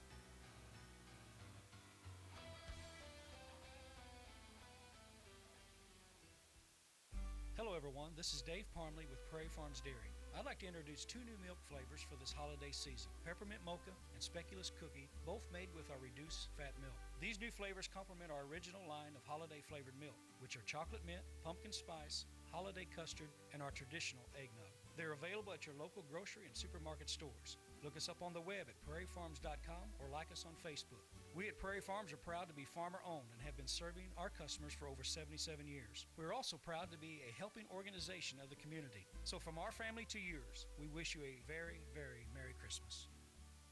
Holidays are such a wonderful time to get together with family and friends, and this holiday season is no different. Polite Ready Mix wants to thank you for your business during the past year and hopes to take care of your concrete needs the next year as well. The staff at Polite Ready Mix wants to take this time to also wish you and your family the best this holiday season can bring. Merry Christmas from everyone at Polite Ready Mix. Bordeaux Dance Studio is located in DeSoto, Missouri. We offer classes in ballet, tap, jazz, point, hip-hop, and tumbling. This year, we have brought back our Mommy and Me class for ages 2 to 3. We offer recreational class for ages 3 and up. We have a recreational competition team ages 5 to 9 that takes class once a week and competes 2 times a year. Our BDS competition team starts at age 7, and they audition once a year in August. That's Bordeaux Dance Studio in DeSoto, Missouri. Keep your car or truck properly serviced and running right, and your vehicle will actually be a good investment. Dunlap Automotive Solutions in Park Hills is there to help. Dunlap employees are certified technicians. You'll get straightforward, honest advice and the best repairs from the best people. Don't ignore the check engine light, providing full diagnostic testing, tires, fleet maintenance, and don't forget to get your AC serviced and charged. Get to Dunlap Automotive Solutions at 210 East Main Street in Park Hills, or call Donnie at 431-5100. That's 431-5100. No job too big or too small. We do it all here at Dunlap Automotive Solutions. Sports is a big part of the Mineral area, and your Walmart Supercenter in Farmington is proud of all the area schools and their sports programs. Working hard as a team makes for a successful sports program, just as the associates at your Walmart Supercenter in Farmington all work together to make sure you have what you need when you visit your Farmington Walmart Supercenter. Good luck, everyone, in your sports programs from your Walmart Supercenter in Farmington. Lunch Loaner's Concrete Construction of Caledonia are the ones to call for driveways, patios, sidewalks, and all foundation work. Need a tall or short wall? Loaner's Concrete Construction can do it all. For commercial or residential concrete estimates, call Bill at Loaner's Concrete Construction at 747-6266. That's 747-6266. Loaner's Concrete Construction in Caledonia. Providing dependable quality work from start to finish. Call Loaner's Concrete at 631-0703 and visit loanersconcrete.com. Etzel Packing of Perryville are your ham and jerky champs. See Etzel for all your beef, hog, and deer processing at 1702 South Kings Highway in Perryville. Everyone at Etzel Packing is proud and thankful for all their customers they've helped, and they look forward to earning even more business this year, including custom curing and services for bologna produce. When you think meat, think Etzel Packing of Perryville. Just call 547-6815. Etzel's is proud to now be Missouri State Jerky Champions for 4 years running. Open Monday through Saturday. Call 547-6815. That's 547-6815 for Etzel Packing of Perryville, your jerky champs.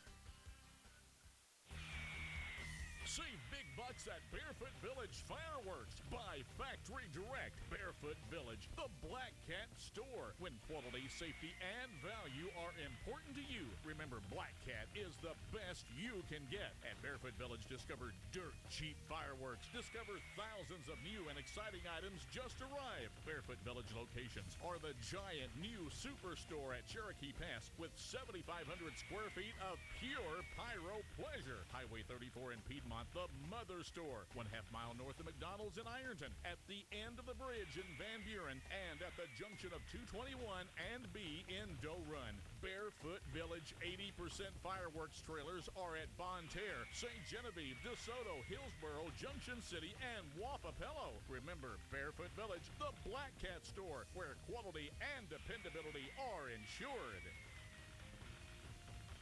Barefoot Village would like to take this time to wish good luck to the Fredericktown Black Cats and everyone else participating in the Christmas tournament, and a Merry Christmas. Folks, you know right now could be the best time for you if you're considering buying residential property or even hunting, fishing, or recreational property in this area. Now, Dan Buck and his agents over there at Buck Realty in Ironton are just the people that can show you just what you're looking for. So give Buck Realty a call at 546-5546 and see what Dan can do for you, because right now is an exciting time to be buying and selling property. Just call 546-5546 for Buck Realty in Ironton. Buck Realty would like to take this time to wish everyone a Merry Christmas. Boyer Lumber, service and quality. And Boyer Lumber Company in Potosi. They have the same big names, same big brands, and same low prices as the big boys. That's right, same low prices, all here and without the cost of gas to get to the big boys. So shop your hometown store, Boyer Lumber Company in Potosi, or call them at 438-5461. Who doesn't want the freshest of fresh? Have you visited the meat market in town? Set up like an old-time general store, stop into the Hungry Gardener and let Kelly tell you about everything they carry, like dry goods, treats, dairy, and most importantly, fresh meat. Juicy fresh pork, beef, chicken, frozen seafood, fresh smoked meats such as ribs, chicken, and of course their homemade sausages and fresh-made sandwiches. It's displayed in a case for you to pick out your own, then wrapped in freezer paper the way meat is supposed to be bought. Meats are available in bulk packages too. Kelly offers lunch specials that are posted daily on their Facebook page that are sure to fill your belly. On Fridays, you can get a side of smoked ribs or a smoked chicken with 3 pounds of sides for just $25. Need a last-minute gift? Well, the Hungry Gardener offers reloadable gift cards. They accept all forms of payment, including EBT. For more information or questions, call 573-440-5031. Store hours are Monday through Friday, 10 a.m. to 6 p.m., and Saturday from 10 to 4. Located at 203 East College in Fredericktown in the parking lot with Domino's, this holiday season, sit back and let the Hungry Gardener provide your holiday meals, from smoking your turkeys or hams to catering your office party. Call Kelly at 440-5031. Wishing everyone safe and happy holidays, and a great big thank you from Kelly, Justin, and the kids. Next time you're shopping for flooring, consider Carpet One Floor and Home. With the buying power of 1,000 Carpet One stores to guarantee great prices, but locally owned to provide you quality service and installation. We sell and professionally install all types of flooring: hardwood, laminate, ceramic, vinyl, and carpet, plus blinds and hardwood sand and finish. For a free measure or estimate, call 756-1999 or visit our friendly showroom. between Steak and Shake and Famous Footwear in Farmington. Don't let Christmas sneak up on you this year. Take advantage of Fisher Furniture's free layaway. Yes, you can afford that wow gift this year. Disney's Frozen or Camo Kids recliners for the little ones. New double oven for mom. Samsung LED curved television for dad. New Serta mattress for you both. They have everything to make your Christmas gift wow worthy. Start free layaway today at Fisher Furniture, Highway 21 in Ironton. For your life with Fisher Furniture.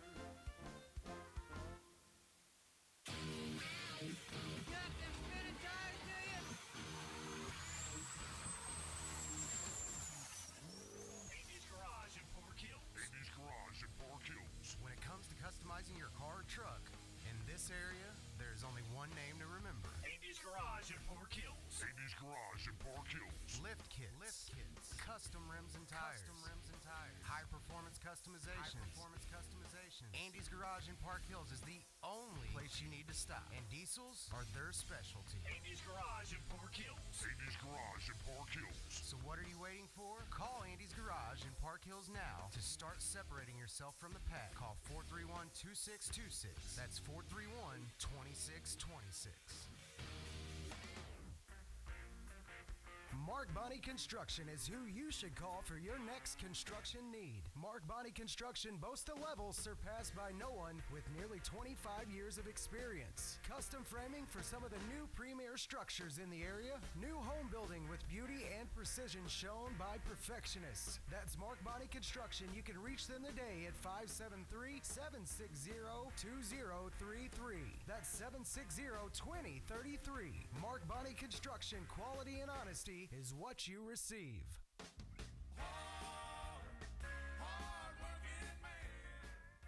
Bellevue Valley Nursing in Bellevue wishes everyone a very merry holiday season. For over 20 years, Bellevue Valley Nursing has been providing the utmost professional and loving care to their residents. Bellevue Valley Nursing provides regular skilled and behavioral skilled care. Therapy, speech, occupational, and physical therapy services are also provided. Located 5 miles past the Bellevue School, visit them soon for a tour or call 697-5311 for more information. All of your friends at Bellevue Valley Nursing gladly wish a Merry Christmas and Happy New Year to all their employees, Bellevue's clients, and all families enjoying another Christmas season in our community.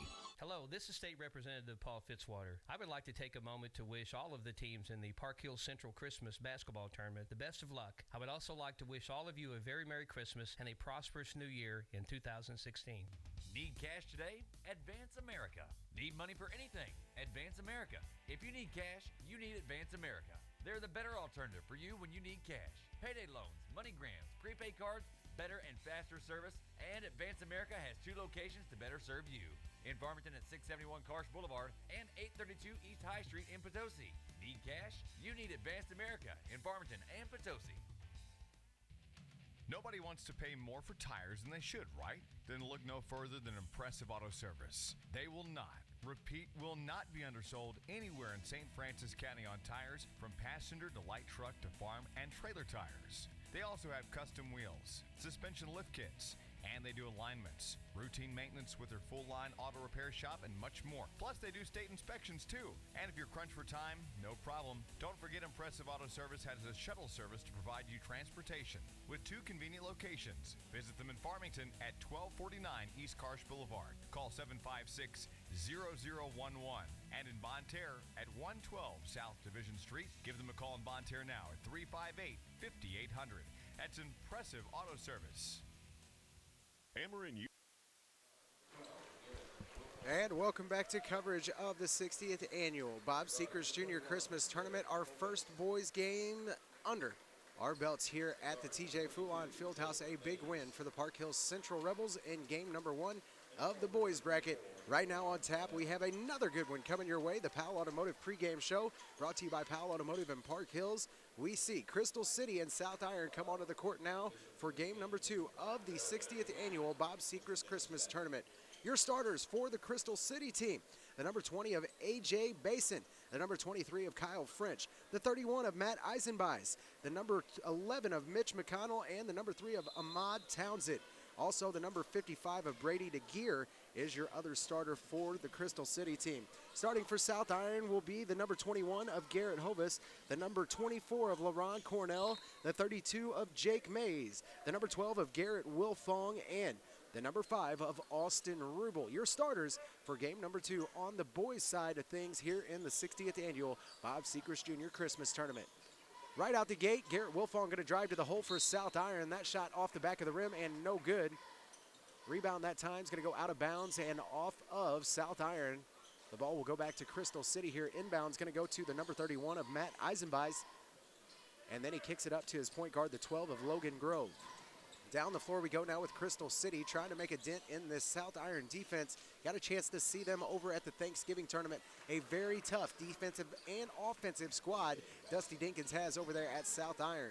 Turnover here though after the 2 points there by Eisenbeis. And another 2 points going to fall through the hole that time on behalf of the number 22, A.J. Basin. 4 points total so far for A.J. Basin and a quick 4-point lead here for Crystal City over South Iron. Up to the top of the key now we go with the number 21 of Garrett Hovis. Hovis now going to stall out, pass over the right-hand side, the 32 now of Jake Mays. And a quick skip, left-hand wing, long three-point shot just off the back of the rim that time for the 21 of Garrett Hovis. And the rebound going to go back to the Crystal City. Up the floor we go now with the 22 of A.J. Basin. And now a kick down low to the 55, and what a three-point shot that time from Logan Grove, the number 12 from Crystal City, and they have tacked on 7 points quick, fast, and in a hurry. Logan Grove with 3 and A.J. Basin with 4. Right now a 7-point lead for Crystal City over the South Iron Panthers in game number 2 of this Christmas tournament. More high school basketball coming your way right after this. Dewey Tomsock plant in Annapolis is proud to be a part of the Park Hills Central Tournament and wishes all teams the best of luck. It takes hard work and team spirit to make it to this historic tournament. Best of luck in all of your athletic endeavors from everyone at Ameren UE Tomsock in Annapolis. Ameren UE Tomsock plant in Annapolis. Attention truckers, if you're an owner-operator and looking for a great company to lease to, All-Star Trucking in Fredericktown is looking for you. They have work scheduled now and operate in all 48 states. All-Star Trucking is family-owned and operated and a dependable company to lease onto. So if you're an owner-operator and want to lease onto a great company, call Becky at All-Star Trucking in Fredericktown at 783-6719, at 783-6719. Remember, home for the holidays, December 5th, 6 p.m. to 8 p.m. All-Star Trucking would like to take this time to wish everyone a safe and happy holiday season. And welcome back to coverage of the 60th annual Bob Sechrest Jr. Christmas Tournament. And another missed shot there for South Iron while we were under break is going to give Crystal City the ball back here. A 7-point quick lead here for Crystal City over the South Iron Panthers. Logan Grove with the ball over on the right-hand side. He's going to throw this one away. Back on the attack comes the South Iron Panthers, and a wild pass that time is deflected, that time by Kyle French. Austin Rubel that time was trying to feed it down into the post to the 24 of LaRon Cornell, and that ball deflected up and into the stands by Kyle French. And now another try for Garrett Wilfong. Wilfong, another missed shot here for South Iron, and the rebound going to go back to Crystal City. South Iron trying that full court press and finally get a turnover out of it. Back on the attack comes the South Iron Panthers, and Garrett Wilfong now gives it off to Austin Rubel. Rubel underneath the goal, and the shot fake back up with it, no good. LaRon Cornell gets the rebound and puts up the first points here for the South Iron Panthers. It comes with 5:34 left to play in the first. Now 7-2, a 5-point deficit for the South Iron Panthers. Under the goal now with Crystal City, and what a finish that time for Brady DeGear, excuse me. The big tall number 55 under there. Turned around and a great finish for him. Now 9-2 our score. Crystal City still on top of South Iron. Brady DeGear gets the 2 points. Also going to get a chance for the 3-point play here. His first trip to the free throw line tonight. At the free throw line, Brady DeGear, that shot away and good. 3 points total on the night for Brady DeGear, and now a 10-2 lead for Crystal City. An 8-point deficit here for South Iron. LaRon Cornell going to lose control of the ball going up with it. And another turnover here for Dusty Dinkins. South Iron Panthers will give back the ball to Crystal City. Logan Grove now in the backcourt. They have to get it back up to A.J. Basin. trying to beat this full court press. Now Logan Grove with the ball running around, trying to find somebody. And finally, the number 55, Brady DeGear, wide open again. How do you leave the big man open, wide open, under the goal like that twice in a row? Now 12-2 the score here.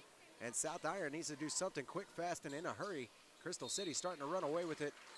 And just like that, South Iron comes to life. The number 25 of Logan Lucas drives to the hole. He's going to pick up the foul and the bucket. A chance for a three-point play here for Logan Lucas, his first two of the night. 12-4 our score here, an 8-point deficit for South Iron. Was 7-0, a quick 7 points unanswered for Crystal City. Logan Lucas going to drain his free throw, now 1 for 1 from the line with 3 points as he closes it back down to just a 7-point lead. Inbound pass here goes to Logan Grove.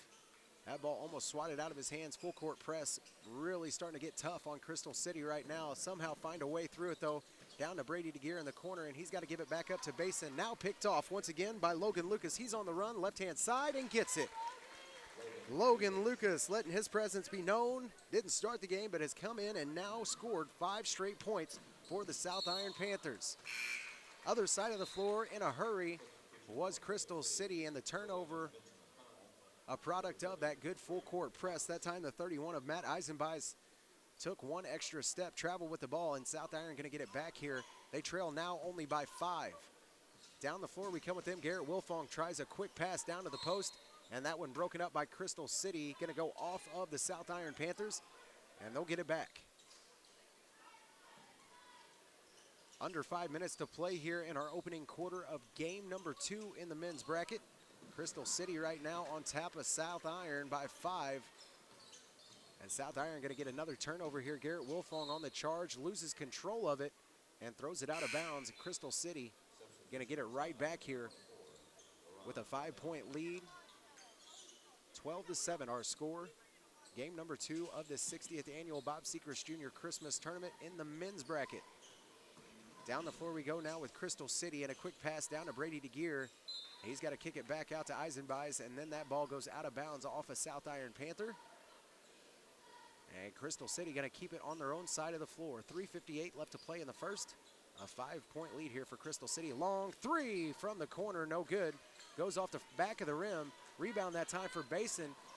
And now a quick pass down from South Iron, and they're going to lose control of it, give it right back to Crystal City.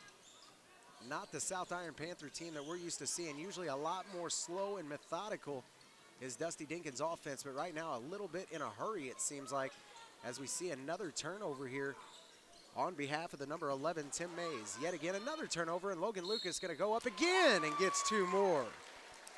Logan Lucas, 7 points on the night, another bucket, and another chance for a 3-point play.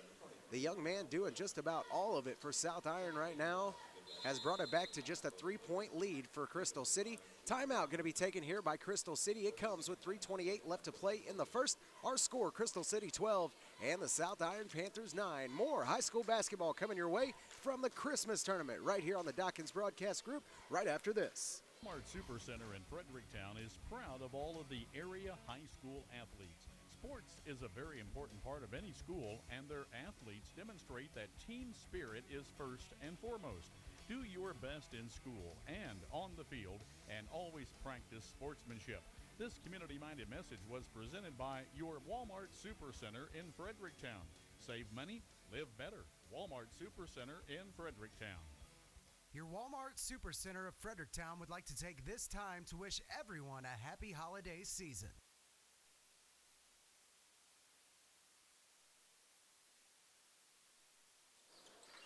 And welcome back to coverage of the 60th annual Park Hills Christmas Tournament. Logan Lucas able to complete the 3-point play once again for the South Iron Panthers, now with 8 on the game, and he pulls it back to within 2.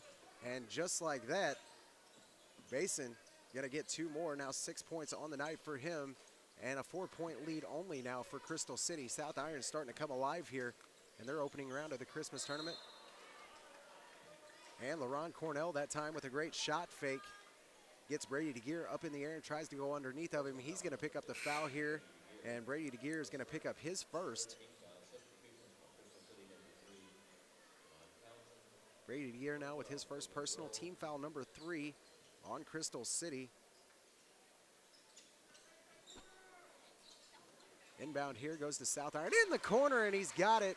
Big three-point shot that time for Jake Mays down in the corner, has pulled it back to within one. Jake Mays comes alive, his first points of the ball game, and now just a one-point game for the South Iron Panthers. A little bit more towards Dusty Dinkins' speed now. Under 3 minutes to play. Substitution into the game now for Crystal City. The three of Ahmad Townsend came in. And a shot out from the right-hand side from Basin, no good off the back of the rim. Going to be rebounded this time by the 21 of Garrett Hovis. A drive to the bucket by him. Shot no good. Rebound goes to Brady DeGear. Back on the run here and picked clean on behalf that time of Garrett Hovis. Garrett Hovis now a dish back out to the corner and now up to Mays. Mays with it on top of the key. He passes up a shot opportunity that time, drives down in the middle of the lane and now kicks it out to Tim Mays. And just a little bit excited that time was the 11 of Tim Mays, took an extra step. A traveling violation is going to give Crystal City the ball back here with 2:14 left, only a 1-point lead for Crystal City. Inbound pass here goes to the 30 of Braden Cox. Cox now drives down to his side of the floor, gives it off to Townsend. Townsend now going to bring it up top of the key. Now over to Logan Grove, and then a quick skip back over to Braden Cox. A feed down to Brady DeGear, and a missed shot down in the post that time for Brady DeGear. And back on the attack is Hovis and the South Iron Panthers. Somehow the missed shot, but Tim Mays, out of all the guys in there, got that rebound. Now out, we're going to see Garrett Hovis. A big shot there, and good. Garrett Hovis has taken the lead for the South Iron Panthers with his first points of the night. It comes with 1:36 left to play in the first quarter. Now 15 of 14, our score here, as South Iron has taken the lead for the first time today.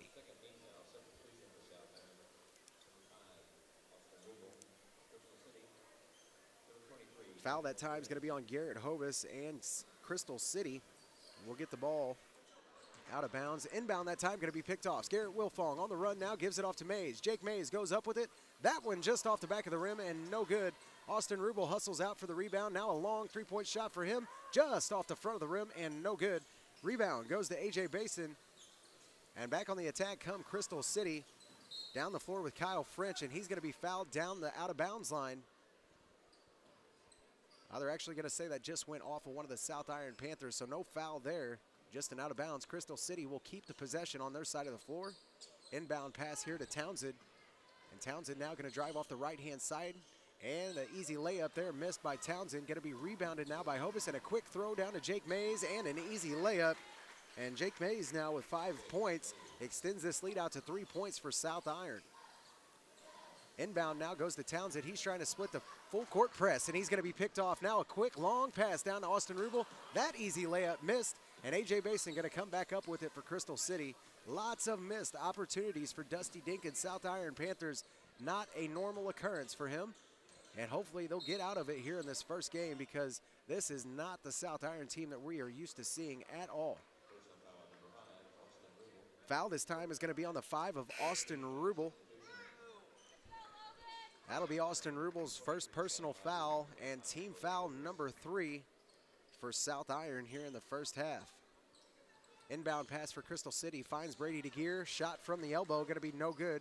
Rebound goes to Garrett Wilfong. He's back on the approach for the South Iron Panthers. Dish over right-hand wing, and then a pass from the 23 that time of Sam Ivey. Going to be intercepted by Crystal City. Logan Grove now. Crystal City side of the floor, right-hand wing, no shot there, gives it off to Basin. And then a feed down to Brady DeGear, going to be swatted away and right back into the hands of Garrett Wilfong and the Panthers. They try to come down to their side of the floor and get a quick 2. That one going to be swatted out of bounds by Kyle French, who got in between the pass there. Good defense and a good hustle that time from Kyle French to break that up. 6.4 left here in the first quarter. 17-14, a 3-point lead for South Iron. Only 5 seconds left, looking for the last shot. Austin Rubel's going to take it, and that shot no good. Right after that, Brady DeGear gets the ball, tried a shot from all the way past half court, and it's going to be fouled. Foul that time is going to be on Austin Rubel, now his second personal, and team foul number 4 on the South Iron Panthers. Only 0.3 of a second left here. Going to be really tough to get a shot away from where Crystal City is on the floor.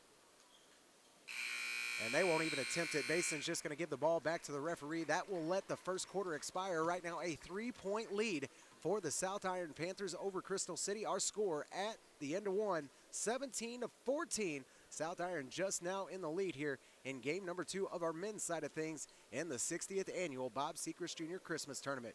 More high school basketball coming your way after the break right here from the TJ Foulon Fieldhouse. It's Christmas tournament time. For 4 years, Jade Home Care Services in Bellevue has been providing the utmost professional, loving care to their clients. Jade Home Care Services provides in-home services for the elderly and disabled with services like personal care, advanced care, homemaker chore, respite care, and authorized nurse visits. Jade Home Care is located at 2370 Highway 21 in Bellevue. Visit them soon for a tour or call them at 697-1190 for more information. That's Jade Home Care Service in Bellevue. Jade Home Care Services in Bellevue would like to take this time to wish everyone a merry and safe Christmas. This month at Hood's, take advantage of our holiday waypoint specials. New Sun Heat infrared heaters were $129.99, now only $69.99. Rapid Click vinyl planking only $1.19 a square foot. Glass tiles starting at $1.99 a square foot. And 3 1/4 inch gunstock hardwood at $2.69 a square foot. Struggle to get all those decorations out of the attic? We'll make it easier with our Doorbuster special featuring a new aluminum attic folding ladder for only $205.29. And now on special are 400 and 500 as well as 600 and 700 series sink bases that you get for free. That's right, for free with a purchase of 12 or more cabinets. That's Hood's Discount Home Center located in Farmington and Festus. Come by and check out what the Fat Man was able to fit down the chimney, and remember, it's all good at Hood's.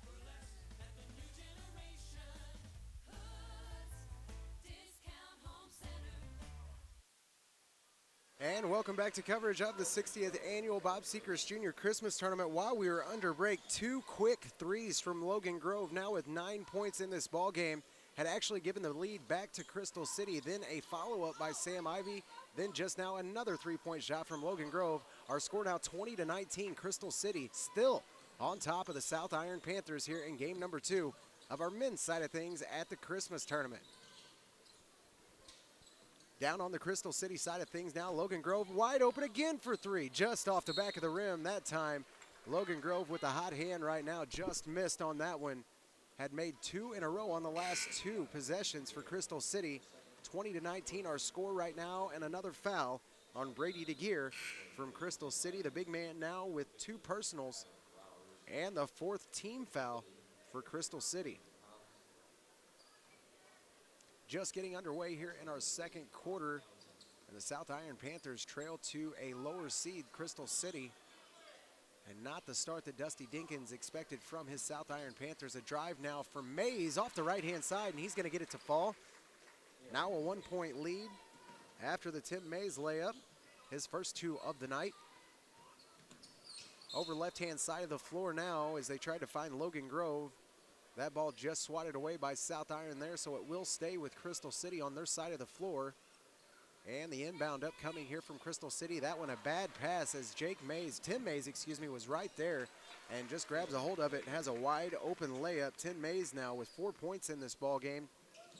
Increases the lead for South Iron 23-20. Crystal City starting to have a little bit of trouble with this half-court press that South Iron is applying. Ball not moving around quite as smooth as it was for Crystal City, but Ahmad Townsend going to take advantage of the lack of defense there on the left-hand side from South Iron and pick up his first 2. And he draws it back to just a 1-point lead for the South Iron Panthers. Left-hand side now a dish down low, and that shot going to be missed by the big man. That time Tyler Browers, the big man, just checked in for South Iron, got his first opportunity and missed. And a long pass down the floor for Crystal City somehow goes in between the legs of the South Iron Panthers and finds Ahmad Townsend. Now over to A.J. Basin down in the corner. Back up top to Townsend. And that's going to be a foul on the floor here on Ahmad Townsend. Foul here upcoming is going to be on the South Iron Panther number 32, Jake Mays. Mays going to pick up his first personal. And team foul number 5 on South Iron. Inbound pass goes to Ahmad Townsend. Now over to Kyle French and then down into to Basin, and he connects from the left-hand elbow. And Crystal City back on top of South Iron. Now a 24-23 game. 5:03 left to play in the first half.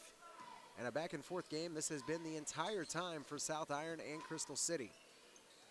Down into the lane. That time ball rejected away from him. And somehow finds the hands of the 32 of Jake Mays, who connects once again for 2 more. Now 7 points total on the night for him as he gives the lead back to the South Iron Panthers.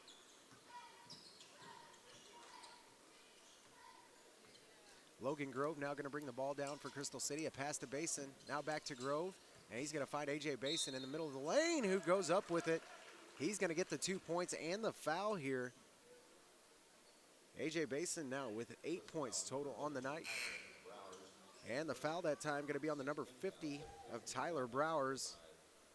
Big man picks up his first foul here of the night and sends A.J. Basin to the line for the 3-point attempt. A.J. Bason's first time at the free throw line tonight, and he makes it count. Now 1 for 1 from the line as he gets his 3-point play. 9 points for Basin so far here for Crystal City. Traveling violation upcoming here is going to be on the number 21 of Garrett Hovis. Excuse me, the 25 actually was the one that got that one. Logan Lucas with the travel there. Give the ball back to Crystal City. Across midcourt, we come now with Crystal City and a quick pass down underneath the bucket to Braden Cox. And that opportunity going to be missed by Crystal City, but Ahmad Townsend somehow comes up with the rebound. But shortly thereafter, going to get called for the carrying violation. Got that hand underneath the ball and carried it over the top. That'll turn the ball right back over to the South Iron Panthers with 4:05 left to play here in the first half. Austin Rubel going to bring it down for South Iron. Right-hand side, tries to take it all the way to the bucket by himself. And is going to be fouled this time by Crystal City. Foul's going to be on the number 11 of Mitch McConnell. That'll be Mitch's first personal and team foul number 5 on Crystal City. At the line right now, Austin Rubel. He connects on his first. His first points here of the night. 1 for 1 from the line is Rubel. Second free throw here for Austin, up and good as well. Now 2 of 2 from the line with his first 2 points on the night. And he ties this game right back up at 27. Pass this time going to be rejected by Hovis and somehow finds the hands of Townsend again. And a shot that time from Ahmad Townsend, no good. Now Garrett Hovis going to get the rebound, bring it back down for South Iron. Austin Rubel for 3, no good. Just off the front of the rim and falls short. Rebound here for Crystal City goes into the hands of Mitch McConnell. Now back to A.J. Basin and down to Townsend in the corner. He's going to try to drive baseline. Now finds Basin in the middle of the lane, who gets the bucket and the foul. South Iron fans not happy about that one. Thought he was still on the ground when that foul occurred. The shot was after that. Referee disagrees. He gets the 2. Does A.J. Basin now with 11 and a chance for another 3-point play. He is 1 for 1 so far from the line here tonight. And now make it 2 for 2 as he picks up his 12th point. And once again, another 3-point lead here for Crystal City over South Iron. A long shot that time from Logan Lucas, going to be no good off the front of the rim. Rebound goes right into the hands of Kyle French and the Crystal City team.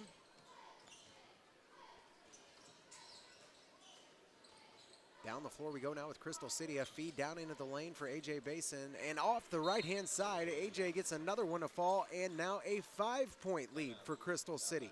They just will not die easy. That is for sure. 14 points now for A.J. Basin and Crystal City. They lead over the South Iron Panthers right down here close to the South Iron Panthers home front. 32-27 with 3:01 left to play in the first half. We're going to take a short break and be back with more high school basketball right after this. The St. Francis County Health Center Women's, Infants, and Children's Program would like to invite all families with a child under 5 years old to attend the WIC Holiday Party on December 3rd at 1 p.m. at the St. Francis County Health Center, 1025 West Main Street in Park Hills. There's going to be several free activities that day, such as decorating gingerbread houses, crafts, games, and snacks. Santa will also be making an appearance for pictures with the little ones. The Women's, Infants, and Children program, referred to as WIC, is a supplemental nutrition program that offers nutrition education, breastfeeding support, and community referrals to Missouri families with children under the age of 5 years old, new mothers and infants, and/or a woman that has been pregnant within the last 6 months. Income and nutritional eligibility requirements apply. The St. Francis County Health Center WIC office is open Monday through Friday from 8 a.m. until 4 p.m. with appointments during the lunch hour and twice monthly open until 6 p.m. for the working families. For more information regarding the holiday party or to see if you qualify for WIC services, please call 573-431-1947. The St. Francis County Health Center and USDA is an equal opportunity provider. And welcome back to coverage of the Bob Sechrest Jr. Christmas Tournament here from Park Hills. While we were under break, Garrett Hovis picks up another 2 for South Iron, draws it back to just a 3-point lead here for Crystal City. And Ahmad Townsend here going to be called for the foul. Sam Ivy trying to bring that ball down for the South Iron Panthers. Townsend going to get the reach call here. That'll be his first foul. And team foul number 6 for Crystal City. Austin Rubel now down to his side of the floor, going to give it off to Hovis. Hovis now over to Austin Rubel. Going to work back up, gives it off to Sam Ivy now, who's going to drive middle of the lane, spin move there. Now a kick back out to Hovis. Long 3 for Garrett Hovis just off the back of the rim. Rebound going to go to Logan Lucas. No. Goes to Sam Ivy, and now a kick back out to Garrett Wilfong. And LaRon Cornell that time rolls on the ground to try to get the ball. Somehow gets it back up to Austin Rubel, and now Ahmad Townsend goes in. Somehow Austin Rubel is going to get the foul out of all that. Now his 3rd personal and team foul number 8 on the South Iron Panthers. That'll push him into the bonus, and Ahmad Townsend is going to go to the free throw line for the first time here for Crystal City after the foul there by Austin Rubel. Free throw by Ahmad Townsend is going to be up and good. He now has 3 points on the night. Still one more free throw here. Comes with 1:44 left to play in the first half. 33-29, Crystal City leads. Second free throw is going to be up and good as well for Townsend. Now 4 points on the night for him. Long pass down the floor. Somehow finds the hands of Garrett Hovis. He almost had to do the hopscotch right there just to keep his feet in bounds. Throws that one off a Crystal City player and stays out of bounds, so South Iron will keep the possession underneath their own goal. Inbound, upcoming from Mays, gets it up top to Garrett Wilfong. Shot fake there and tries to drive right-hand side of the lane. Goes up with it. And that shot gonna foul. Not sure what happened right there. I do believe it's gonna be a traveling violation, and is on Garrett Wilfong, so Crystal City will get the ball back. Inbound now goes to Ahmad Townsend, now back to Kyle French. French now pushes it up to Logan Grove. Grove now, right-hand side.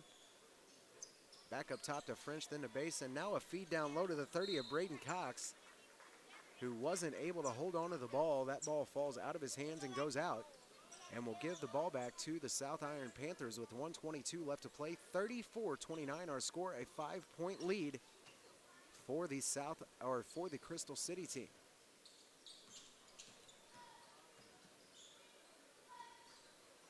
Shot this time from LaRon Cornell, no good. Gets his own rebound. That shot no good. Still got his own rebound. Another shot no good. Just can't finish. Can the South Iron Panthers here in this first half? 34-29, and A.J. Basin going to take it to the rack one more time. 16 points total in the first half for Basin. And then off the turnover, Logan Grove almost makes him pay for it. A quick shot, left-hand side of the three-point line. No good. Now a pass to Wilfong, who tries to drive for South Iron. That shot no good. And the rebound going to go back to Crystal City. A 7-point lead here for Crystal City over South Iron. Pass down to Sam Ivy, and he's going to get it. Sam Ivy that time off the steal for South Iron, right down under the goal, and he gets 2.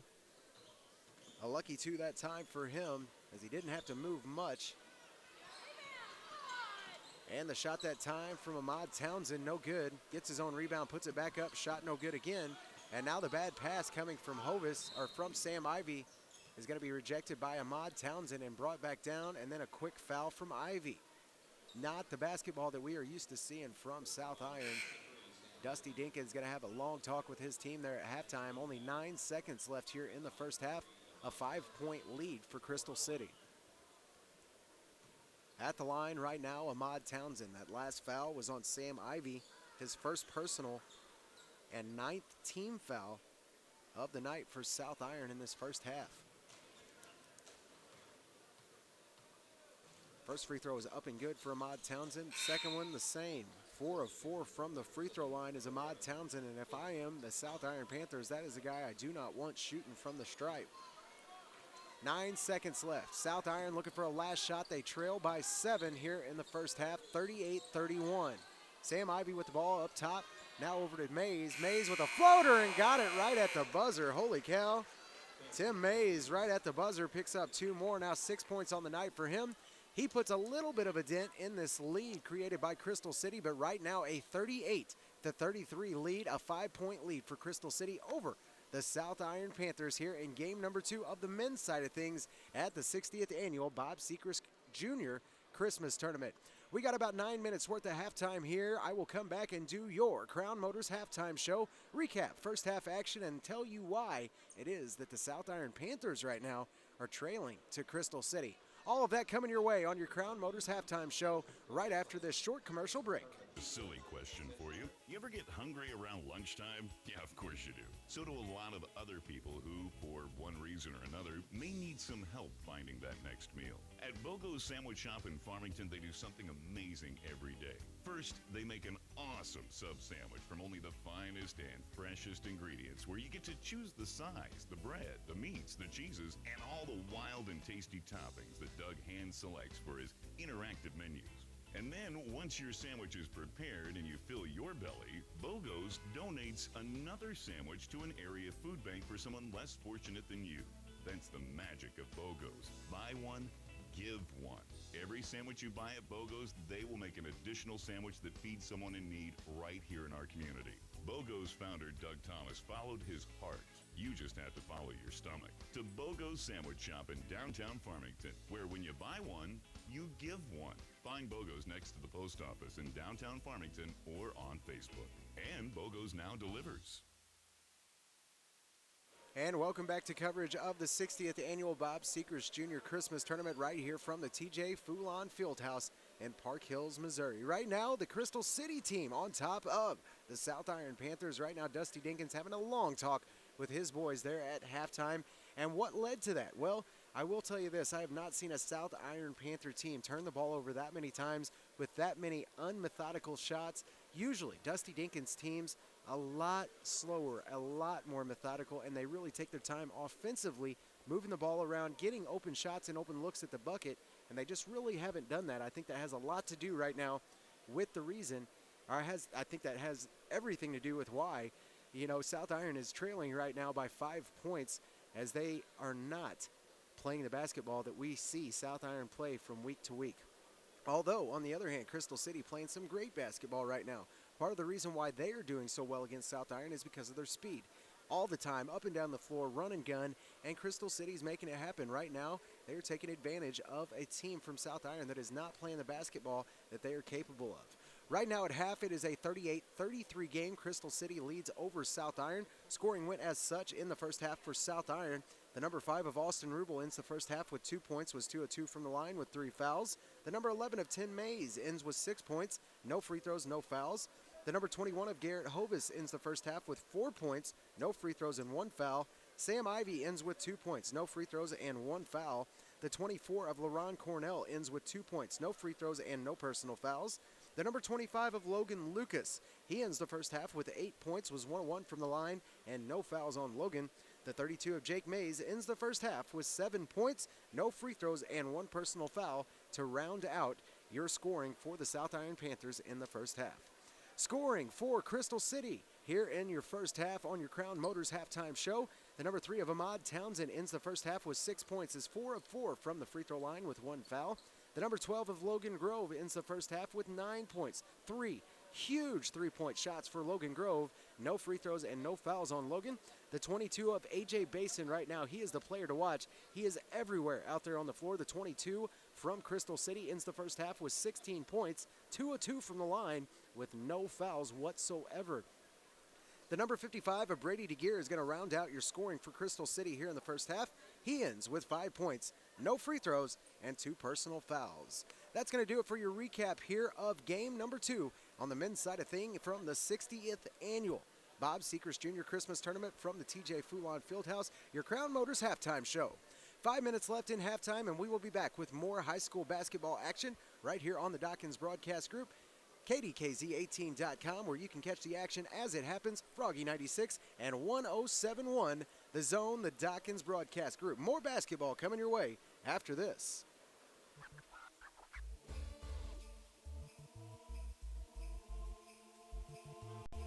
The museum annex is rapidly approaching completion. Please consider the annex as our Christmas gift to the mineral area. It will be loaded with more displays, new artifacts, and challenging interactive exhibits. We promise it will be fun and educational to all. So as we celebrate the holidays, the staff and volunteers at the Space Museum wish you a merry and joyful Christmas and a happy and profitable New Year.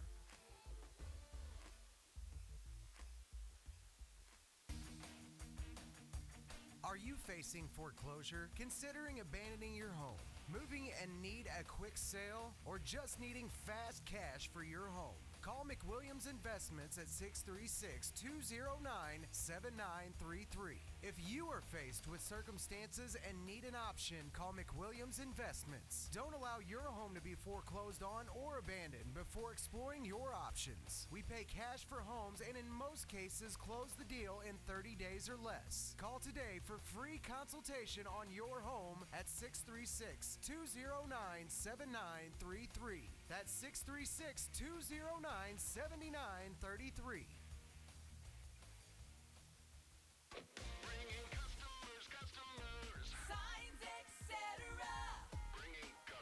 Hi, this is Kevin Harrington with Signs Etc. in our all-new location on Karsh Boulevard at the junction of Highway 32 and 00 in Farmington. A new location means better service and more products for our customers. What it doesn't mean is higher prices. Signs Etc. has been serving the Southeast Missouri area for over 23 years with the same great service, the same competitive prices, and the same family-owned and operated values. And we're looking forward to sending our customers for years to come. Stop in and see our new facility and see how Signs Etc. continues to bring our customers. Still the same phone number at 756-9000, the same website at signsetconline.com, but a brand new location at 1101 Karsh Boulevard at the junction of Highway 32 and 00 in Farmington.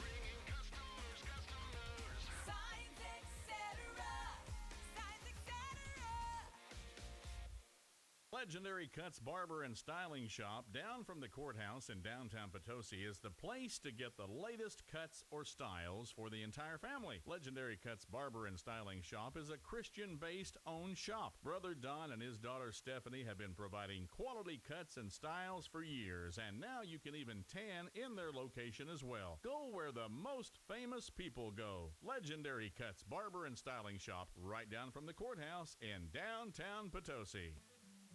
It's the holiday season, time for community, friends, and family. The professionals at Torres Sanitation LLC in Fredericktown want to thank all of their customers for a great year and look forward to continuing serving their friends, living and working right here in the community. When you need residential, commercial, garbage collection, or roll-off service, call Torres Sanitation of Fredericktown, 783-7809. Enjoy your holiday season with your family and have a happy new year to all of our customers at Torres Sanitation. What happened to that beautiful tan you had this summer? Well, folks that go to Sun Rays Tanning and Hair Salon in DeSoto still have that beautiful tan. During December, Sun Rays Tanning in DeSoto is offering a stand-up bed special with unlimited tanning for only $80. Super 40-month unlimited tanning for only $65, and facial bed 2 and 3 with 20 tans only $60, and extreme beds bed 5 and 6 with 20 tans only $50. Cheryl Owens is also offering haircuts for only $10 too. That's Sun Rays Tanning and Hair Salon, 610 South Main in DeSoto, or call 636-337-4990. Hi folks, Dennis Barrett Jensen Auto. Jeff Jensen and I would like to invite everyone in the area down to look at our tremendous line of inventory. We have got everything from 1997 models right up to 2015 models at Barrett Jensen Auto. We're still at the same location. We want everybody to come in and look at all the great changes that we've made here in the last couple months. And we'd like to see you come in, look at our inventory. We still have great financing, good service. And folks, we still want to welcome you into our dealership. Jeff and I would love for you to come see us. We're at 140 South Main, downtown Fredericktown, or visit our website, barrettjensenauto.com. Everybody knows that Jamie Powell at Powell Automotive is always pushing the envelope, striving to better serve his customers. Powell Automotive is proud to announce a full-service transmission tech at Powell Automotive. With 20-plus years of experience with transmission work and full-service transmission work, and offering a 12 and 12 warranty. 12 months or 12,000 miles. It's Powell Automotive in Park Hills. Call 431-2204. Are you saying Powell? What are you saying? Powell Automotive in Park Hills.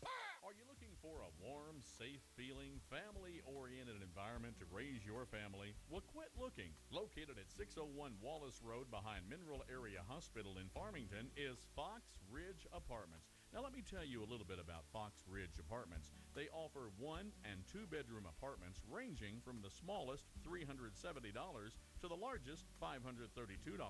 HUD is accepted and is pet-friendly, too.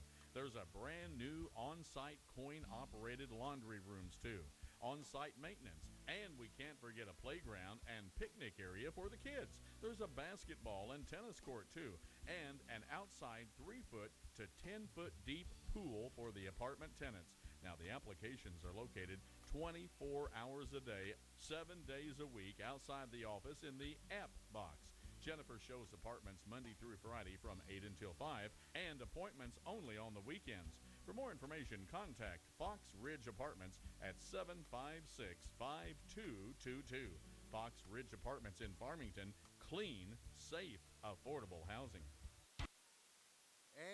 And welcome back to coverage of the 60th Annual Bob Sechrest Jr. Christmas Tournament right here from Park Hills. After the halftime break, we come straight out and a big 3-point shot from A.J. Basin to start things off here in the second half. Now 19 points for him, and that extends this lead for Crystal City all the way out to 10 points, 43-33. Our score right now here starting off this third quarter. Not the team that we're used to seeing from South Iron right now. A lot of mistakes, a lot of turnovers, and they got to get something going here right now because a 10-point lead, a pretty tough deficit to overcome in this Park Hills Christmas Tournament with a bunch of momentum. Timeout right now for the South Iron Panthers. Dusty Dinkins having a long talk with his boys over there, and hopefully they can get things under control here and start playing the basketball that we're used to seeing them play.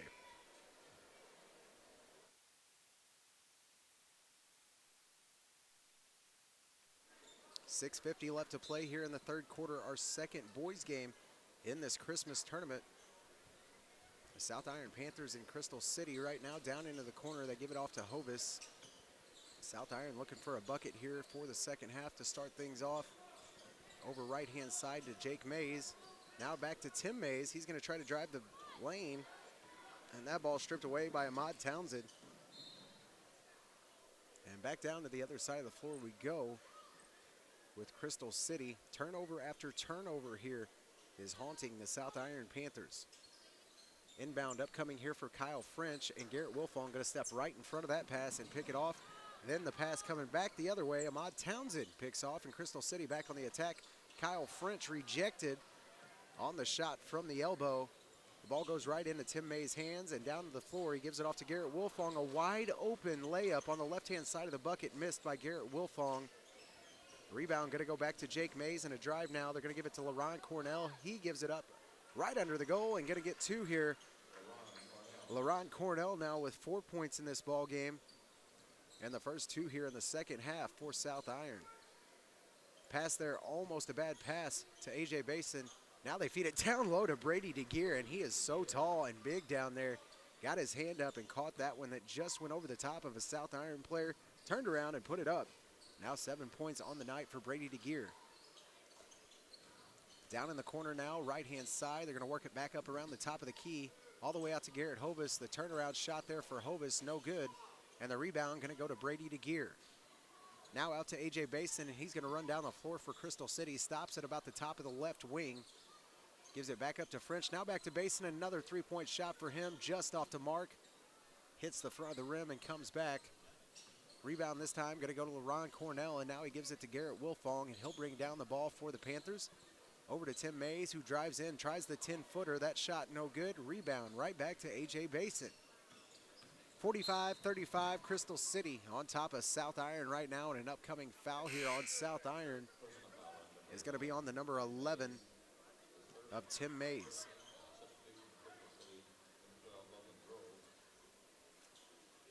Inbound upcoming here for Crystal City. Kyle French going to get it in this time to the 31 of Matt Eisenbeis. Now back up to French, and then he works it around to Logan Grove. In A.J. Basin, now back out to Grove for three, just off the front of the rim and no good. On the rebound that time, the ball swatted out of bounds by the 25 of Logan Lucas. Ball will stay with Crystal City on their side of the floor. Inbound upcoming here for Crystal City. And that one's going to be swatted away by Garrett Wilfong. Now on the attack comes Mays. Mays over to Austin Rubel. He puts it up. Austin Rubel gets two. Austin Rubel now with two more, gets his fourth point of the night and cuts this lead back down to just 8. Logan Grove going to bring it down, now gives it off to A.J. Basin. He's going to take off from the right elbow, now out to Ahmad Townsend for three, and Ahmad Townsend gets it. Now 9 points on the night for Ahmad Townsend. Back down on the other side of the floor quickly we go with South Iron. LaRon Cornell going to answer right back as he gets that post feed down underneath the goal, puts up the 2. Now 6 points total on the night for LaRon Cornell. A pretty quiet first half for him. A 9-point lead here for Crystal City, and the turnover going to give it back to South Iron, and a foul upcoming here is going to go against, I do believe, the number 30 of Braden Cox. On the pass down into the post. Does go to Braden Cox. Braden Cox now picks up his first personal here of the night, and team foul number 1 for Crystal City in the second half. Inbound upcoming here for Austin Rubel. He finds Logan Lucas. Drive to the lane. Now a kick out to Garrett Hovis. That three-point shot, no good. And the rebound going to go right to Kyle French. A.J. Basin now, left-hand side. He's going to give it up down into the corner. He gets the ball right back down in the post, and a quick foul upcoming here on LaRon Cornell. He and A.J. Basin down there battling back and forth on that post. LaRon Cornell going to be the recipient of a brand new foul here in the third quarter. That'll be LaRon's first, and team foul number 2 on South Iron in the second half. A.J. Bassin now going to pick up another 2. Now 21 points total on the night for A.J. Bassin. Other side of the floor now with South Iron, and another layup missed, but somehow LaRon Cornell gets his hands back on it, puts it back up and in for 2. And still a 9-point ball game here. South Iron just not able to make a dent in this lead here in the second half. Pass this time from Brady DeGear goes way over the top of the head of his guard. A quick pass that time. Wish he had that one back, that's for sure. Trying to hit Mitch McConnell. Ball slipped out of his hands and went about 30 foot up in the air. Probably wasn't going to get to that one. Now on the other side of the floor was South Iron. Austin Rubel, right-hand side of the wing. Now into the lane for LaRon Cornell. Nothing there. Now Sam Ivey on the dish out. Takes the 3, no good. Austin Rubel with the rebound and the putback. Austin Rubel gets 2 more. 6 points total now for Austin Rubel tonight. Down the floor, we try to go with Crystal City, and the press breaker not successful for Crystal City. Brady DeGear that time got his hand on it, just went off of his hand and out of bounds. And that'll give South Iron the ball back here. Now a 7-point lead only for Crystal City. The shot that time as LaRon Cornell goes up is going to be swatted out of his hands. A foul upcoming here. The bucket does not count, but he will get a chance to shoot some free throws with 2:38 left to play here in the third quarter and cut even more into this 7-point lead. Our score right now 50-43. Crystal City still leads over South Iron. That shot going to be good.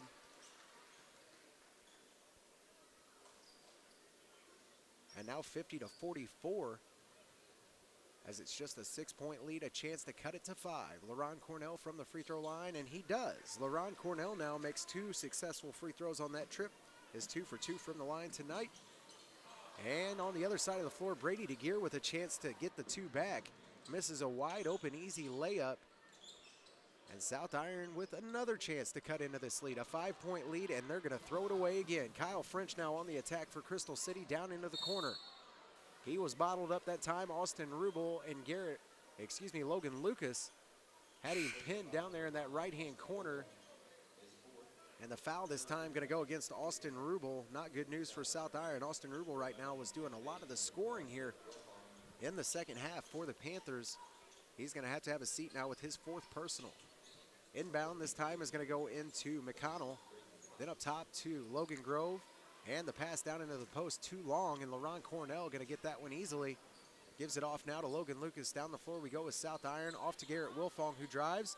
Then a dish across the lane to Garrett Hovis. A quick turnaround is no good. Air ball there for Garrett Hovis is going to be rebounded by A.J. Basson.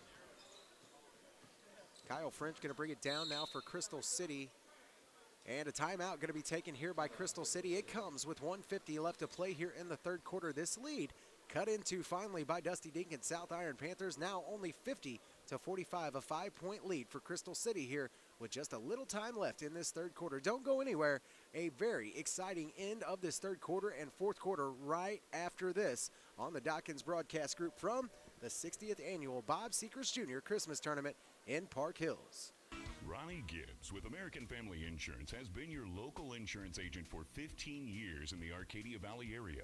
People trust Ronnie. He works hard, providing the best coverage at the best prices. After all, that's what you want from your local American Family Insurance agent, right?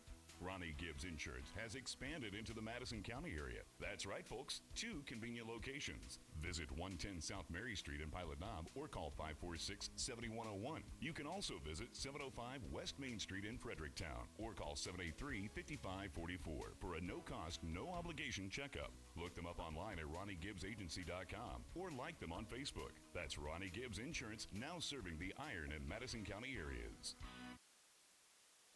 And welcome back to coverage of the 60th Annual Bob Sechrest Jr. Christmas Tournament right here from the TJ Foulon Fieldhouse. Right now, 1:50 left to play in the third quarter, a 50-45 lead for the South Iron Panthers over Crystal City. Inbound is going to go to Kyle French, and now a feed into A.J. Basson. He passes up the shot, gives it out to Logan Grove. Oh, a big 3 that time, just goes in and out for Logan Grove. Rebound this time, going to go to Garrett Hovis.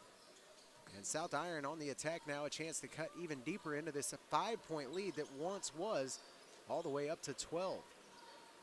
Shot that time from Mays is going to be no good. The rebound goes back to Mitch McConnell.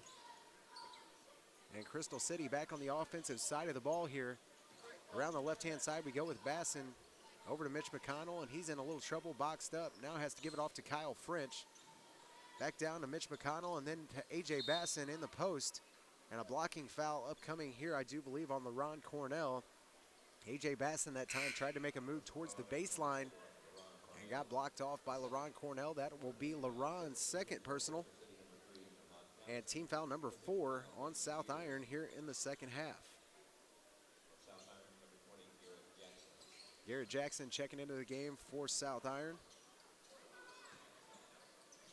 Shot that time from Basson, no good. Rebound somehow finds the hands of Logan Grove. He kicks it back into the lane for Brady DeGear.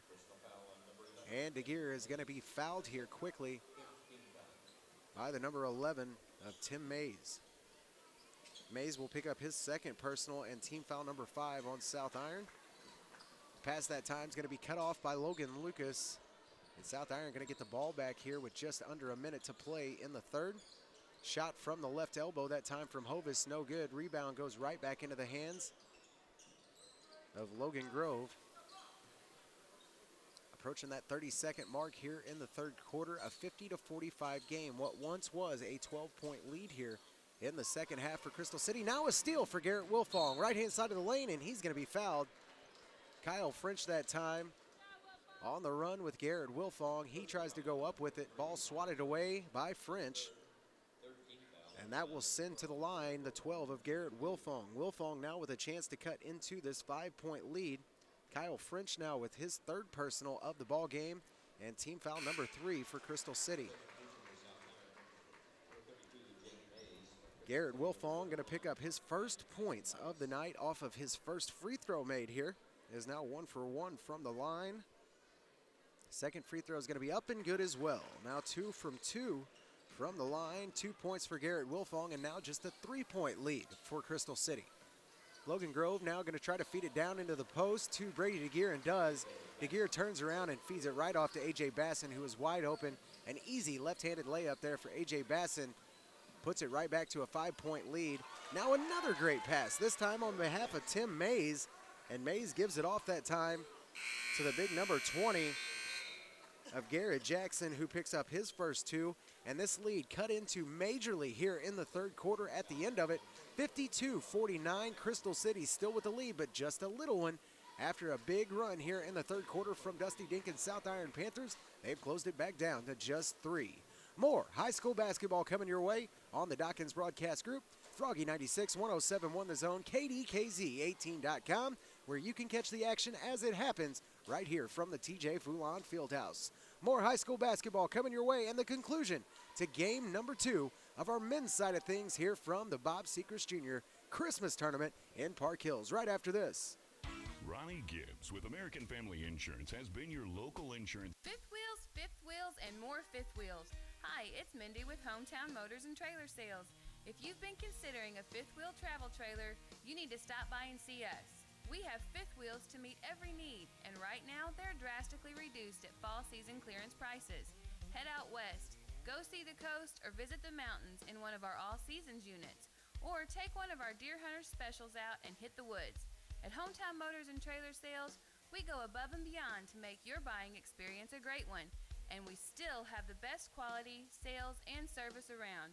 Hometown Motors and Trailer Sales, located on Highway 8 between Potosi and Park Hills. Call us today, 573-562-1000, or find us on the web, www.hometownmotorsinc.com. It makes me want to take a back road. Makes me want. And welcome back to coverage of the 60th annual Bob Sechrest Jr. Christmas Tournament right here from Park Hills. Out of the break, a quick 2 points from A.J. Basson. The kid now has 23 total points in this ball game and extends this back out to a 5-point lead for Crystal City. Turnover there for South Iron is going to give it back to Crystal City too. A 5-point lead for them was drastically cut into there in the third quarter from Dusty Dinkins South Iron Panthers. Now A.J. Basson going to go on the run again for Crystal City, left side, and gives it off to Brady DeGear. Reverse layup that time for DeGear is not going to fall, and somehow goes off the hand of LaRon Cornell and will stay with Crystal City. Pass inbounds is going to catch the top of the key. Now around to the right-hand side to A.J. Basson. Basson, nothing to do with it there, has to kick it back up top. Now to Ahmad Townsend. Townsend now going to bring it up top of the key. Almost loses the ball that time and somehow feeds it down into the lane. And Brady DeGear going to get the bucket. A high floater that time for Brady DeGear as he picks up 2 more and the foul. He'll go to the line with a chance for the 3-point play. And now a 7-point lead for Crystal City. Brady DeGear going to be standing on the free throw line. So far here today has not shot a free throw. His first trip, but a chance to make it a 3-point play here. Excuse me, he is 1 for 1 from the line, his second trip. So a chance here to make it a 3-point play for Brady DeGear. 56-49, 7-point ball game for Crystal City, and he's going to miss the free throw this time. Is now 1 for 2 from the line. Pass this time goes out to Garrett Wilfong. Down the floor we go now. A feed over to Logan Lucas. He's going to turn around and get it back up top to Mays. Now a great pass down into the lane for LaRon Cornell. Cornell tried to force that one down into the post to Garrett Wilfong. It went off the leg of Brady DeGear. Referee going to say that's a kickball, so luckily a kickball here for South Iron because the ball will stay with them. Long inbound pass finds Garrett Wilfong up on top of the key.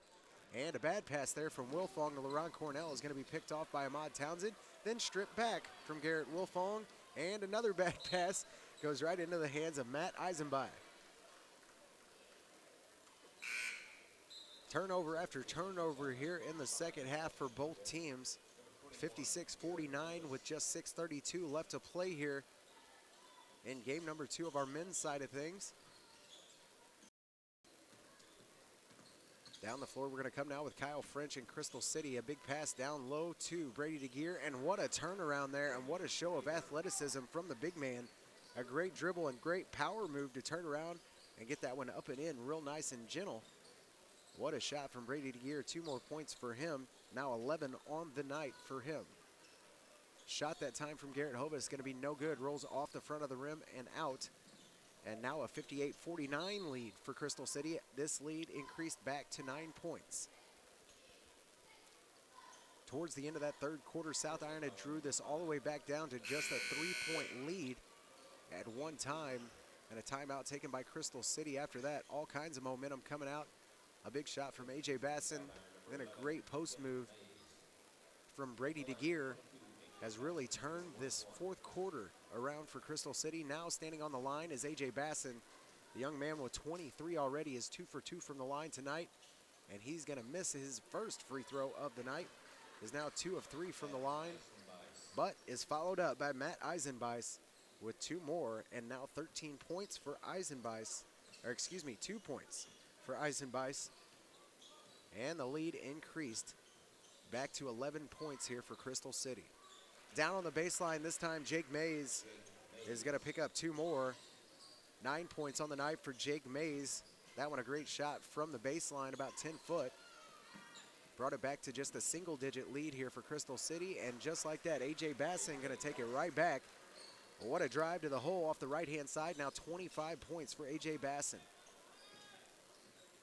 Top of the key, Logan Lucas dribbling around right-hand side, going to give it off to Jake Mays. Now over to Tim Mays, a long 3 from him. That one no good. An air ball from Tim Mays. And 62-51, 11-point lead here for Crystal City with just under 5 minutes left to play in this fourth quarter. Ahmad Townsend going to try to take it himself off the right-hand side of the lane. Goes up with it. He's going to be swatted away that time. Swat by LaRon Cornell is going to count for a foul. His 3rd personal foul here tonight. And 9th team foul for South Iron. At the line right now, Ahmad Townsend, as he increases his free throw total now to 5 for 5 with 10 points on the night. Chance to make it 11. And does. Ahmad Townsend hits another one, 11 points total on the evening for him, 6 for 6 from the free throw line. Left-hand side, Tim Mays almost loses the ball, somehow gets it back. Now a pass, a dangerous one over to Sam Ivey, who drives down to the right-hand side. That shot off the backboard and no good. Somehow is going to swat that one off of the 31 of Matt Eisenbeis and goes out of bounds on Crystal City. South Iron will keep it. A timeout taken here by Dusty Dinkins and the South Iron Panthers comes with 4:38 left to play in the game. 64-51, a 13-point lead for Crystal City right now over South Iron in this 60th annual Bob Sechrest Jr. Christmas Tournament from the TJ Foulon Fieldhouse. More coming your way right after this.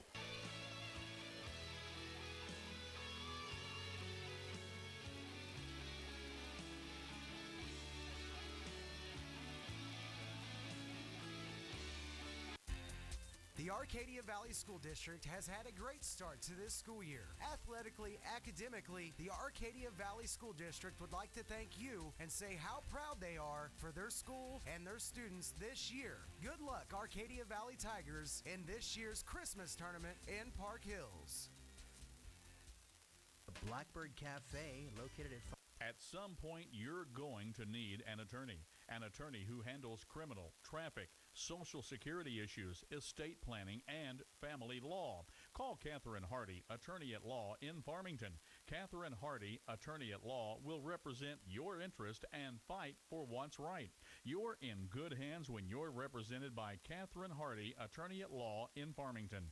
For criminal, traffic, Social Security, estate planning, and family law, contact Catherine Hardy, attorney at law, 756-7039, 756-7039. Located at 312 Washington Street in Farmington. Free consultation on the phone or walk-ins are welcome. Remember, hiring an attorney should not be based solely on advertisement. And welcome back to coverage of the 60th annual Bob Sechrest Jr. Christmas tournament here from Park Hills. While we were under break, another 2 points scored by Ahmad Townsend has increased this all the way out to a 15-point lead for Crystal City. And now a long 3-point shot is going to be drilled once again by Ahmad Townsend. Now 16 points on the night for him, and increases this lead now out all the way to 18 points for Crystal City over the South Iron Panthers. Under 4 minutes to play in this fourth quarter, a huge lead for Crystal City. Not the game we expected out of South Iron. LaRon Cornell refuses to give up, though. Another drive off the baseline is good for 2. 10 points total on the night for Cornell. And back down the floor we come now with Matt Eisenbeis, and a long 3 from him, hits it. Matt Eisenbeis, 5 points so far on the night, and a huge 3 here in this fourth quarter. 72 points for Crystal City, and a lot of guys out there with well over 10 points from Crystal City. A lot of guys taking part of this, not just a one-person show for sure. 19 points right now is what they lead by, and make that 21 because Matt Eisenbeis just drilled another one. 8 points on the night for him. Hit it from the exact same spot he was just in. 22-point lead here for Crystal City over the South Iron Panthers. Long 3-point shot that time from Sam Ivey. Going to get 3 of them back. Now 5 points on the night for Sam Ivey, as he has brought this back to just a 19-point lead for Crystal City. Maybe a little bit far out of reach for even Dusty Dinkins here, as Crystal City refuses to give up and stop scoring, because they can just do it at the turn of a hat right now. It seems like Eisenbeis on fire right now from the 3-point line. A.J. Basson's been on fire all night long, and if they get in trouble, all they got to do is throw that ball down into that big man, Brady DeGear, and he is playing some good basketball tonight. Crystal City really tough here in this second men's game of the Christmas tournament. South Iron, their side of the ball, now a long 3 from Sam Ivey, going to be no good, doesn't even draw iron, and A.J. Basson going to get the rebound. And down the floor we come now with the 23 of Kyle French. Kick down to Eisenbeis, then to Brady DeGear, and Brady DeGear with the turnaround that time almost found A.J. Basson again on the cut towards the other side post. No good that time, and a foul is going to be on the 25 of Logan Lucas. Logan will pick up his third personal here of the game, and team foul number 12 for South Iron here in the second half. At the line, Brady DeGear, he connects on his first free throw. Now with 12 points is 2 of 3 from the free throw line.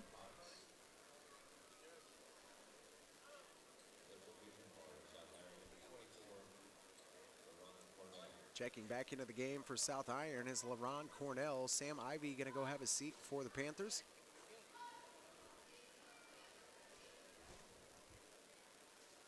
Still at the line, Brady DeGear, 12 points so far on the night, 2 of 3 from the free throw line.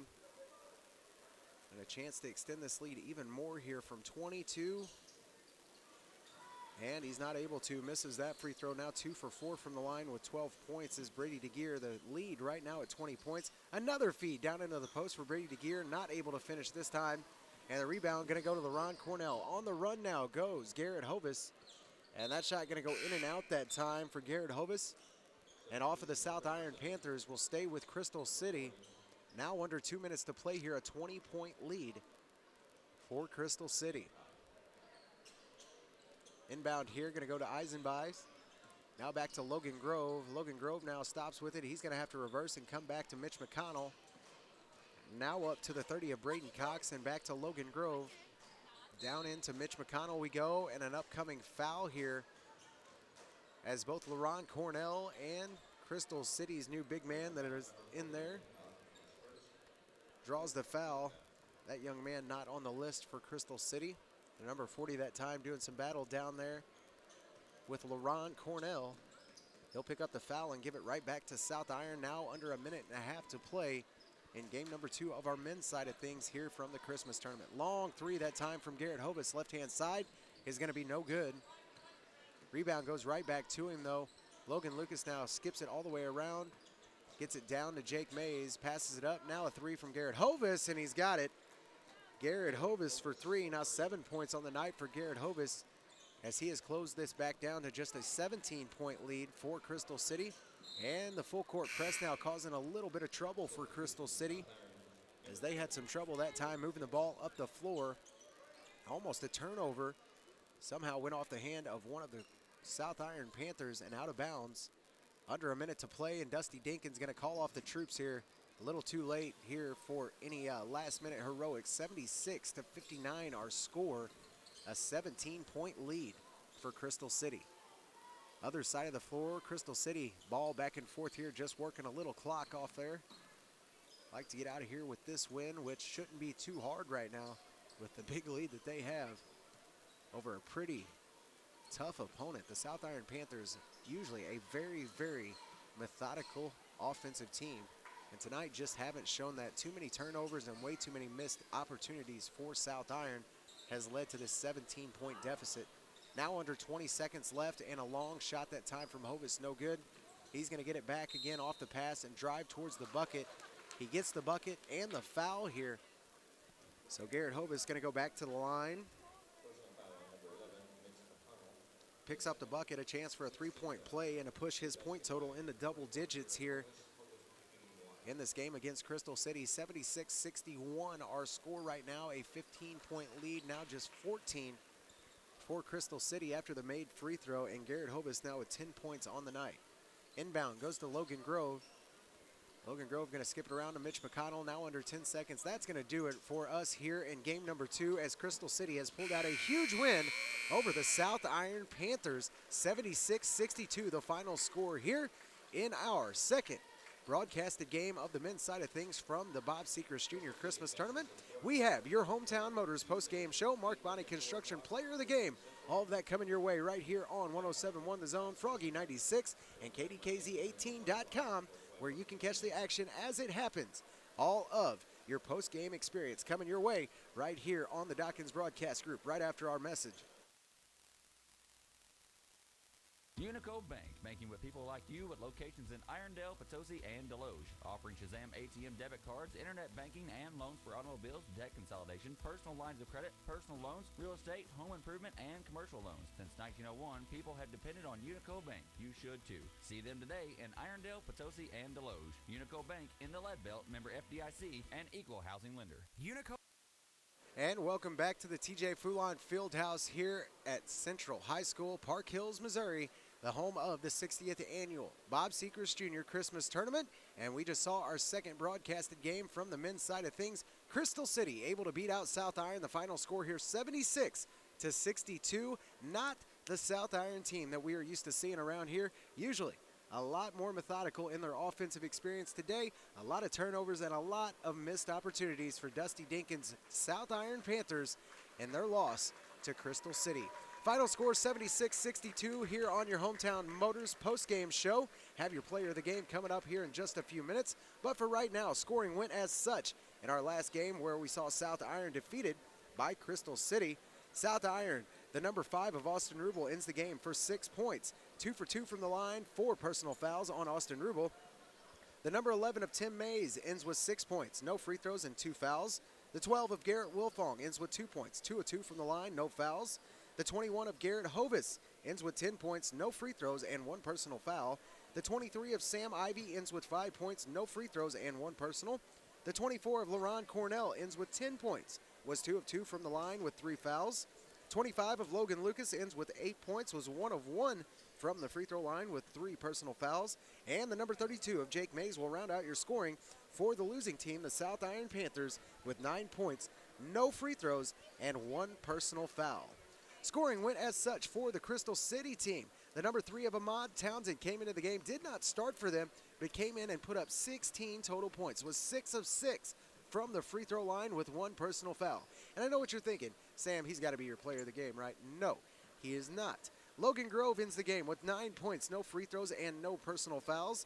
The number 23 of Kyle French ends the game with no points, which is kind of surprising. He was in there the entire time, kind of the floor general for Crystal City, ran a lot of that offense, and what a good job he did tonight. Ends the game with no points, no free throws, and 3 personal fouls. The 31 of Matt Eisenbeis ends the game with 8 total points, had 3 huge three-point shots there at the very end of the game. No free throws and no personal fouls for Matt Eisenbeis. The number 55 of Brady DeGear ends the game with 12 total points, was 2 of 4 from the free throw line with 2 personal fouls. And your Mark Bonney Construction player of the game from Crystal City, A.J. Basson. That young man ended the night with 25 total points, was 2 of 3 from the free throw line with no personal fouls. An amazing night here tonight for A.J. Basson and Crystal City as they win over South Iron 76-62. And that's going to do it for your Hometown Motors post-game show. What we have on deck for you next, well, is another good basketball game coming your way. Up next, we will see another great one, Potosi Trojans, after a great year last year, a district championship year. My good buddy Brett Hale down there getting ready to get his team out and going as they will play a very good Hillsboro Hawk team here in our third broadcasted game from the 60th annual Bob Sechrest Jr. Christmas Tournament. All of that coming your way, your POW Automotive pregame show and your starting lineups all coming your way right after our break right here on the Dawkins Broadcast Group. Bank in Potosi would like to take this time to wish everyone a Merry Christmas. Service and quality. And Boyer Lumber Company in Potosi. They have the same big names, same big brands, and same low prices as the big boys. That's right, same low prices, all here and without the cost of gas to get to the big boys. So shop your hometown store, Boyer Lumber Company in Potosi, or call them at 438-5461. Your Black River Electric Cooperative is a member-based co-op, so you as a customer of Black River Electric are important to our future. May this holiday season find you well, full of good cheer and happiness for everyone. Happy holidays, everyone, from Black River Electric Cooperative, your touchstone energy partner. For over 35 years, Bruce Griffin's Trailer Town has offered a no-gimmick, no-hassle RV shopping experience. Bruce, Tim, Judy, and the boys in the back will provide you with award-winning, courteous, quick, and quality service before and after the sale. When you buy a new or used RV, you become a member of the Trailer Town family for life. From electrical and plumbing to brakes and tires, for new or used RVs and the greatest extended family around. Browse in person or online at bgtrailertown.com. Bruce Griffin's Trailer Town, 10 East Woodlawn Drive, Ludington, Missouri. Give them a call, 431-7790. Folks, when you want honest, dependable service on your home improvement project, you want Dalton Home Improvement, LLC, serving the Mineral area with quality, honest work for over 30 years. No matter what project you're ready to tackle, owner Hank Kinsey is ready to give you the best estimate and pricing around. A featured service provider on Angie's List. Dalton Home Improvement, LLC has been recommended time and time again. Call Hank Kinsey now at 431-2373, or you can reach Hank at 314-640-2808. Dalton Home Improvement, a member of the Better Business Bureau, and the most recommended in the Mineral area. Call Hank now, 431-2373, or 314-640-2808. It's the perfect time to add quality sound to your ride at Audio Dynamics in Farmington. Buy a set of component speakers and get a second coaxial speaker pair free plus installation. Or buy coaxial speakers and get a free pair of coaxial speakers or take 50% off select speakers. It's also the perfect time to add bass to your ride at Audio Dynamics. Buy select amplifiers, get a free subwoofer. Or buy one subwoofer and get a second subwoofer for one-half price. And it's the perfect time to add power to your mobile sound system. Buy select amplifiers and get free parts and installation up to $200. Or buy select bass amplifiers and get a free amplifier for your mids or highs. And it's a perfect time to add a car remote starter system to your vehicle. Never get into a cold car again. Buy a remote starter and get an upgraded extended range two-way remote for 25% off. It's a perfect time to head to Audio Dynamics, 1125 Maple, Farmington. The Mustard Seed Mercantile in Fredericktown features well-crafted women's clothing, must-have accessories to make every outfit new, and gifts for all budgets. The Mustard Seed carries many locally produced products and is proud to be locally owned and operated. The Mustard Seed Mercantile, the finest boutique in the heart of Fredericktown at 125 East Main Street. For a unique shopping experience, check out the Mustard Seed Mercantile in Fredericktown and mention this ad for $5 off your December purchase. The Baptist Home in Ironton is open to anyone needing 24/7 nursing or respite care. You do not have to be a Baptist or turn over all of your assets to enter. Now with an open admission policy, we are able to offer our services to all. If you or someone you love needs compassionate nursing care in a secure and loving environment, Please call 573-546-7429. That's 573-546-7429. The Baptist Home, providing care like family for more than 100 years. My electric bill is due and I don't get paid for 2 more weeks. What am I going to do?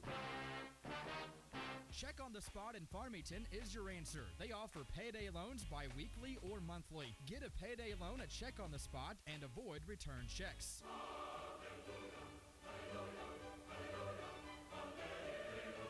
Check on the Spot at 760-1770 or visit them at 16 South Jackson Street in Farmington. Spring has finally arrived, and Ward's Farm Center in Fredericktown is ready. Stop in today and pick up all the supplies you're ever going to need for those lawn and garden projects.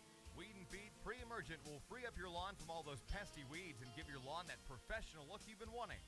Garden Seed, Miracle Grow, Topsoil, Grass Seed, Fertilizer, Lime, Potting Soil, Seed Potatoes, and much, much more.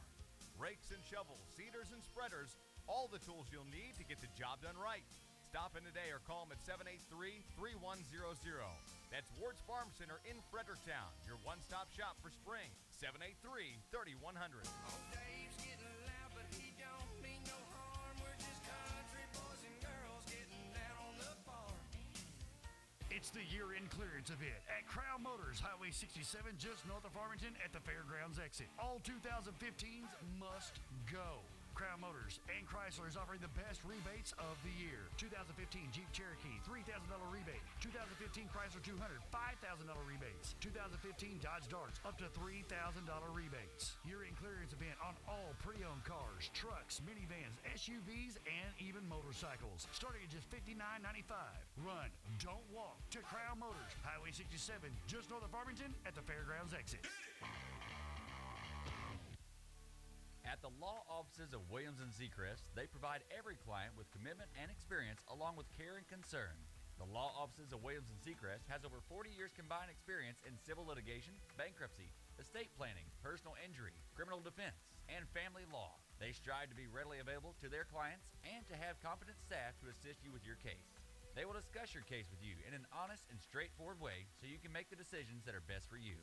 So if you are in need of a trustworthy and dedicated attorney, contact the law offices of Williams & Sechrest at 431-5592. That's 431-5592. Or stop by 105 Science Street in Park Hills by the Central High School. The choice of an attorney is an important one and should not be based solely upon advertisement. The Viburnum School District is proud to support their student athletes participating in the annual Park Hill Central Christmas Tournament.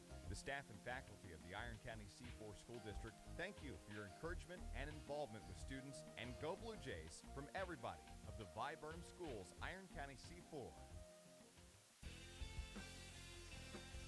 About this time of year, old Gene Finch at Gene's Towing and Recovery in Patterson gets real sentimental. The man just can't get enough of the holidays, so this time of the year, Gene Finch wants to remind all of you out there that he appreciates your patronage and business and wishes you and your family the happiest of holidays. Say howdy ho to Gene Finch next time you see him, and best wishes from Gene and his family at Gene's Towing and Recovery in Patterson. Call 856-4536. That's 856-4536. They don't charge an arm and a leg, they just want your tow.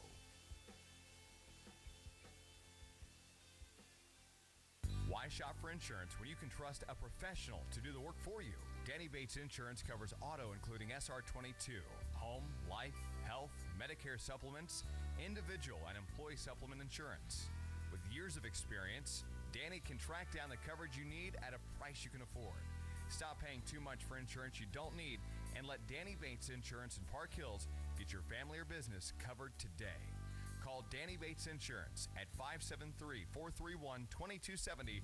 The oldest tournament west of the Mississippi River is here. The 89th annual Arcadia Valley Thanksgiving Tournament. Azina-Mato Windsor Foods is proud to wish all area high schools the best of luck in this year's prestigious tournament. Great high school basketball talent will be on the court this year, and you are invited to be a part of the excitement. Join everyone at Azina-Mato Windsor Foods in supporting these hard-working students during this year's Arcadia Valley Thanksgiving Tournament.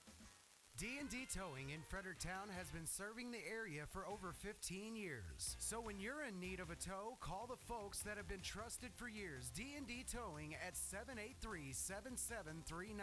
They service all surrounding counties and are also a member of AAA. Plus, D&D Towing offers a lockout service, jump starts, medium-duty towing, and 4x4 recovery. Available 24 hours a day, 7 days a week. That's D&D Towing in Fredericktown, 783-7739.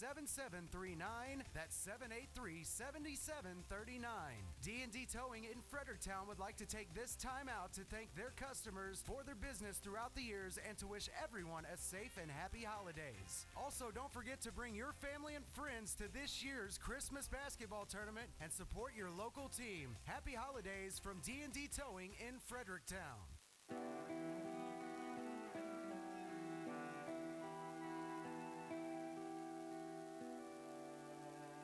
Marlar Music Center, located in downtown Park Hills, has been proudly serving the Parkland since 1951.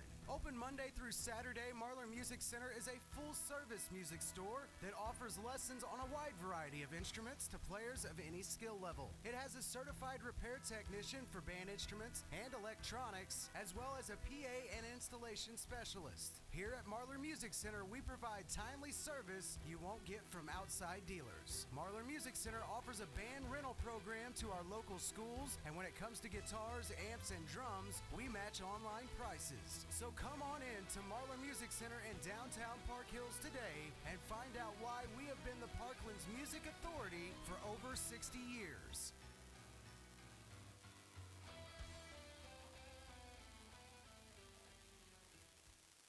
Hello everyone, this is Dave Parmley with Prairie Farms Dairy. I'd like to introduce 2 new milk flavors for this holiday season, Peppermint Mocha and Speculous Cookie, both made with our reduced fat milk. These new flavors complement our original line of holiday flavored milk, which are chocolate mint, pumpkin spice, holiday custard, and our traditional eggnog. They're available at your local grocery and supermarket stores. Look us up on the web at prairiefarms.com or like us on Facebook. We at Prairie Farms are proud to be farmer-owned and have been serving our customers for over 77 years. We're also proud to be a helping organization of the community. So from our family to yours, we wish you a very, very Merry Christmas.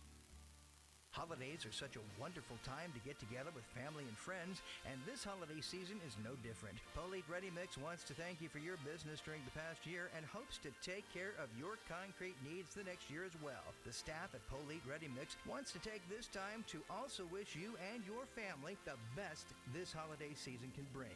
Merry Christmas from everyone at Polite Ready Mix.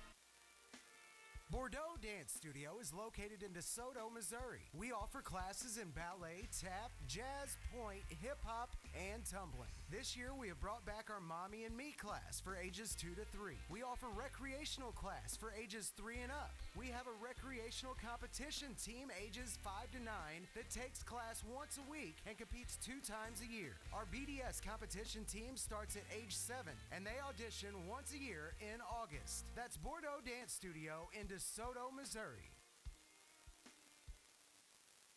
And welcome back to coverage of the 60th annual Bob Sechrest Jr. Christmas Tournament here from the TJ Foulon Fieldhouse and Central Rebel Stadium, I guess you could call it, right? No, that work? Yeah, it's okay.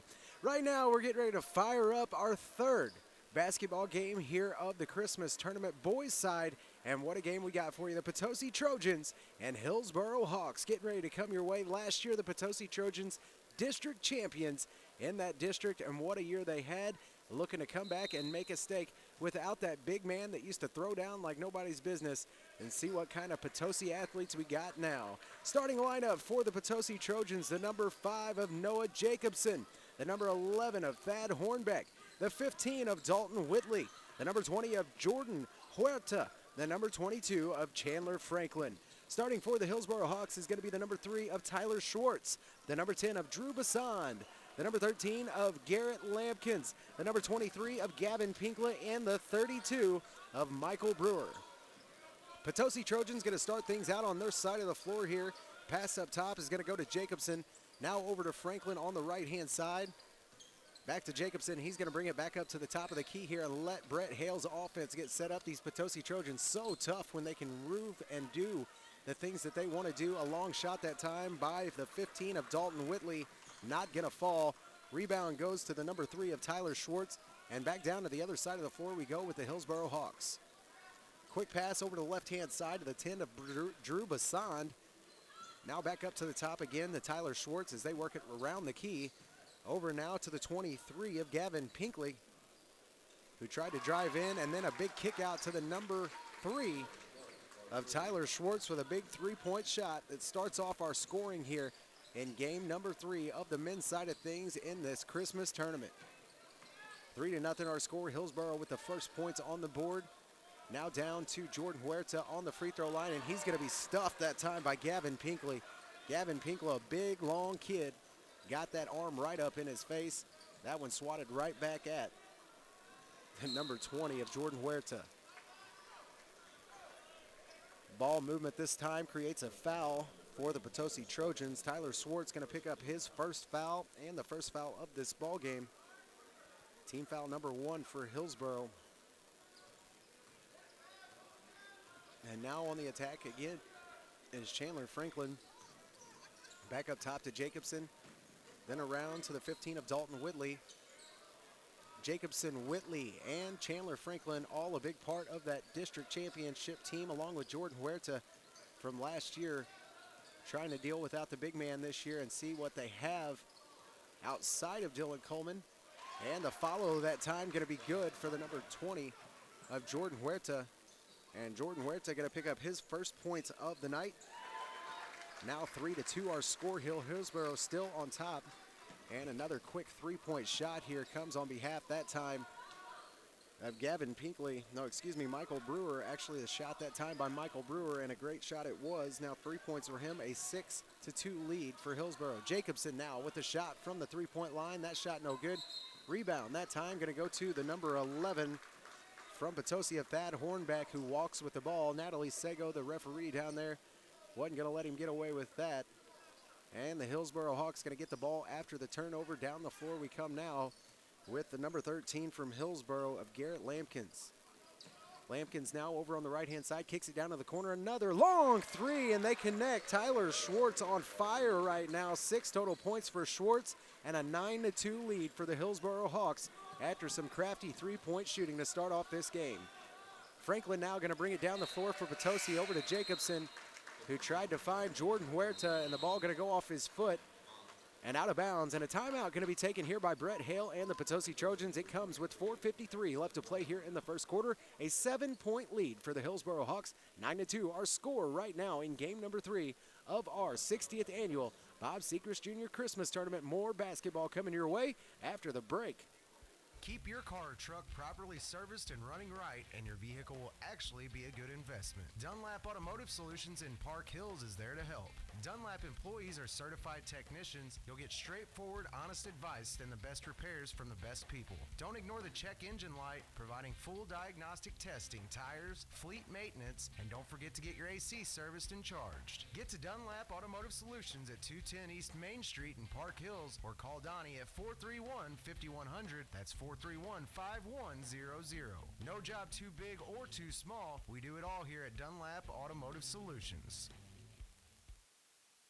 And welcome back to coverage of this 60th annual Bob Sechrest Jr. Christmas Tournament right here from the TJ Foulon Fieldhouse in Park Hills, Missouri. Turnover that time on the Potosi Trojans is going to give the ball right back to the Hillsboro Hawks.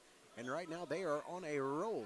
Shooting the lights out are the Hillsboro Hawks right now, 9-2 after 3 great three-point shots from the Hillsboro Hawks. A dish down to the post now goes to the 23 of Gavin Pinkley. He turns around with it.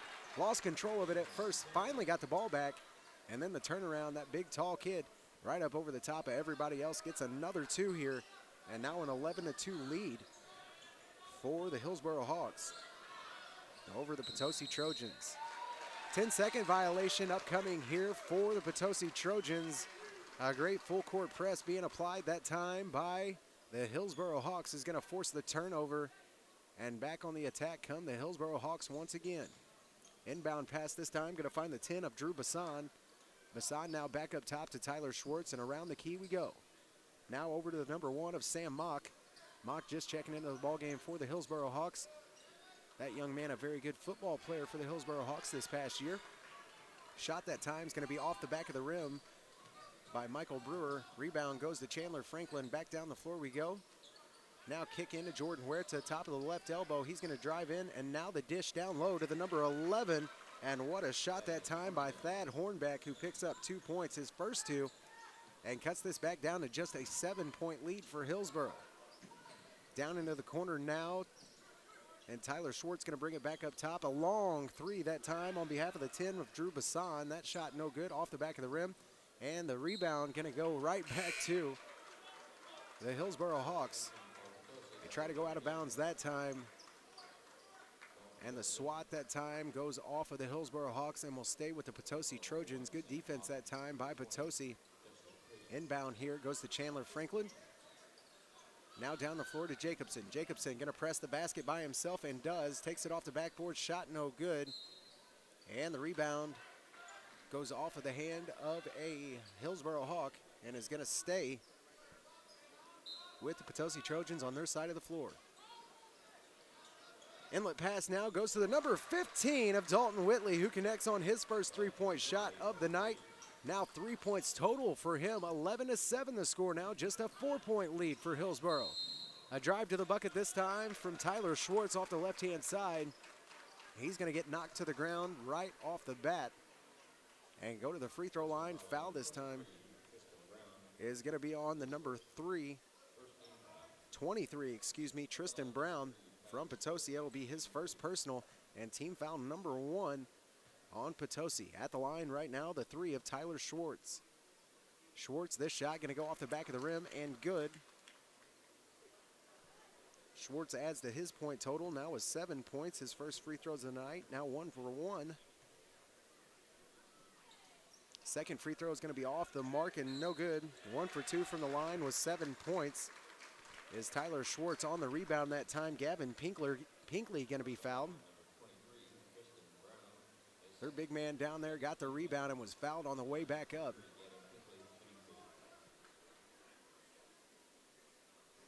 His first free throw is going to be no good. Gavin Pinkley stands at 6'7". Out there where the closest person to him is about 6'2".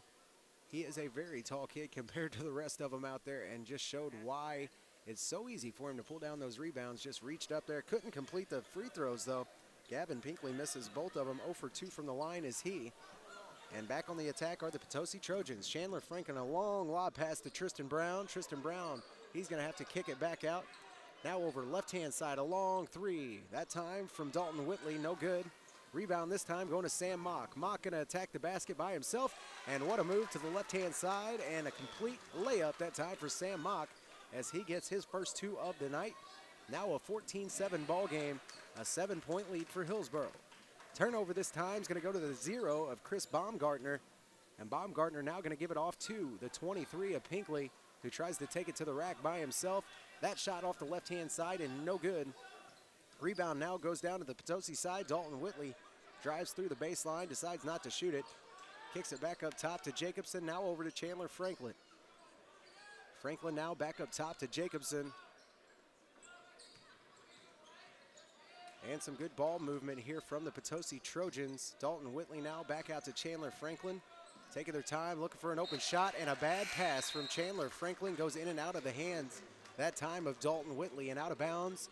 Turnover will give the Hillsboro Hawks back the ball with 2 minutes left here in the first quarter.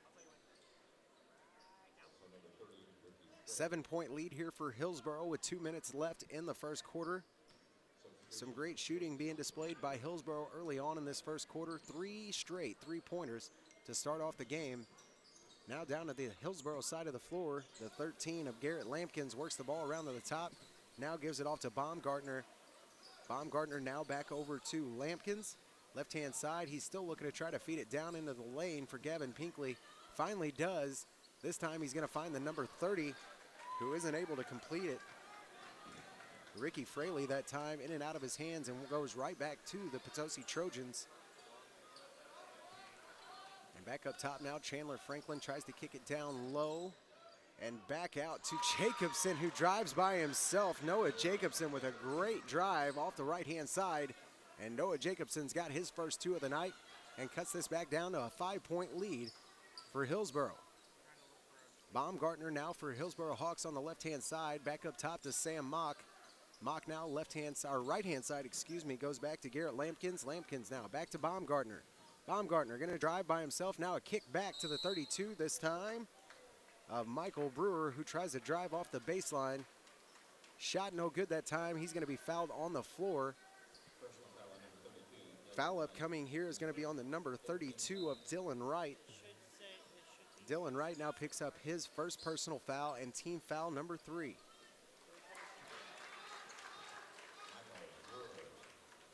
Brewer that time going to pick up another 2. 5 points total now for Michael Brewer. And the Hillsboro Hawks extend their lead out now to 7 points. Down the floor we go now with Potosi, and a drive towards the bucket for Dalton Whitley. He decides not to shoot it. Going to kick it back down low now to the number 32 from Potosi, and a great move from Dylan Wright to pick up 2 points, his first 2 of the ball game. Couldn't have came at a better time. Cuts it back down to 5 yet again. Now under 20 seconds to play in this first quarter of game number 3 from the 60th annual Bob Sechrest Jr. Christmas Tournament. The number 13 of Garrett Lampkins now top of the key, gives it back off to Sam Mock, right-hand side. He's going to try, stops at the top of the key.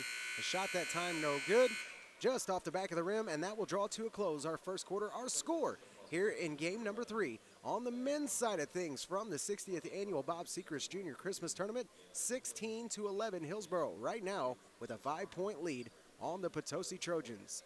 We're going to take a short break, and we'll be back with more action here in the first half of game number 3 on the men's side of things from the Christmas Tournament at the TJ Foulon Fieldhouse on Froggy 96, 107.1 The Zone, and KDKZ18.com, where you can catch the action as it happens. All of it coming your way right after this.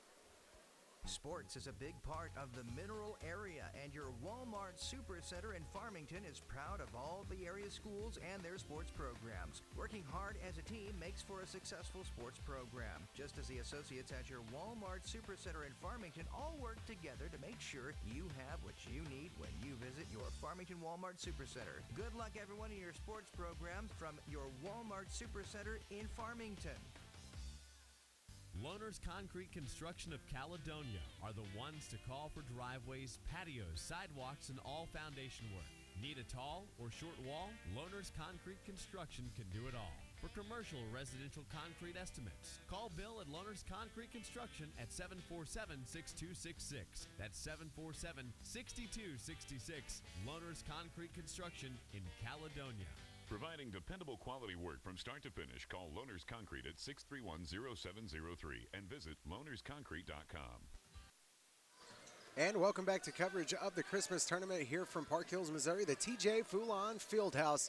And out of the break, right into the second quarter, Tyler Schwartz wastes no time, goes right to the rack, picks up 2 more. Now 9 points total on the night for Tyler Schwartz. From the corner now, Dalton Whitley with another shot.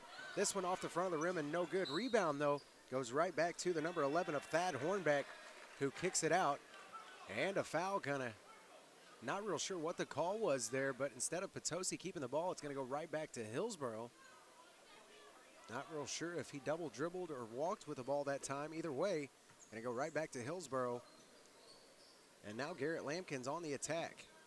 Left-hand side now gives it back to Tyler Schwartz. Pull up from about 10 feet, no good, but Gavin Pinkley's the big man down there right underneath the goal, picks it right up after the rebound and right back in. 4 points now for Gavin Pinkley. Ball now goes to Chandler Franklin. He's going to attack off the right-hand side. He gives it off to Jacobson. Jacobson drives baseline, and a big rejection that time from Gavin Pinkley. Goes right into the hands of Garrett Lampkins.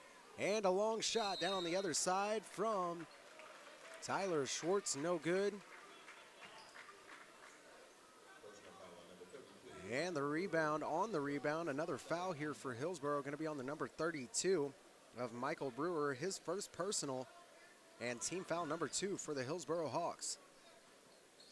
Down the floor now with the Potosi Trojans, and that's going to be a backcourt violation. Chandler Franklin tried to get himself past that half-court mark before that pass from Jacobson. Just wasn't able to do it, though. Turnover there will give Hillsboro the ball back with a 9-point lead. And nearing the end of this first half. Top of the key now, Brewer all the way down to Tyler Schwartz, who hits another one. Tyler Schwartz now with 12 points on the night after that three-point shot, and he is holding up the Hillsboro Hawks here early on in this opening round basketball game against Potosi. Now a steal, Tyler Schwartz on the run by himself. Easy layup for Tyler Schwartz, now 14 total points, and we're not even halfway through the second quarter. Inbound now goes to Chandler Franklin, back to Dalton Whitley, having some trouble getting through the press. Now a lob pass, barely finds Chandler Franklin. He's on the run, takes it to the zone himself, and up and in it goes. Chandler Franklin doing it all alone that time. 2 points for him, and his first 2 of the night. Kick back, top of the key. Gavin Pinkley, long three, no good. The 6'7" guy just about made it.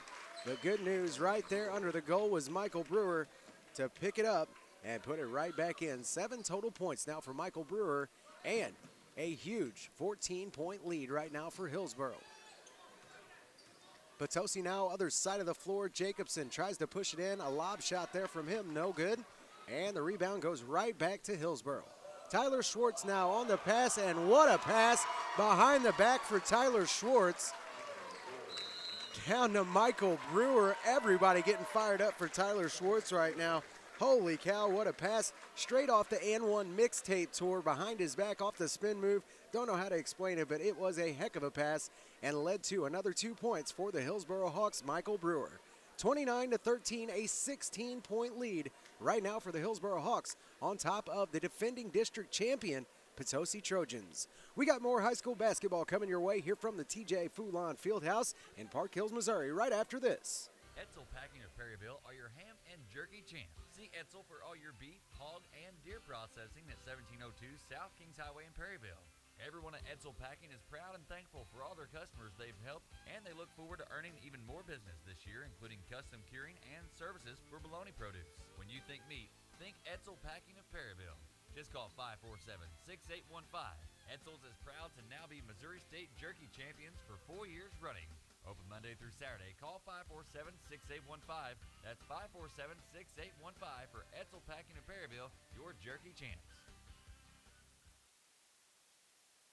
And welcome back to coverage of this opening round of the 60th annual Bob Sechrest Jr. Christmas Tournament. Right now, the Potosi Trojans trailing to the Hillsboro Hawks, and another bad pass here from Chandler Franklin. Going to go right into the hands of Tyler Schwartz.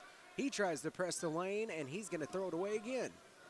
Chandler Franklin now down low, and he finds the 23 of Tristan Brown. Brown now a skip pass over to Jordan Huerta. Huerta drives down to the post. He's got to stop and turn around, gives it back up to Chandler Franklin. Now out to Noah Jacobson. Now the feed down low as they were trying to find the number 32 of Dylan Wright. Over the back that time, I do believe, going to be on the 23 of Gavin Pinkley, and is. Gavin Pinkley going to pick up his first personal of the night, and team foul number 3 for the Hillsboro Hawks. Feed down low to Dylan Wright. Turnaround that time over Pinkley is no good. Rebound back to Gavin Pinkley. Over to Tyler Schwartz, who drives quickly down the lane. That shot no good off the right-hand side. And the rebound going to go right back to Chandler Franklin. Now over to the 23 of Tristan Brown. A fake there, and now gives it back up to Jordan Huerta, who is rejected yet again by Gavin Pinkley. I don't know that I would be trying to shoot anywhere around that kid. He is 6'7" and long, and just shows it right there. A little lob shot off the left-hand side. Gavin Pinkley with another 2 points here, and he is getting it done. 6 points for Gavin Pinkley, and now a 31-13 lead for the Hillsboro Hawks. Right-hand side now, skip pass over to the 23 of Tristan Brown. Brown now to Noah Jacobson. Jacobson now skips it over to Jordan Huerta. Huerta back to the 23 of Tristan Brown. And Chandler Franklin finally going to get it top of the key, trying to find Noah Jacobson, and does. Now Jacobson trying to drive baseline. Now a kick out to Tristan Brown. Brown back to Jacobson, and good ball movement finally here from the Potosi Trojans. Back over to Jordan Huerta, who takes a shot. That one off the back of the rim. And another run down the floor we go with the Hillsboro Hawks. Bad pass, though, from Sam Mock. Is not going to make it to Tyler Schwartz and goes out of bounds. 3:12 left to play here in this second quarter. 31-13, our score right now, a big lead for the Hillsboro Hawks. 18-point deficit right now for the Potosi Trojans, a defending district champion from last year. Just a little bit down after quite a few seniors last year graduating from Brett Hale's program. Other side of the floor now for Potosi, and Chandler Franklin is going to throw this one away. Swatted away that time by the number 20 from Hillsboro of Justin Taylor. Inbound upcoming here for Chandler Franklin. Still looking for somebody, and a 5-second violation for Chandler Franklin as the defense holds for the Hillsboro Hawks. A turnover. We'll give it back to him now with just about 3 minutes left to play in this first half. Inbound pass is going to go to the 13 of Garrett Lampkins, and down the floor we come with Hillsboro. He motions over to Baumgartner and tells him to get out of the way so he can come left-hand side. Now gives it over to Gavin Pinkley. Turnaround for Gavin Pinkley is no good. Gets his own rebound, somehow loses a handle on it and saves it from going out of bounds. Now back into Baumgartner. Shot fake there for him. Gives it off down on the baseline. That one stripped away by the Potosi Trojans, and Chandler Franklin tried to get a hold on it. Just couldn't do it. That's going to go off his leg and out of bounds and stay with the Hillsboro Hawks. Inbound here from San Mock into Garrett Lampkins. Now across to Baumgartner on the left-hand side. He works up towards the top of the key. Now a feed to Gavin Pinkley. He misses the turnaround, gets his own rebound, and puts it right back up and in. Gavin Pinkley now with 8 points in this ball game with just about 2 minutes left to play in the first half. Chandler Franklin that time tried to drive down the middle of the lane, and he's going to be fouled. Foul this time is going to be on the number 13 of Garrett Lampkins. That'll be his first personal, and team foul number 4 on the Hillsboro Hawks. Inbound pass from Chandler Franklin is going to find Jordan Huerta top of the key. Almost stripped away that time by the number 13 of Lampkins. Now up top, right-hand side, it goes to Dalton Whitley, who gives it off to the number 11 of Thad Hornbeck. Hornbeck going to be fouled this time on his way up to the basket. Shot doesn't fall, but he will get 2 free throws out of it. Foul that time is going to be on the number 0 of Chris Baumgartner. At the line right now, the 11 of Thad Hornbeck, who knocks down his first free throw. Now 1 for 1 from the line as he gets his 3rd point of the night.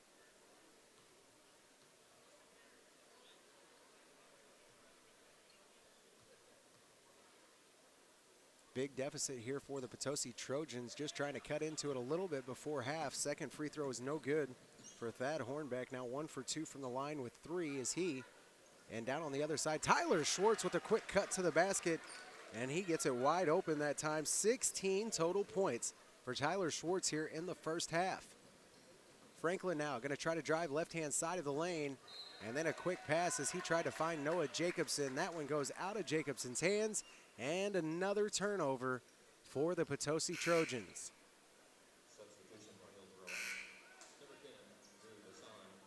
Inbound upcoming here from Sam Mock and the Hillsboro Hawks.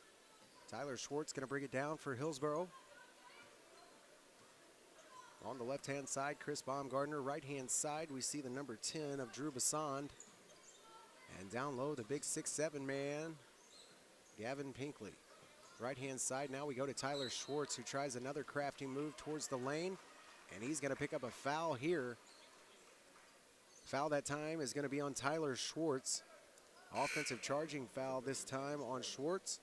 We'll give him his 2nd and the 6th team foul for the Hillsboro Hawks.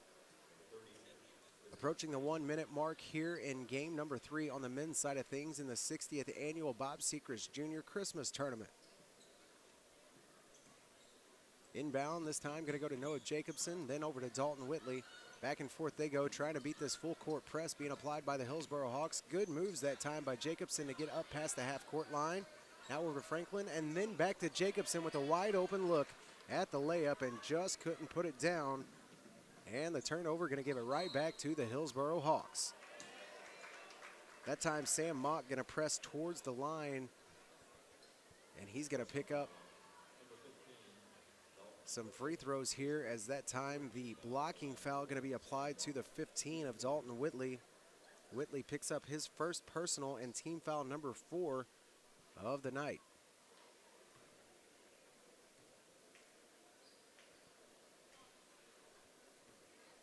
At the line, the number 1 of Sam Mock missed his first. Second free throw on the way for Mock is good. Sam Mock now 1 of 2 from the free throw line with 3 points. Inbound pass from Franklin finally finds Noah Jacobson. He once again beats that full court press. Now back to Chandler Franklin. Under a minute to play here in the first half. A long three from Dalton Whitley, who connects. Dalton Whitley now with 6 on the night, and he has got 17 now for the Potosi Trojans. 36-17 our score here. And another quick answer that time from Baumgartner as he picks up his first points of the night. 38-17 our score here, a 21-point lead for the Hillsboro Hawks. This time a long pass for Baumgartner, and he tried to save it that time, just wasn't able to get to it. That'll go out of bounds, and now Potosi will get the ball back with just under 25 seconds left to play in this first half. Inbound pass upcoming here from Dalton Whitley as he finds Chandler Franklin. Franklin now a quick pass to Jordan Huerta, now out to Noah Jacobson. Wide open was he on the right-hand side. He's going to slow it down a little bit and look for a little bit better shot. Dalton Whitley now tries to drive left-hand side of the lane. He'll pull up and stop. And now a kick back to Chandler Franklin, who somehow gets the ball up and gets it to fall. Chandler Franklin that time with a bit of luck and picks up his 4th points, and that'll draw to a close the end of our first half. Right now our score 38-19. The Hillsboro Hawks lead over the Potosi Trojans in game number 3 of our opening round on the men's side of things here from the 60th annual Bob Sechrest Jr. Christmas Tournament. We're going to take a short break, and I'll be back with your Crown Motors halftime show. Go over some of these stats and talk about why it is these Hillsboro Hawks are so dang tough right now. 38-19, they lead over the defending district champion Potosi Trojans. More basketball coming your way on the Dawkins Broadcast Group right after this. Save big bucks at Barefoot Village Fireworks. Buy factory direct. Barefoot Village, the Black Cat store. When quality, safety, and value are important to you, remember Black Cat is the best you can get. At Barefoot Village, discover dirt cheap fireworks. Discover thousands of new and exciting items just arrived. Barefoot Village locations are the giant new superstore at Cherokee Pass with 7,500 square feet of pure pyro pleasure. Highway 34 in Piedmont, the Mother Store, 1/2 mile north of McDonald's in Ironton, at the end of the bridge in Van Buren, and at the junction of 221 and B in Doe Run. Barefoot Village 80% fireworks trailers are at Bonne Terre, St. Genevieve, DeSoto, Hillsboro, Junction City, and Wapapello. Remember, Barefoot Village, the Black Cat store, where quality and dependability are ensured. Barefoot Village would like to take this time to wish good luck to the Fredericktown Black Cats and everyone else participating in the Christmas tournament, and a Merry Christmas. And welcome back to coverage of the 60th annual Bob Sechrest Jr. Christmas Tournament from the TJ Foulon Fieldhouse right here in Park Hills, Missouri. Coverage brought to you on Froggy 96, 107.1 The Zone, and KDKZ18.com, where you can catch the action as it happens right now from Park Hills, Missouri's TJ Foulon Fieldhouse. At halftime right now of our 3rd broadcasted game on the men's side of things today, the Potosi Trojans trail right now to the Hillsboro Hawks. Score right now 38-19, not the score that Brett Hale and the Potosi Trojans were looking for, coming back from a district championship just last season. Scoring went as such for the Potosi Trojans in the first half. Scoring for them was the number 5 of Noah Jacobson. He ends the first half with 2 points, no free throws, and no personal fouls. The number 11 of Thad Hornbeck ends with 3 points, was 1 of 2 from the free throw line with no personals. The number 15 of Dalton Whitley ends with 6 points, had no free throws and 1 personal foul. The number 20 of Jordan Huerta ends with 2 points, no free throws, and no personal fouls. The 22 of Chandler Franklin ends with 4 points, no free throws, and no personals. And Dylan Wright going to round out your scoring for the Potosi Trojans. He ends the first half with 2 points, no free throws, and just 1 personal foul. Scoring for the Hillsboro Hawks in the first half, they are leading right now 38-19, a great first half for them, due in large part to Their little point guard, the number 3, Tyler Schwartz, who ends the first half with 16 total points, is 1 for 2 from the free throw line with 2 personal fouls. Also getting in on the scoring for the Hillsboro Hawks, the number 1 of Sam Mock. He ends the first half with 3 points, was 1 of 2 from the line with no personal fouls. Chris Baumgartner ends the first half with 2 points, no free throws, and 1 personal foul. The number 23 of Gavin Pinkley, the big 6'7" guy down underneath the goal, he ends the first half with 8 points, was 0 for 2 from the line, and 1 personal foul on him. And winding out your scoring for the Hillsboro Hawks in the first half, the 32 of Michael Brewer ends with 9 points, no free throws, and 1 personal foul. That is your Crown Motors halftime show here on the Dawkins Broadcast Group. More high school basketball coming your way. We have 1 half left in this one and just 1 more game here in day number 1 of the Bob Sechrest Jr. Christmas Tournament from Park Hills. More basketball coming your way after the break. Save big bucks at Barefoot Village Fireworks by Factory. Folks, you know right now could be the best time for you if you're considering buying residential property or even hunting, fishing, or recreational property in this area. Now, Dan Buck and his agents over there at Buck Realty in Ironton are just the people that can show you just what you're looking for. So give Buck Realty a call at 546-5546 and see what Dan can do for you, because right now is an exciting time to be buying and selling property. Just call 546-5546 for Buck Realty in Ironton. Buck Realty would like to take this time to wish everyone a Merry Christmas. Boyer Lumber, service and quality. At Boyer Lumber Company in Potosi, they have the same big names, same big brands, and same low prices as the big boys. That's right, same low prices, all here and without the cost of gas to get to the big boys. So shop your hometown store, Boyer Lumber Company in Potosi, or call them at 438-5461. Who doesn't want the freshest of fresh? Have you visited the meat market in town? Set up like an old-time general store, stop into the Hungry Gardener and let Kelly tell you about everything they carry, like dry goods, treats, dairy, and most importantly, fresh meat. Juicy fresh pork, beef, chicken, frozen seafood, fresh smoked meats such as ribs, chicken, and of course their homemade sausages and fresh-made sandwiches. It's displayed in a case for you to pick out your own, then wrapped in freezer paper the way meat is supposed to be bought. Meats are available in bulk packages too. Kelly offers lunch specials that are posted daily on their Facebook page that are sure to fill your belly. On Fridays, you can get a side of smoked ribs or a smoked chicken with 3 pounds of sides for just $25.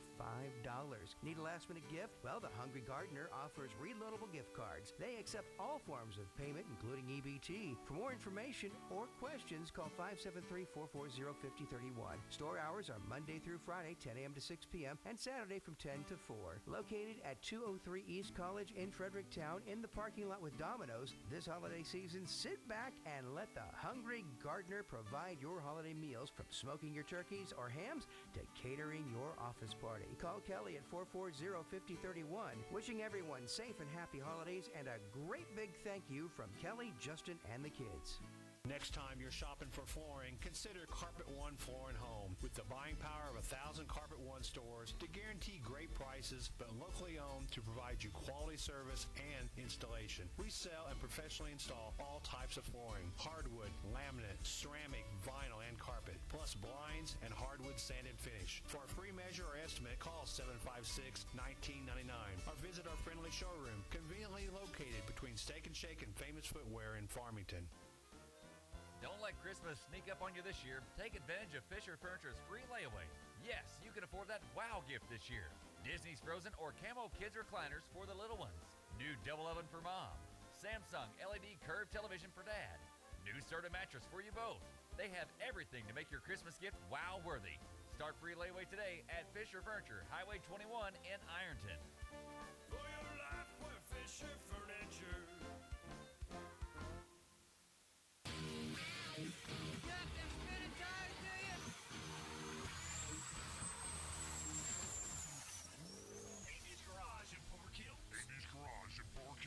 When it comes to customizing your car or truck, in this area, there's only one name to remember. Amy's Garage in Park Hills. Andy's Garage in Park Hills. Lift kits. Custom rims and tires. High performance customization.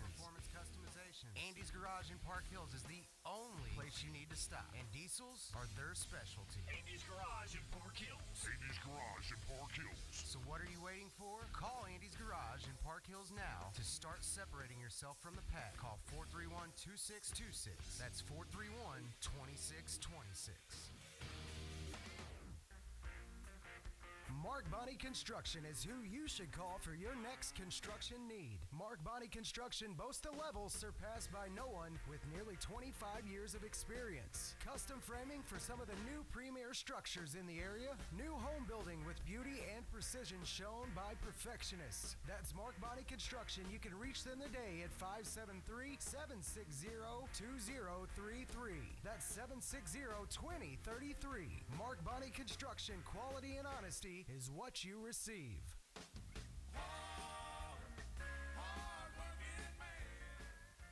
Bellevue Valley Nursing in Bellevue wishes everyone a very merry holiday season. For over 20 years, Bellevue Valley Nursing has been providing the utmost professional and loving care to their residents. Bellevue Valley Nursing provides regular skilled and behavioral skilled care. Therapy, speech, occupational, and physical therapy services are also provided. Located 5 miles past the Bellevue School, visit them soon for a tour or call 697-5311 for more information. All of your friends at Bellevue Valley Nursing gladly wish a Merry Christmas and Happy New Year to all their employees, Bellevue's clients, and all families enjoying another Christmas season in our community. Hello, this is State. And welcome back to coverage of the 60th Annual Bob Sechrest Jr. Christmas Tournament. At the halftime break, our score 38-19, a big lead for the Hillsboro Hawks here in the first half, due in large part to their point guard, the number 3 of Tyler Schwartz, who ended the first half with 16 points. Inbound pass this time for Potosi on the right-hand side, goes to Noah Jacobson. Now left-hand side will go over to Chandler Franklin. Chandler Franklin now back over to Noah Jacobson. Good ball movement here to start the second half for Potosi. And now a quick pass down into the post for the number 11 of Thad Hornbeck, who picks up his 5th point of the night. After the good post move and great pass that time, a long 3 now for Drew Bassan, just off the back of the rim. And no good. Rebound goes to Chandler Franklin. Potosi back on the attack. Dalton Whitley now left-hand side. This lead now cut down to 17 for Potosi. Now left-hand side of the elbow is Jordan Huerta, who drives in and misses the easy layup. Followed very quickly that time by Thad Hornbeck, who picks up now 7. Quick pass down the floor for Hillsboro, and now a quick throw out to the three-point line for Drew Bassan, just off the mark again. Rebound that time will go to the 13 of Garrett Lampkins, who misses the putback, but right there to help him out is the 23 of Gavin Pinkley. Jordan Huerta now going to bring it down the floor for the Potosi Trojans. A long 3 for Chandler Franklin, and he got it. Chandler Franklin from way out there connects. Now with 7 points on the night is Franklin. And 40-26 our score here. Potosi still trails by 14, but not nearly what it was at half. Top of the key now for Lampkins. Lampkins thought somebody was over on the right-hand wing. Tyler Schwartz had moved up to set the pick, and a bad pass there will go out of bounds, and the turnover will go right back to the Potosi Trojans. 6:12 left here in the third quarter. Potosi cutting into this lead just a little bit, only to 14 now, 40-26 our score. Hillsboro on top of Potosi. More high school basketball coming your way right after this commercial break. Hello, this is State Representative Paul Fitzwater. I would like to take a moment to wish all of the teams in the Park Hills Central Christmas Basketball Tournament the best of luck. I would also like to wish all of you a very Merry Christmas and a prosperous New Year in 2016. Need cash today? Advance America. Need money for anything? Advance America. If you need cash, you need Advance America. They're the better alternative for you when you need cash. Payday loans, money grants, prepaid cards, better and faster service, and Advance America has 2 locations to better serve you. In Farmington at 671 Karsh Boulevard and 832 East High Street in Potosi. Need cash? You need Advance America in Farmington and Potosi. And out of a break, right to it go the Potosi Trojans go, and just as I say that, a turnover from Chandler Franklin, and the Hillsboro Hawks going to get it back here Potosi coming out with all kinds of fire, though, so far in the third quarter. It's been all Potosi Trojans. They've cut into this lead. What was a very big 22-point lead is now just at 14. Inbound pass this time, going to go to Lampkins. Lampkins gets it over to Tyler Schwartz. Schwartz now from the left-hand wing, drives to the bucket by himself, gives it off to Gavin Pinkley, who tries to go up with it, and he's going to be called for a traveling violation before the shot that time. And the turnover will go right back to the Potosi Trojans. Inbound pass here from Dalton Whitley goes into Noah Jacobson, back to Whitley, and trying to beat this full court press. Now Chandler Franklin drives to the lane by himself. That shot no good, and the rebound going to go right back to the 32 of Michael Brewer. Over to Tyler Schwartz now, right-hand side, and Michael Brewer makes a move towards the middle of the lane, and a foul upcoming here on the Potosi Trojans. It'll be on the floor and go against the 22 of Chandler Franklin. Chandler will pick up his first personal of the ball game and team foul number 1 in the second half for Potosi. Inbound pass to Gavin Pinkley, and just a lob pass up above everybody. Just jumped up, got it, and finished. 2 more points for Gavin Pinkley. 10 points total on the night. Back down the other side of the floor we go now with the Potosi Trojans, and Noah Jacobson that time off the right-hand side of the lane tried to toss one up. That shot no good, but he is going to be fouled. Foul that time, it'll be on the 23 of Gavin Pinkley.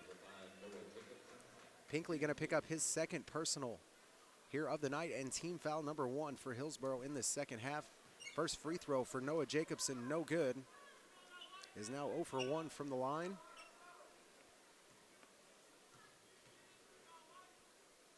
Jacobson still there, second free throw good. Noah Jacobson now 1 for 2 from the free throw line with 3 points total on the night for the Potosi Trojans. 42-27 our score, a 15-point lead for Hillsboro. Sam Mock now going to try to pull it back up top of the key, has to dish it over to Tyler Schwartz, then back to Drew Bassan. Tyler Schwartz now top of the key, tries to put a move on Chandler Franklin. Couldn't do it. Now a kick to Gavin Pinkley with a long 3 from down in the corner, no good. But Michael Brewer right there to get the rebound and put it right back up and in. 11 points now for Michael Brewer. And more points being tacked on here for the Hillsboro Hawks. Down the other side, the number 23 of Tristan Brown tries to drive, and Gavin Pinkley says no. Big rejection that time. The block goes in the first row of the seats. Pretty tough to shoot over the 6'7" Hillsboro Hawk, Gavin Pinkley. Left-hand side of the wing, now a dish down into the corner is going to be picked off by Pinkley. Out to Schwartz on a run, and an easy layup is going to be missed by Tyler Schwartz. Rebound goes to Gavin Pinkley, and they're going to call him for a traveling violation as he had caught that one, tried to go back up with it, no move made, and the ball stayed in his hands. That will designate traveling every single time. Hillsboro fans not happy with it, but it was the right call, and that'll give it right back to the Potosi Trojans. Franklin now having to deal with all kinds of Hillsboro Hawks, and he goes up, and Sam Mock says no. Another big rejection, this time off the backboard, and Sam Mock's got his first block, goes right into the hands of Tyler Schwartz, who drives down the floor and gets 18 now total points on this game.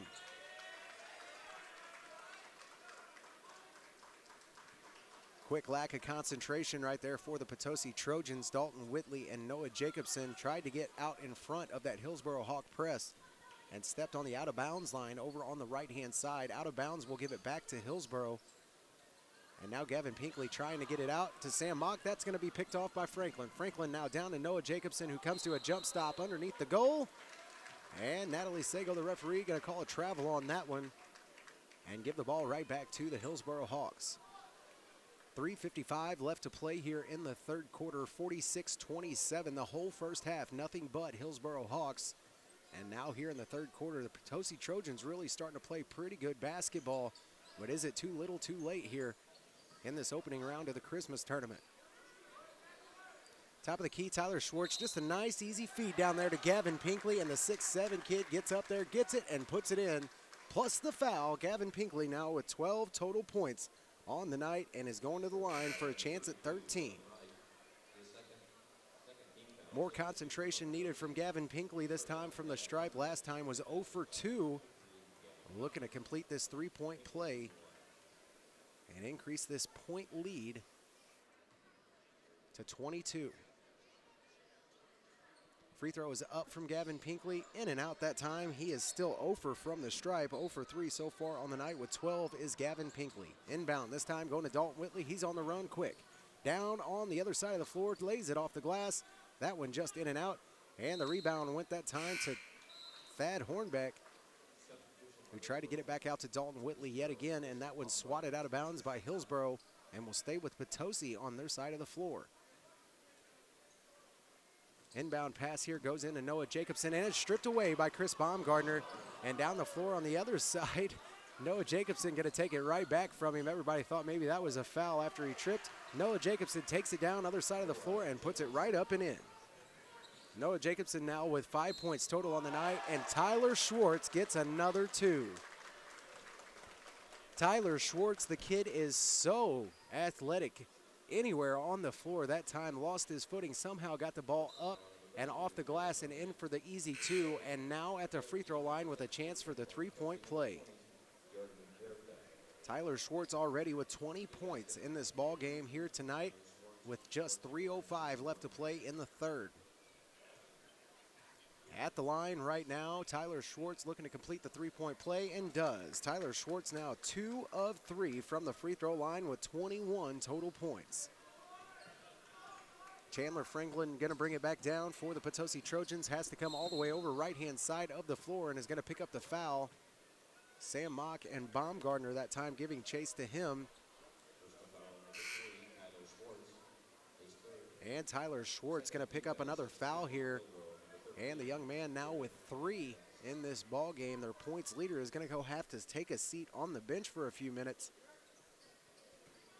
That'll be team foul number 2 for the Hillsboro Hawks here in the second half.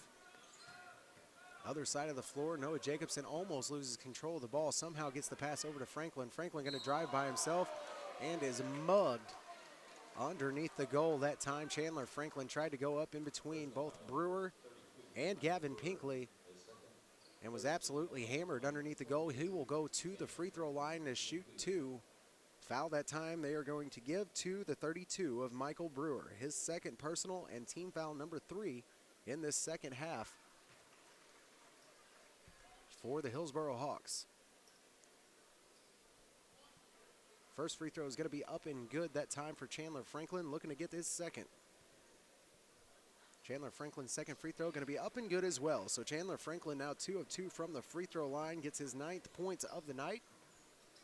And back on the attack goes Baumgartner and the Hillsboro Hawks. Down into Michael Brewer. What a lob pass into the post. And what a great finish that time from Michael Brewer, who picks up his 13th points of the night and increases this lead now back out to 22. Some very dangerous passing going on right now for the Potosi Trojans, and somehow still have their hands on the ball. Now Dalton Whitley, the long 3, Dalton Whitley. Pure luck that Potosi still had control of that ball, but Dalton Whitley makes him pay for not grabbing it as he now hits his 3rd three-pointer of the night. Now 9 points total for Dalton Whitley, and Baumgartner tries to answer down on this side of the floor and can't do it. Air ball that time, but on the rebound, we're going to see a foul. Foul this time is going to be on the 15 of Dalton Whitley. Whitley going to pick up his 2nd personal and 3rd team foul for the Potosi Trojans in this second half.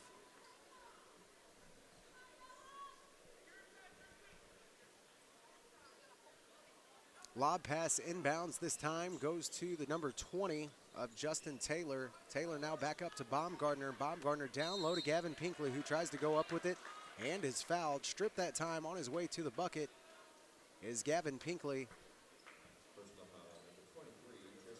And Tristan Brown going to pick up a foul this time for the Potosi Trojans. That'll be Tristan's 2nd personal. Excuse me, 3rd personal on Tristan Brown. And team foul number 5 on Potosi to start off this second half. 1:49 left to play in the 3rd quarter. And Gavin Pinkley connects on finally one of his first free throws, is 1 of 4 from the night. And misses his second, now 1 of 5 with 13 is Gavin Pinkley.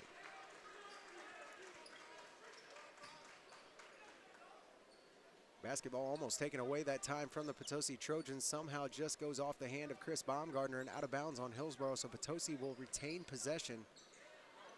Their side of the floor still looking to get it past, and a good press breaker that time finally. Noah Jacobson now feeds it across the lane to Jordan Huerta, who just can't finish that layup from the left-hand side. It was actually Tristan Brown, just couldn't finish. And now the other side, Gavin Pinkley. He's 6'7" and can shoot from way out there. 16 points. 16 total points now for Gavin Pinkley after that huge three-pointer. The 6'7" post guy was at the volleyball 10-foot line, drills a three-pointer, and makes this now a 57-34 game. A 23-point lead here for the Hillsboro Hawks. And after the fourth foul by Tristan Brown, it will send the number 0 of Baumgartner to the free throw line. His first free throw up and off the back of the rim, no good. Is now 0 for 1 from the free throw line. Tristan Brown gonna have to go have a seat for the Potosi Trojans, now in foul trouble with 4, with just a minute left here in this third quarter. At the line still is Baumgartner, missed his first. Second free throw on the way now and is good. Chris Baumgartner connects 1 out of the 2 and now has 3 points on the night.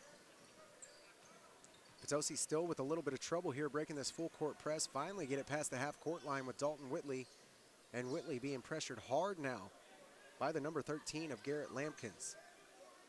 Lampkins now works the ball around to the top of the key, and a quick dish down into the post, and no good that time. Dalton Whitley just not able to finish, and the hard pass that time from Baumgartner going to be picked off by Potosi, and right back down to their side of the floor they go. Dalton Whitley that time with a very dangerous pass. Somehow came up smelling like a rose, and they got the ball still on their side of the floor. Chandler Franklin now and Noah Jacobson. And the ball is stripped back away from Chandler Franklin. Baumgartner had no clue he was right behind him. And Noah Jacobson and Chris Baumgartner absolutely going at it out there. Great defense, great ball handling being displayed by both Baumgartner and Noah Jacobson. Baumgartner going to pick up another foul out of that. That will be his second. And team foul number 4 on Hillsboro. Inbound upcoming here comes from Dalton Whitley back to Chandler Franklin. And Franklin going to have to get past the half court line, and is going to be fouled once again by Chris Baumgartner.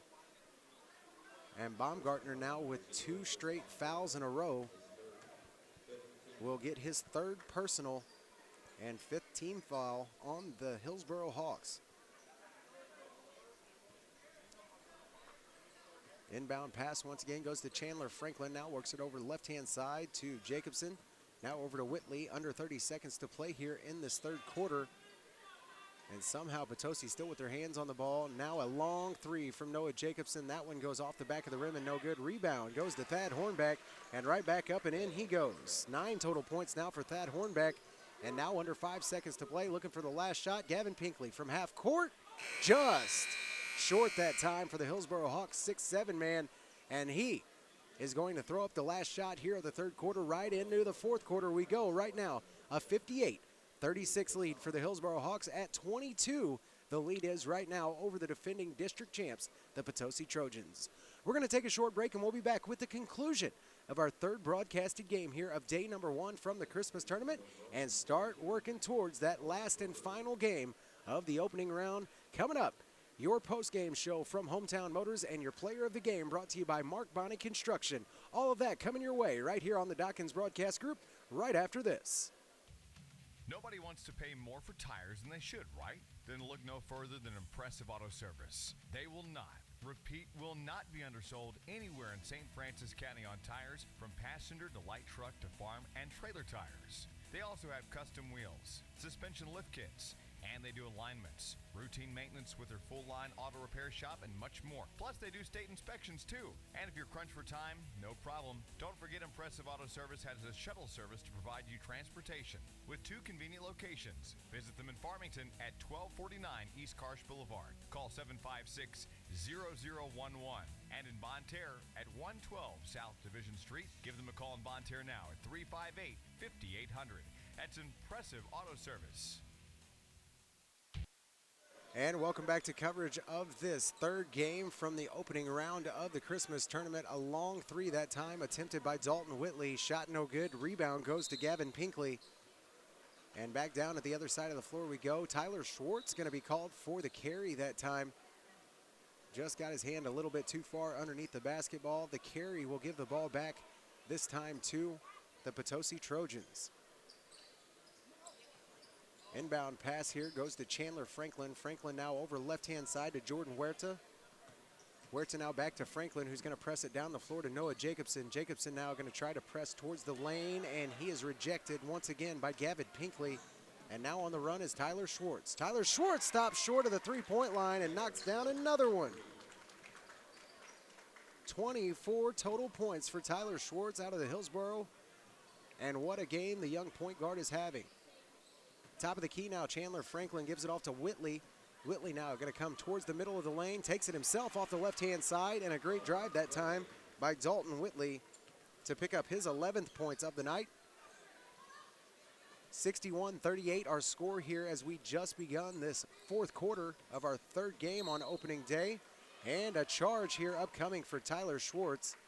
Tried to carry the ball in that left hand and lower the right shoulder, which will give him now his fourth personal foul of the game. And Tyler Schwartz still going to stay on the floor here for Hillsboro. And Potosi going to try to come back down the floor yet again and over to Chandler Franklin. Franklin, left-hand side of the wing, looked down low, couldn't get it down to him. Now down to Dalton Whitley and then over to Noah Jacobson, who goes towards the bucket by himself and puts it right over the top of Gavin Pinkley. Noah Jacobson with a great move towards the bucket that time, picks up 7. And just like that on the other side of the floor, Michael Brewer answers right back and gives his 15th point up for the Hillsboro Hawks. 63-40, a 23-point lead, and a big swat by Michael Brewer out there from the three-point line. Chandler Franklin was going to shoot that from the three-point line out on the left-hand side. Michael Brewer jumped right at the right time and put that about 5 rows up in the stands. A great rejection that time from Michael Brewer.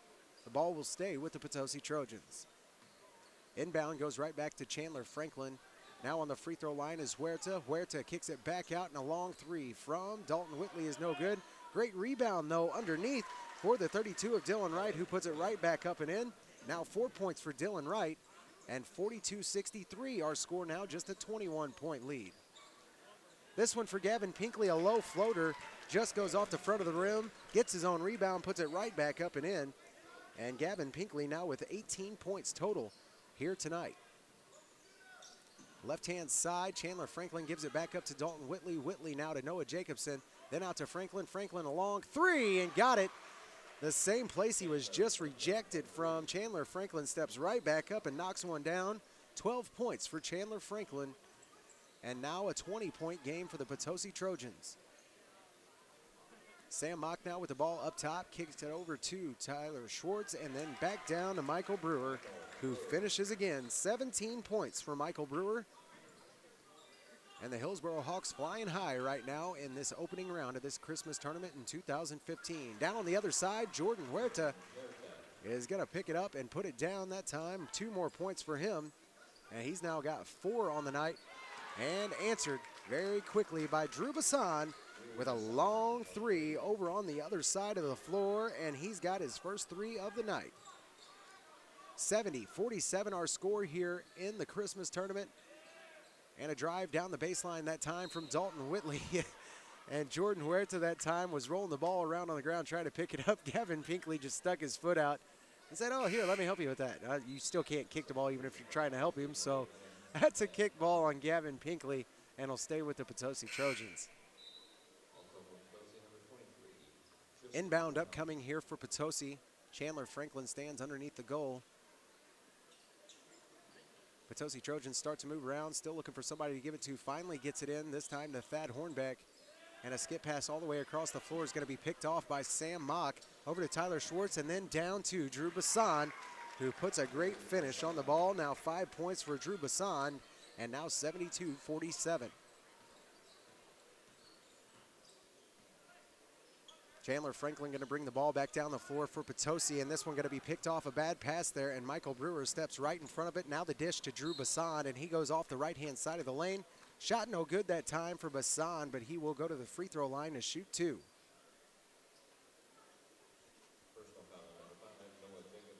Noah Jacobson going to pick up the foul here. That'll be Noah's first personal of the ball game. And team foul number 7 on Potosi here in the second half. At the line, Drew Bassan, he completes the first one. Is now 1 for 1 from the free throw line with 6.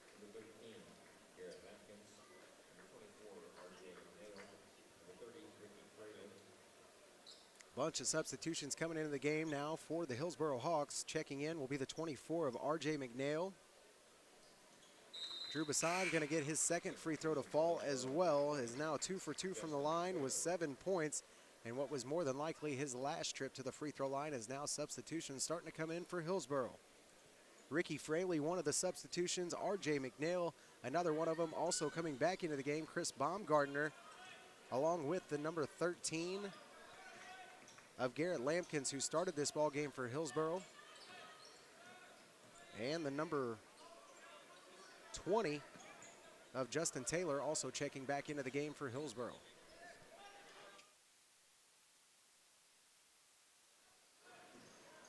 Pass almost picked off, and finally is Baumgartner now with the ball and on the run for Hillsboro. Gives it off that time, a great pass over to Garrett Lampkins, who finishes off the left-hand side. Now 2 points for Garrett Lampkins.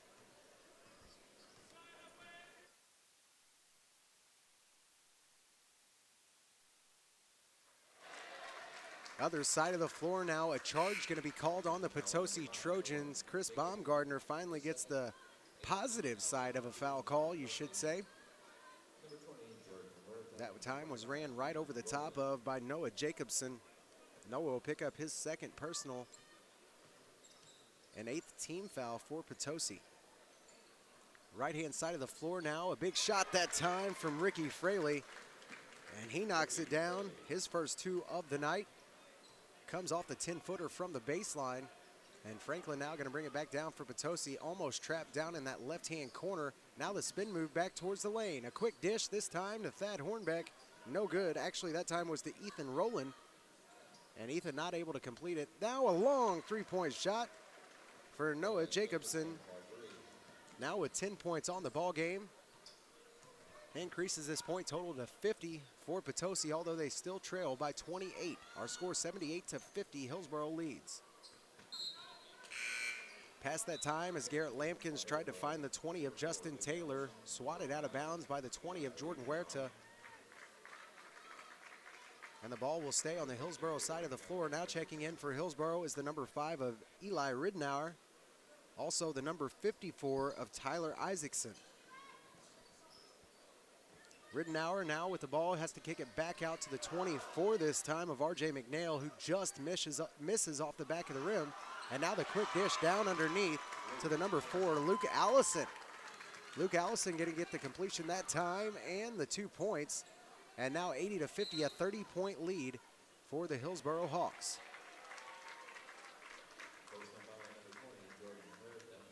Jordan Huerta that time is going to shove to the ground the number 54 of Isaacson. They were doing a little elbow and back and forth down there on the baseline, and Jordan Huerta caught shoving him down. Huerta now picks up his first personal foul here of the ball game.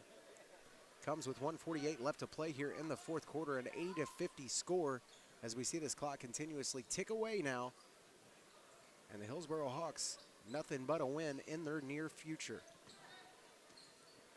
Checking into the ball game now for the Potosi Trojans is the number 3 of Noah Skaggs, along with the number 4 of Brady Finch. The 20 Ethan Rowland. Still in the game as a starter is the 22 of Chandler Franklin and the 5 of Noah Jacobson. Clock now at a continuous tick, 80-50, that 30-point lead designates a running clock. First free throw down for the number 5 of Eli Ridenour. He's now 1 for 1 from the line with his first point. Now under a minute to play here in game number 3 of the men's side of things. Ridenour going to knock down his second free throw as well. Now 2 for 2 from the line is Eli Ridenour. And down to the Potosi side of the floor, a long three. That time for Chandler Franklin just doesn't fall. And the rebound going to go off of the Hillsboro Hawks and stay with the Trojans. Clock now under 30 seconds left to play here. And what looks like will be about a 30-point victory for the Hillsboro Hawks. Potosi now trying to score a couple more points at least. And another foul coming up here for the Hillsboro Hawks will be on the 30 of Ricky Fraley. Ricky Fraley picks up his first personal and team foul number 7 for the Hillsboro Hawks. As we see this now go under 10 seconds, the last shots of the game right now for the number 4 of Brady Finch. And the Hillsboro Hawks going to win your third game, I shouldn't say final game, your final seconds tick away in your third game as Hillsboro defeats the Potosi Trojans 82-50, a 32-point win here for the Hillsboro Hawks. They will move on to face the next winner of our next game, which is coming up just here in just a minute. Our last game of our opening round of the Christmas tournament will feature the Farmington Knights and the Arcadia Valley Tigers, a barn burner we got coming your way up right after this. Also, stay tuned after your commercial break, your Hometown Motors post-game show. We'll talk about those Hillsboro Hawks and what makes them so dangerous and so tough for the future of this Christmas tournament. All of that coming your way on your Hometown Motors post-game show right here on the Dawkins Broadcast Group right after this. Nobody wants to pay more for tires than they should, right? Then look no further than Impressive Auto Service. They will not, repeat, will not be undersold anywhere in St. Francis County on tires, from passenger to light truck to farm and trailer tires. They also have custom wheels, suspension lift kits, and they do alignments, routine maintenance with their full-line auto repair shop, and much more. Plus, they do state inspections, too. And if you're crunched for time, no problem. Don't forget Impressive Auto Service has a shuttle service to provide you transportation with 2 convenient locations. Visit them in Farmington at 1249 East Karsh Boulevard. Call 756-0011. And in Bonne Terre at 112 South Division Street. Give them a call in Bonne Terre now at 358-5800. That's Impressive Auto Service. And welcome back to coverage of the 60th Annual Bob Sechrest Jr. Christmas Tournament right here from the TJ Foulon Fieldhouse in Park Hills. Our third game of the guys' side of things in the books now, as we saw the Potosi Trojans, your defending district champs, defeated by the Hillsboro Hawks in high fashion, 82-50, the final score in that one, and what a win it was. I'll tell you right now, those Hillsboro Hawks are tough.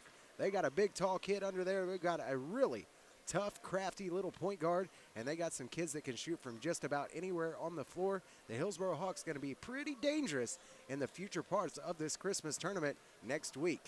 Right now, we got just a little bit of time, and we will have another game coming your way here on the Dawkins Broadcast Group. Got your pregame show, your PAL Automotive pregame show, that is, coming up here for our fourth and final game from the men's side of things here on our opening day. The Farmington Knights and Arcadia Valley Tigers warming up right now as we speak. Right now on your Hometown Motors postgame show for our last game, the Hillsboro Hawks and the Potosi Trojans, a big win for the Hillsboro Hawks, 82-50, the final score, and that one a 32-point victory for the Hillsboro Hawks, and a gutsy performance by the Potosi Trojans. They graduated quite a few of their big-time players just last season when they were district champions. Still got quite a bit of talent out there, just a little bit of work to do. Brett Hale and his squad, I can always count on Brett Hale to have those guys playing pretty well by the end of the season. I don't doubt that he can do that. 82-50, our final score in game number 3 on the guys' side of things here in our opening round of the Christmas tournament. Potosi scoring went as such. The number 5 of Noah Jacobson ends the game with 10, was 1 of 2 from the line with 2 personal fouls. The number 11 of Thad Hornbeck ends with 9 points, was 1 of 2 from the line with no personal fouls. The number 15 of Dalton Whitley ends with 11 points. Didn't have any free throws and 2 personal fouls. The number 20 of Jordan Huerta, he ends with 4 total points, no free throws and 1 personal foul. And the number 22 of Chandler Franklin ends with 12 points, was 2 of 2 from the line with 1 personal foul. And rounding out your scoring for the Potosi Trojans, the number 32 of Dylan Wright ends with 4 points, no free throws, and 1 personal foul.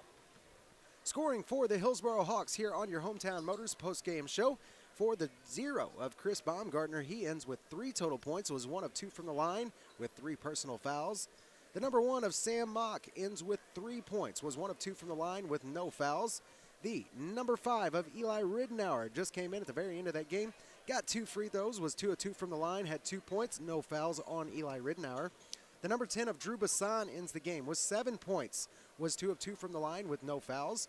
The number 13 of Garrett Lampkins ends with 2 points, was no free throws, no personal fouls.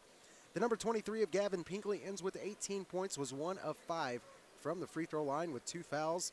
And rounding out your scoring for the Hillsboro Hawks, the number 32 of Michael Brewer, who ends with 17 total points and 2 personal fouls.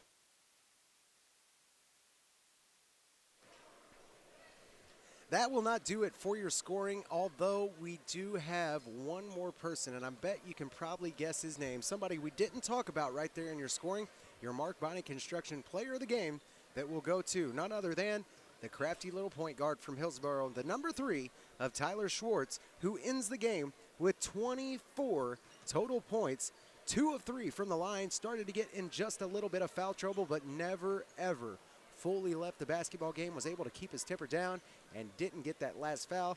Tyler Schwartz, your Mark Bonney Construction Player of the Game here in game number 3 of the men's side of things at the 60th Annual Bob Sechrest Jr. Christmas Tournament. That's going to do it for game number 3 of our guys' side of things here in our broadcast schedule for day number 1 of the Christmas Tournament. Coming up, game number 4 and our final game of the day, the Farmington Knights and the Arcadia Valley Tigers. All of that coming your way right after our break. Ameren UE Tomsock plant in Annapolis is proud to be a part of the Park Hills Central Tournament and wishes all teams the best of luck. It takes hard work and team spirit to make it to this historic tournament. Best of luck in all of your athletic endeavors from everyone at Ameren UE Tomsock in Annapolis. Ameren UE Tomsock plant in Annapolis is proud to be a part of the Park Hills Central Tournament and wishes all teams the best of luck. It takes hard work and team spirit to make it to this historic tournament. Best of luck in all of your athletic endeavors from everyone at Ameren UE Tomsock in Annapolis. Attention truckers, if you're an owner-operator and looking for a great company to lease to, All-Star Trucking in Fredericktown is looking for you. They have work scheduled now and operate in all 48 states. All-Star Trucking is family-owned and operated and a dependable company to lease onto. So if you're an owner-operator and want to lease onto a great company, call Becky at All-Star Trucking in Fredericktown at 783-6719. That's 783-6719. Remember, home for the holidays, December 5th, 6 p.m. to 8 p.m. All-Star Trucking would like to take this time to wish everyone a safe and happy holiday season. Your Walmart Supercenter in Fredericktown is proud of all of the area high school athletes. Sports is a very important part of any school, and their athletes demonstrate that team spirit is first and foremost. Do your best in school and on the field, and always practice sportsmanship. This community-minded message was presented by your Walmart Supercenter in Fredericktown. Save money, live better. Walmart Supercenter in Fredericktown. Your Walmart Supercenter of Fredericktown would like to take this time to wish everyone a happy holiday season. For 4 years, Jade Home Care Services in Bellevue has been providing the utmost professional, loving care to their clients. Jade Home Care Services provides in-home services for the elderly and disabled with services like personal care, advanced care, homemaker chore, respite care, and authorized nurse visits. Jade Home Care is located at 2370 Highway 21 in Bellevue. Visit them soon for a tour or call them at 697-1190 for more information. That's Jade Home Care Service in Bellevue. Jade Home Care Services in Bellevue would like to take this time to wish everyone a merry and safe Christmas. This month at Hood's, take advantage of our holiday waypoint specials. New Sun Heat infrared heaters were $129.99, now only $69.99. Rapid Click vinyl planking only $1.19 a square foot. Glass tiles starting at $1.99 a square foot. And 3 1/4-inch gunstock hardwood at $2.69 a square foot. Struggle to get all those decorations out of the attic? We'll make it easy easier with our doorbuster special featuring a new aluminum attic folding ladder for only $205.29. And now on special are 400 and 500 as well as 600 and 700 series sink bases that you get for free. That's right, for free with a purchase of 12 or more cabinets. That's Hood's Discount Home Center located in Farmington and Festus. Come by and check out what the Fat Man was able to fit down the chimney, and remember, it's all good at Hood's.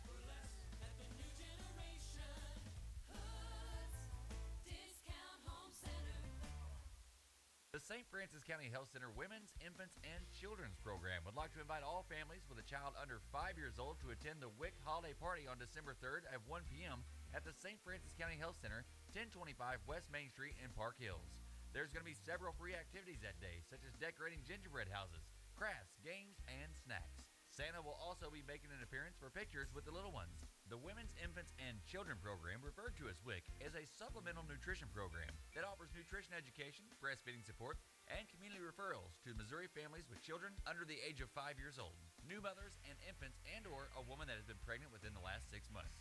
Income and nutritional eligibility requirements apply. The St. Francis County Health Center WIC office is open Monday through Friday from 8 a.m. until 4 p.m., with appointments during the lunch hour and twice monthly open until 6 p.m. for the working families. For more information regarding the holiday party or to see if you qualify for WIC services, please call 573-431-1947. The St. Francis County Health Center and USDA is an equal opportunity provider. Here's a silly question for you. You ever get hungry around lunchtime? Yeah, of course you do. So do a lot of other people who, for one reason or another, may need some help finding that next meal. At Bogo's Sandwich Shop in Farmington, they do something amazing every day. First, they make an awesome sub sandwich from only the finest and freshest ingredients, where you get to choose the size, the bread, the meats, the cheeses, and all the wild and tasty toppings that Doug hand selects for his interactive menus. And then, once your sandwich is prepared and you fill your belly, Bogo's donates another sandwich to an area food bank for someone less fortunate than you. That's the magic of Bogo's. Buy one, give one. Every sandwich you buy at Bogo's, they will make an additional sandwich that feeds someone in need right here in our community. Bogo's founder, Doug Thomas, followed his heart. You just have to follow your stomach. To Bogo's Sandwich Shop in downtown Farmington, where when you buy one, you give one. Find Bogo's next to the post office in downtown Farmington or on Facebook. And Bogo's now delivers.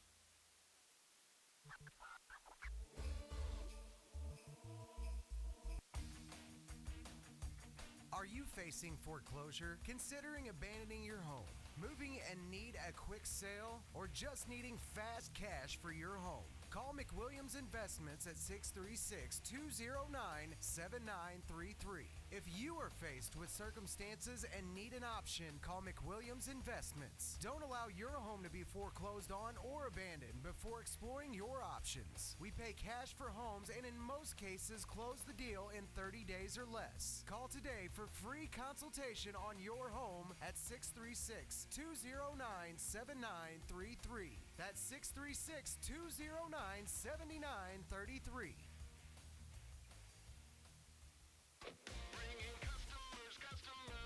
Signs, etc. Bringing customers. Hi, this is Kevin Harrington with Signs Etc. in our all-new location on Karsh Boulevard at the junction of Highway 32 and 00 in Farmington. A new location means better service and more products for our customers. What it doesn't mean is higher prices. Signs Etc. has been serving the Southeast Missouri area for over 23 years with the same great service, the same competitive prices, and the same family-owned and operated values. And we're looking forward to sending our customers for years to come. Stop in and see our new facility and see how Signs Etc. continues to bring our customers. Still the same phone number at 756-9000, the same website at signsetconline.com, but a brand new location at 1101 Karsh Boulevard at the junction of Highway 32 and 00 in Farmington. Signs, etc. Signs, etc. Legendary Cuts Barber and Styling Shop down from the courthouse in downtown Potosi is the place to get the latest cuts or styles for the entire family. Legendary Cuts Barber and Styling Shop is a Christian-based owned shop. Brother Don and his daughter Stephanie have been providing quality cuts and styles for years, and now you can even tan in their location as well. Go where the most famous people go. Legendary Cuts Barber and Styling Shop right down from the courthouse in downtown Potosi. It's the holiday season, time for community, friends, and family. The professionals at Torres Sanitation LLC in Fredericktown want to thank all of their customers for a great year and look forward to continuing serving their friends, living and working right here in the community. When you need residential, commercial, garbage collection, or roll-off service, call Torres Sanitation of Fredericktown, 783-7809. Enjoy your holiday season with your family and have a happy new year to all of our customers at Torres Sanitation. What happened to that beautiful tan you had this summer? Well, folks that go to Sun Rays Tanning and Hair Salon in DeSoto still have that beautiful tan. During December, Sun Rays Tanning in DeSoto is offering a stand-up bed special with unlimited tanning for only $80. Super 40-month unlimited tanning for only $65, and facial bed 2 and 3 with 20 tans only $60, and extreme beds bed 5 and 6 with 20 tans only $50. Cheryl Owens is also offering haircuts for only $10 too. That's Sun Rays Tanning and Hair Salon, 610 South Main in DeSoto, or call 636-337-4990. Hi, folks. Dennis Barrett, Barrett Jensen Auto. Jeff Jensen and I would like to invite everyone in the area down to look at our tremendous line of inventory. We have got everything from 1997 models right up to 2015 models at Barrett Jensen Auto. We're still at the same location. We want everybody to come in and look at all the great changes that we've made here in the last couple months. And we'd like to see you come in, look at our inventory. We still have great financing, good service. And folks, we still want to welcome you into our dealership. Jeff and I would love for you to come see us. We're at 140 South Main, downtown Fredericktown, or visit our website, barrettjensenauto.com. Everybody knows that Jamie Powell at Powell Automotive is always pushing the envelope, striving to better serve his customers. Powell Automotive is proud to announce a full-service transmission tech at Powell Automotive. With 20-plus years of experience with transmission work and full-service transmission work, and offering a 12 and 12 warranty. 12 months or 12,000 miles. It's Powell Automotive in Park Hills. Call 431-2204. Are you saying Powell? What are you saying? Powell Automotive in Park Hills. Are you looking for a warm, safe-feeling, family-oriented environment to raise your family? Well, quit looking. Located at 601 Wallace Road behind Mineral Area Hospital in Farmington is Fox Ridge Apartments. Now, let me tell you a little bit about Fox Ridge Apartments. They offer 1- and 2-bedroom apartments ranging from the smallest $370 to the largest $532. HUD is accepted and is pet-friendly, too. There's a brand new on-site coin-operated laundry rooms, too. On-site maintenance, and we can't forget a playground and picnic area for the kids. There's a basketball and tennis court, too, and an outside 3-foot to 10-foot deep pool for the apartment tenants. Now, the applications are located 24 hours a day, 7 days a week outside the office in the app box. Jennifer shows apartments Monday through Friday from 8 until 5, and appointments only on the weekends. For more information, contact Fox Ridge Apartments at 756-5222. Fox Ridge Apartments in Farmington. Clean, safe, affordable housing. Ronnie Gibbs with American Family Insurance has been your local insurance agent for 15 years in the Arcadia Valley area. People trust Ronnie. He works hard, providing the best coverage at the best prices. After all, that's what you want from your local American Family Insurance agent, right? Ronnie Gibbs Insurance has expanded into the Madison County area. That's right, folks. 2 convenient locations. Visit 110 South Mary Street in Pilot Knob or call 546-7101. You can also visit 705 West Main Street in Fredericktown or call 783-5544 for a no-cost, no-obligation checkup. Look them up online at RonnieGibbsAgency.com or like them on Facebook. That's Ronnie Gibbs Insurance, now serving the Iron and Madison County areas. Fifth Wheels, and more Fifth Wheels. Hi, it's Mindy with Hometown Motors and Trailer Sales. If you've been considering a fifth wheel travel trailer, you need to stop by and see us. We have fifth wheels to meet every need, and right now they're drastically reduced at fall season clearance prices. Head out west, go see the coast, or visit the mountains in one of our all seasons units, or take one of our Deer Hunter specials out and hit the woods. At Hometown Motors and Trailer Sales, we go above and beyond to make your buying experience a great one, and we still have the best quality, sales, and service around. Hometown Motors and Trailer Sales, located on Highway 8 between Potosi and Park Hills. Call us today, 573-562-1000, or find us on the web, www.hometownmotorsinc.com. It makes me wanna take a back road. Makes me wanna...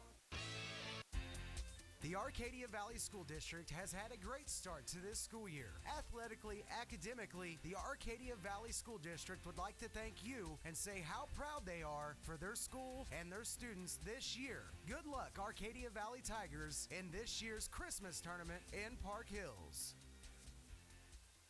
At some point, you're going to need an attorney who handles criminal, traffic, Social Security issues, estate planning, and family law. Call Catherine Hardy, attorney at law in Farmington. Catherine Hardy, attorney at law, will represent your interest and fight for what's right. You're in good hands when you're represented by Catherine Hardy, attorney at law in Farmington. For criminal, traffic, Social Security, estate planning, and family law, contact Catherine Hardy, attorney at law, 756-7039, 756-7039, located at 312 Washington Street in Farmington. Free consultation on the phone or walk-ins are welcome. Remember, hiring an attorney should not be based solely on advertisement. And welcome back to coverage of the 60th annual Bob Sechrest Jr. Christmas Tournament from the TJ Foulon Fieldhouse right now, about to enter our last game of our first broadcast day right here on the Dawkins Broadcast Group. 107.1 The Zone, Froggy 96, and KDKZ18.com, where you can catch the action as it happens live on the web. Right now, about to start our last game, the Arcadia Valley Tigers and the Farmington Knights. The starters for the Farmington Knights, the number 4 of Alex England, right here on your Powell Automotive pregame show. The number 20 of Tyson Gray, the number 22 of Grant Waddell, the 23 of Brendan Hardy, and the number 24 of John Bader. Starting for the Arcadia Valley Tigers, the last time we saw them at that Thanksgiving tournament, the number 10 of Sam Williams, the number 15 of Austin Wren, the 20 of Jake Pryor, the number 23 of Hayden Helvey, and rounding out your starters for the Arcadia Valley Tigers, the number 24 of Trey Jones. Our last broadcasted game here tonight in your opening round, about to get underway, and it's going to be a barn burner. One of the best games we got coming your way here in the opening day. The Farmington Knights and Arcadia Valley Tigers. At the tip right now is going to be Bader, and he's going to push it right back to the Farmington Knights. On the attack now goes Grant Waddell off the right-hand side. He's going to push it towards the middle of the lane. Now a kick out to Hardy. Hardy, a long three. That one off the front of the rim, and no good. Ball going to drop right into the hands of Arcadia Valley's Hayden Helvey. And down the floor we come now with the Arcadia Valley Tigers. Helvey, top of the key. Going to get it back up top now to the 15 of Austin Wren. Wren now over to the 24 of Trey Jones. And then back up top to Hayden Helvey. Steal this time, going to be on behalf of 20, Tyson Gray. Gray takes it by himself off the left-hand side, and an easy layup it is for Tyson Gray. And the Farmington Knights take an early lead on the Arcadia Valley Tigers, 2-0. Back down to the other side of the floor we go with the AV Tigers and Hayden Helvey up on top of the key. And another steal here. This time Alex England going to take it by himself. Right-hand side, can't finish, but Tyson Gray right behind him comes back and gets 4 points now to start out this last game of our opening day of the Christmas tournament. Back down the floor we come now. Sam Williams back up top to Hayden Helvey. A long three that time for Helvey is going to go, or Austin Wren, excuse me, off the back of the rim and no good. Rebound goes to Jake Pryor, and he's going to put it back up and in off the glass. Now 4-2. The Farmington Knights lead over the Arcadia Valley Tigers after a quick two there from the number 20 of Jake Pryor. Other side of the floor we go, and Tyson Gray picks up 2 more. Now 6 total points for Tyson Gray, and he has all 6 of the Farmington Knights. And a steal here from Alex England, going to take it back down, other side of the floor. A quick dish to Brennan Hardy, who takes it off the right-hand side. That shot no good. Goes off the back of the rim, and the rebound going to go to Jake Pryor. Pryor now, right-hand side of the wing. He's going to shoot again. This one off the back of the rim, and no good. Rebound going to go to Grant Waddell, and Waddell going to bring it back down the floor for the Knights. Left-hand side of the wing, now a kick back up to Alex England. Now to Hardy down in the corner. A shot from Hardy is no good. And the rebound once again will go to the number 20 of Jake Pryor. Pryor now going to press it down the left-hand side of the lane. And a quick dish over to the right-hand post.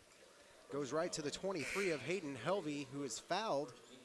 Our first foul here of the game going to be on behalf of the number 20, Tyson Gray, who picks up his first personal, team foul number 1 for Farmington. Inbound upcoming for AV, going to go all the way up top to the 24 of Trey Jones. Now back over to the 33 of Peyton Whited, who just checked in for AV. Skipping around, Sam Williams now with the ball right-hand side. Gets it into Jake Pryor down on the post.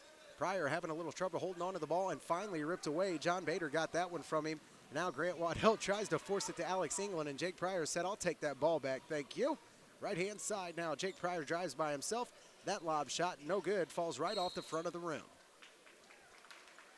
Rebound goes right back to Jake Pryor, and fighting for the ball is Jake Pryor and John Bader. And to the ground they go. John Bader going to pick up the foul here for the Farmington Knights. John Bader's first personal and team foul number 2 for Farmington. Inbound goes to the 24 of Trey Jones. Now back to Peyton Whited. Whited tries to drive down the lane and give it off to Sam Williams, but that one's going to be picked off by Brendan Hardy. And Hardy now back on the other side for the Knights, gives it to Tyson Gray. Gray, no shot down in the corner. Back up top we go to Grant Waddell, and he tries to come off the right-hand side of the lane. He will be fouled.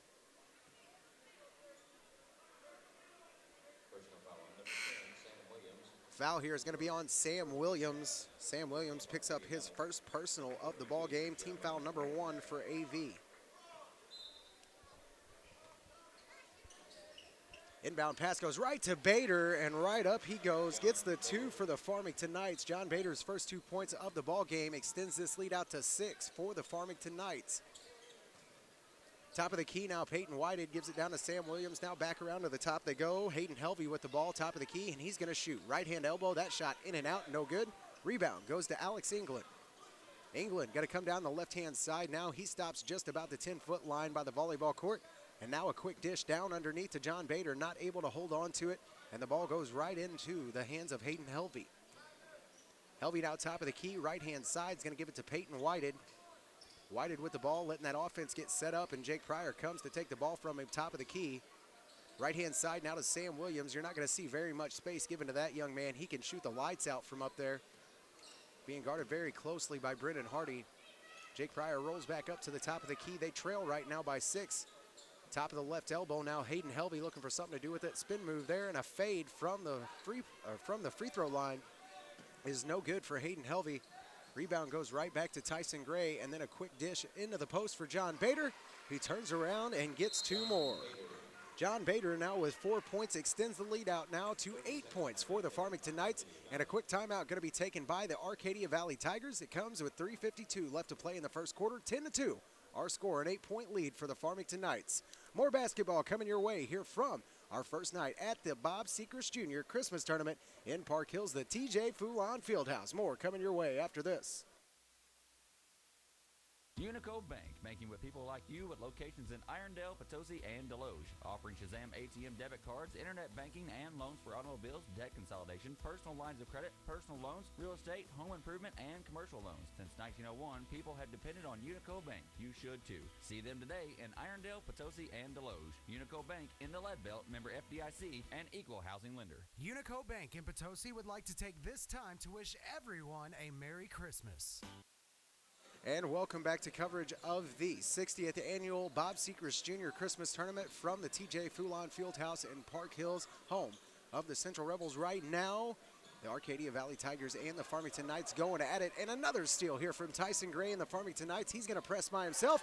And the reverse layup for Tyson Gray going to fall. Now 8 points on the game for Tyson Gray. 12-2 our score here. A 10-point lead for the Farmington Knights to start this one off. Left-hand side of the wing now. Jake Pryor having some trouble holding on to the ball. finally gets it back up top to Hayden Helvey. Over to Peyton Whited now. He's going to drive by himself, and an easy layup that time for Peyton Whited. Peyton Whited with his first 2 points of the ball game increases the point total to 4 for AV. They trail right now by a total of 8 points to Farmington, and that is the reason why right there. A great cut to the basket, a great pass from Brendan Hardy down to Tyson Gray, and another finish. Tyson Gray now with 10 points to start off this game. Long three-point shot from Jake Pryor, no good off the back of the rim, and the rebound going to go right back to Brendan Hardy. Hardy now, left-hand side of the wing, skip pass to Grant Waddell, and then up to Brendan Hardy, back over to Tyson Gray for the three, just off the front of the rim, and no good. Rebound that time for AV's number 52, Jeremiah Moore. Now to the ground, they all go wrestling for the ball, and a jump ball going to be called here by the younger version of a Fitzwater down there doing some refereeing. Ball will go back to the Arcadia Valley Tigers after Jeremiah Moore had to go down to the ground to fight for it. And now an upcoming inbound here for the number 24 of Trey Jones. Jones going to inbound it here, a full court press halfway being applied by the Farmington Knights. New member of the Farmington Knights just checking in will be Cameron Friend, at number 10. Down the other side of the floor, Jake Pryor puts another one in. Drive off the right-hand side of the lane, and the pull-up is good for his 4th points of the night. Now 14-6 our score here, a 8-point lead still yet for the Farmington Knights. Drive that time by Brendan Hardy, no good, but coming up right behind him to finish is going to be Gunnar LeBrat, who just checked into the ball game for the Farmington Knights. Comes up and with the follow-up gets two. Gunnar LeBrat put in some valuable minutes last year for the Farmington Knights, and some of those key games against our AV, against a lot of those different teams. Gunnar LeBrat was kind of the young guy that came in and took a lot of the brunt when Jordan Ankrum would get in a little bit of foul trouble. And it did him some good, obviously able to make his free throw as well. So Gunnar LeBrat not only gets the 2, but the free throw and finishes the 3-point play. Other side of the floor now, Jeremiah Moore fires up a long 3-point shot that is no good. And the ball goes right into Jake Pryor's hands, who is fouled on the floor. Upcoming foul here is going to be against the Farmington Knights and will be against the number 34 of Gavin Duncan. Gavin Duncan going to pick up his first personal and 3rd team foul for the Farmington Knights. Skip pass now, Gavin Duncan almost got his hands on that one. And this shot from Peyton Whited going to go off the front of the rim and back towards the back end of the backboard and out of bounds and give the Farmington Knights back the ball. Inbound here goes right to the number 10 of Cameron Friend. He's going to bring it down for the Farmington Knights. Now a pass left-hand side to Grant Waddell. Now a back over pass to Brendan Hardy. Down low they go to Gunnar LeBrat, and he's going to kick it back out. Cameron Friend for 3, just in and out that time, and no good. And the rebound going to go back to Jake Pryor. Approaching the 1-minute mark here in the first quarter of our last game of day number 1 from the Bob Sechrest Jr. Christmas Tournament. A drive to the hole that time, shot no good. Will get the foul though, and to the line goes Jake Pryor. Gavin Duncan going to pick up his 2nd foul of the night. 2 fouls now back to back for Gavin Duncan. And that'll send to the line Jake Pryor. Pryor's first trip to the free throw line tonight, as that one jiggles in and out for Jake Pryor. He's now 0 for 1 from the line.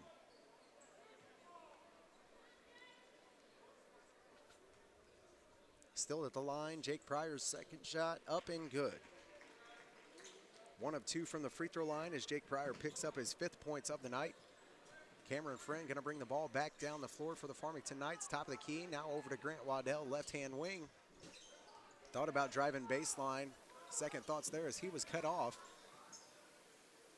Now a reverse on the pass as they come back around the horn. Brendan Hardy now back over to Grant Waddell and back to Hardy.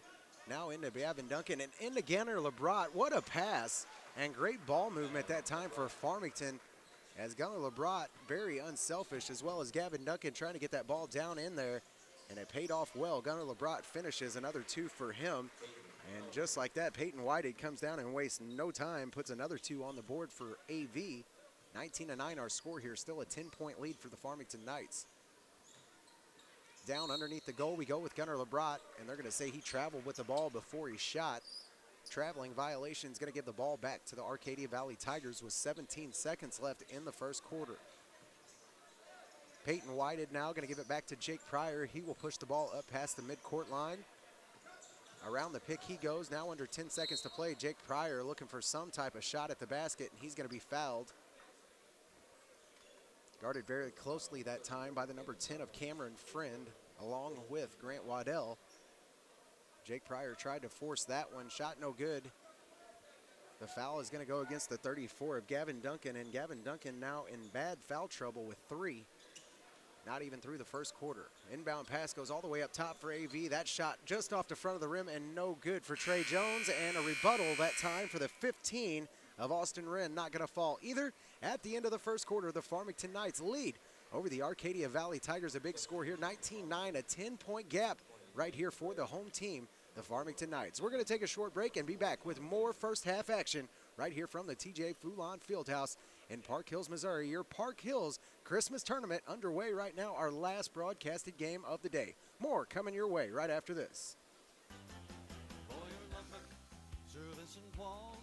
And Boyer Lumber Company in Potosi. They have the same big names, same big brands, and same low prices as the big boys. That's right, same low prices, all here and without the cost of gas to get to the big boys. So shop your hometown store, Boyer Lumber Company in Potosi, or call them at 438-5461.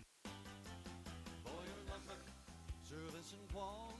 And Boyer Lumber Company in Potosi. They have the same big names, same big brands, and same low prices as the big boys. That's right, same low prices, all here and without the cost of gas to get to the big boys. So shop your hometown store, Boyer Lumber Company in Potosi, or call them at 438-5461. Your Black And welcome back to coverage of the 60th annual Bob Sechrest Jr. Christmas Tournament right here from the TJ Foulon Fieldhouse in Park Hills, Missouri. Right now, a 10-point lead for the Farmington Knights, 19-9 over the Arcadia Valley Tigers. Gavin Duncan getting inbound the ball for the Farmington Knights, gives it off to Alex England. And back underway we go here. More first half action coming your way on 107.1 The Zone, Froggy 96, and KDKZ18.com, where you can get online and check out the action as it happens. Skip pass over to Alex England, then down to Tyson Gray, who finishes. Tyson Gray on fire here in night number 1 of his Christmas tournament in 2015 already with 12 points. Peyton Whited going to hold the ball up on the left wing for the Arcadia Valley Tigers. Let that offense get set up. Now he drives left-hand side by himself, puts it off the glass, and no good. Rebound that time goes to John Bader, and Bader gives it off to Alex England. Down the floor we go with the Farmington Knights. Now Cameron Friend back up to Alex England. And Cameron Friend looked at the three-point shot, passed it up though. Feed down low to John Bader, and nobody in front of him. A quick, easy 2 right there for John Bader, and a great pass down into the post. John Bader now has 6 points total tonight in this game against AV. 23-9 our score right now as we are just getting underway of our second quarter. Great basketball games we have seen here today in our opening round of the Christmas tournament. This our 8th and final game of day number 1. Ball down in the corner that time, and Trey Jones has to skip it all the way across the floor to Peyton Whited. Whited now trying to get the ball down into the post for Jake Pryor and Gavin Duncan going to wrestle for the ball. Foul here going to be called on Gavin Duncan, and he is going to have to sit down now because Gavin Duncan has just racked up his 4th personal foul, and we are just 2 minutes into the second quarter. A long sit upcoming for Gavin Duncan as he's racked up 4 personal fouls and just about a quarter of play. Inbound pass here is going to go up top to the 23 of Hayden Helvey. Turnaround for Helvey, and no good. Shot just goes off the front of the rim, and another foul going to be called here. The 23 of Brendan Hardy going to get the foul this time. It'll be Brendan's first personal. And team foul number 7 on the Farmington Knights. At the line right now, the 23 of Hayden Helvey. His second shot's going to be up and good, so Hayden Helvey connects with 1 out of the 2 in his trip to the line. And gets his first points of the night. Now 1 point for Hayden Helvey. Bad pass there is going to be picked off by Jake Pryor down to the other side of the floor. He takes it himself and off the glass. Jake Pryor having a heck of a night himself, now with 7 total points as he took that one from coast to coast. Up off the glass by himself. Farmington Knights now down on their side of the floor. Cameron Friend, a skip pass over to Alex England, who steps back past the half-court line, and the backcourt violation going to give AV the ball back. 23-13 our score here, a 10-point lead for the Farmington Knights.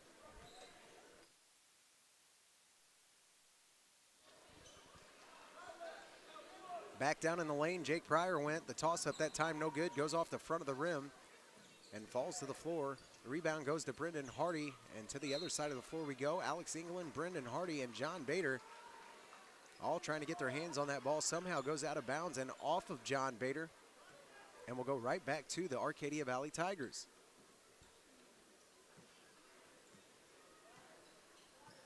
Inbound here goes right into Sam Williams. Sam Williams with the ball up on top of the key. Jake Pryor now trying to fight back and forth with Tyson Gray, and another foul upcoming here on Farmington as Tyson Gray and Jake Pryor were going at it. The number 20s. And the 8th team foul will send Jake Pryor to the free throw line, now already in bonus with just a few minutes gone out of this second quarter. At the line right now is Jake Pryor. They trail by 10. Foul that time was on Tyson Gray as he picks up his second personal and team foul number 8 on Farmington. At the line right now, Jake Pryor, who has made his first and cut this down to just a single-digit lead for the first time since midway through the first quarter. Jake Pryor going to hit both of his free throws, now 3 of 4 from the line. Now 9 points on the night for Jake Pryor, and back to an 8-point lead for the Farmington Knights. Farmington Knights bring the ball back down the floor. A long 3 that time from Brendan Hardy. Falls no good. Now back over to Grant Waddell, who kicks it down to John Bader, and a great finish that time from John Bader as he picks up his 8th points of the game. Off the good post move on the right-hand side of the lane. Forced pass that time from Peyton Whited, going to be swatted out of bounds by the Farmington Knights. The ball will stay on the AV side of the floor.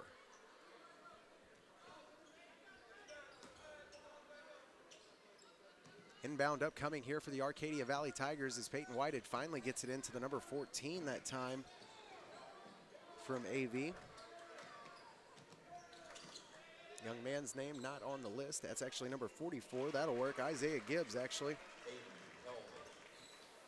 Now Peyton Whited gets another 2 for the Arcadia Valley Tigers. Now 6 total for him. 17-25 our score here. And just like that, John Bader puts another one back in for the Farmington Knights. Now 10 total for John Bader here in this opening round of the 60th annual Bob Sechrest Jr. Christmas Tournament. Shot that time from Sam Williams, not going to be good. Rebound goes to Tyson Gray. Back down the floor to John Bader, who is right underneath the bucket. Goes right up with it and finishes. 12 points total now for John Bader. And he's caught right back up to Tyson Gray, who was the points leader for Farmington. Now 2 different people with 12 points. 24 of the total points out of the 29 for Farmington here, 2 people. On the rebound attempt that time, a foul upcoming here for the Arcadia Valley Tigers, so finally one goes against the black and gold. I guess that technically could go either way for the black and gold, but we're talking the AV black and gold here. 3 team fouls so far on the Arcadia Valley Tigers. That one is going to be on Sam Williams. Williams picks up his second personal of the evening. Farmington Knights back down on their side of the floor. Grant Waddell from the right-hand side. Now a pass over the left-hand side, and the number 1 from Farmington, who is not on the roster for the Farmington Knights that I have, is tangled up a little bit there and had a shot to the nose. On the other side of the floor, though, Peyton Whited's going to make him pay for it as he puts another 2 in.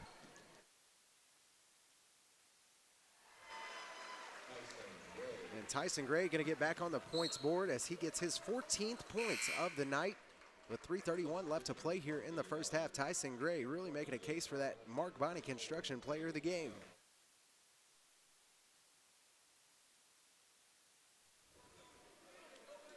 Inbound here upcoming for the Farmington Knights. 31-19 our score here. A 12-point lead for Farmington. Farmington's side of the floor.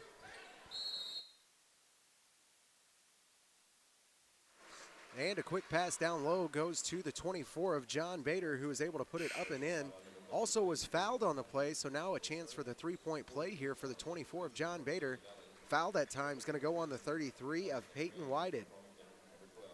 That'll be Peyton's first personal foul and team foul number 4 on the Arcadia Valley Tigers.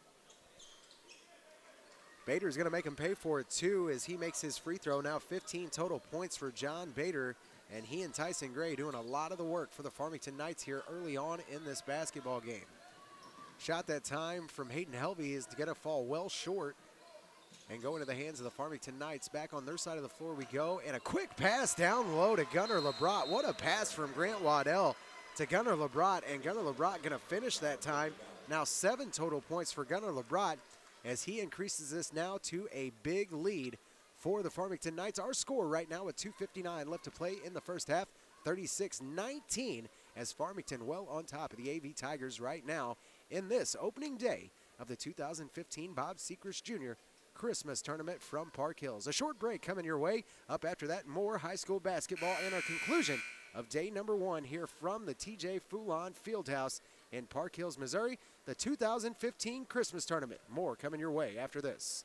Your Black River Electric Cooperative is a member-based co-op, so you as a customer of Black River Electric are important to our future. May this holiday season find you well, full of good cheer and happiness for everyone. Happy holidays, everyone, from Black River Electric Cooperative, your touchstone energy partner. For over 35 years, Bruce Griffin's Trailer Town has offered a no-gimmick, no-hassle RV shopping experience. Bruce, Tim, Judy, and the boys in the back will provide you with award-winning, courteous, quick, and quality service before and after the sale. When you buy a new or used RV, you become a member of the Trailer Town family for life. From electrical and plumbing to brakes and tires, for new or used RVs and the greatest extended family around. Browse in person or online at bgtrailertown.com. Bruce Griffin's Trailer Town, 10 East Woodlawn Drive, Ludington, Missouri. Give them a call, 431-7790. And welcome back to coverage of the Bob Sechrest Jr. Christmas Tournament from Park Hills. And while we were under break, the foul that time going to be against Jake Pryor. That'll be Jake's first personal foul here of the night and the 5th team foul on AV. That sent the number 1 from Farmington to the line. I do apologize. I do not have that young man's name on my list. He does have 1 point now, though, is 1 for 2 from the free throw line as Farmington increases their lead now 36-19. Middle of the lane here for Hayden Helvey as he tosses up a shot that does not fall. Rebound going to go to Brendan Hardy, and he will bring it back down the floor for the Farmington Knights. Pass over left-hand side of the wing, and now back to Grant Waddell on the right. Out to Brendan Hardy, wide open 3 for Hardy, just off the front of the rim and no good. Going up for the rebound that time is Gunnar LeBrat, and he is going to be fouled this time by the Arcadia Valley Tigers. Number 23, Hayden Helvey. Hayden Helvey going to pick up his first personal and team foul number 6 for the Arcadia Valley Tigers. Down into the corner, and what a pass from Brendan Hardy down underneath the goal for Gunnar LeBrat. Gunnar LeBrat finds the bottom of the basket one more time. Now 9 points for Gunnar LeBrat as Farmington continues to build on this 19-point lead over the Arcadia Valley Tigers. Down in the corner, Jake Pryor going to drain one from the corner and puts a hush on the crowd just a little bit as he picks up his 12th points of the night. Jake Pryor having a heck of a night for the Arcadia Valley Tigers. Just not able to keep up with 3 different players right now in double digits from Farmington. Right-hand side, Gunnar LeBrat tries to force it down to John Bader. Bader never saw it coming, goes right off his chest and out of bounds. And the Farmington Knights going to give the ball back up here to the AV Tigers. Gunnar LeBrat going to go sit down for a second as Tyson Gray checks back into the ball game for Farmington. Inbound pass goes to Jake Pryor. Now under 1:30 to play here in the first half. Our last broadcasted game here of day number 1 from the Bob Sechrest Jr. Christmas Tournament.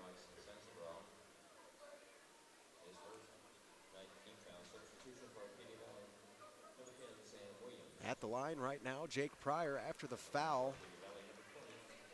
Foul that time was on the number 1 from Farmington. At the line, Jake Pryor. Pryor so far here today is 3 of 4 from the line and misses another. Now 3 of 5 from the free throw line is Jake Pryor. Down the floor with Farmington we go now. Grant Waddell on the right-hand side. Skip pass over to Brendan Hardy.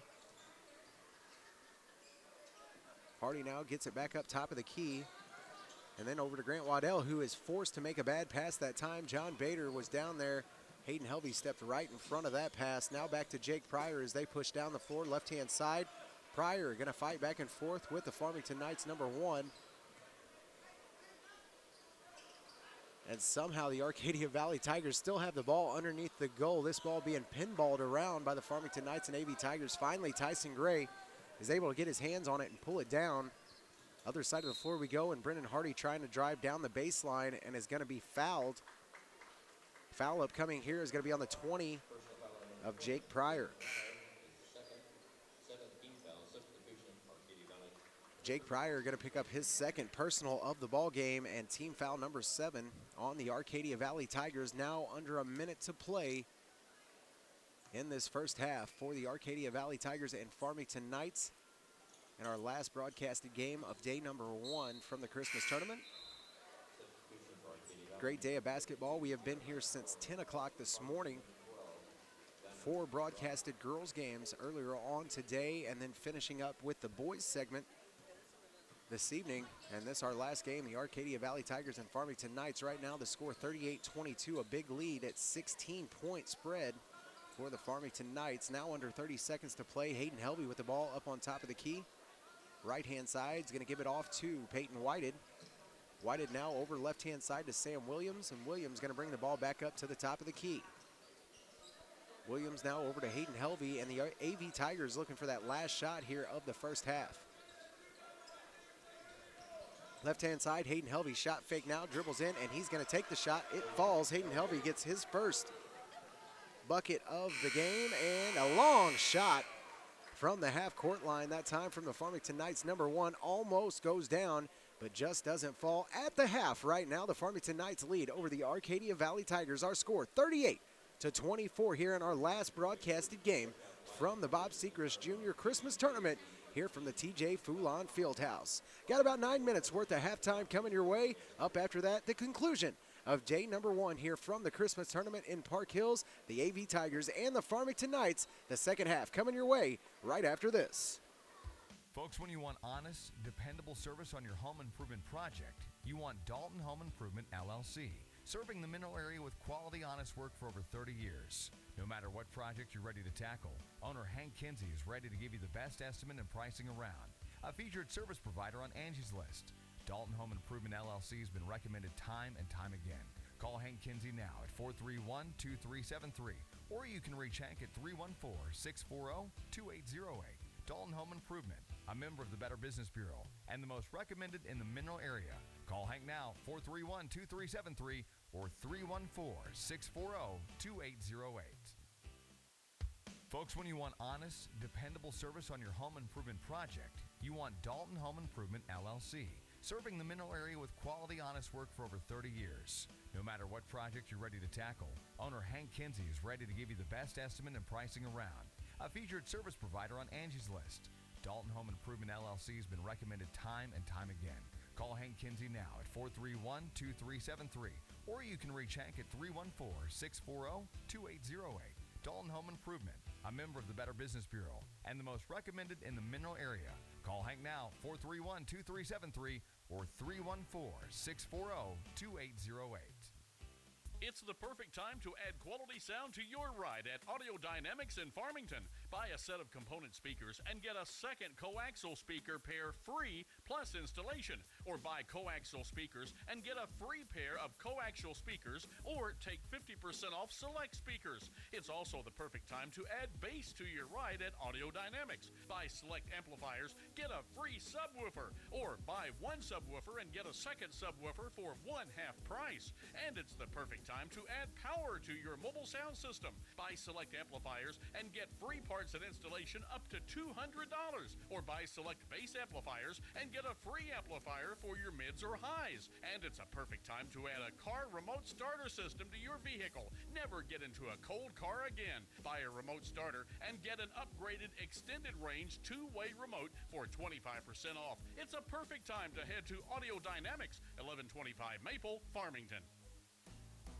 The Mustard Seed Mercantile in Fredericktown features well-crafted women's clothing, must-have accessories to make every outfit new, and gifts for all budgets. The Mustard Seed carries many locally produced products and is proud to be locally owned and operated. The Mustard Seed Mercantile, the finest boutique in the heart of Fredericktown at 125 East Main Street. For unique shopping experience, check out the Mustard Seed Mercantile in Fredericktown and mention this ad for $5 off your December purchase. The Baptist Home in Ironton is open to anyone needing 24/7 nursing or respite care. You do not have to be a Baptist or turn over all of your assets to enter. Now, with an open admission policy, we are able to offer our services to all. If you or someone you love needs compassionate nursing care in a secure and loving environment, please call 573-546-7429. That's 573-546-7429. The Baptist Home, providing care like family for more than 100 years. My electric bill is due and I don't get paid for 2 more weeks. What am I going to do? Check on the Spot in Farmington is your answer. They offer payday loans bi-weekly or monthly. Get a payday loan at Check on the Spot and avoid return checks.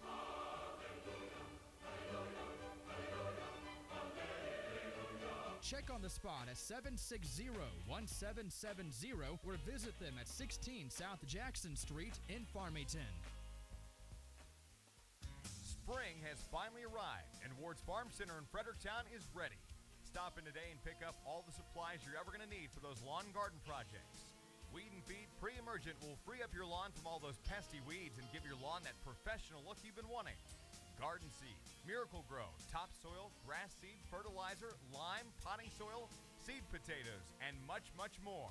Rakes and shovels, seeders and spreaders, all the tools you'll need to get the job done right. Stop in today or call them at 783-3100. That's Ward's Farm Center in Fredericktown, your one-stop shop for spring. 783-3100. Dave's getting loud, but he don't mean no harm. We're just country boys and girls getting down on the farm.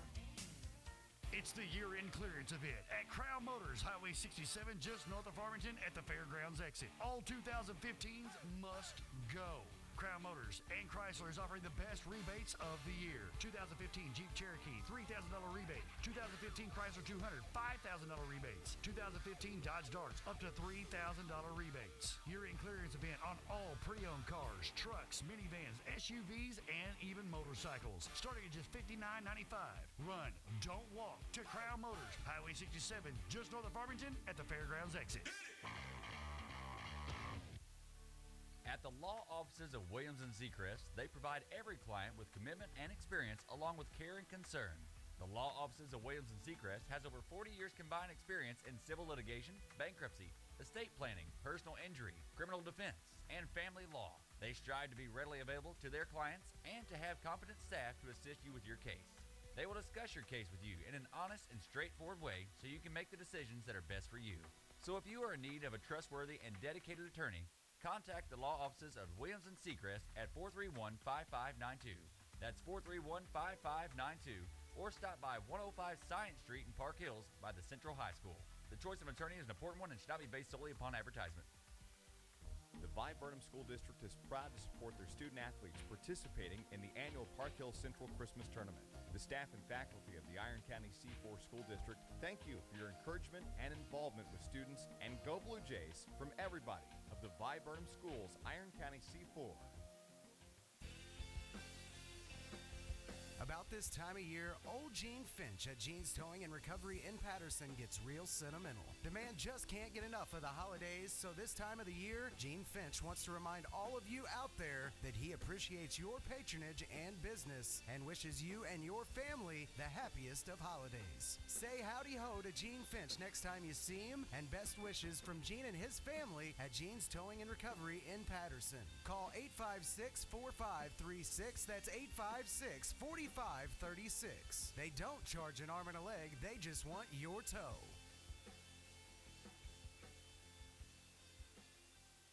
Why shop for insurance when you can trust a professional to do the work for you? Danny Bates Insurance covers auto including SR22, home, life, health, Medicare supplements, individual and employee supplement insurance.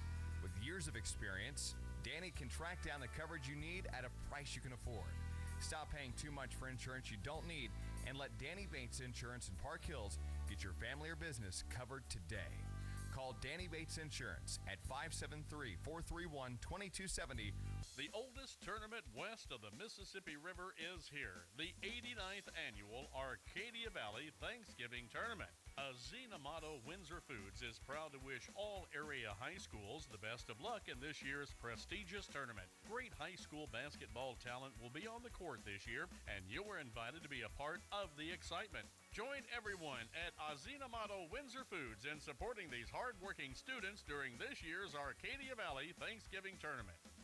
D&D Towing in Fredericktown has been serving the area for over 15 years. So when you're in need of a tow, call the folks that have been trusted for years. D&D Towing at 783-7739. They service all surrounding counties and are also a member of AAA. Plus, D&D Towing offers a lockout service, jump starts, medium-duty towing, and 4x4 recovery. Available 24 hours a day, 7 days a week. That's D&D Towing in Fredericktown, 783-7739. That's 783-7739. D&D Towing in Fredericktown would like to take this time out to thank their customers for their business throughout the years and to wish everyone a safe and happy holidays. Also, don't forget to bring your family and friends to this year's Christmas basketball tournament and support your local team. Happy holidays from D&D Towing in Fredericktown.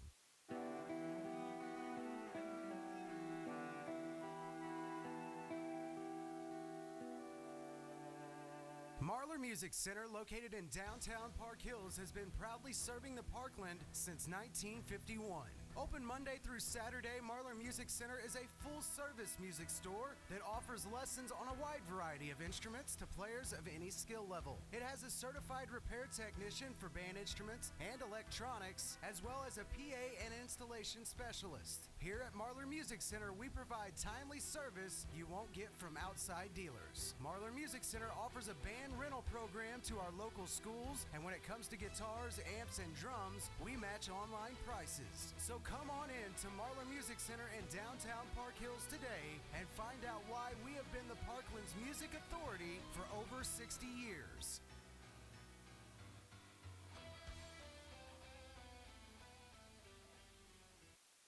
And welcome back to coverage of the Christmas tournament from Park Hills. Right out of the break, Brendan Hardy comes out and knocks down a three-point shot for the Farmington Knights.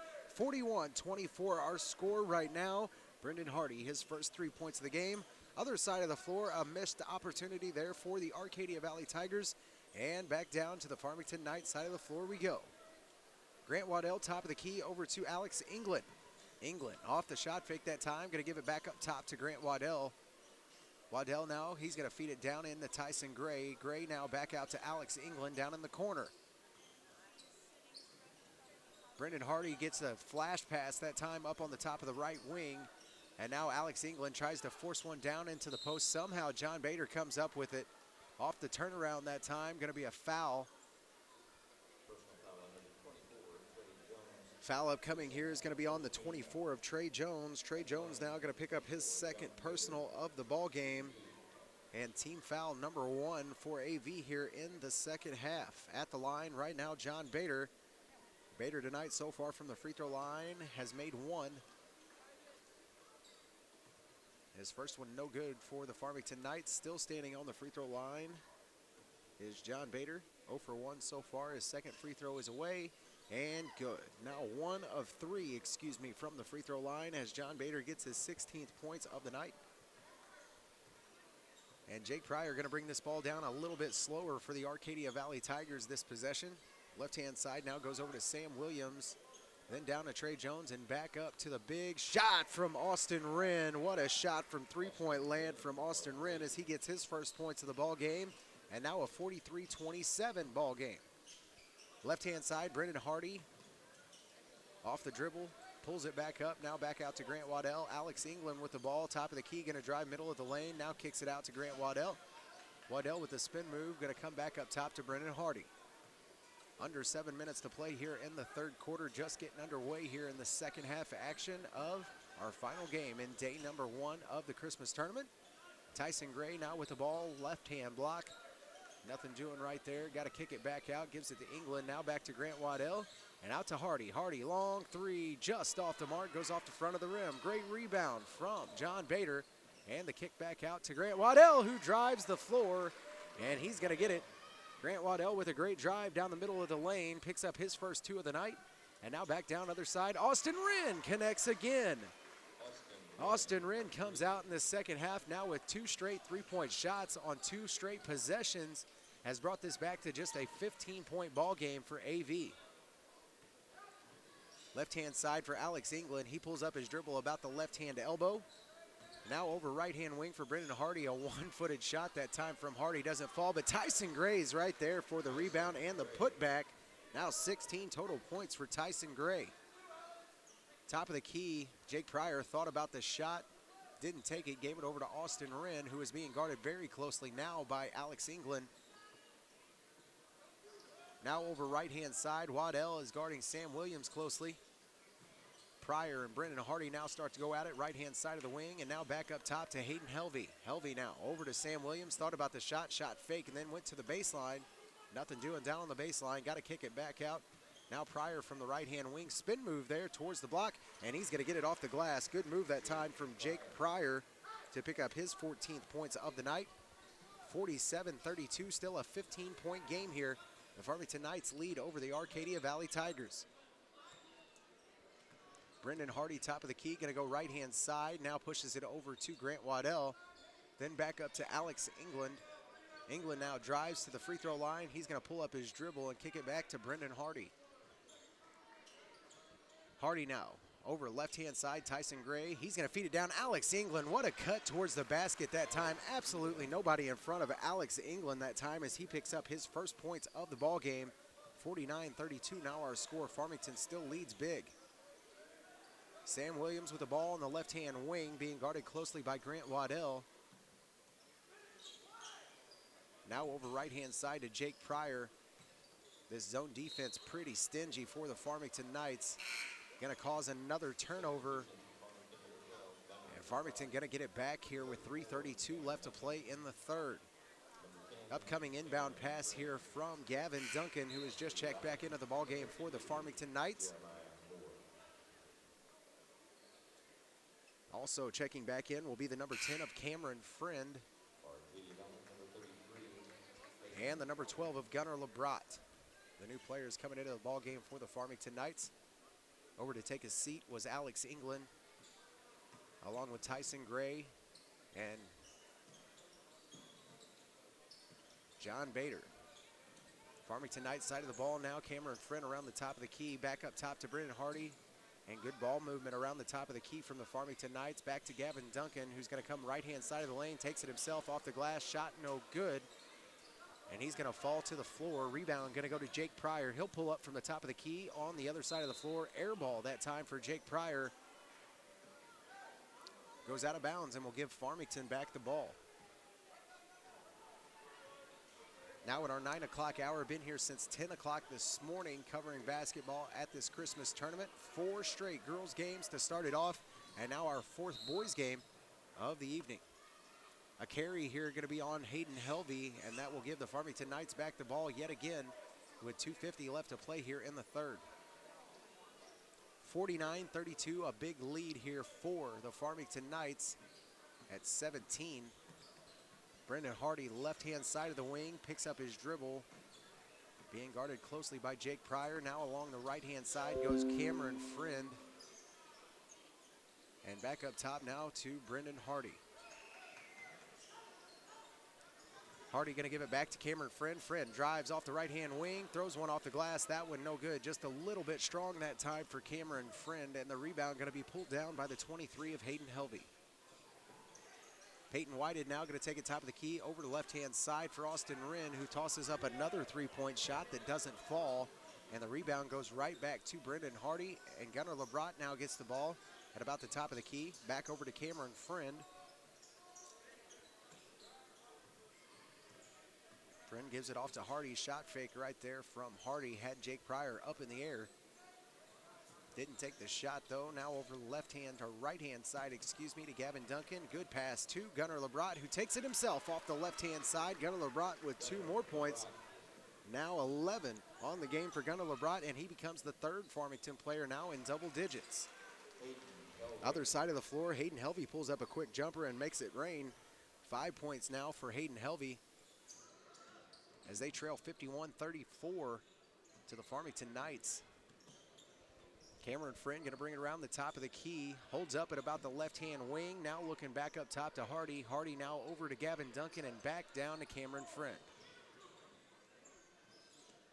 Gavin Duncan almost loses the ball that time for the Farmington Knights. Gets his hands back on it and back at work. The Farmington Knights go. Brendan Hardy going to slow things down here and bring it back up to the top of the key.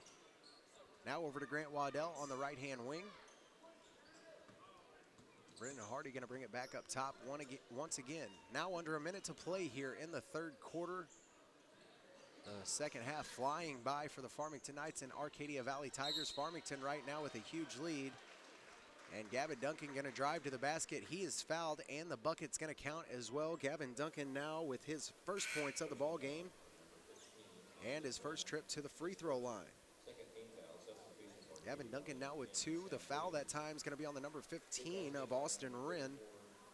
Austin going to pick up his first personal and second team foul here in the second half on AV. Rebound this time after the missed free throw for Brendan Hardy. Puts it right back up and in. Brendan Hardy now with 2 more points. Now 5 total for Brendan Hardy. 55-34 our score here. Now under 30 seconds to play in this second half. And another missed opportunity underneath the goal for Jeremiah Moore and the Arcadia Valley Tigers. Rebound goes to Farmington's Brendan Hardy, and back down the floor with Cameron Friend. And the Farmington Knights going to work this around the top of the key and let this time run out here in the 3rd quarter. Cameron Friend now going to take it a drive down the middle of the lane. Why not? It was wide open.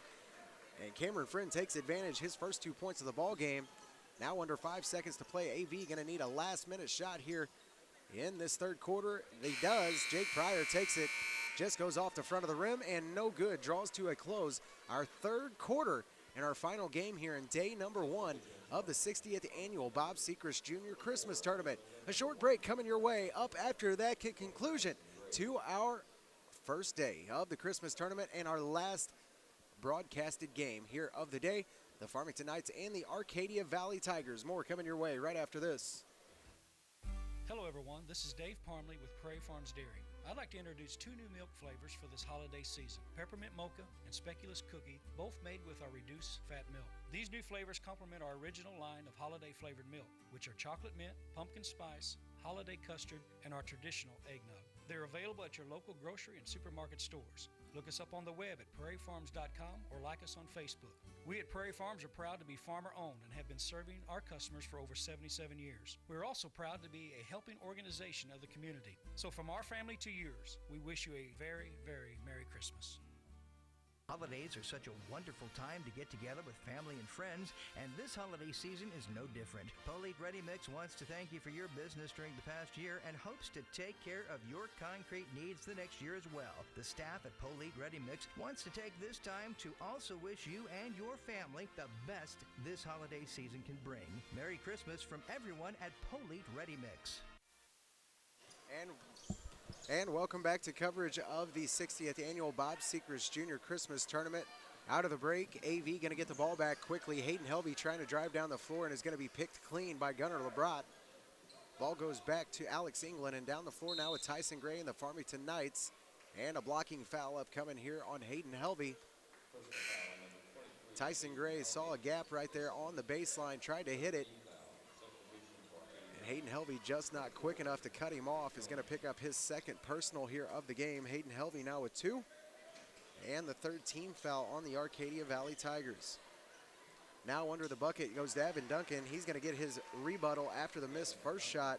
Puts it back up and in. Now 4 points for Gavin Duncan. Other side of the floor, a quick 3 taken by Jake Pryor is going to be no good. And on the rebound, another foul going to be called here.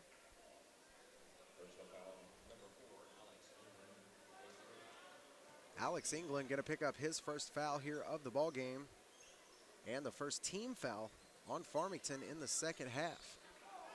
Pass inbounds is going to go right to Alex England. He's off the right-hand side, and another blocking foul upcoming here on the Arcadia Valley Tigers as Alex England tried to take it himself off the right-hand side.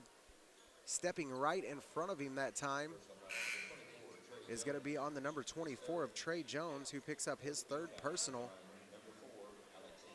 and fourth team foul for the Arcadia Valley Tigers. 59-34 our score here in our last broadcasted game of day number 1, the Bob Sechrest Jr. Christmas tournament here from the TJ Foulon Fieldhouse. First free throw is up and no good for Alex England. Still standing on top of the free throw line. One more coming his way, and he will make his second. So Alex England now with 3 points on the game is 1 for 2 from the line and increases this point total to 60 for the Farmington Knights. 60-34 our score right now in our last broadcasted game of this Christmas tournament in day number 1. Up top now, a long three-point shot for the number 44 of Isaiah Gibbs, who knocks it down. 60-37 our score now. Isaiah Gibbs with his first points of the ball game and a huge three-point shot that was. Turnover this time on the Farmington Knights, going to give the AV Tigers the ball back. A 23-point lead right now for the Farmington Knights, as it looks like they try to settle down just a little bit and maybe even too much.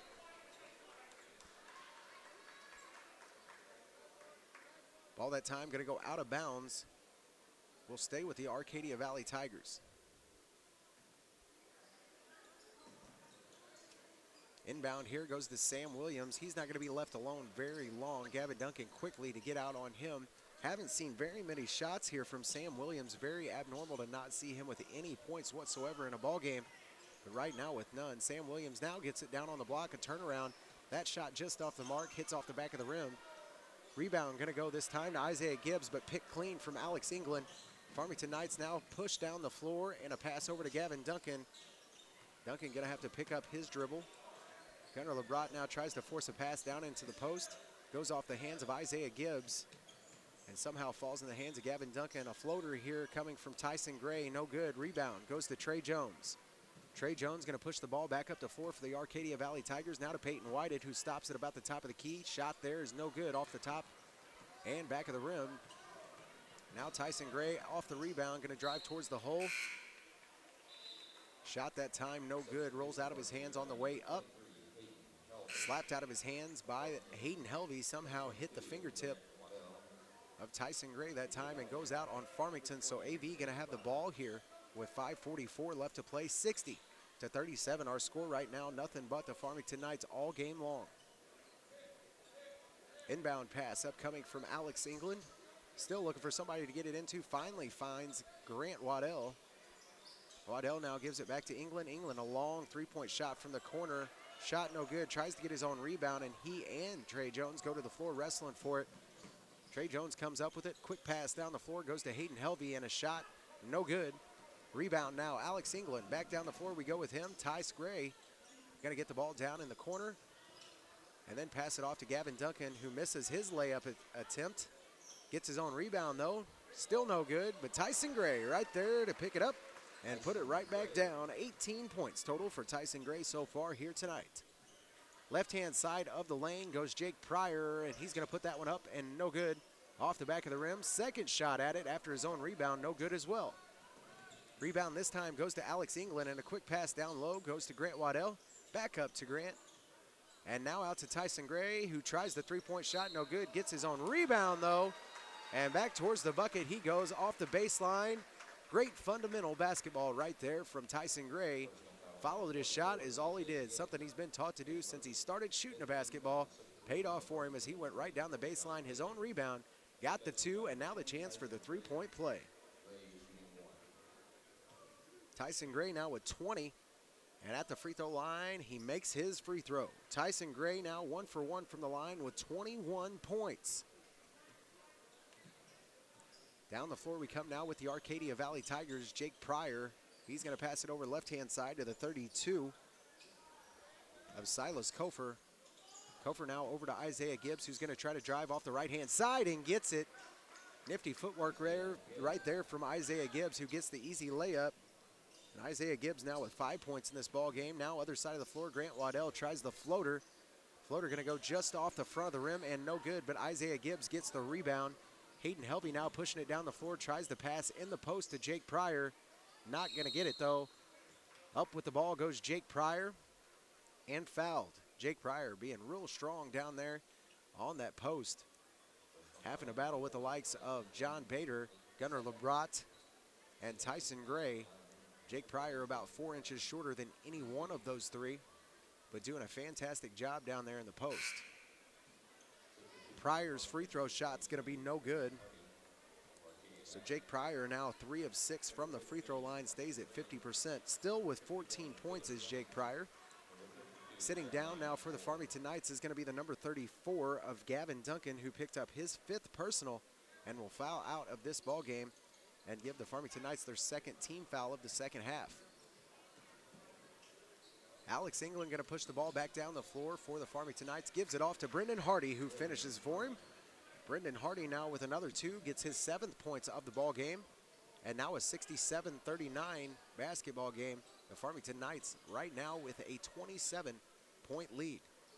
Down into the corner, Jeremiah Moore tries the long 3-point shot. Shot no good. Now the rebound goes to Jake Pryor. Pryor tries yet again. Shot still no good.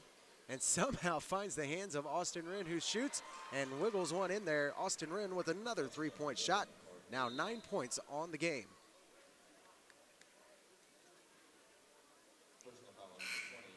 Inbound upcoming here from the Farmington Knights. On the inbound, though, right before it, Jake Pryor going to pick up another foul. That's now 3 personal fouls on Jake Pryor and the 6th team foul on the Arcadia Valley Tigers. Waddell going to bring it down now for the Farmington Knights. 67-42 our score here from the TJ Foulon Fieldhouse in day number 1 of the 60th annual Bob Sechrest Jr. Christmas Tournament. Tyson Gray going to bring it around the top of the key. Now over right-hand side, he goes to the number 10 of Cameron Friend. Friend going to bring it around right-hand side now. Kicks it down to Brendan Hardy. What a pass down into the post. Hardy not able to finish it, though. Now under 3 minutes to play here. And the Arcadia Valley Tigers back on the attack again. Kick out to Jeremiah Moore on the left-hand wing. Now top of the key to Austin Wren. Now back to Moore. Moore going to take the long 3-point shot. That shot no good. Off the back of the rim, and on the rebound, another foul upcoming here for the Arcadia Valley Tigers. This time on behalf of the number 51, Tatum Jones, who will pick up his 1st personal and 7th team foul here on the Arcadia Valley Tigers, forcing them, the Farmington Knights, into bonus. And John Bader going to go to the free throw line here for Farmington. At the line, John Bader. John Bader so far here tonight has been to the free throw line 3 times, is 1 of 3. And this time going to miss his 1st, so now 1 of 4 from the free throw line is John Bader. And the rebound going to be pulled down by Austin Wren. Back down the floor we go with the Arcadia Valley Tigers, and a long 3-point shot that time for the 23 of Hayden Helvey, not going to fall. Rebound goes right back to the Farmington Knights, and Cameron Friend pushes it down the floor, gives it off to Waddell. And Waddell going to finish. 2 more points here for the Farmington Knights, now 69-42. Checking into the ball game for the Farmington Knights, the number 2, still another player with no name. Some of those JV players that they had brought up to bring over to this Christmas tournament still don't have their name on the roster. Have to talk to the coach about that. Pass underneath the bucket that time, unable to finish was the Farmington Knights. Now under 2 minutes to play here in our final game of day number 1. Pass that time to Hayden Helvey as he tries to pull up from the free throw line, and John Bader going to draw the foul here, I do believe. Just tried to reach his hand up there and get his hand on the ball, and John Bader going to pick up his 2nd personal of the ball game.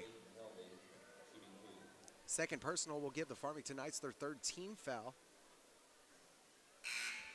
69-42 our score here. Hayden Helvey, the man of the minute, on the stripe right now, misses his 1st free throw. Checking out of the game for the Farmington Knights will be the number 23 of Brendan Hardy. along with John Bader and Grant Waddell, the substitutes coming in for the Farmington Knights. And you guys will have to bear with me because a lot of them with no names on the rosters that we have over here for this tournament. The number 1 for Farmington checked in, the number 3 for Farmington checked in, and the number 2, Cameron Friend and Gunnar Lebrat, the only 2 out there right now still on the floor for Farmington that I have a name for on this roster. 69-43 our score right now in our last and final game of day number 1 here from the Christmas tournament in Park Hills, the TJ Foulon Fieldhouse. It has been a long day here. Got here at 10 o'clock this morning, and I'm still here doing some basketball. I'd like to thank all my guys here that come and help me out so much. Matt Dawkins, Spencer Hovis, Dustin Kopp, all of these guys. Without them, it wouldn't be possible. They run my TV stuff, and they really just help me out with just about anything I need help with. A big help they are, and nothing possible without them. Free throw shot here from Hayden Helvey is going to fall, so he makes both of his free throws. Hayden Helvey now 3 of 5 from the free throw line here tonight with 7 total points. Down the floor we go now with the Farmington Knights. Under 2 minutes to play in this basketball game, and another foul upcoming here. This time going to be on the Arcadia Valley Tigers. Number 22, which is Christian Neville. Christian Neville going to pick up his first foul here of the game. And 8th team foul for the Arcadia Valley Tigers. At the line right now, that number 1 that has been playing quite a bit here in this game makes another free throw. Now 2 points on the night for him. Still awaiting another free throw, and he's going to roll that one off the front of the rim and in. 3 points total for number 1 from Farmington. Anybody want to text me that young man's name? I would be very appreciative towards that. Sometimes I can say that and get it right off the bat. They do not have his name on the roster. And a quick pass underneath that time for Neville, and he's going to pivot back up and in. And Christian Neville going to get his first 2 points of the ball game. Comes with 1:24 left to play here. 71-46 our score, and another great pass across the grid. And this one going to be a great shot from Farmington's number 1 that somehow gets right in the corner of the rim and gets stuck. Ball comes back down. AV going to get the possession after that. And down the floor we go with the Tigers. Neville going to bring it down now over right-hand side to the number 51 of Tatum Jones. Jones now back up top to the 32 of Silas Kofer, and then back to Neville. Neville with a long 3-point shot, doesn't draw iron, an air ball there for him as we now go under a minute left to play here in our final game of day number 1. Long shot here for Cameron Friend, not going to fall, goes off the front of the rim. And the rebound going to go back to the Arcadia Valley Tigers.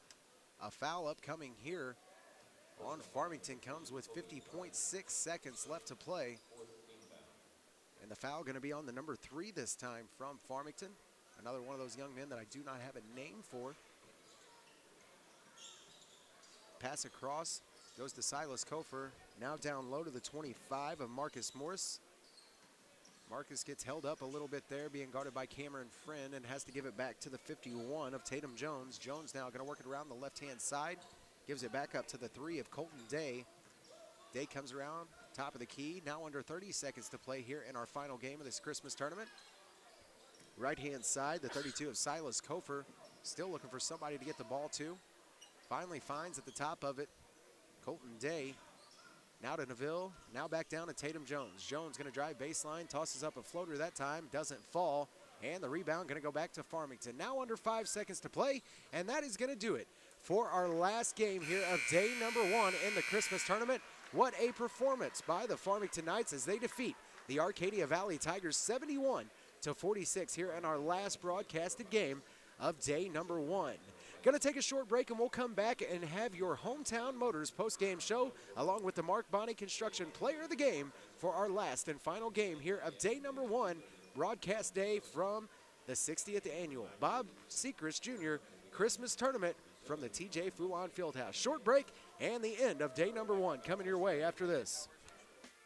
Bordeaux Dance Studio is located in DeSoto, Missouri. We offer classes in ballet, tap, jazz, point, hip-hop, and tumbling. This year, we have brought back our Mommy and Me class for ages 2 to 3. We offer recreational class for ages 3 and up. We have a recreational competition team ages 5 to 9 that takes class once a week and competes 2 times a year. Our BDS competition team starts at age 7, and they audition once a year in August. That's Bordeaux Dance Studio in DeSoto, Missouri.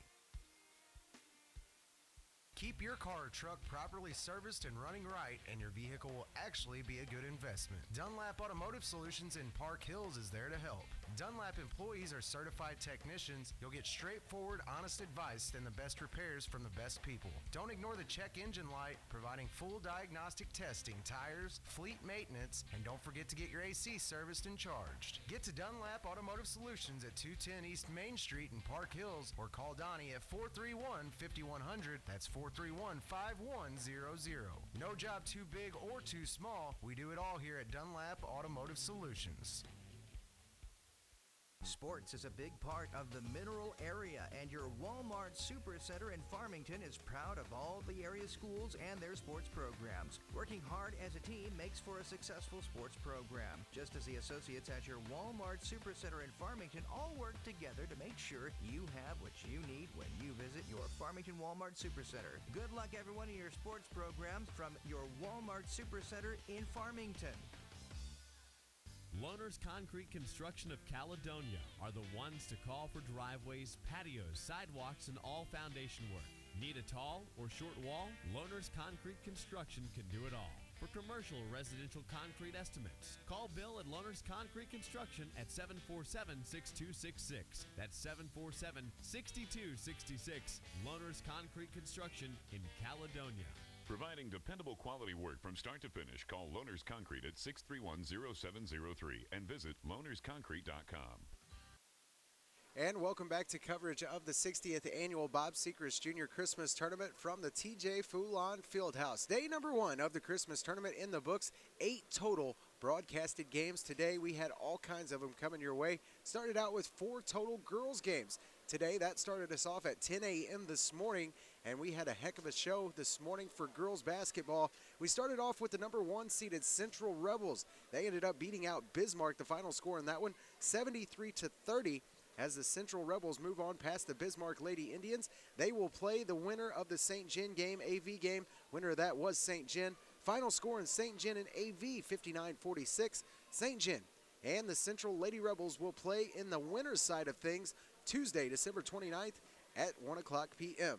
Coming up on Monday to start off our consolation bracket girls games, that'll start at 10 a.m. in the morning.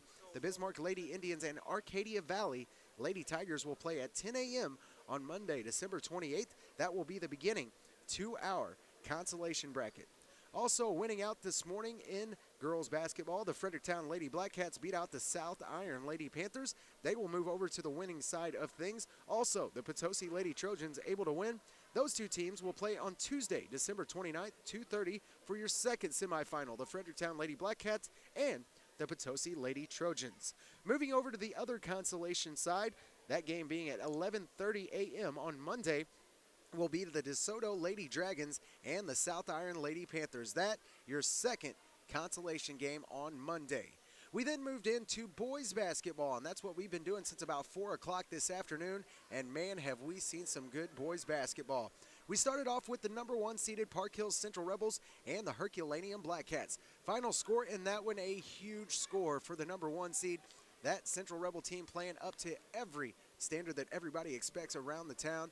Central beats out Herculaneum 83-19. That's right, Central 83-19 over Herky.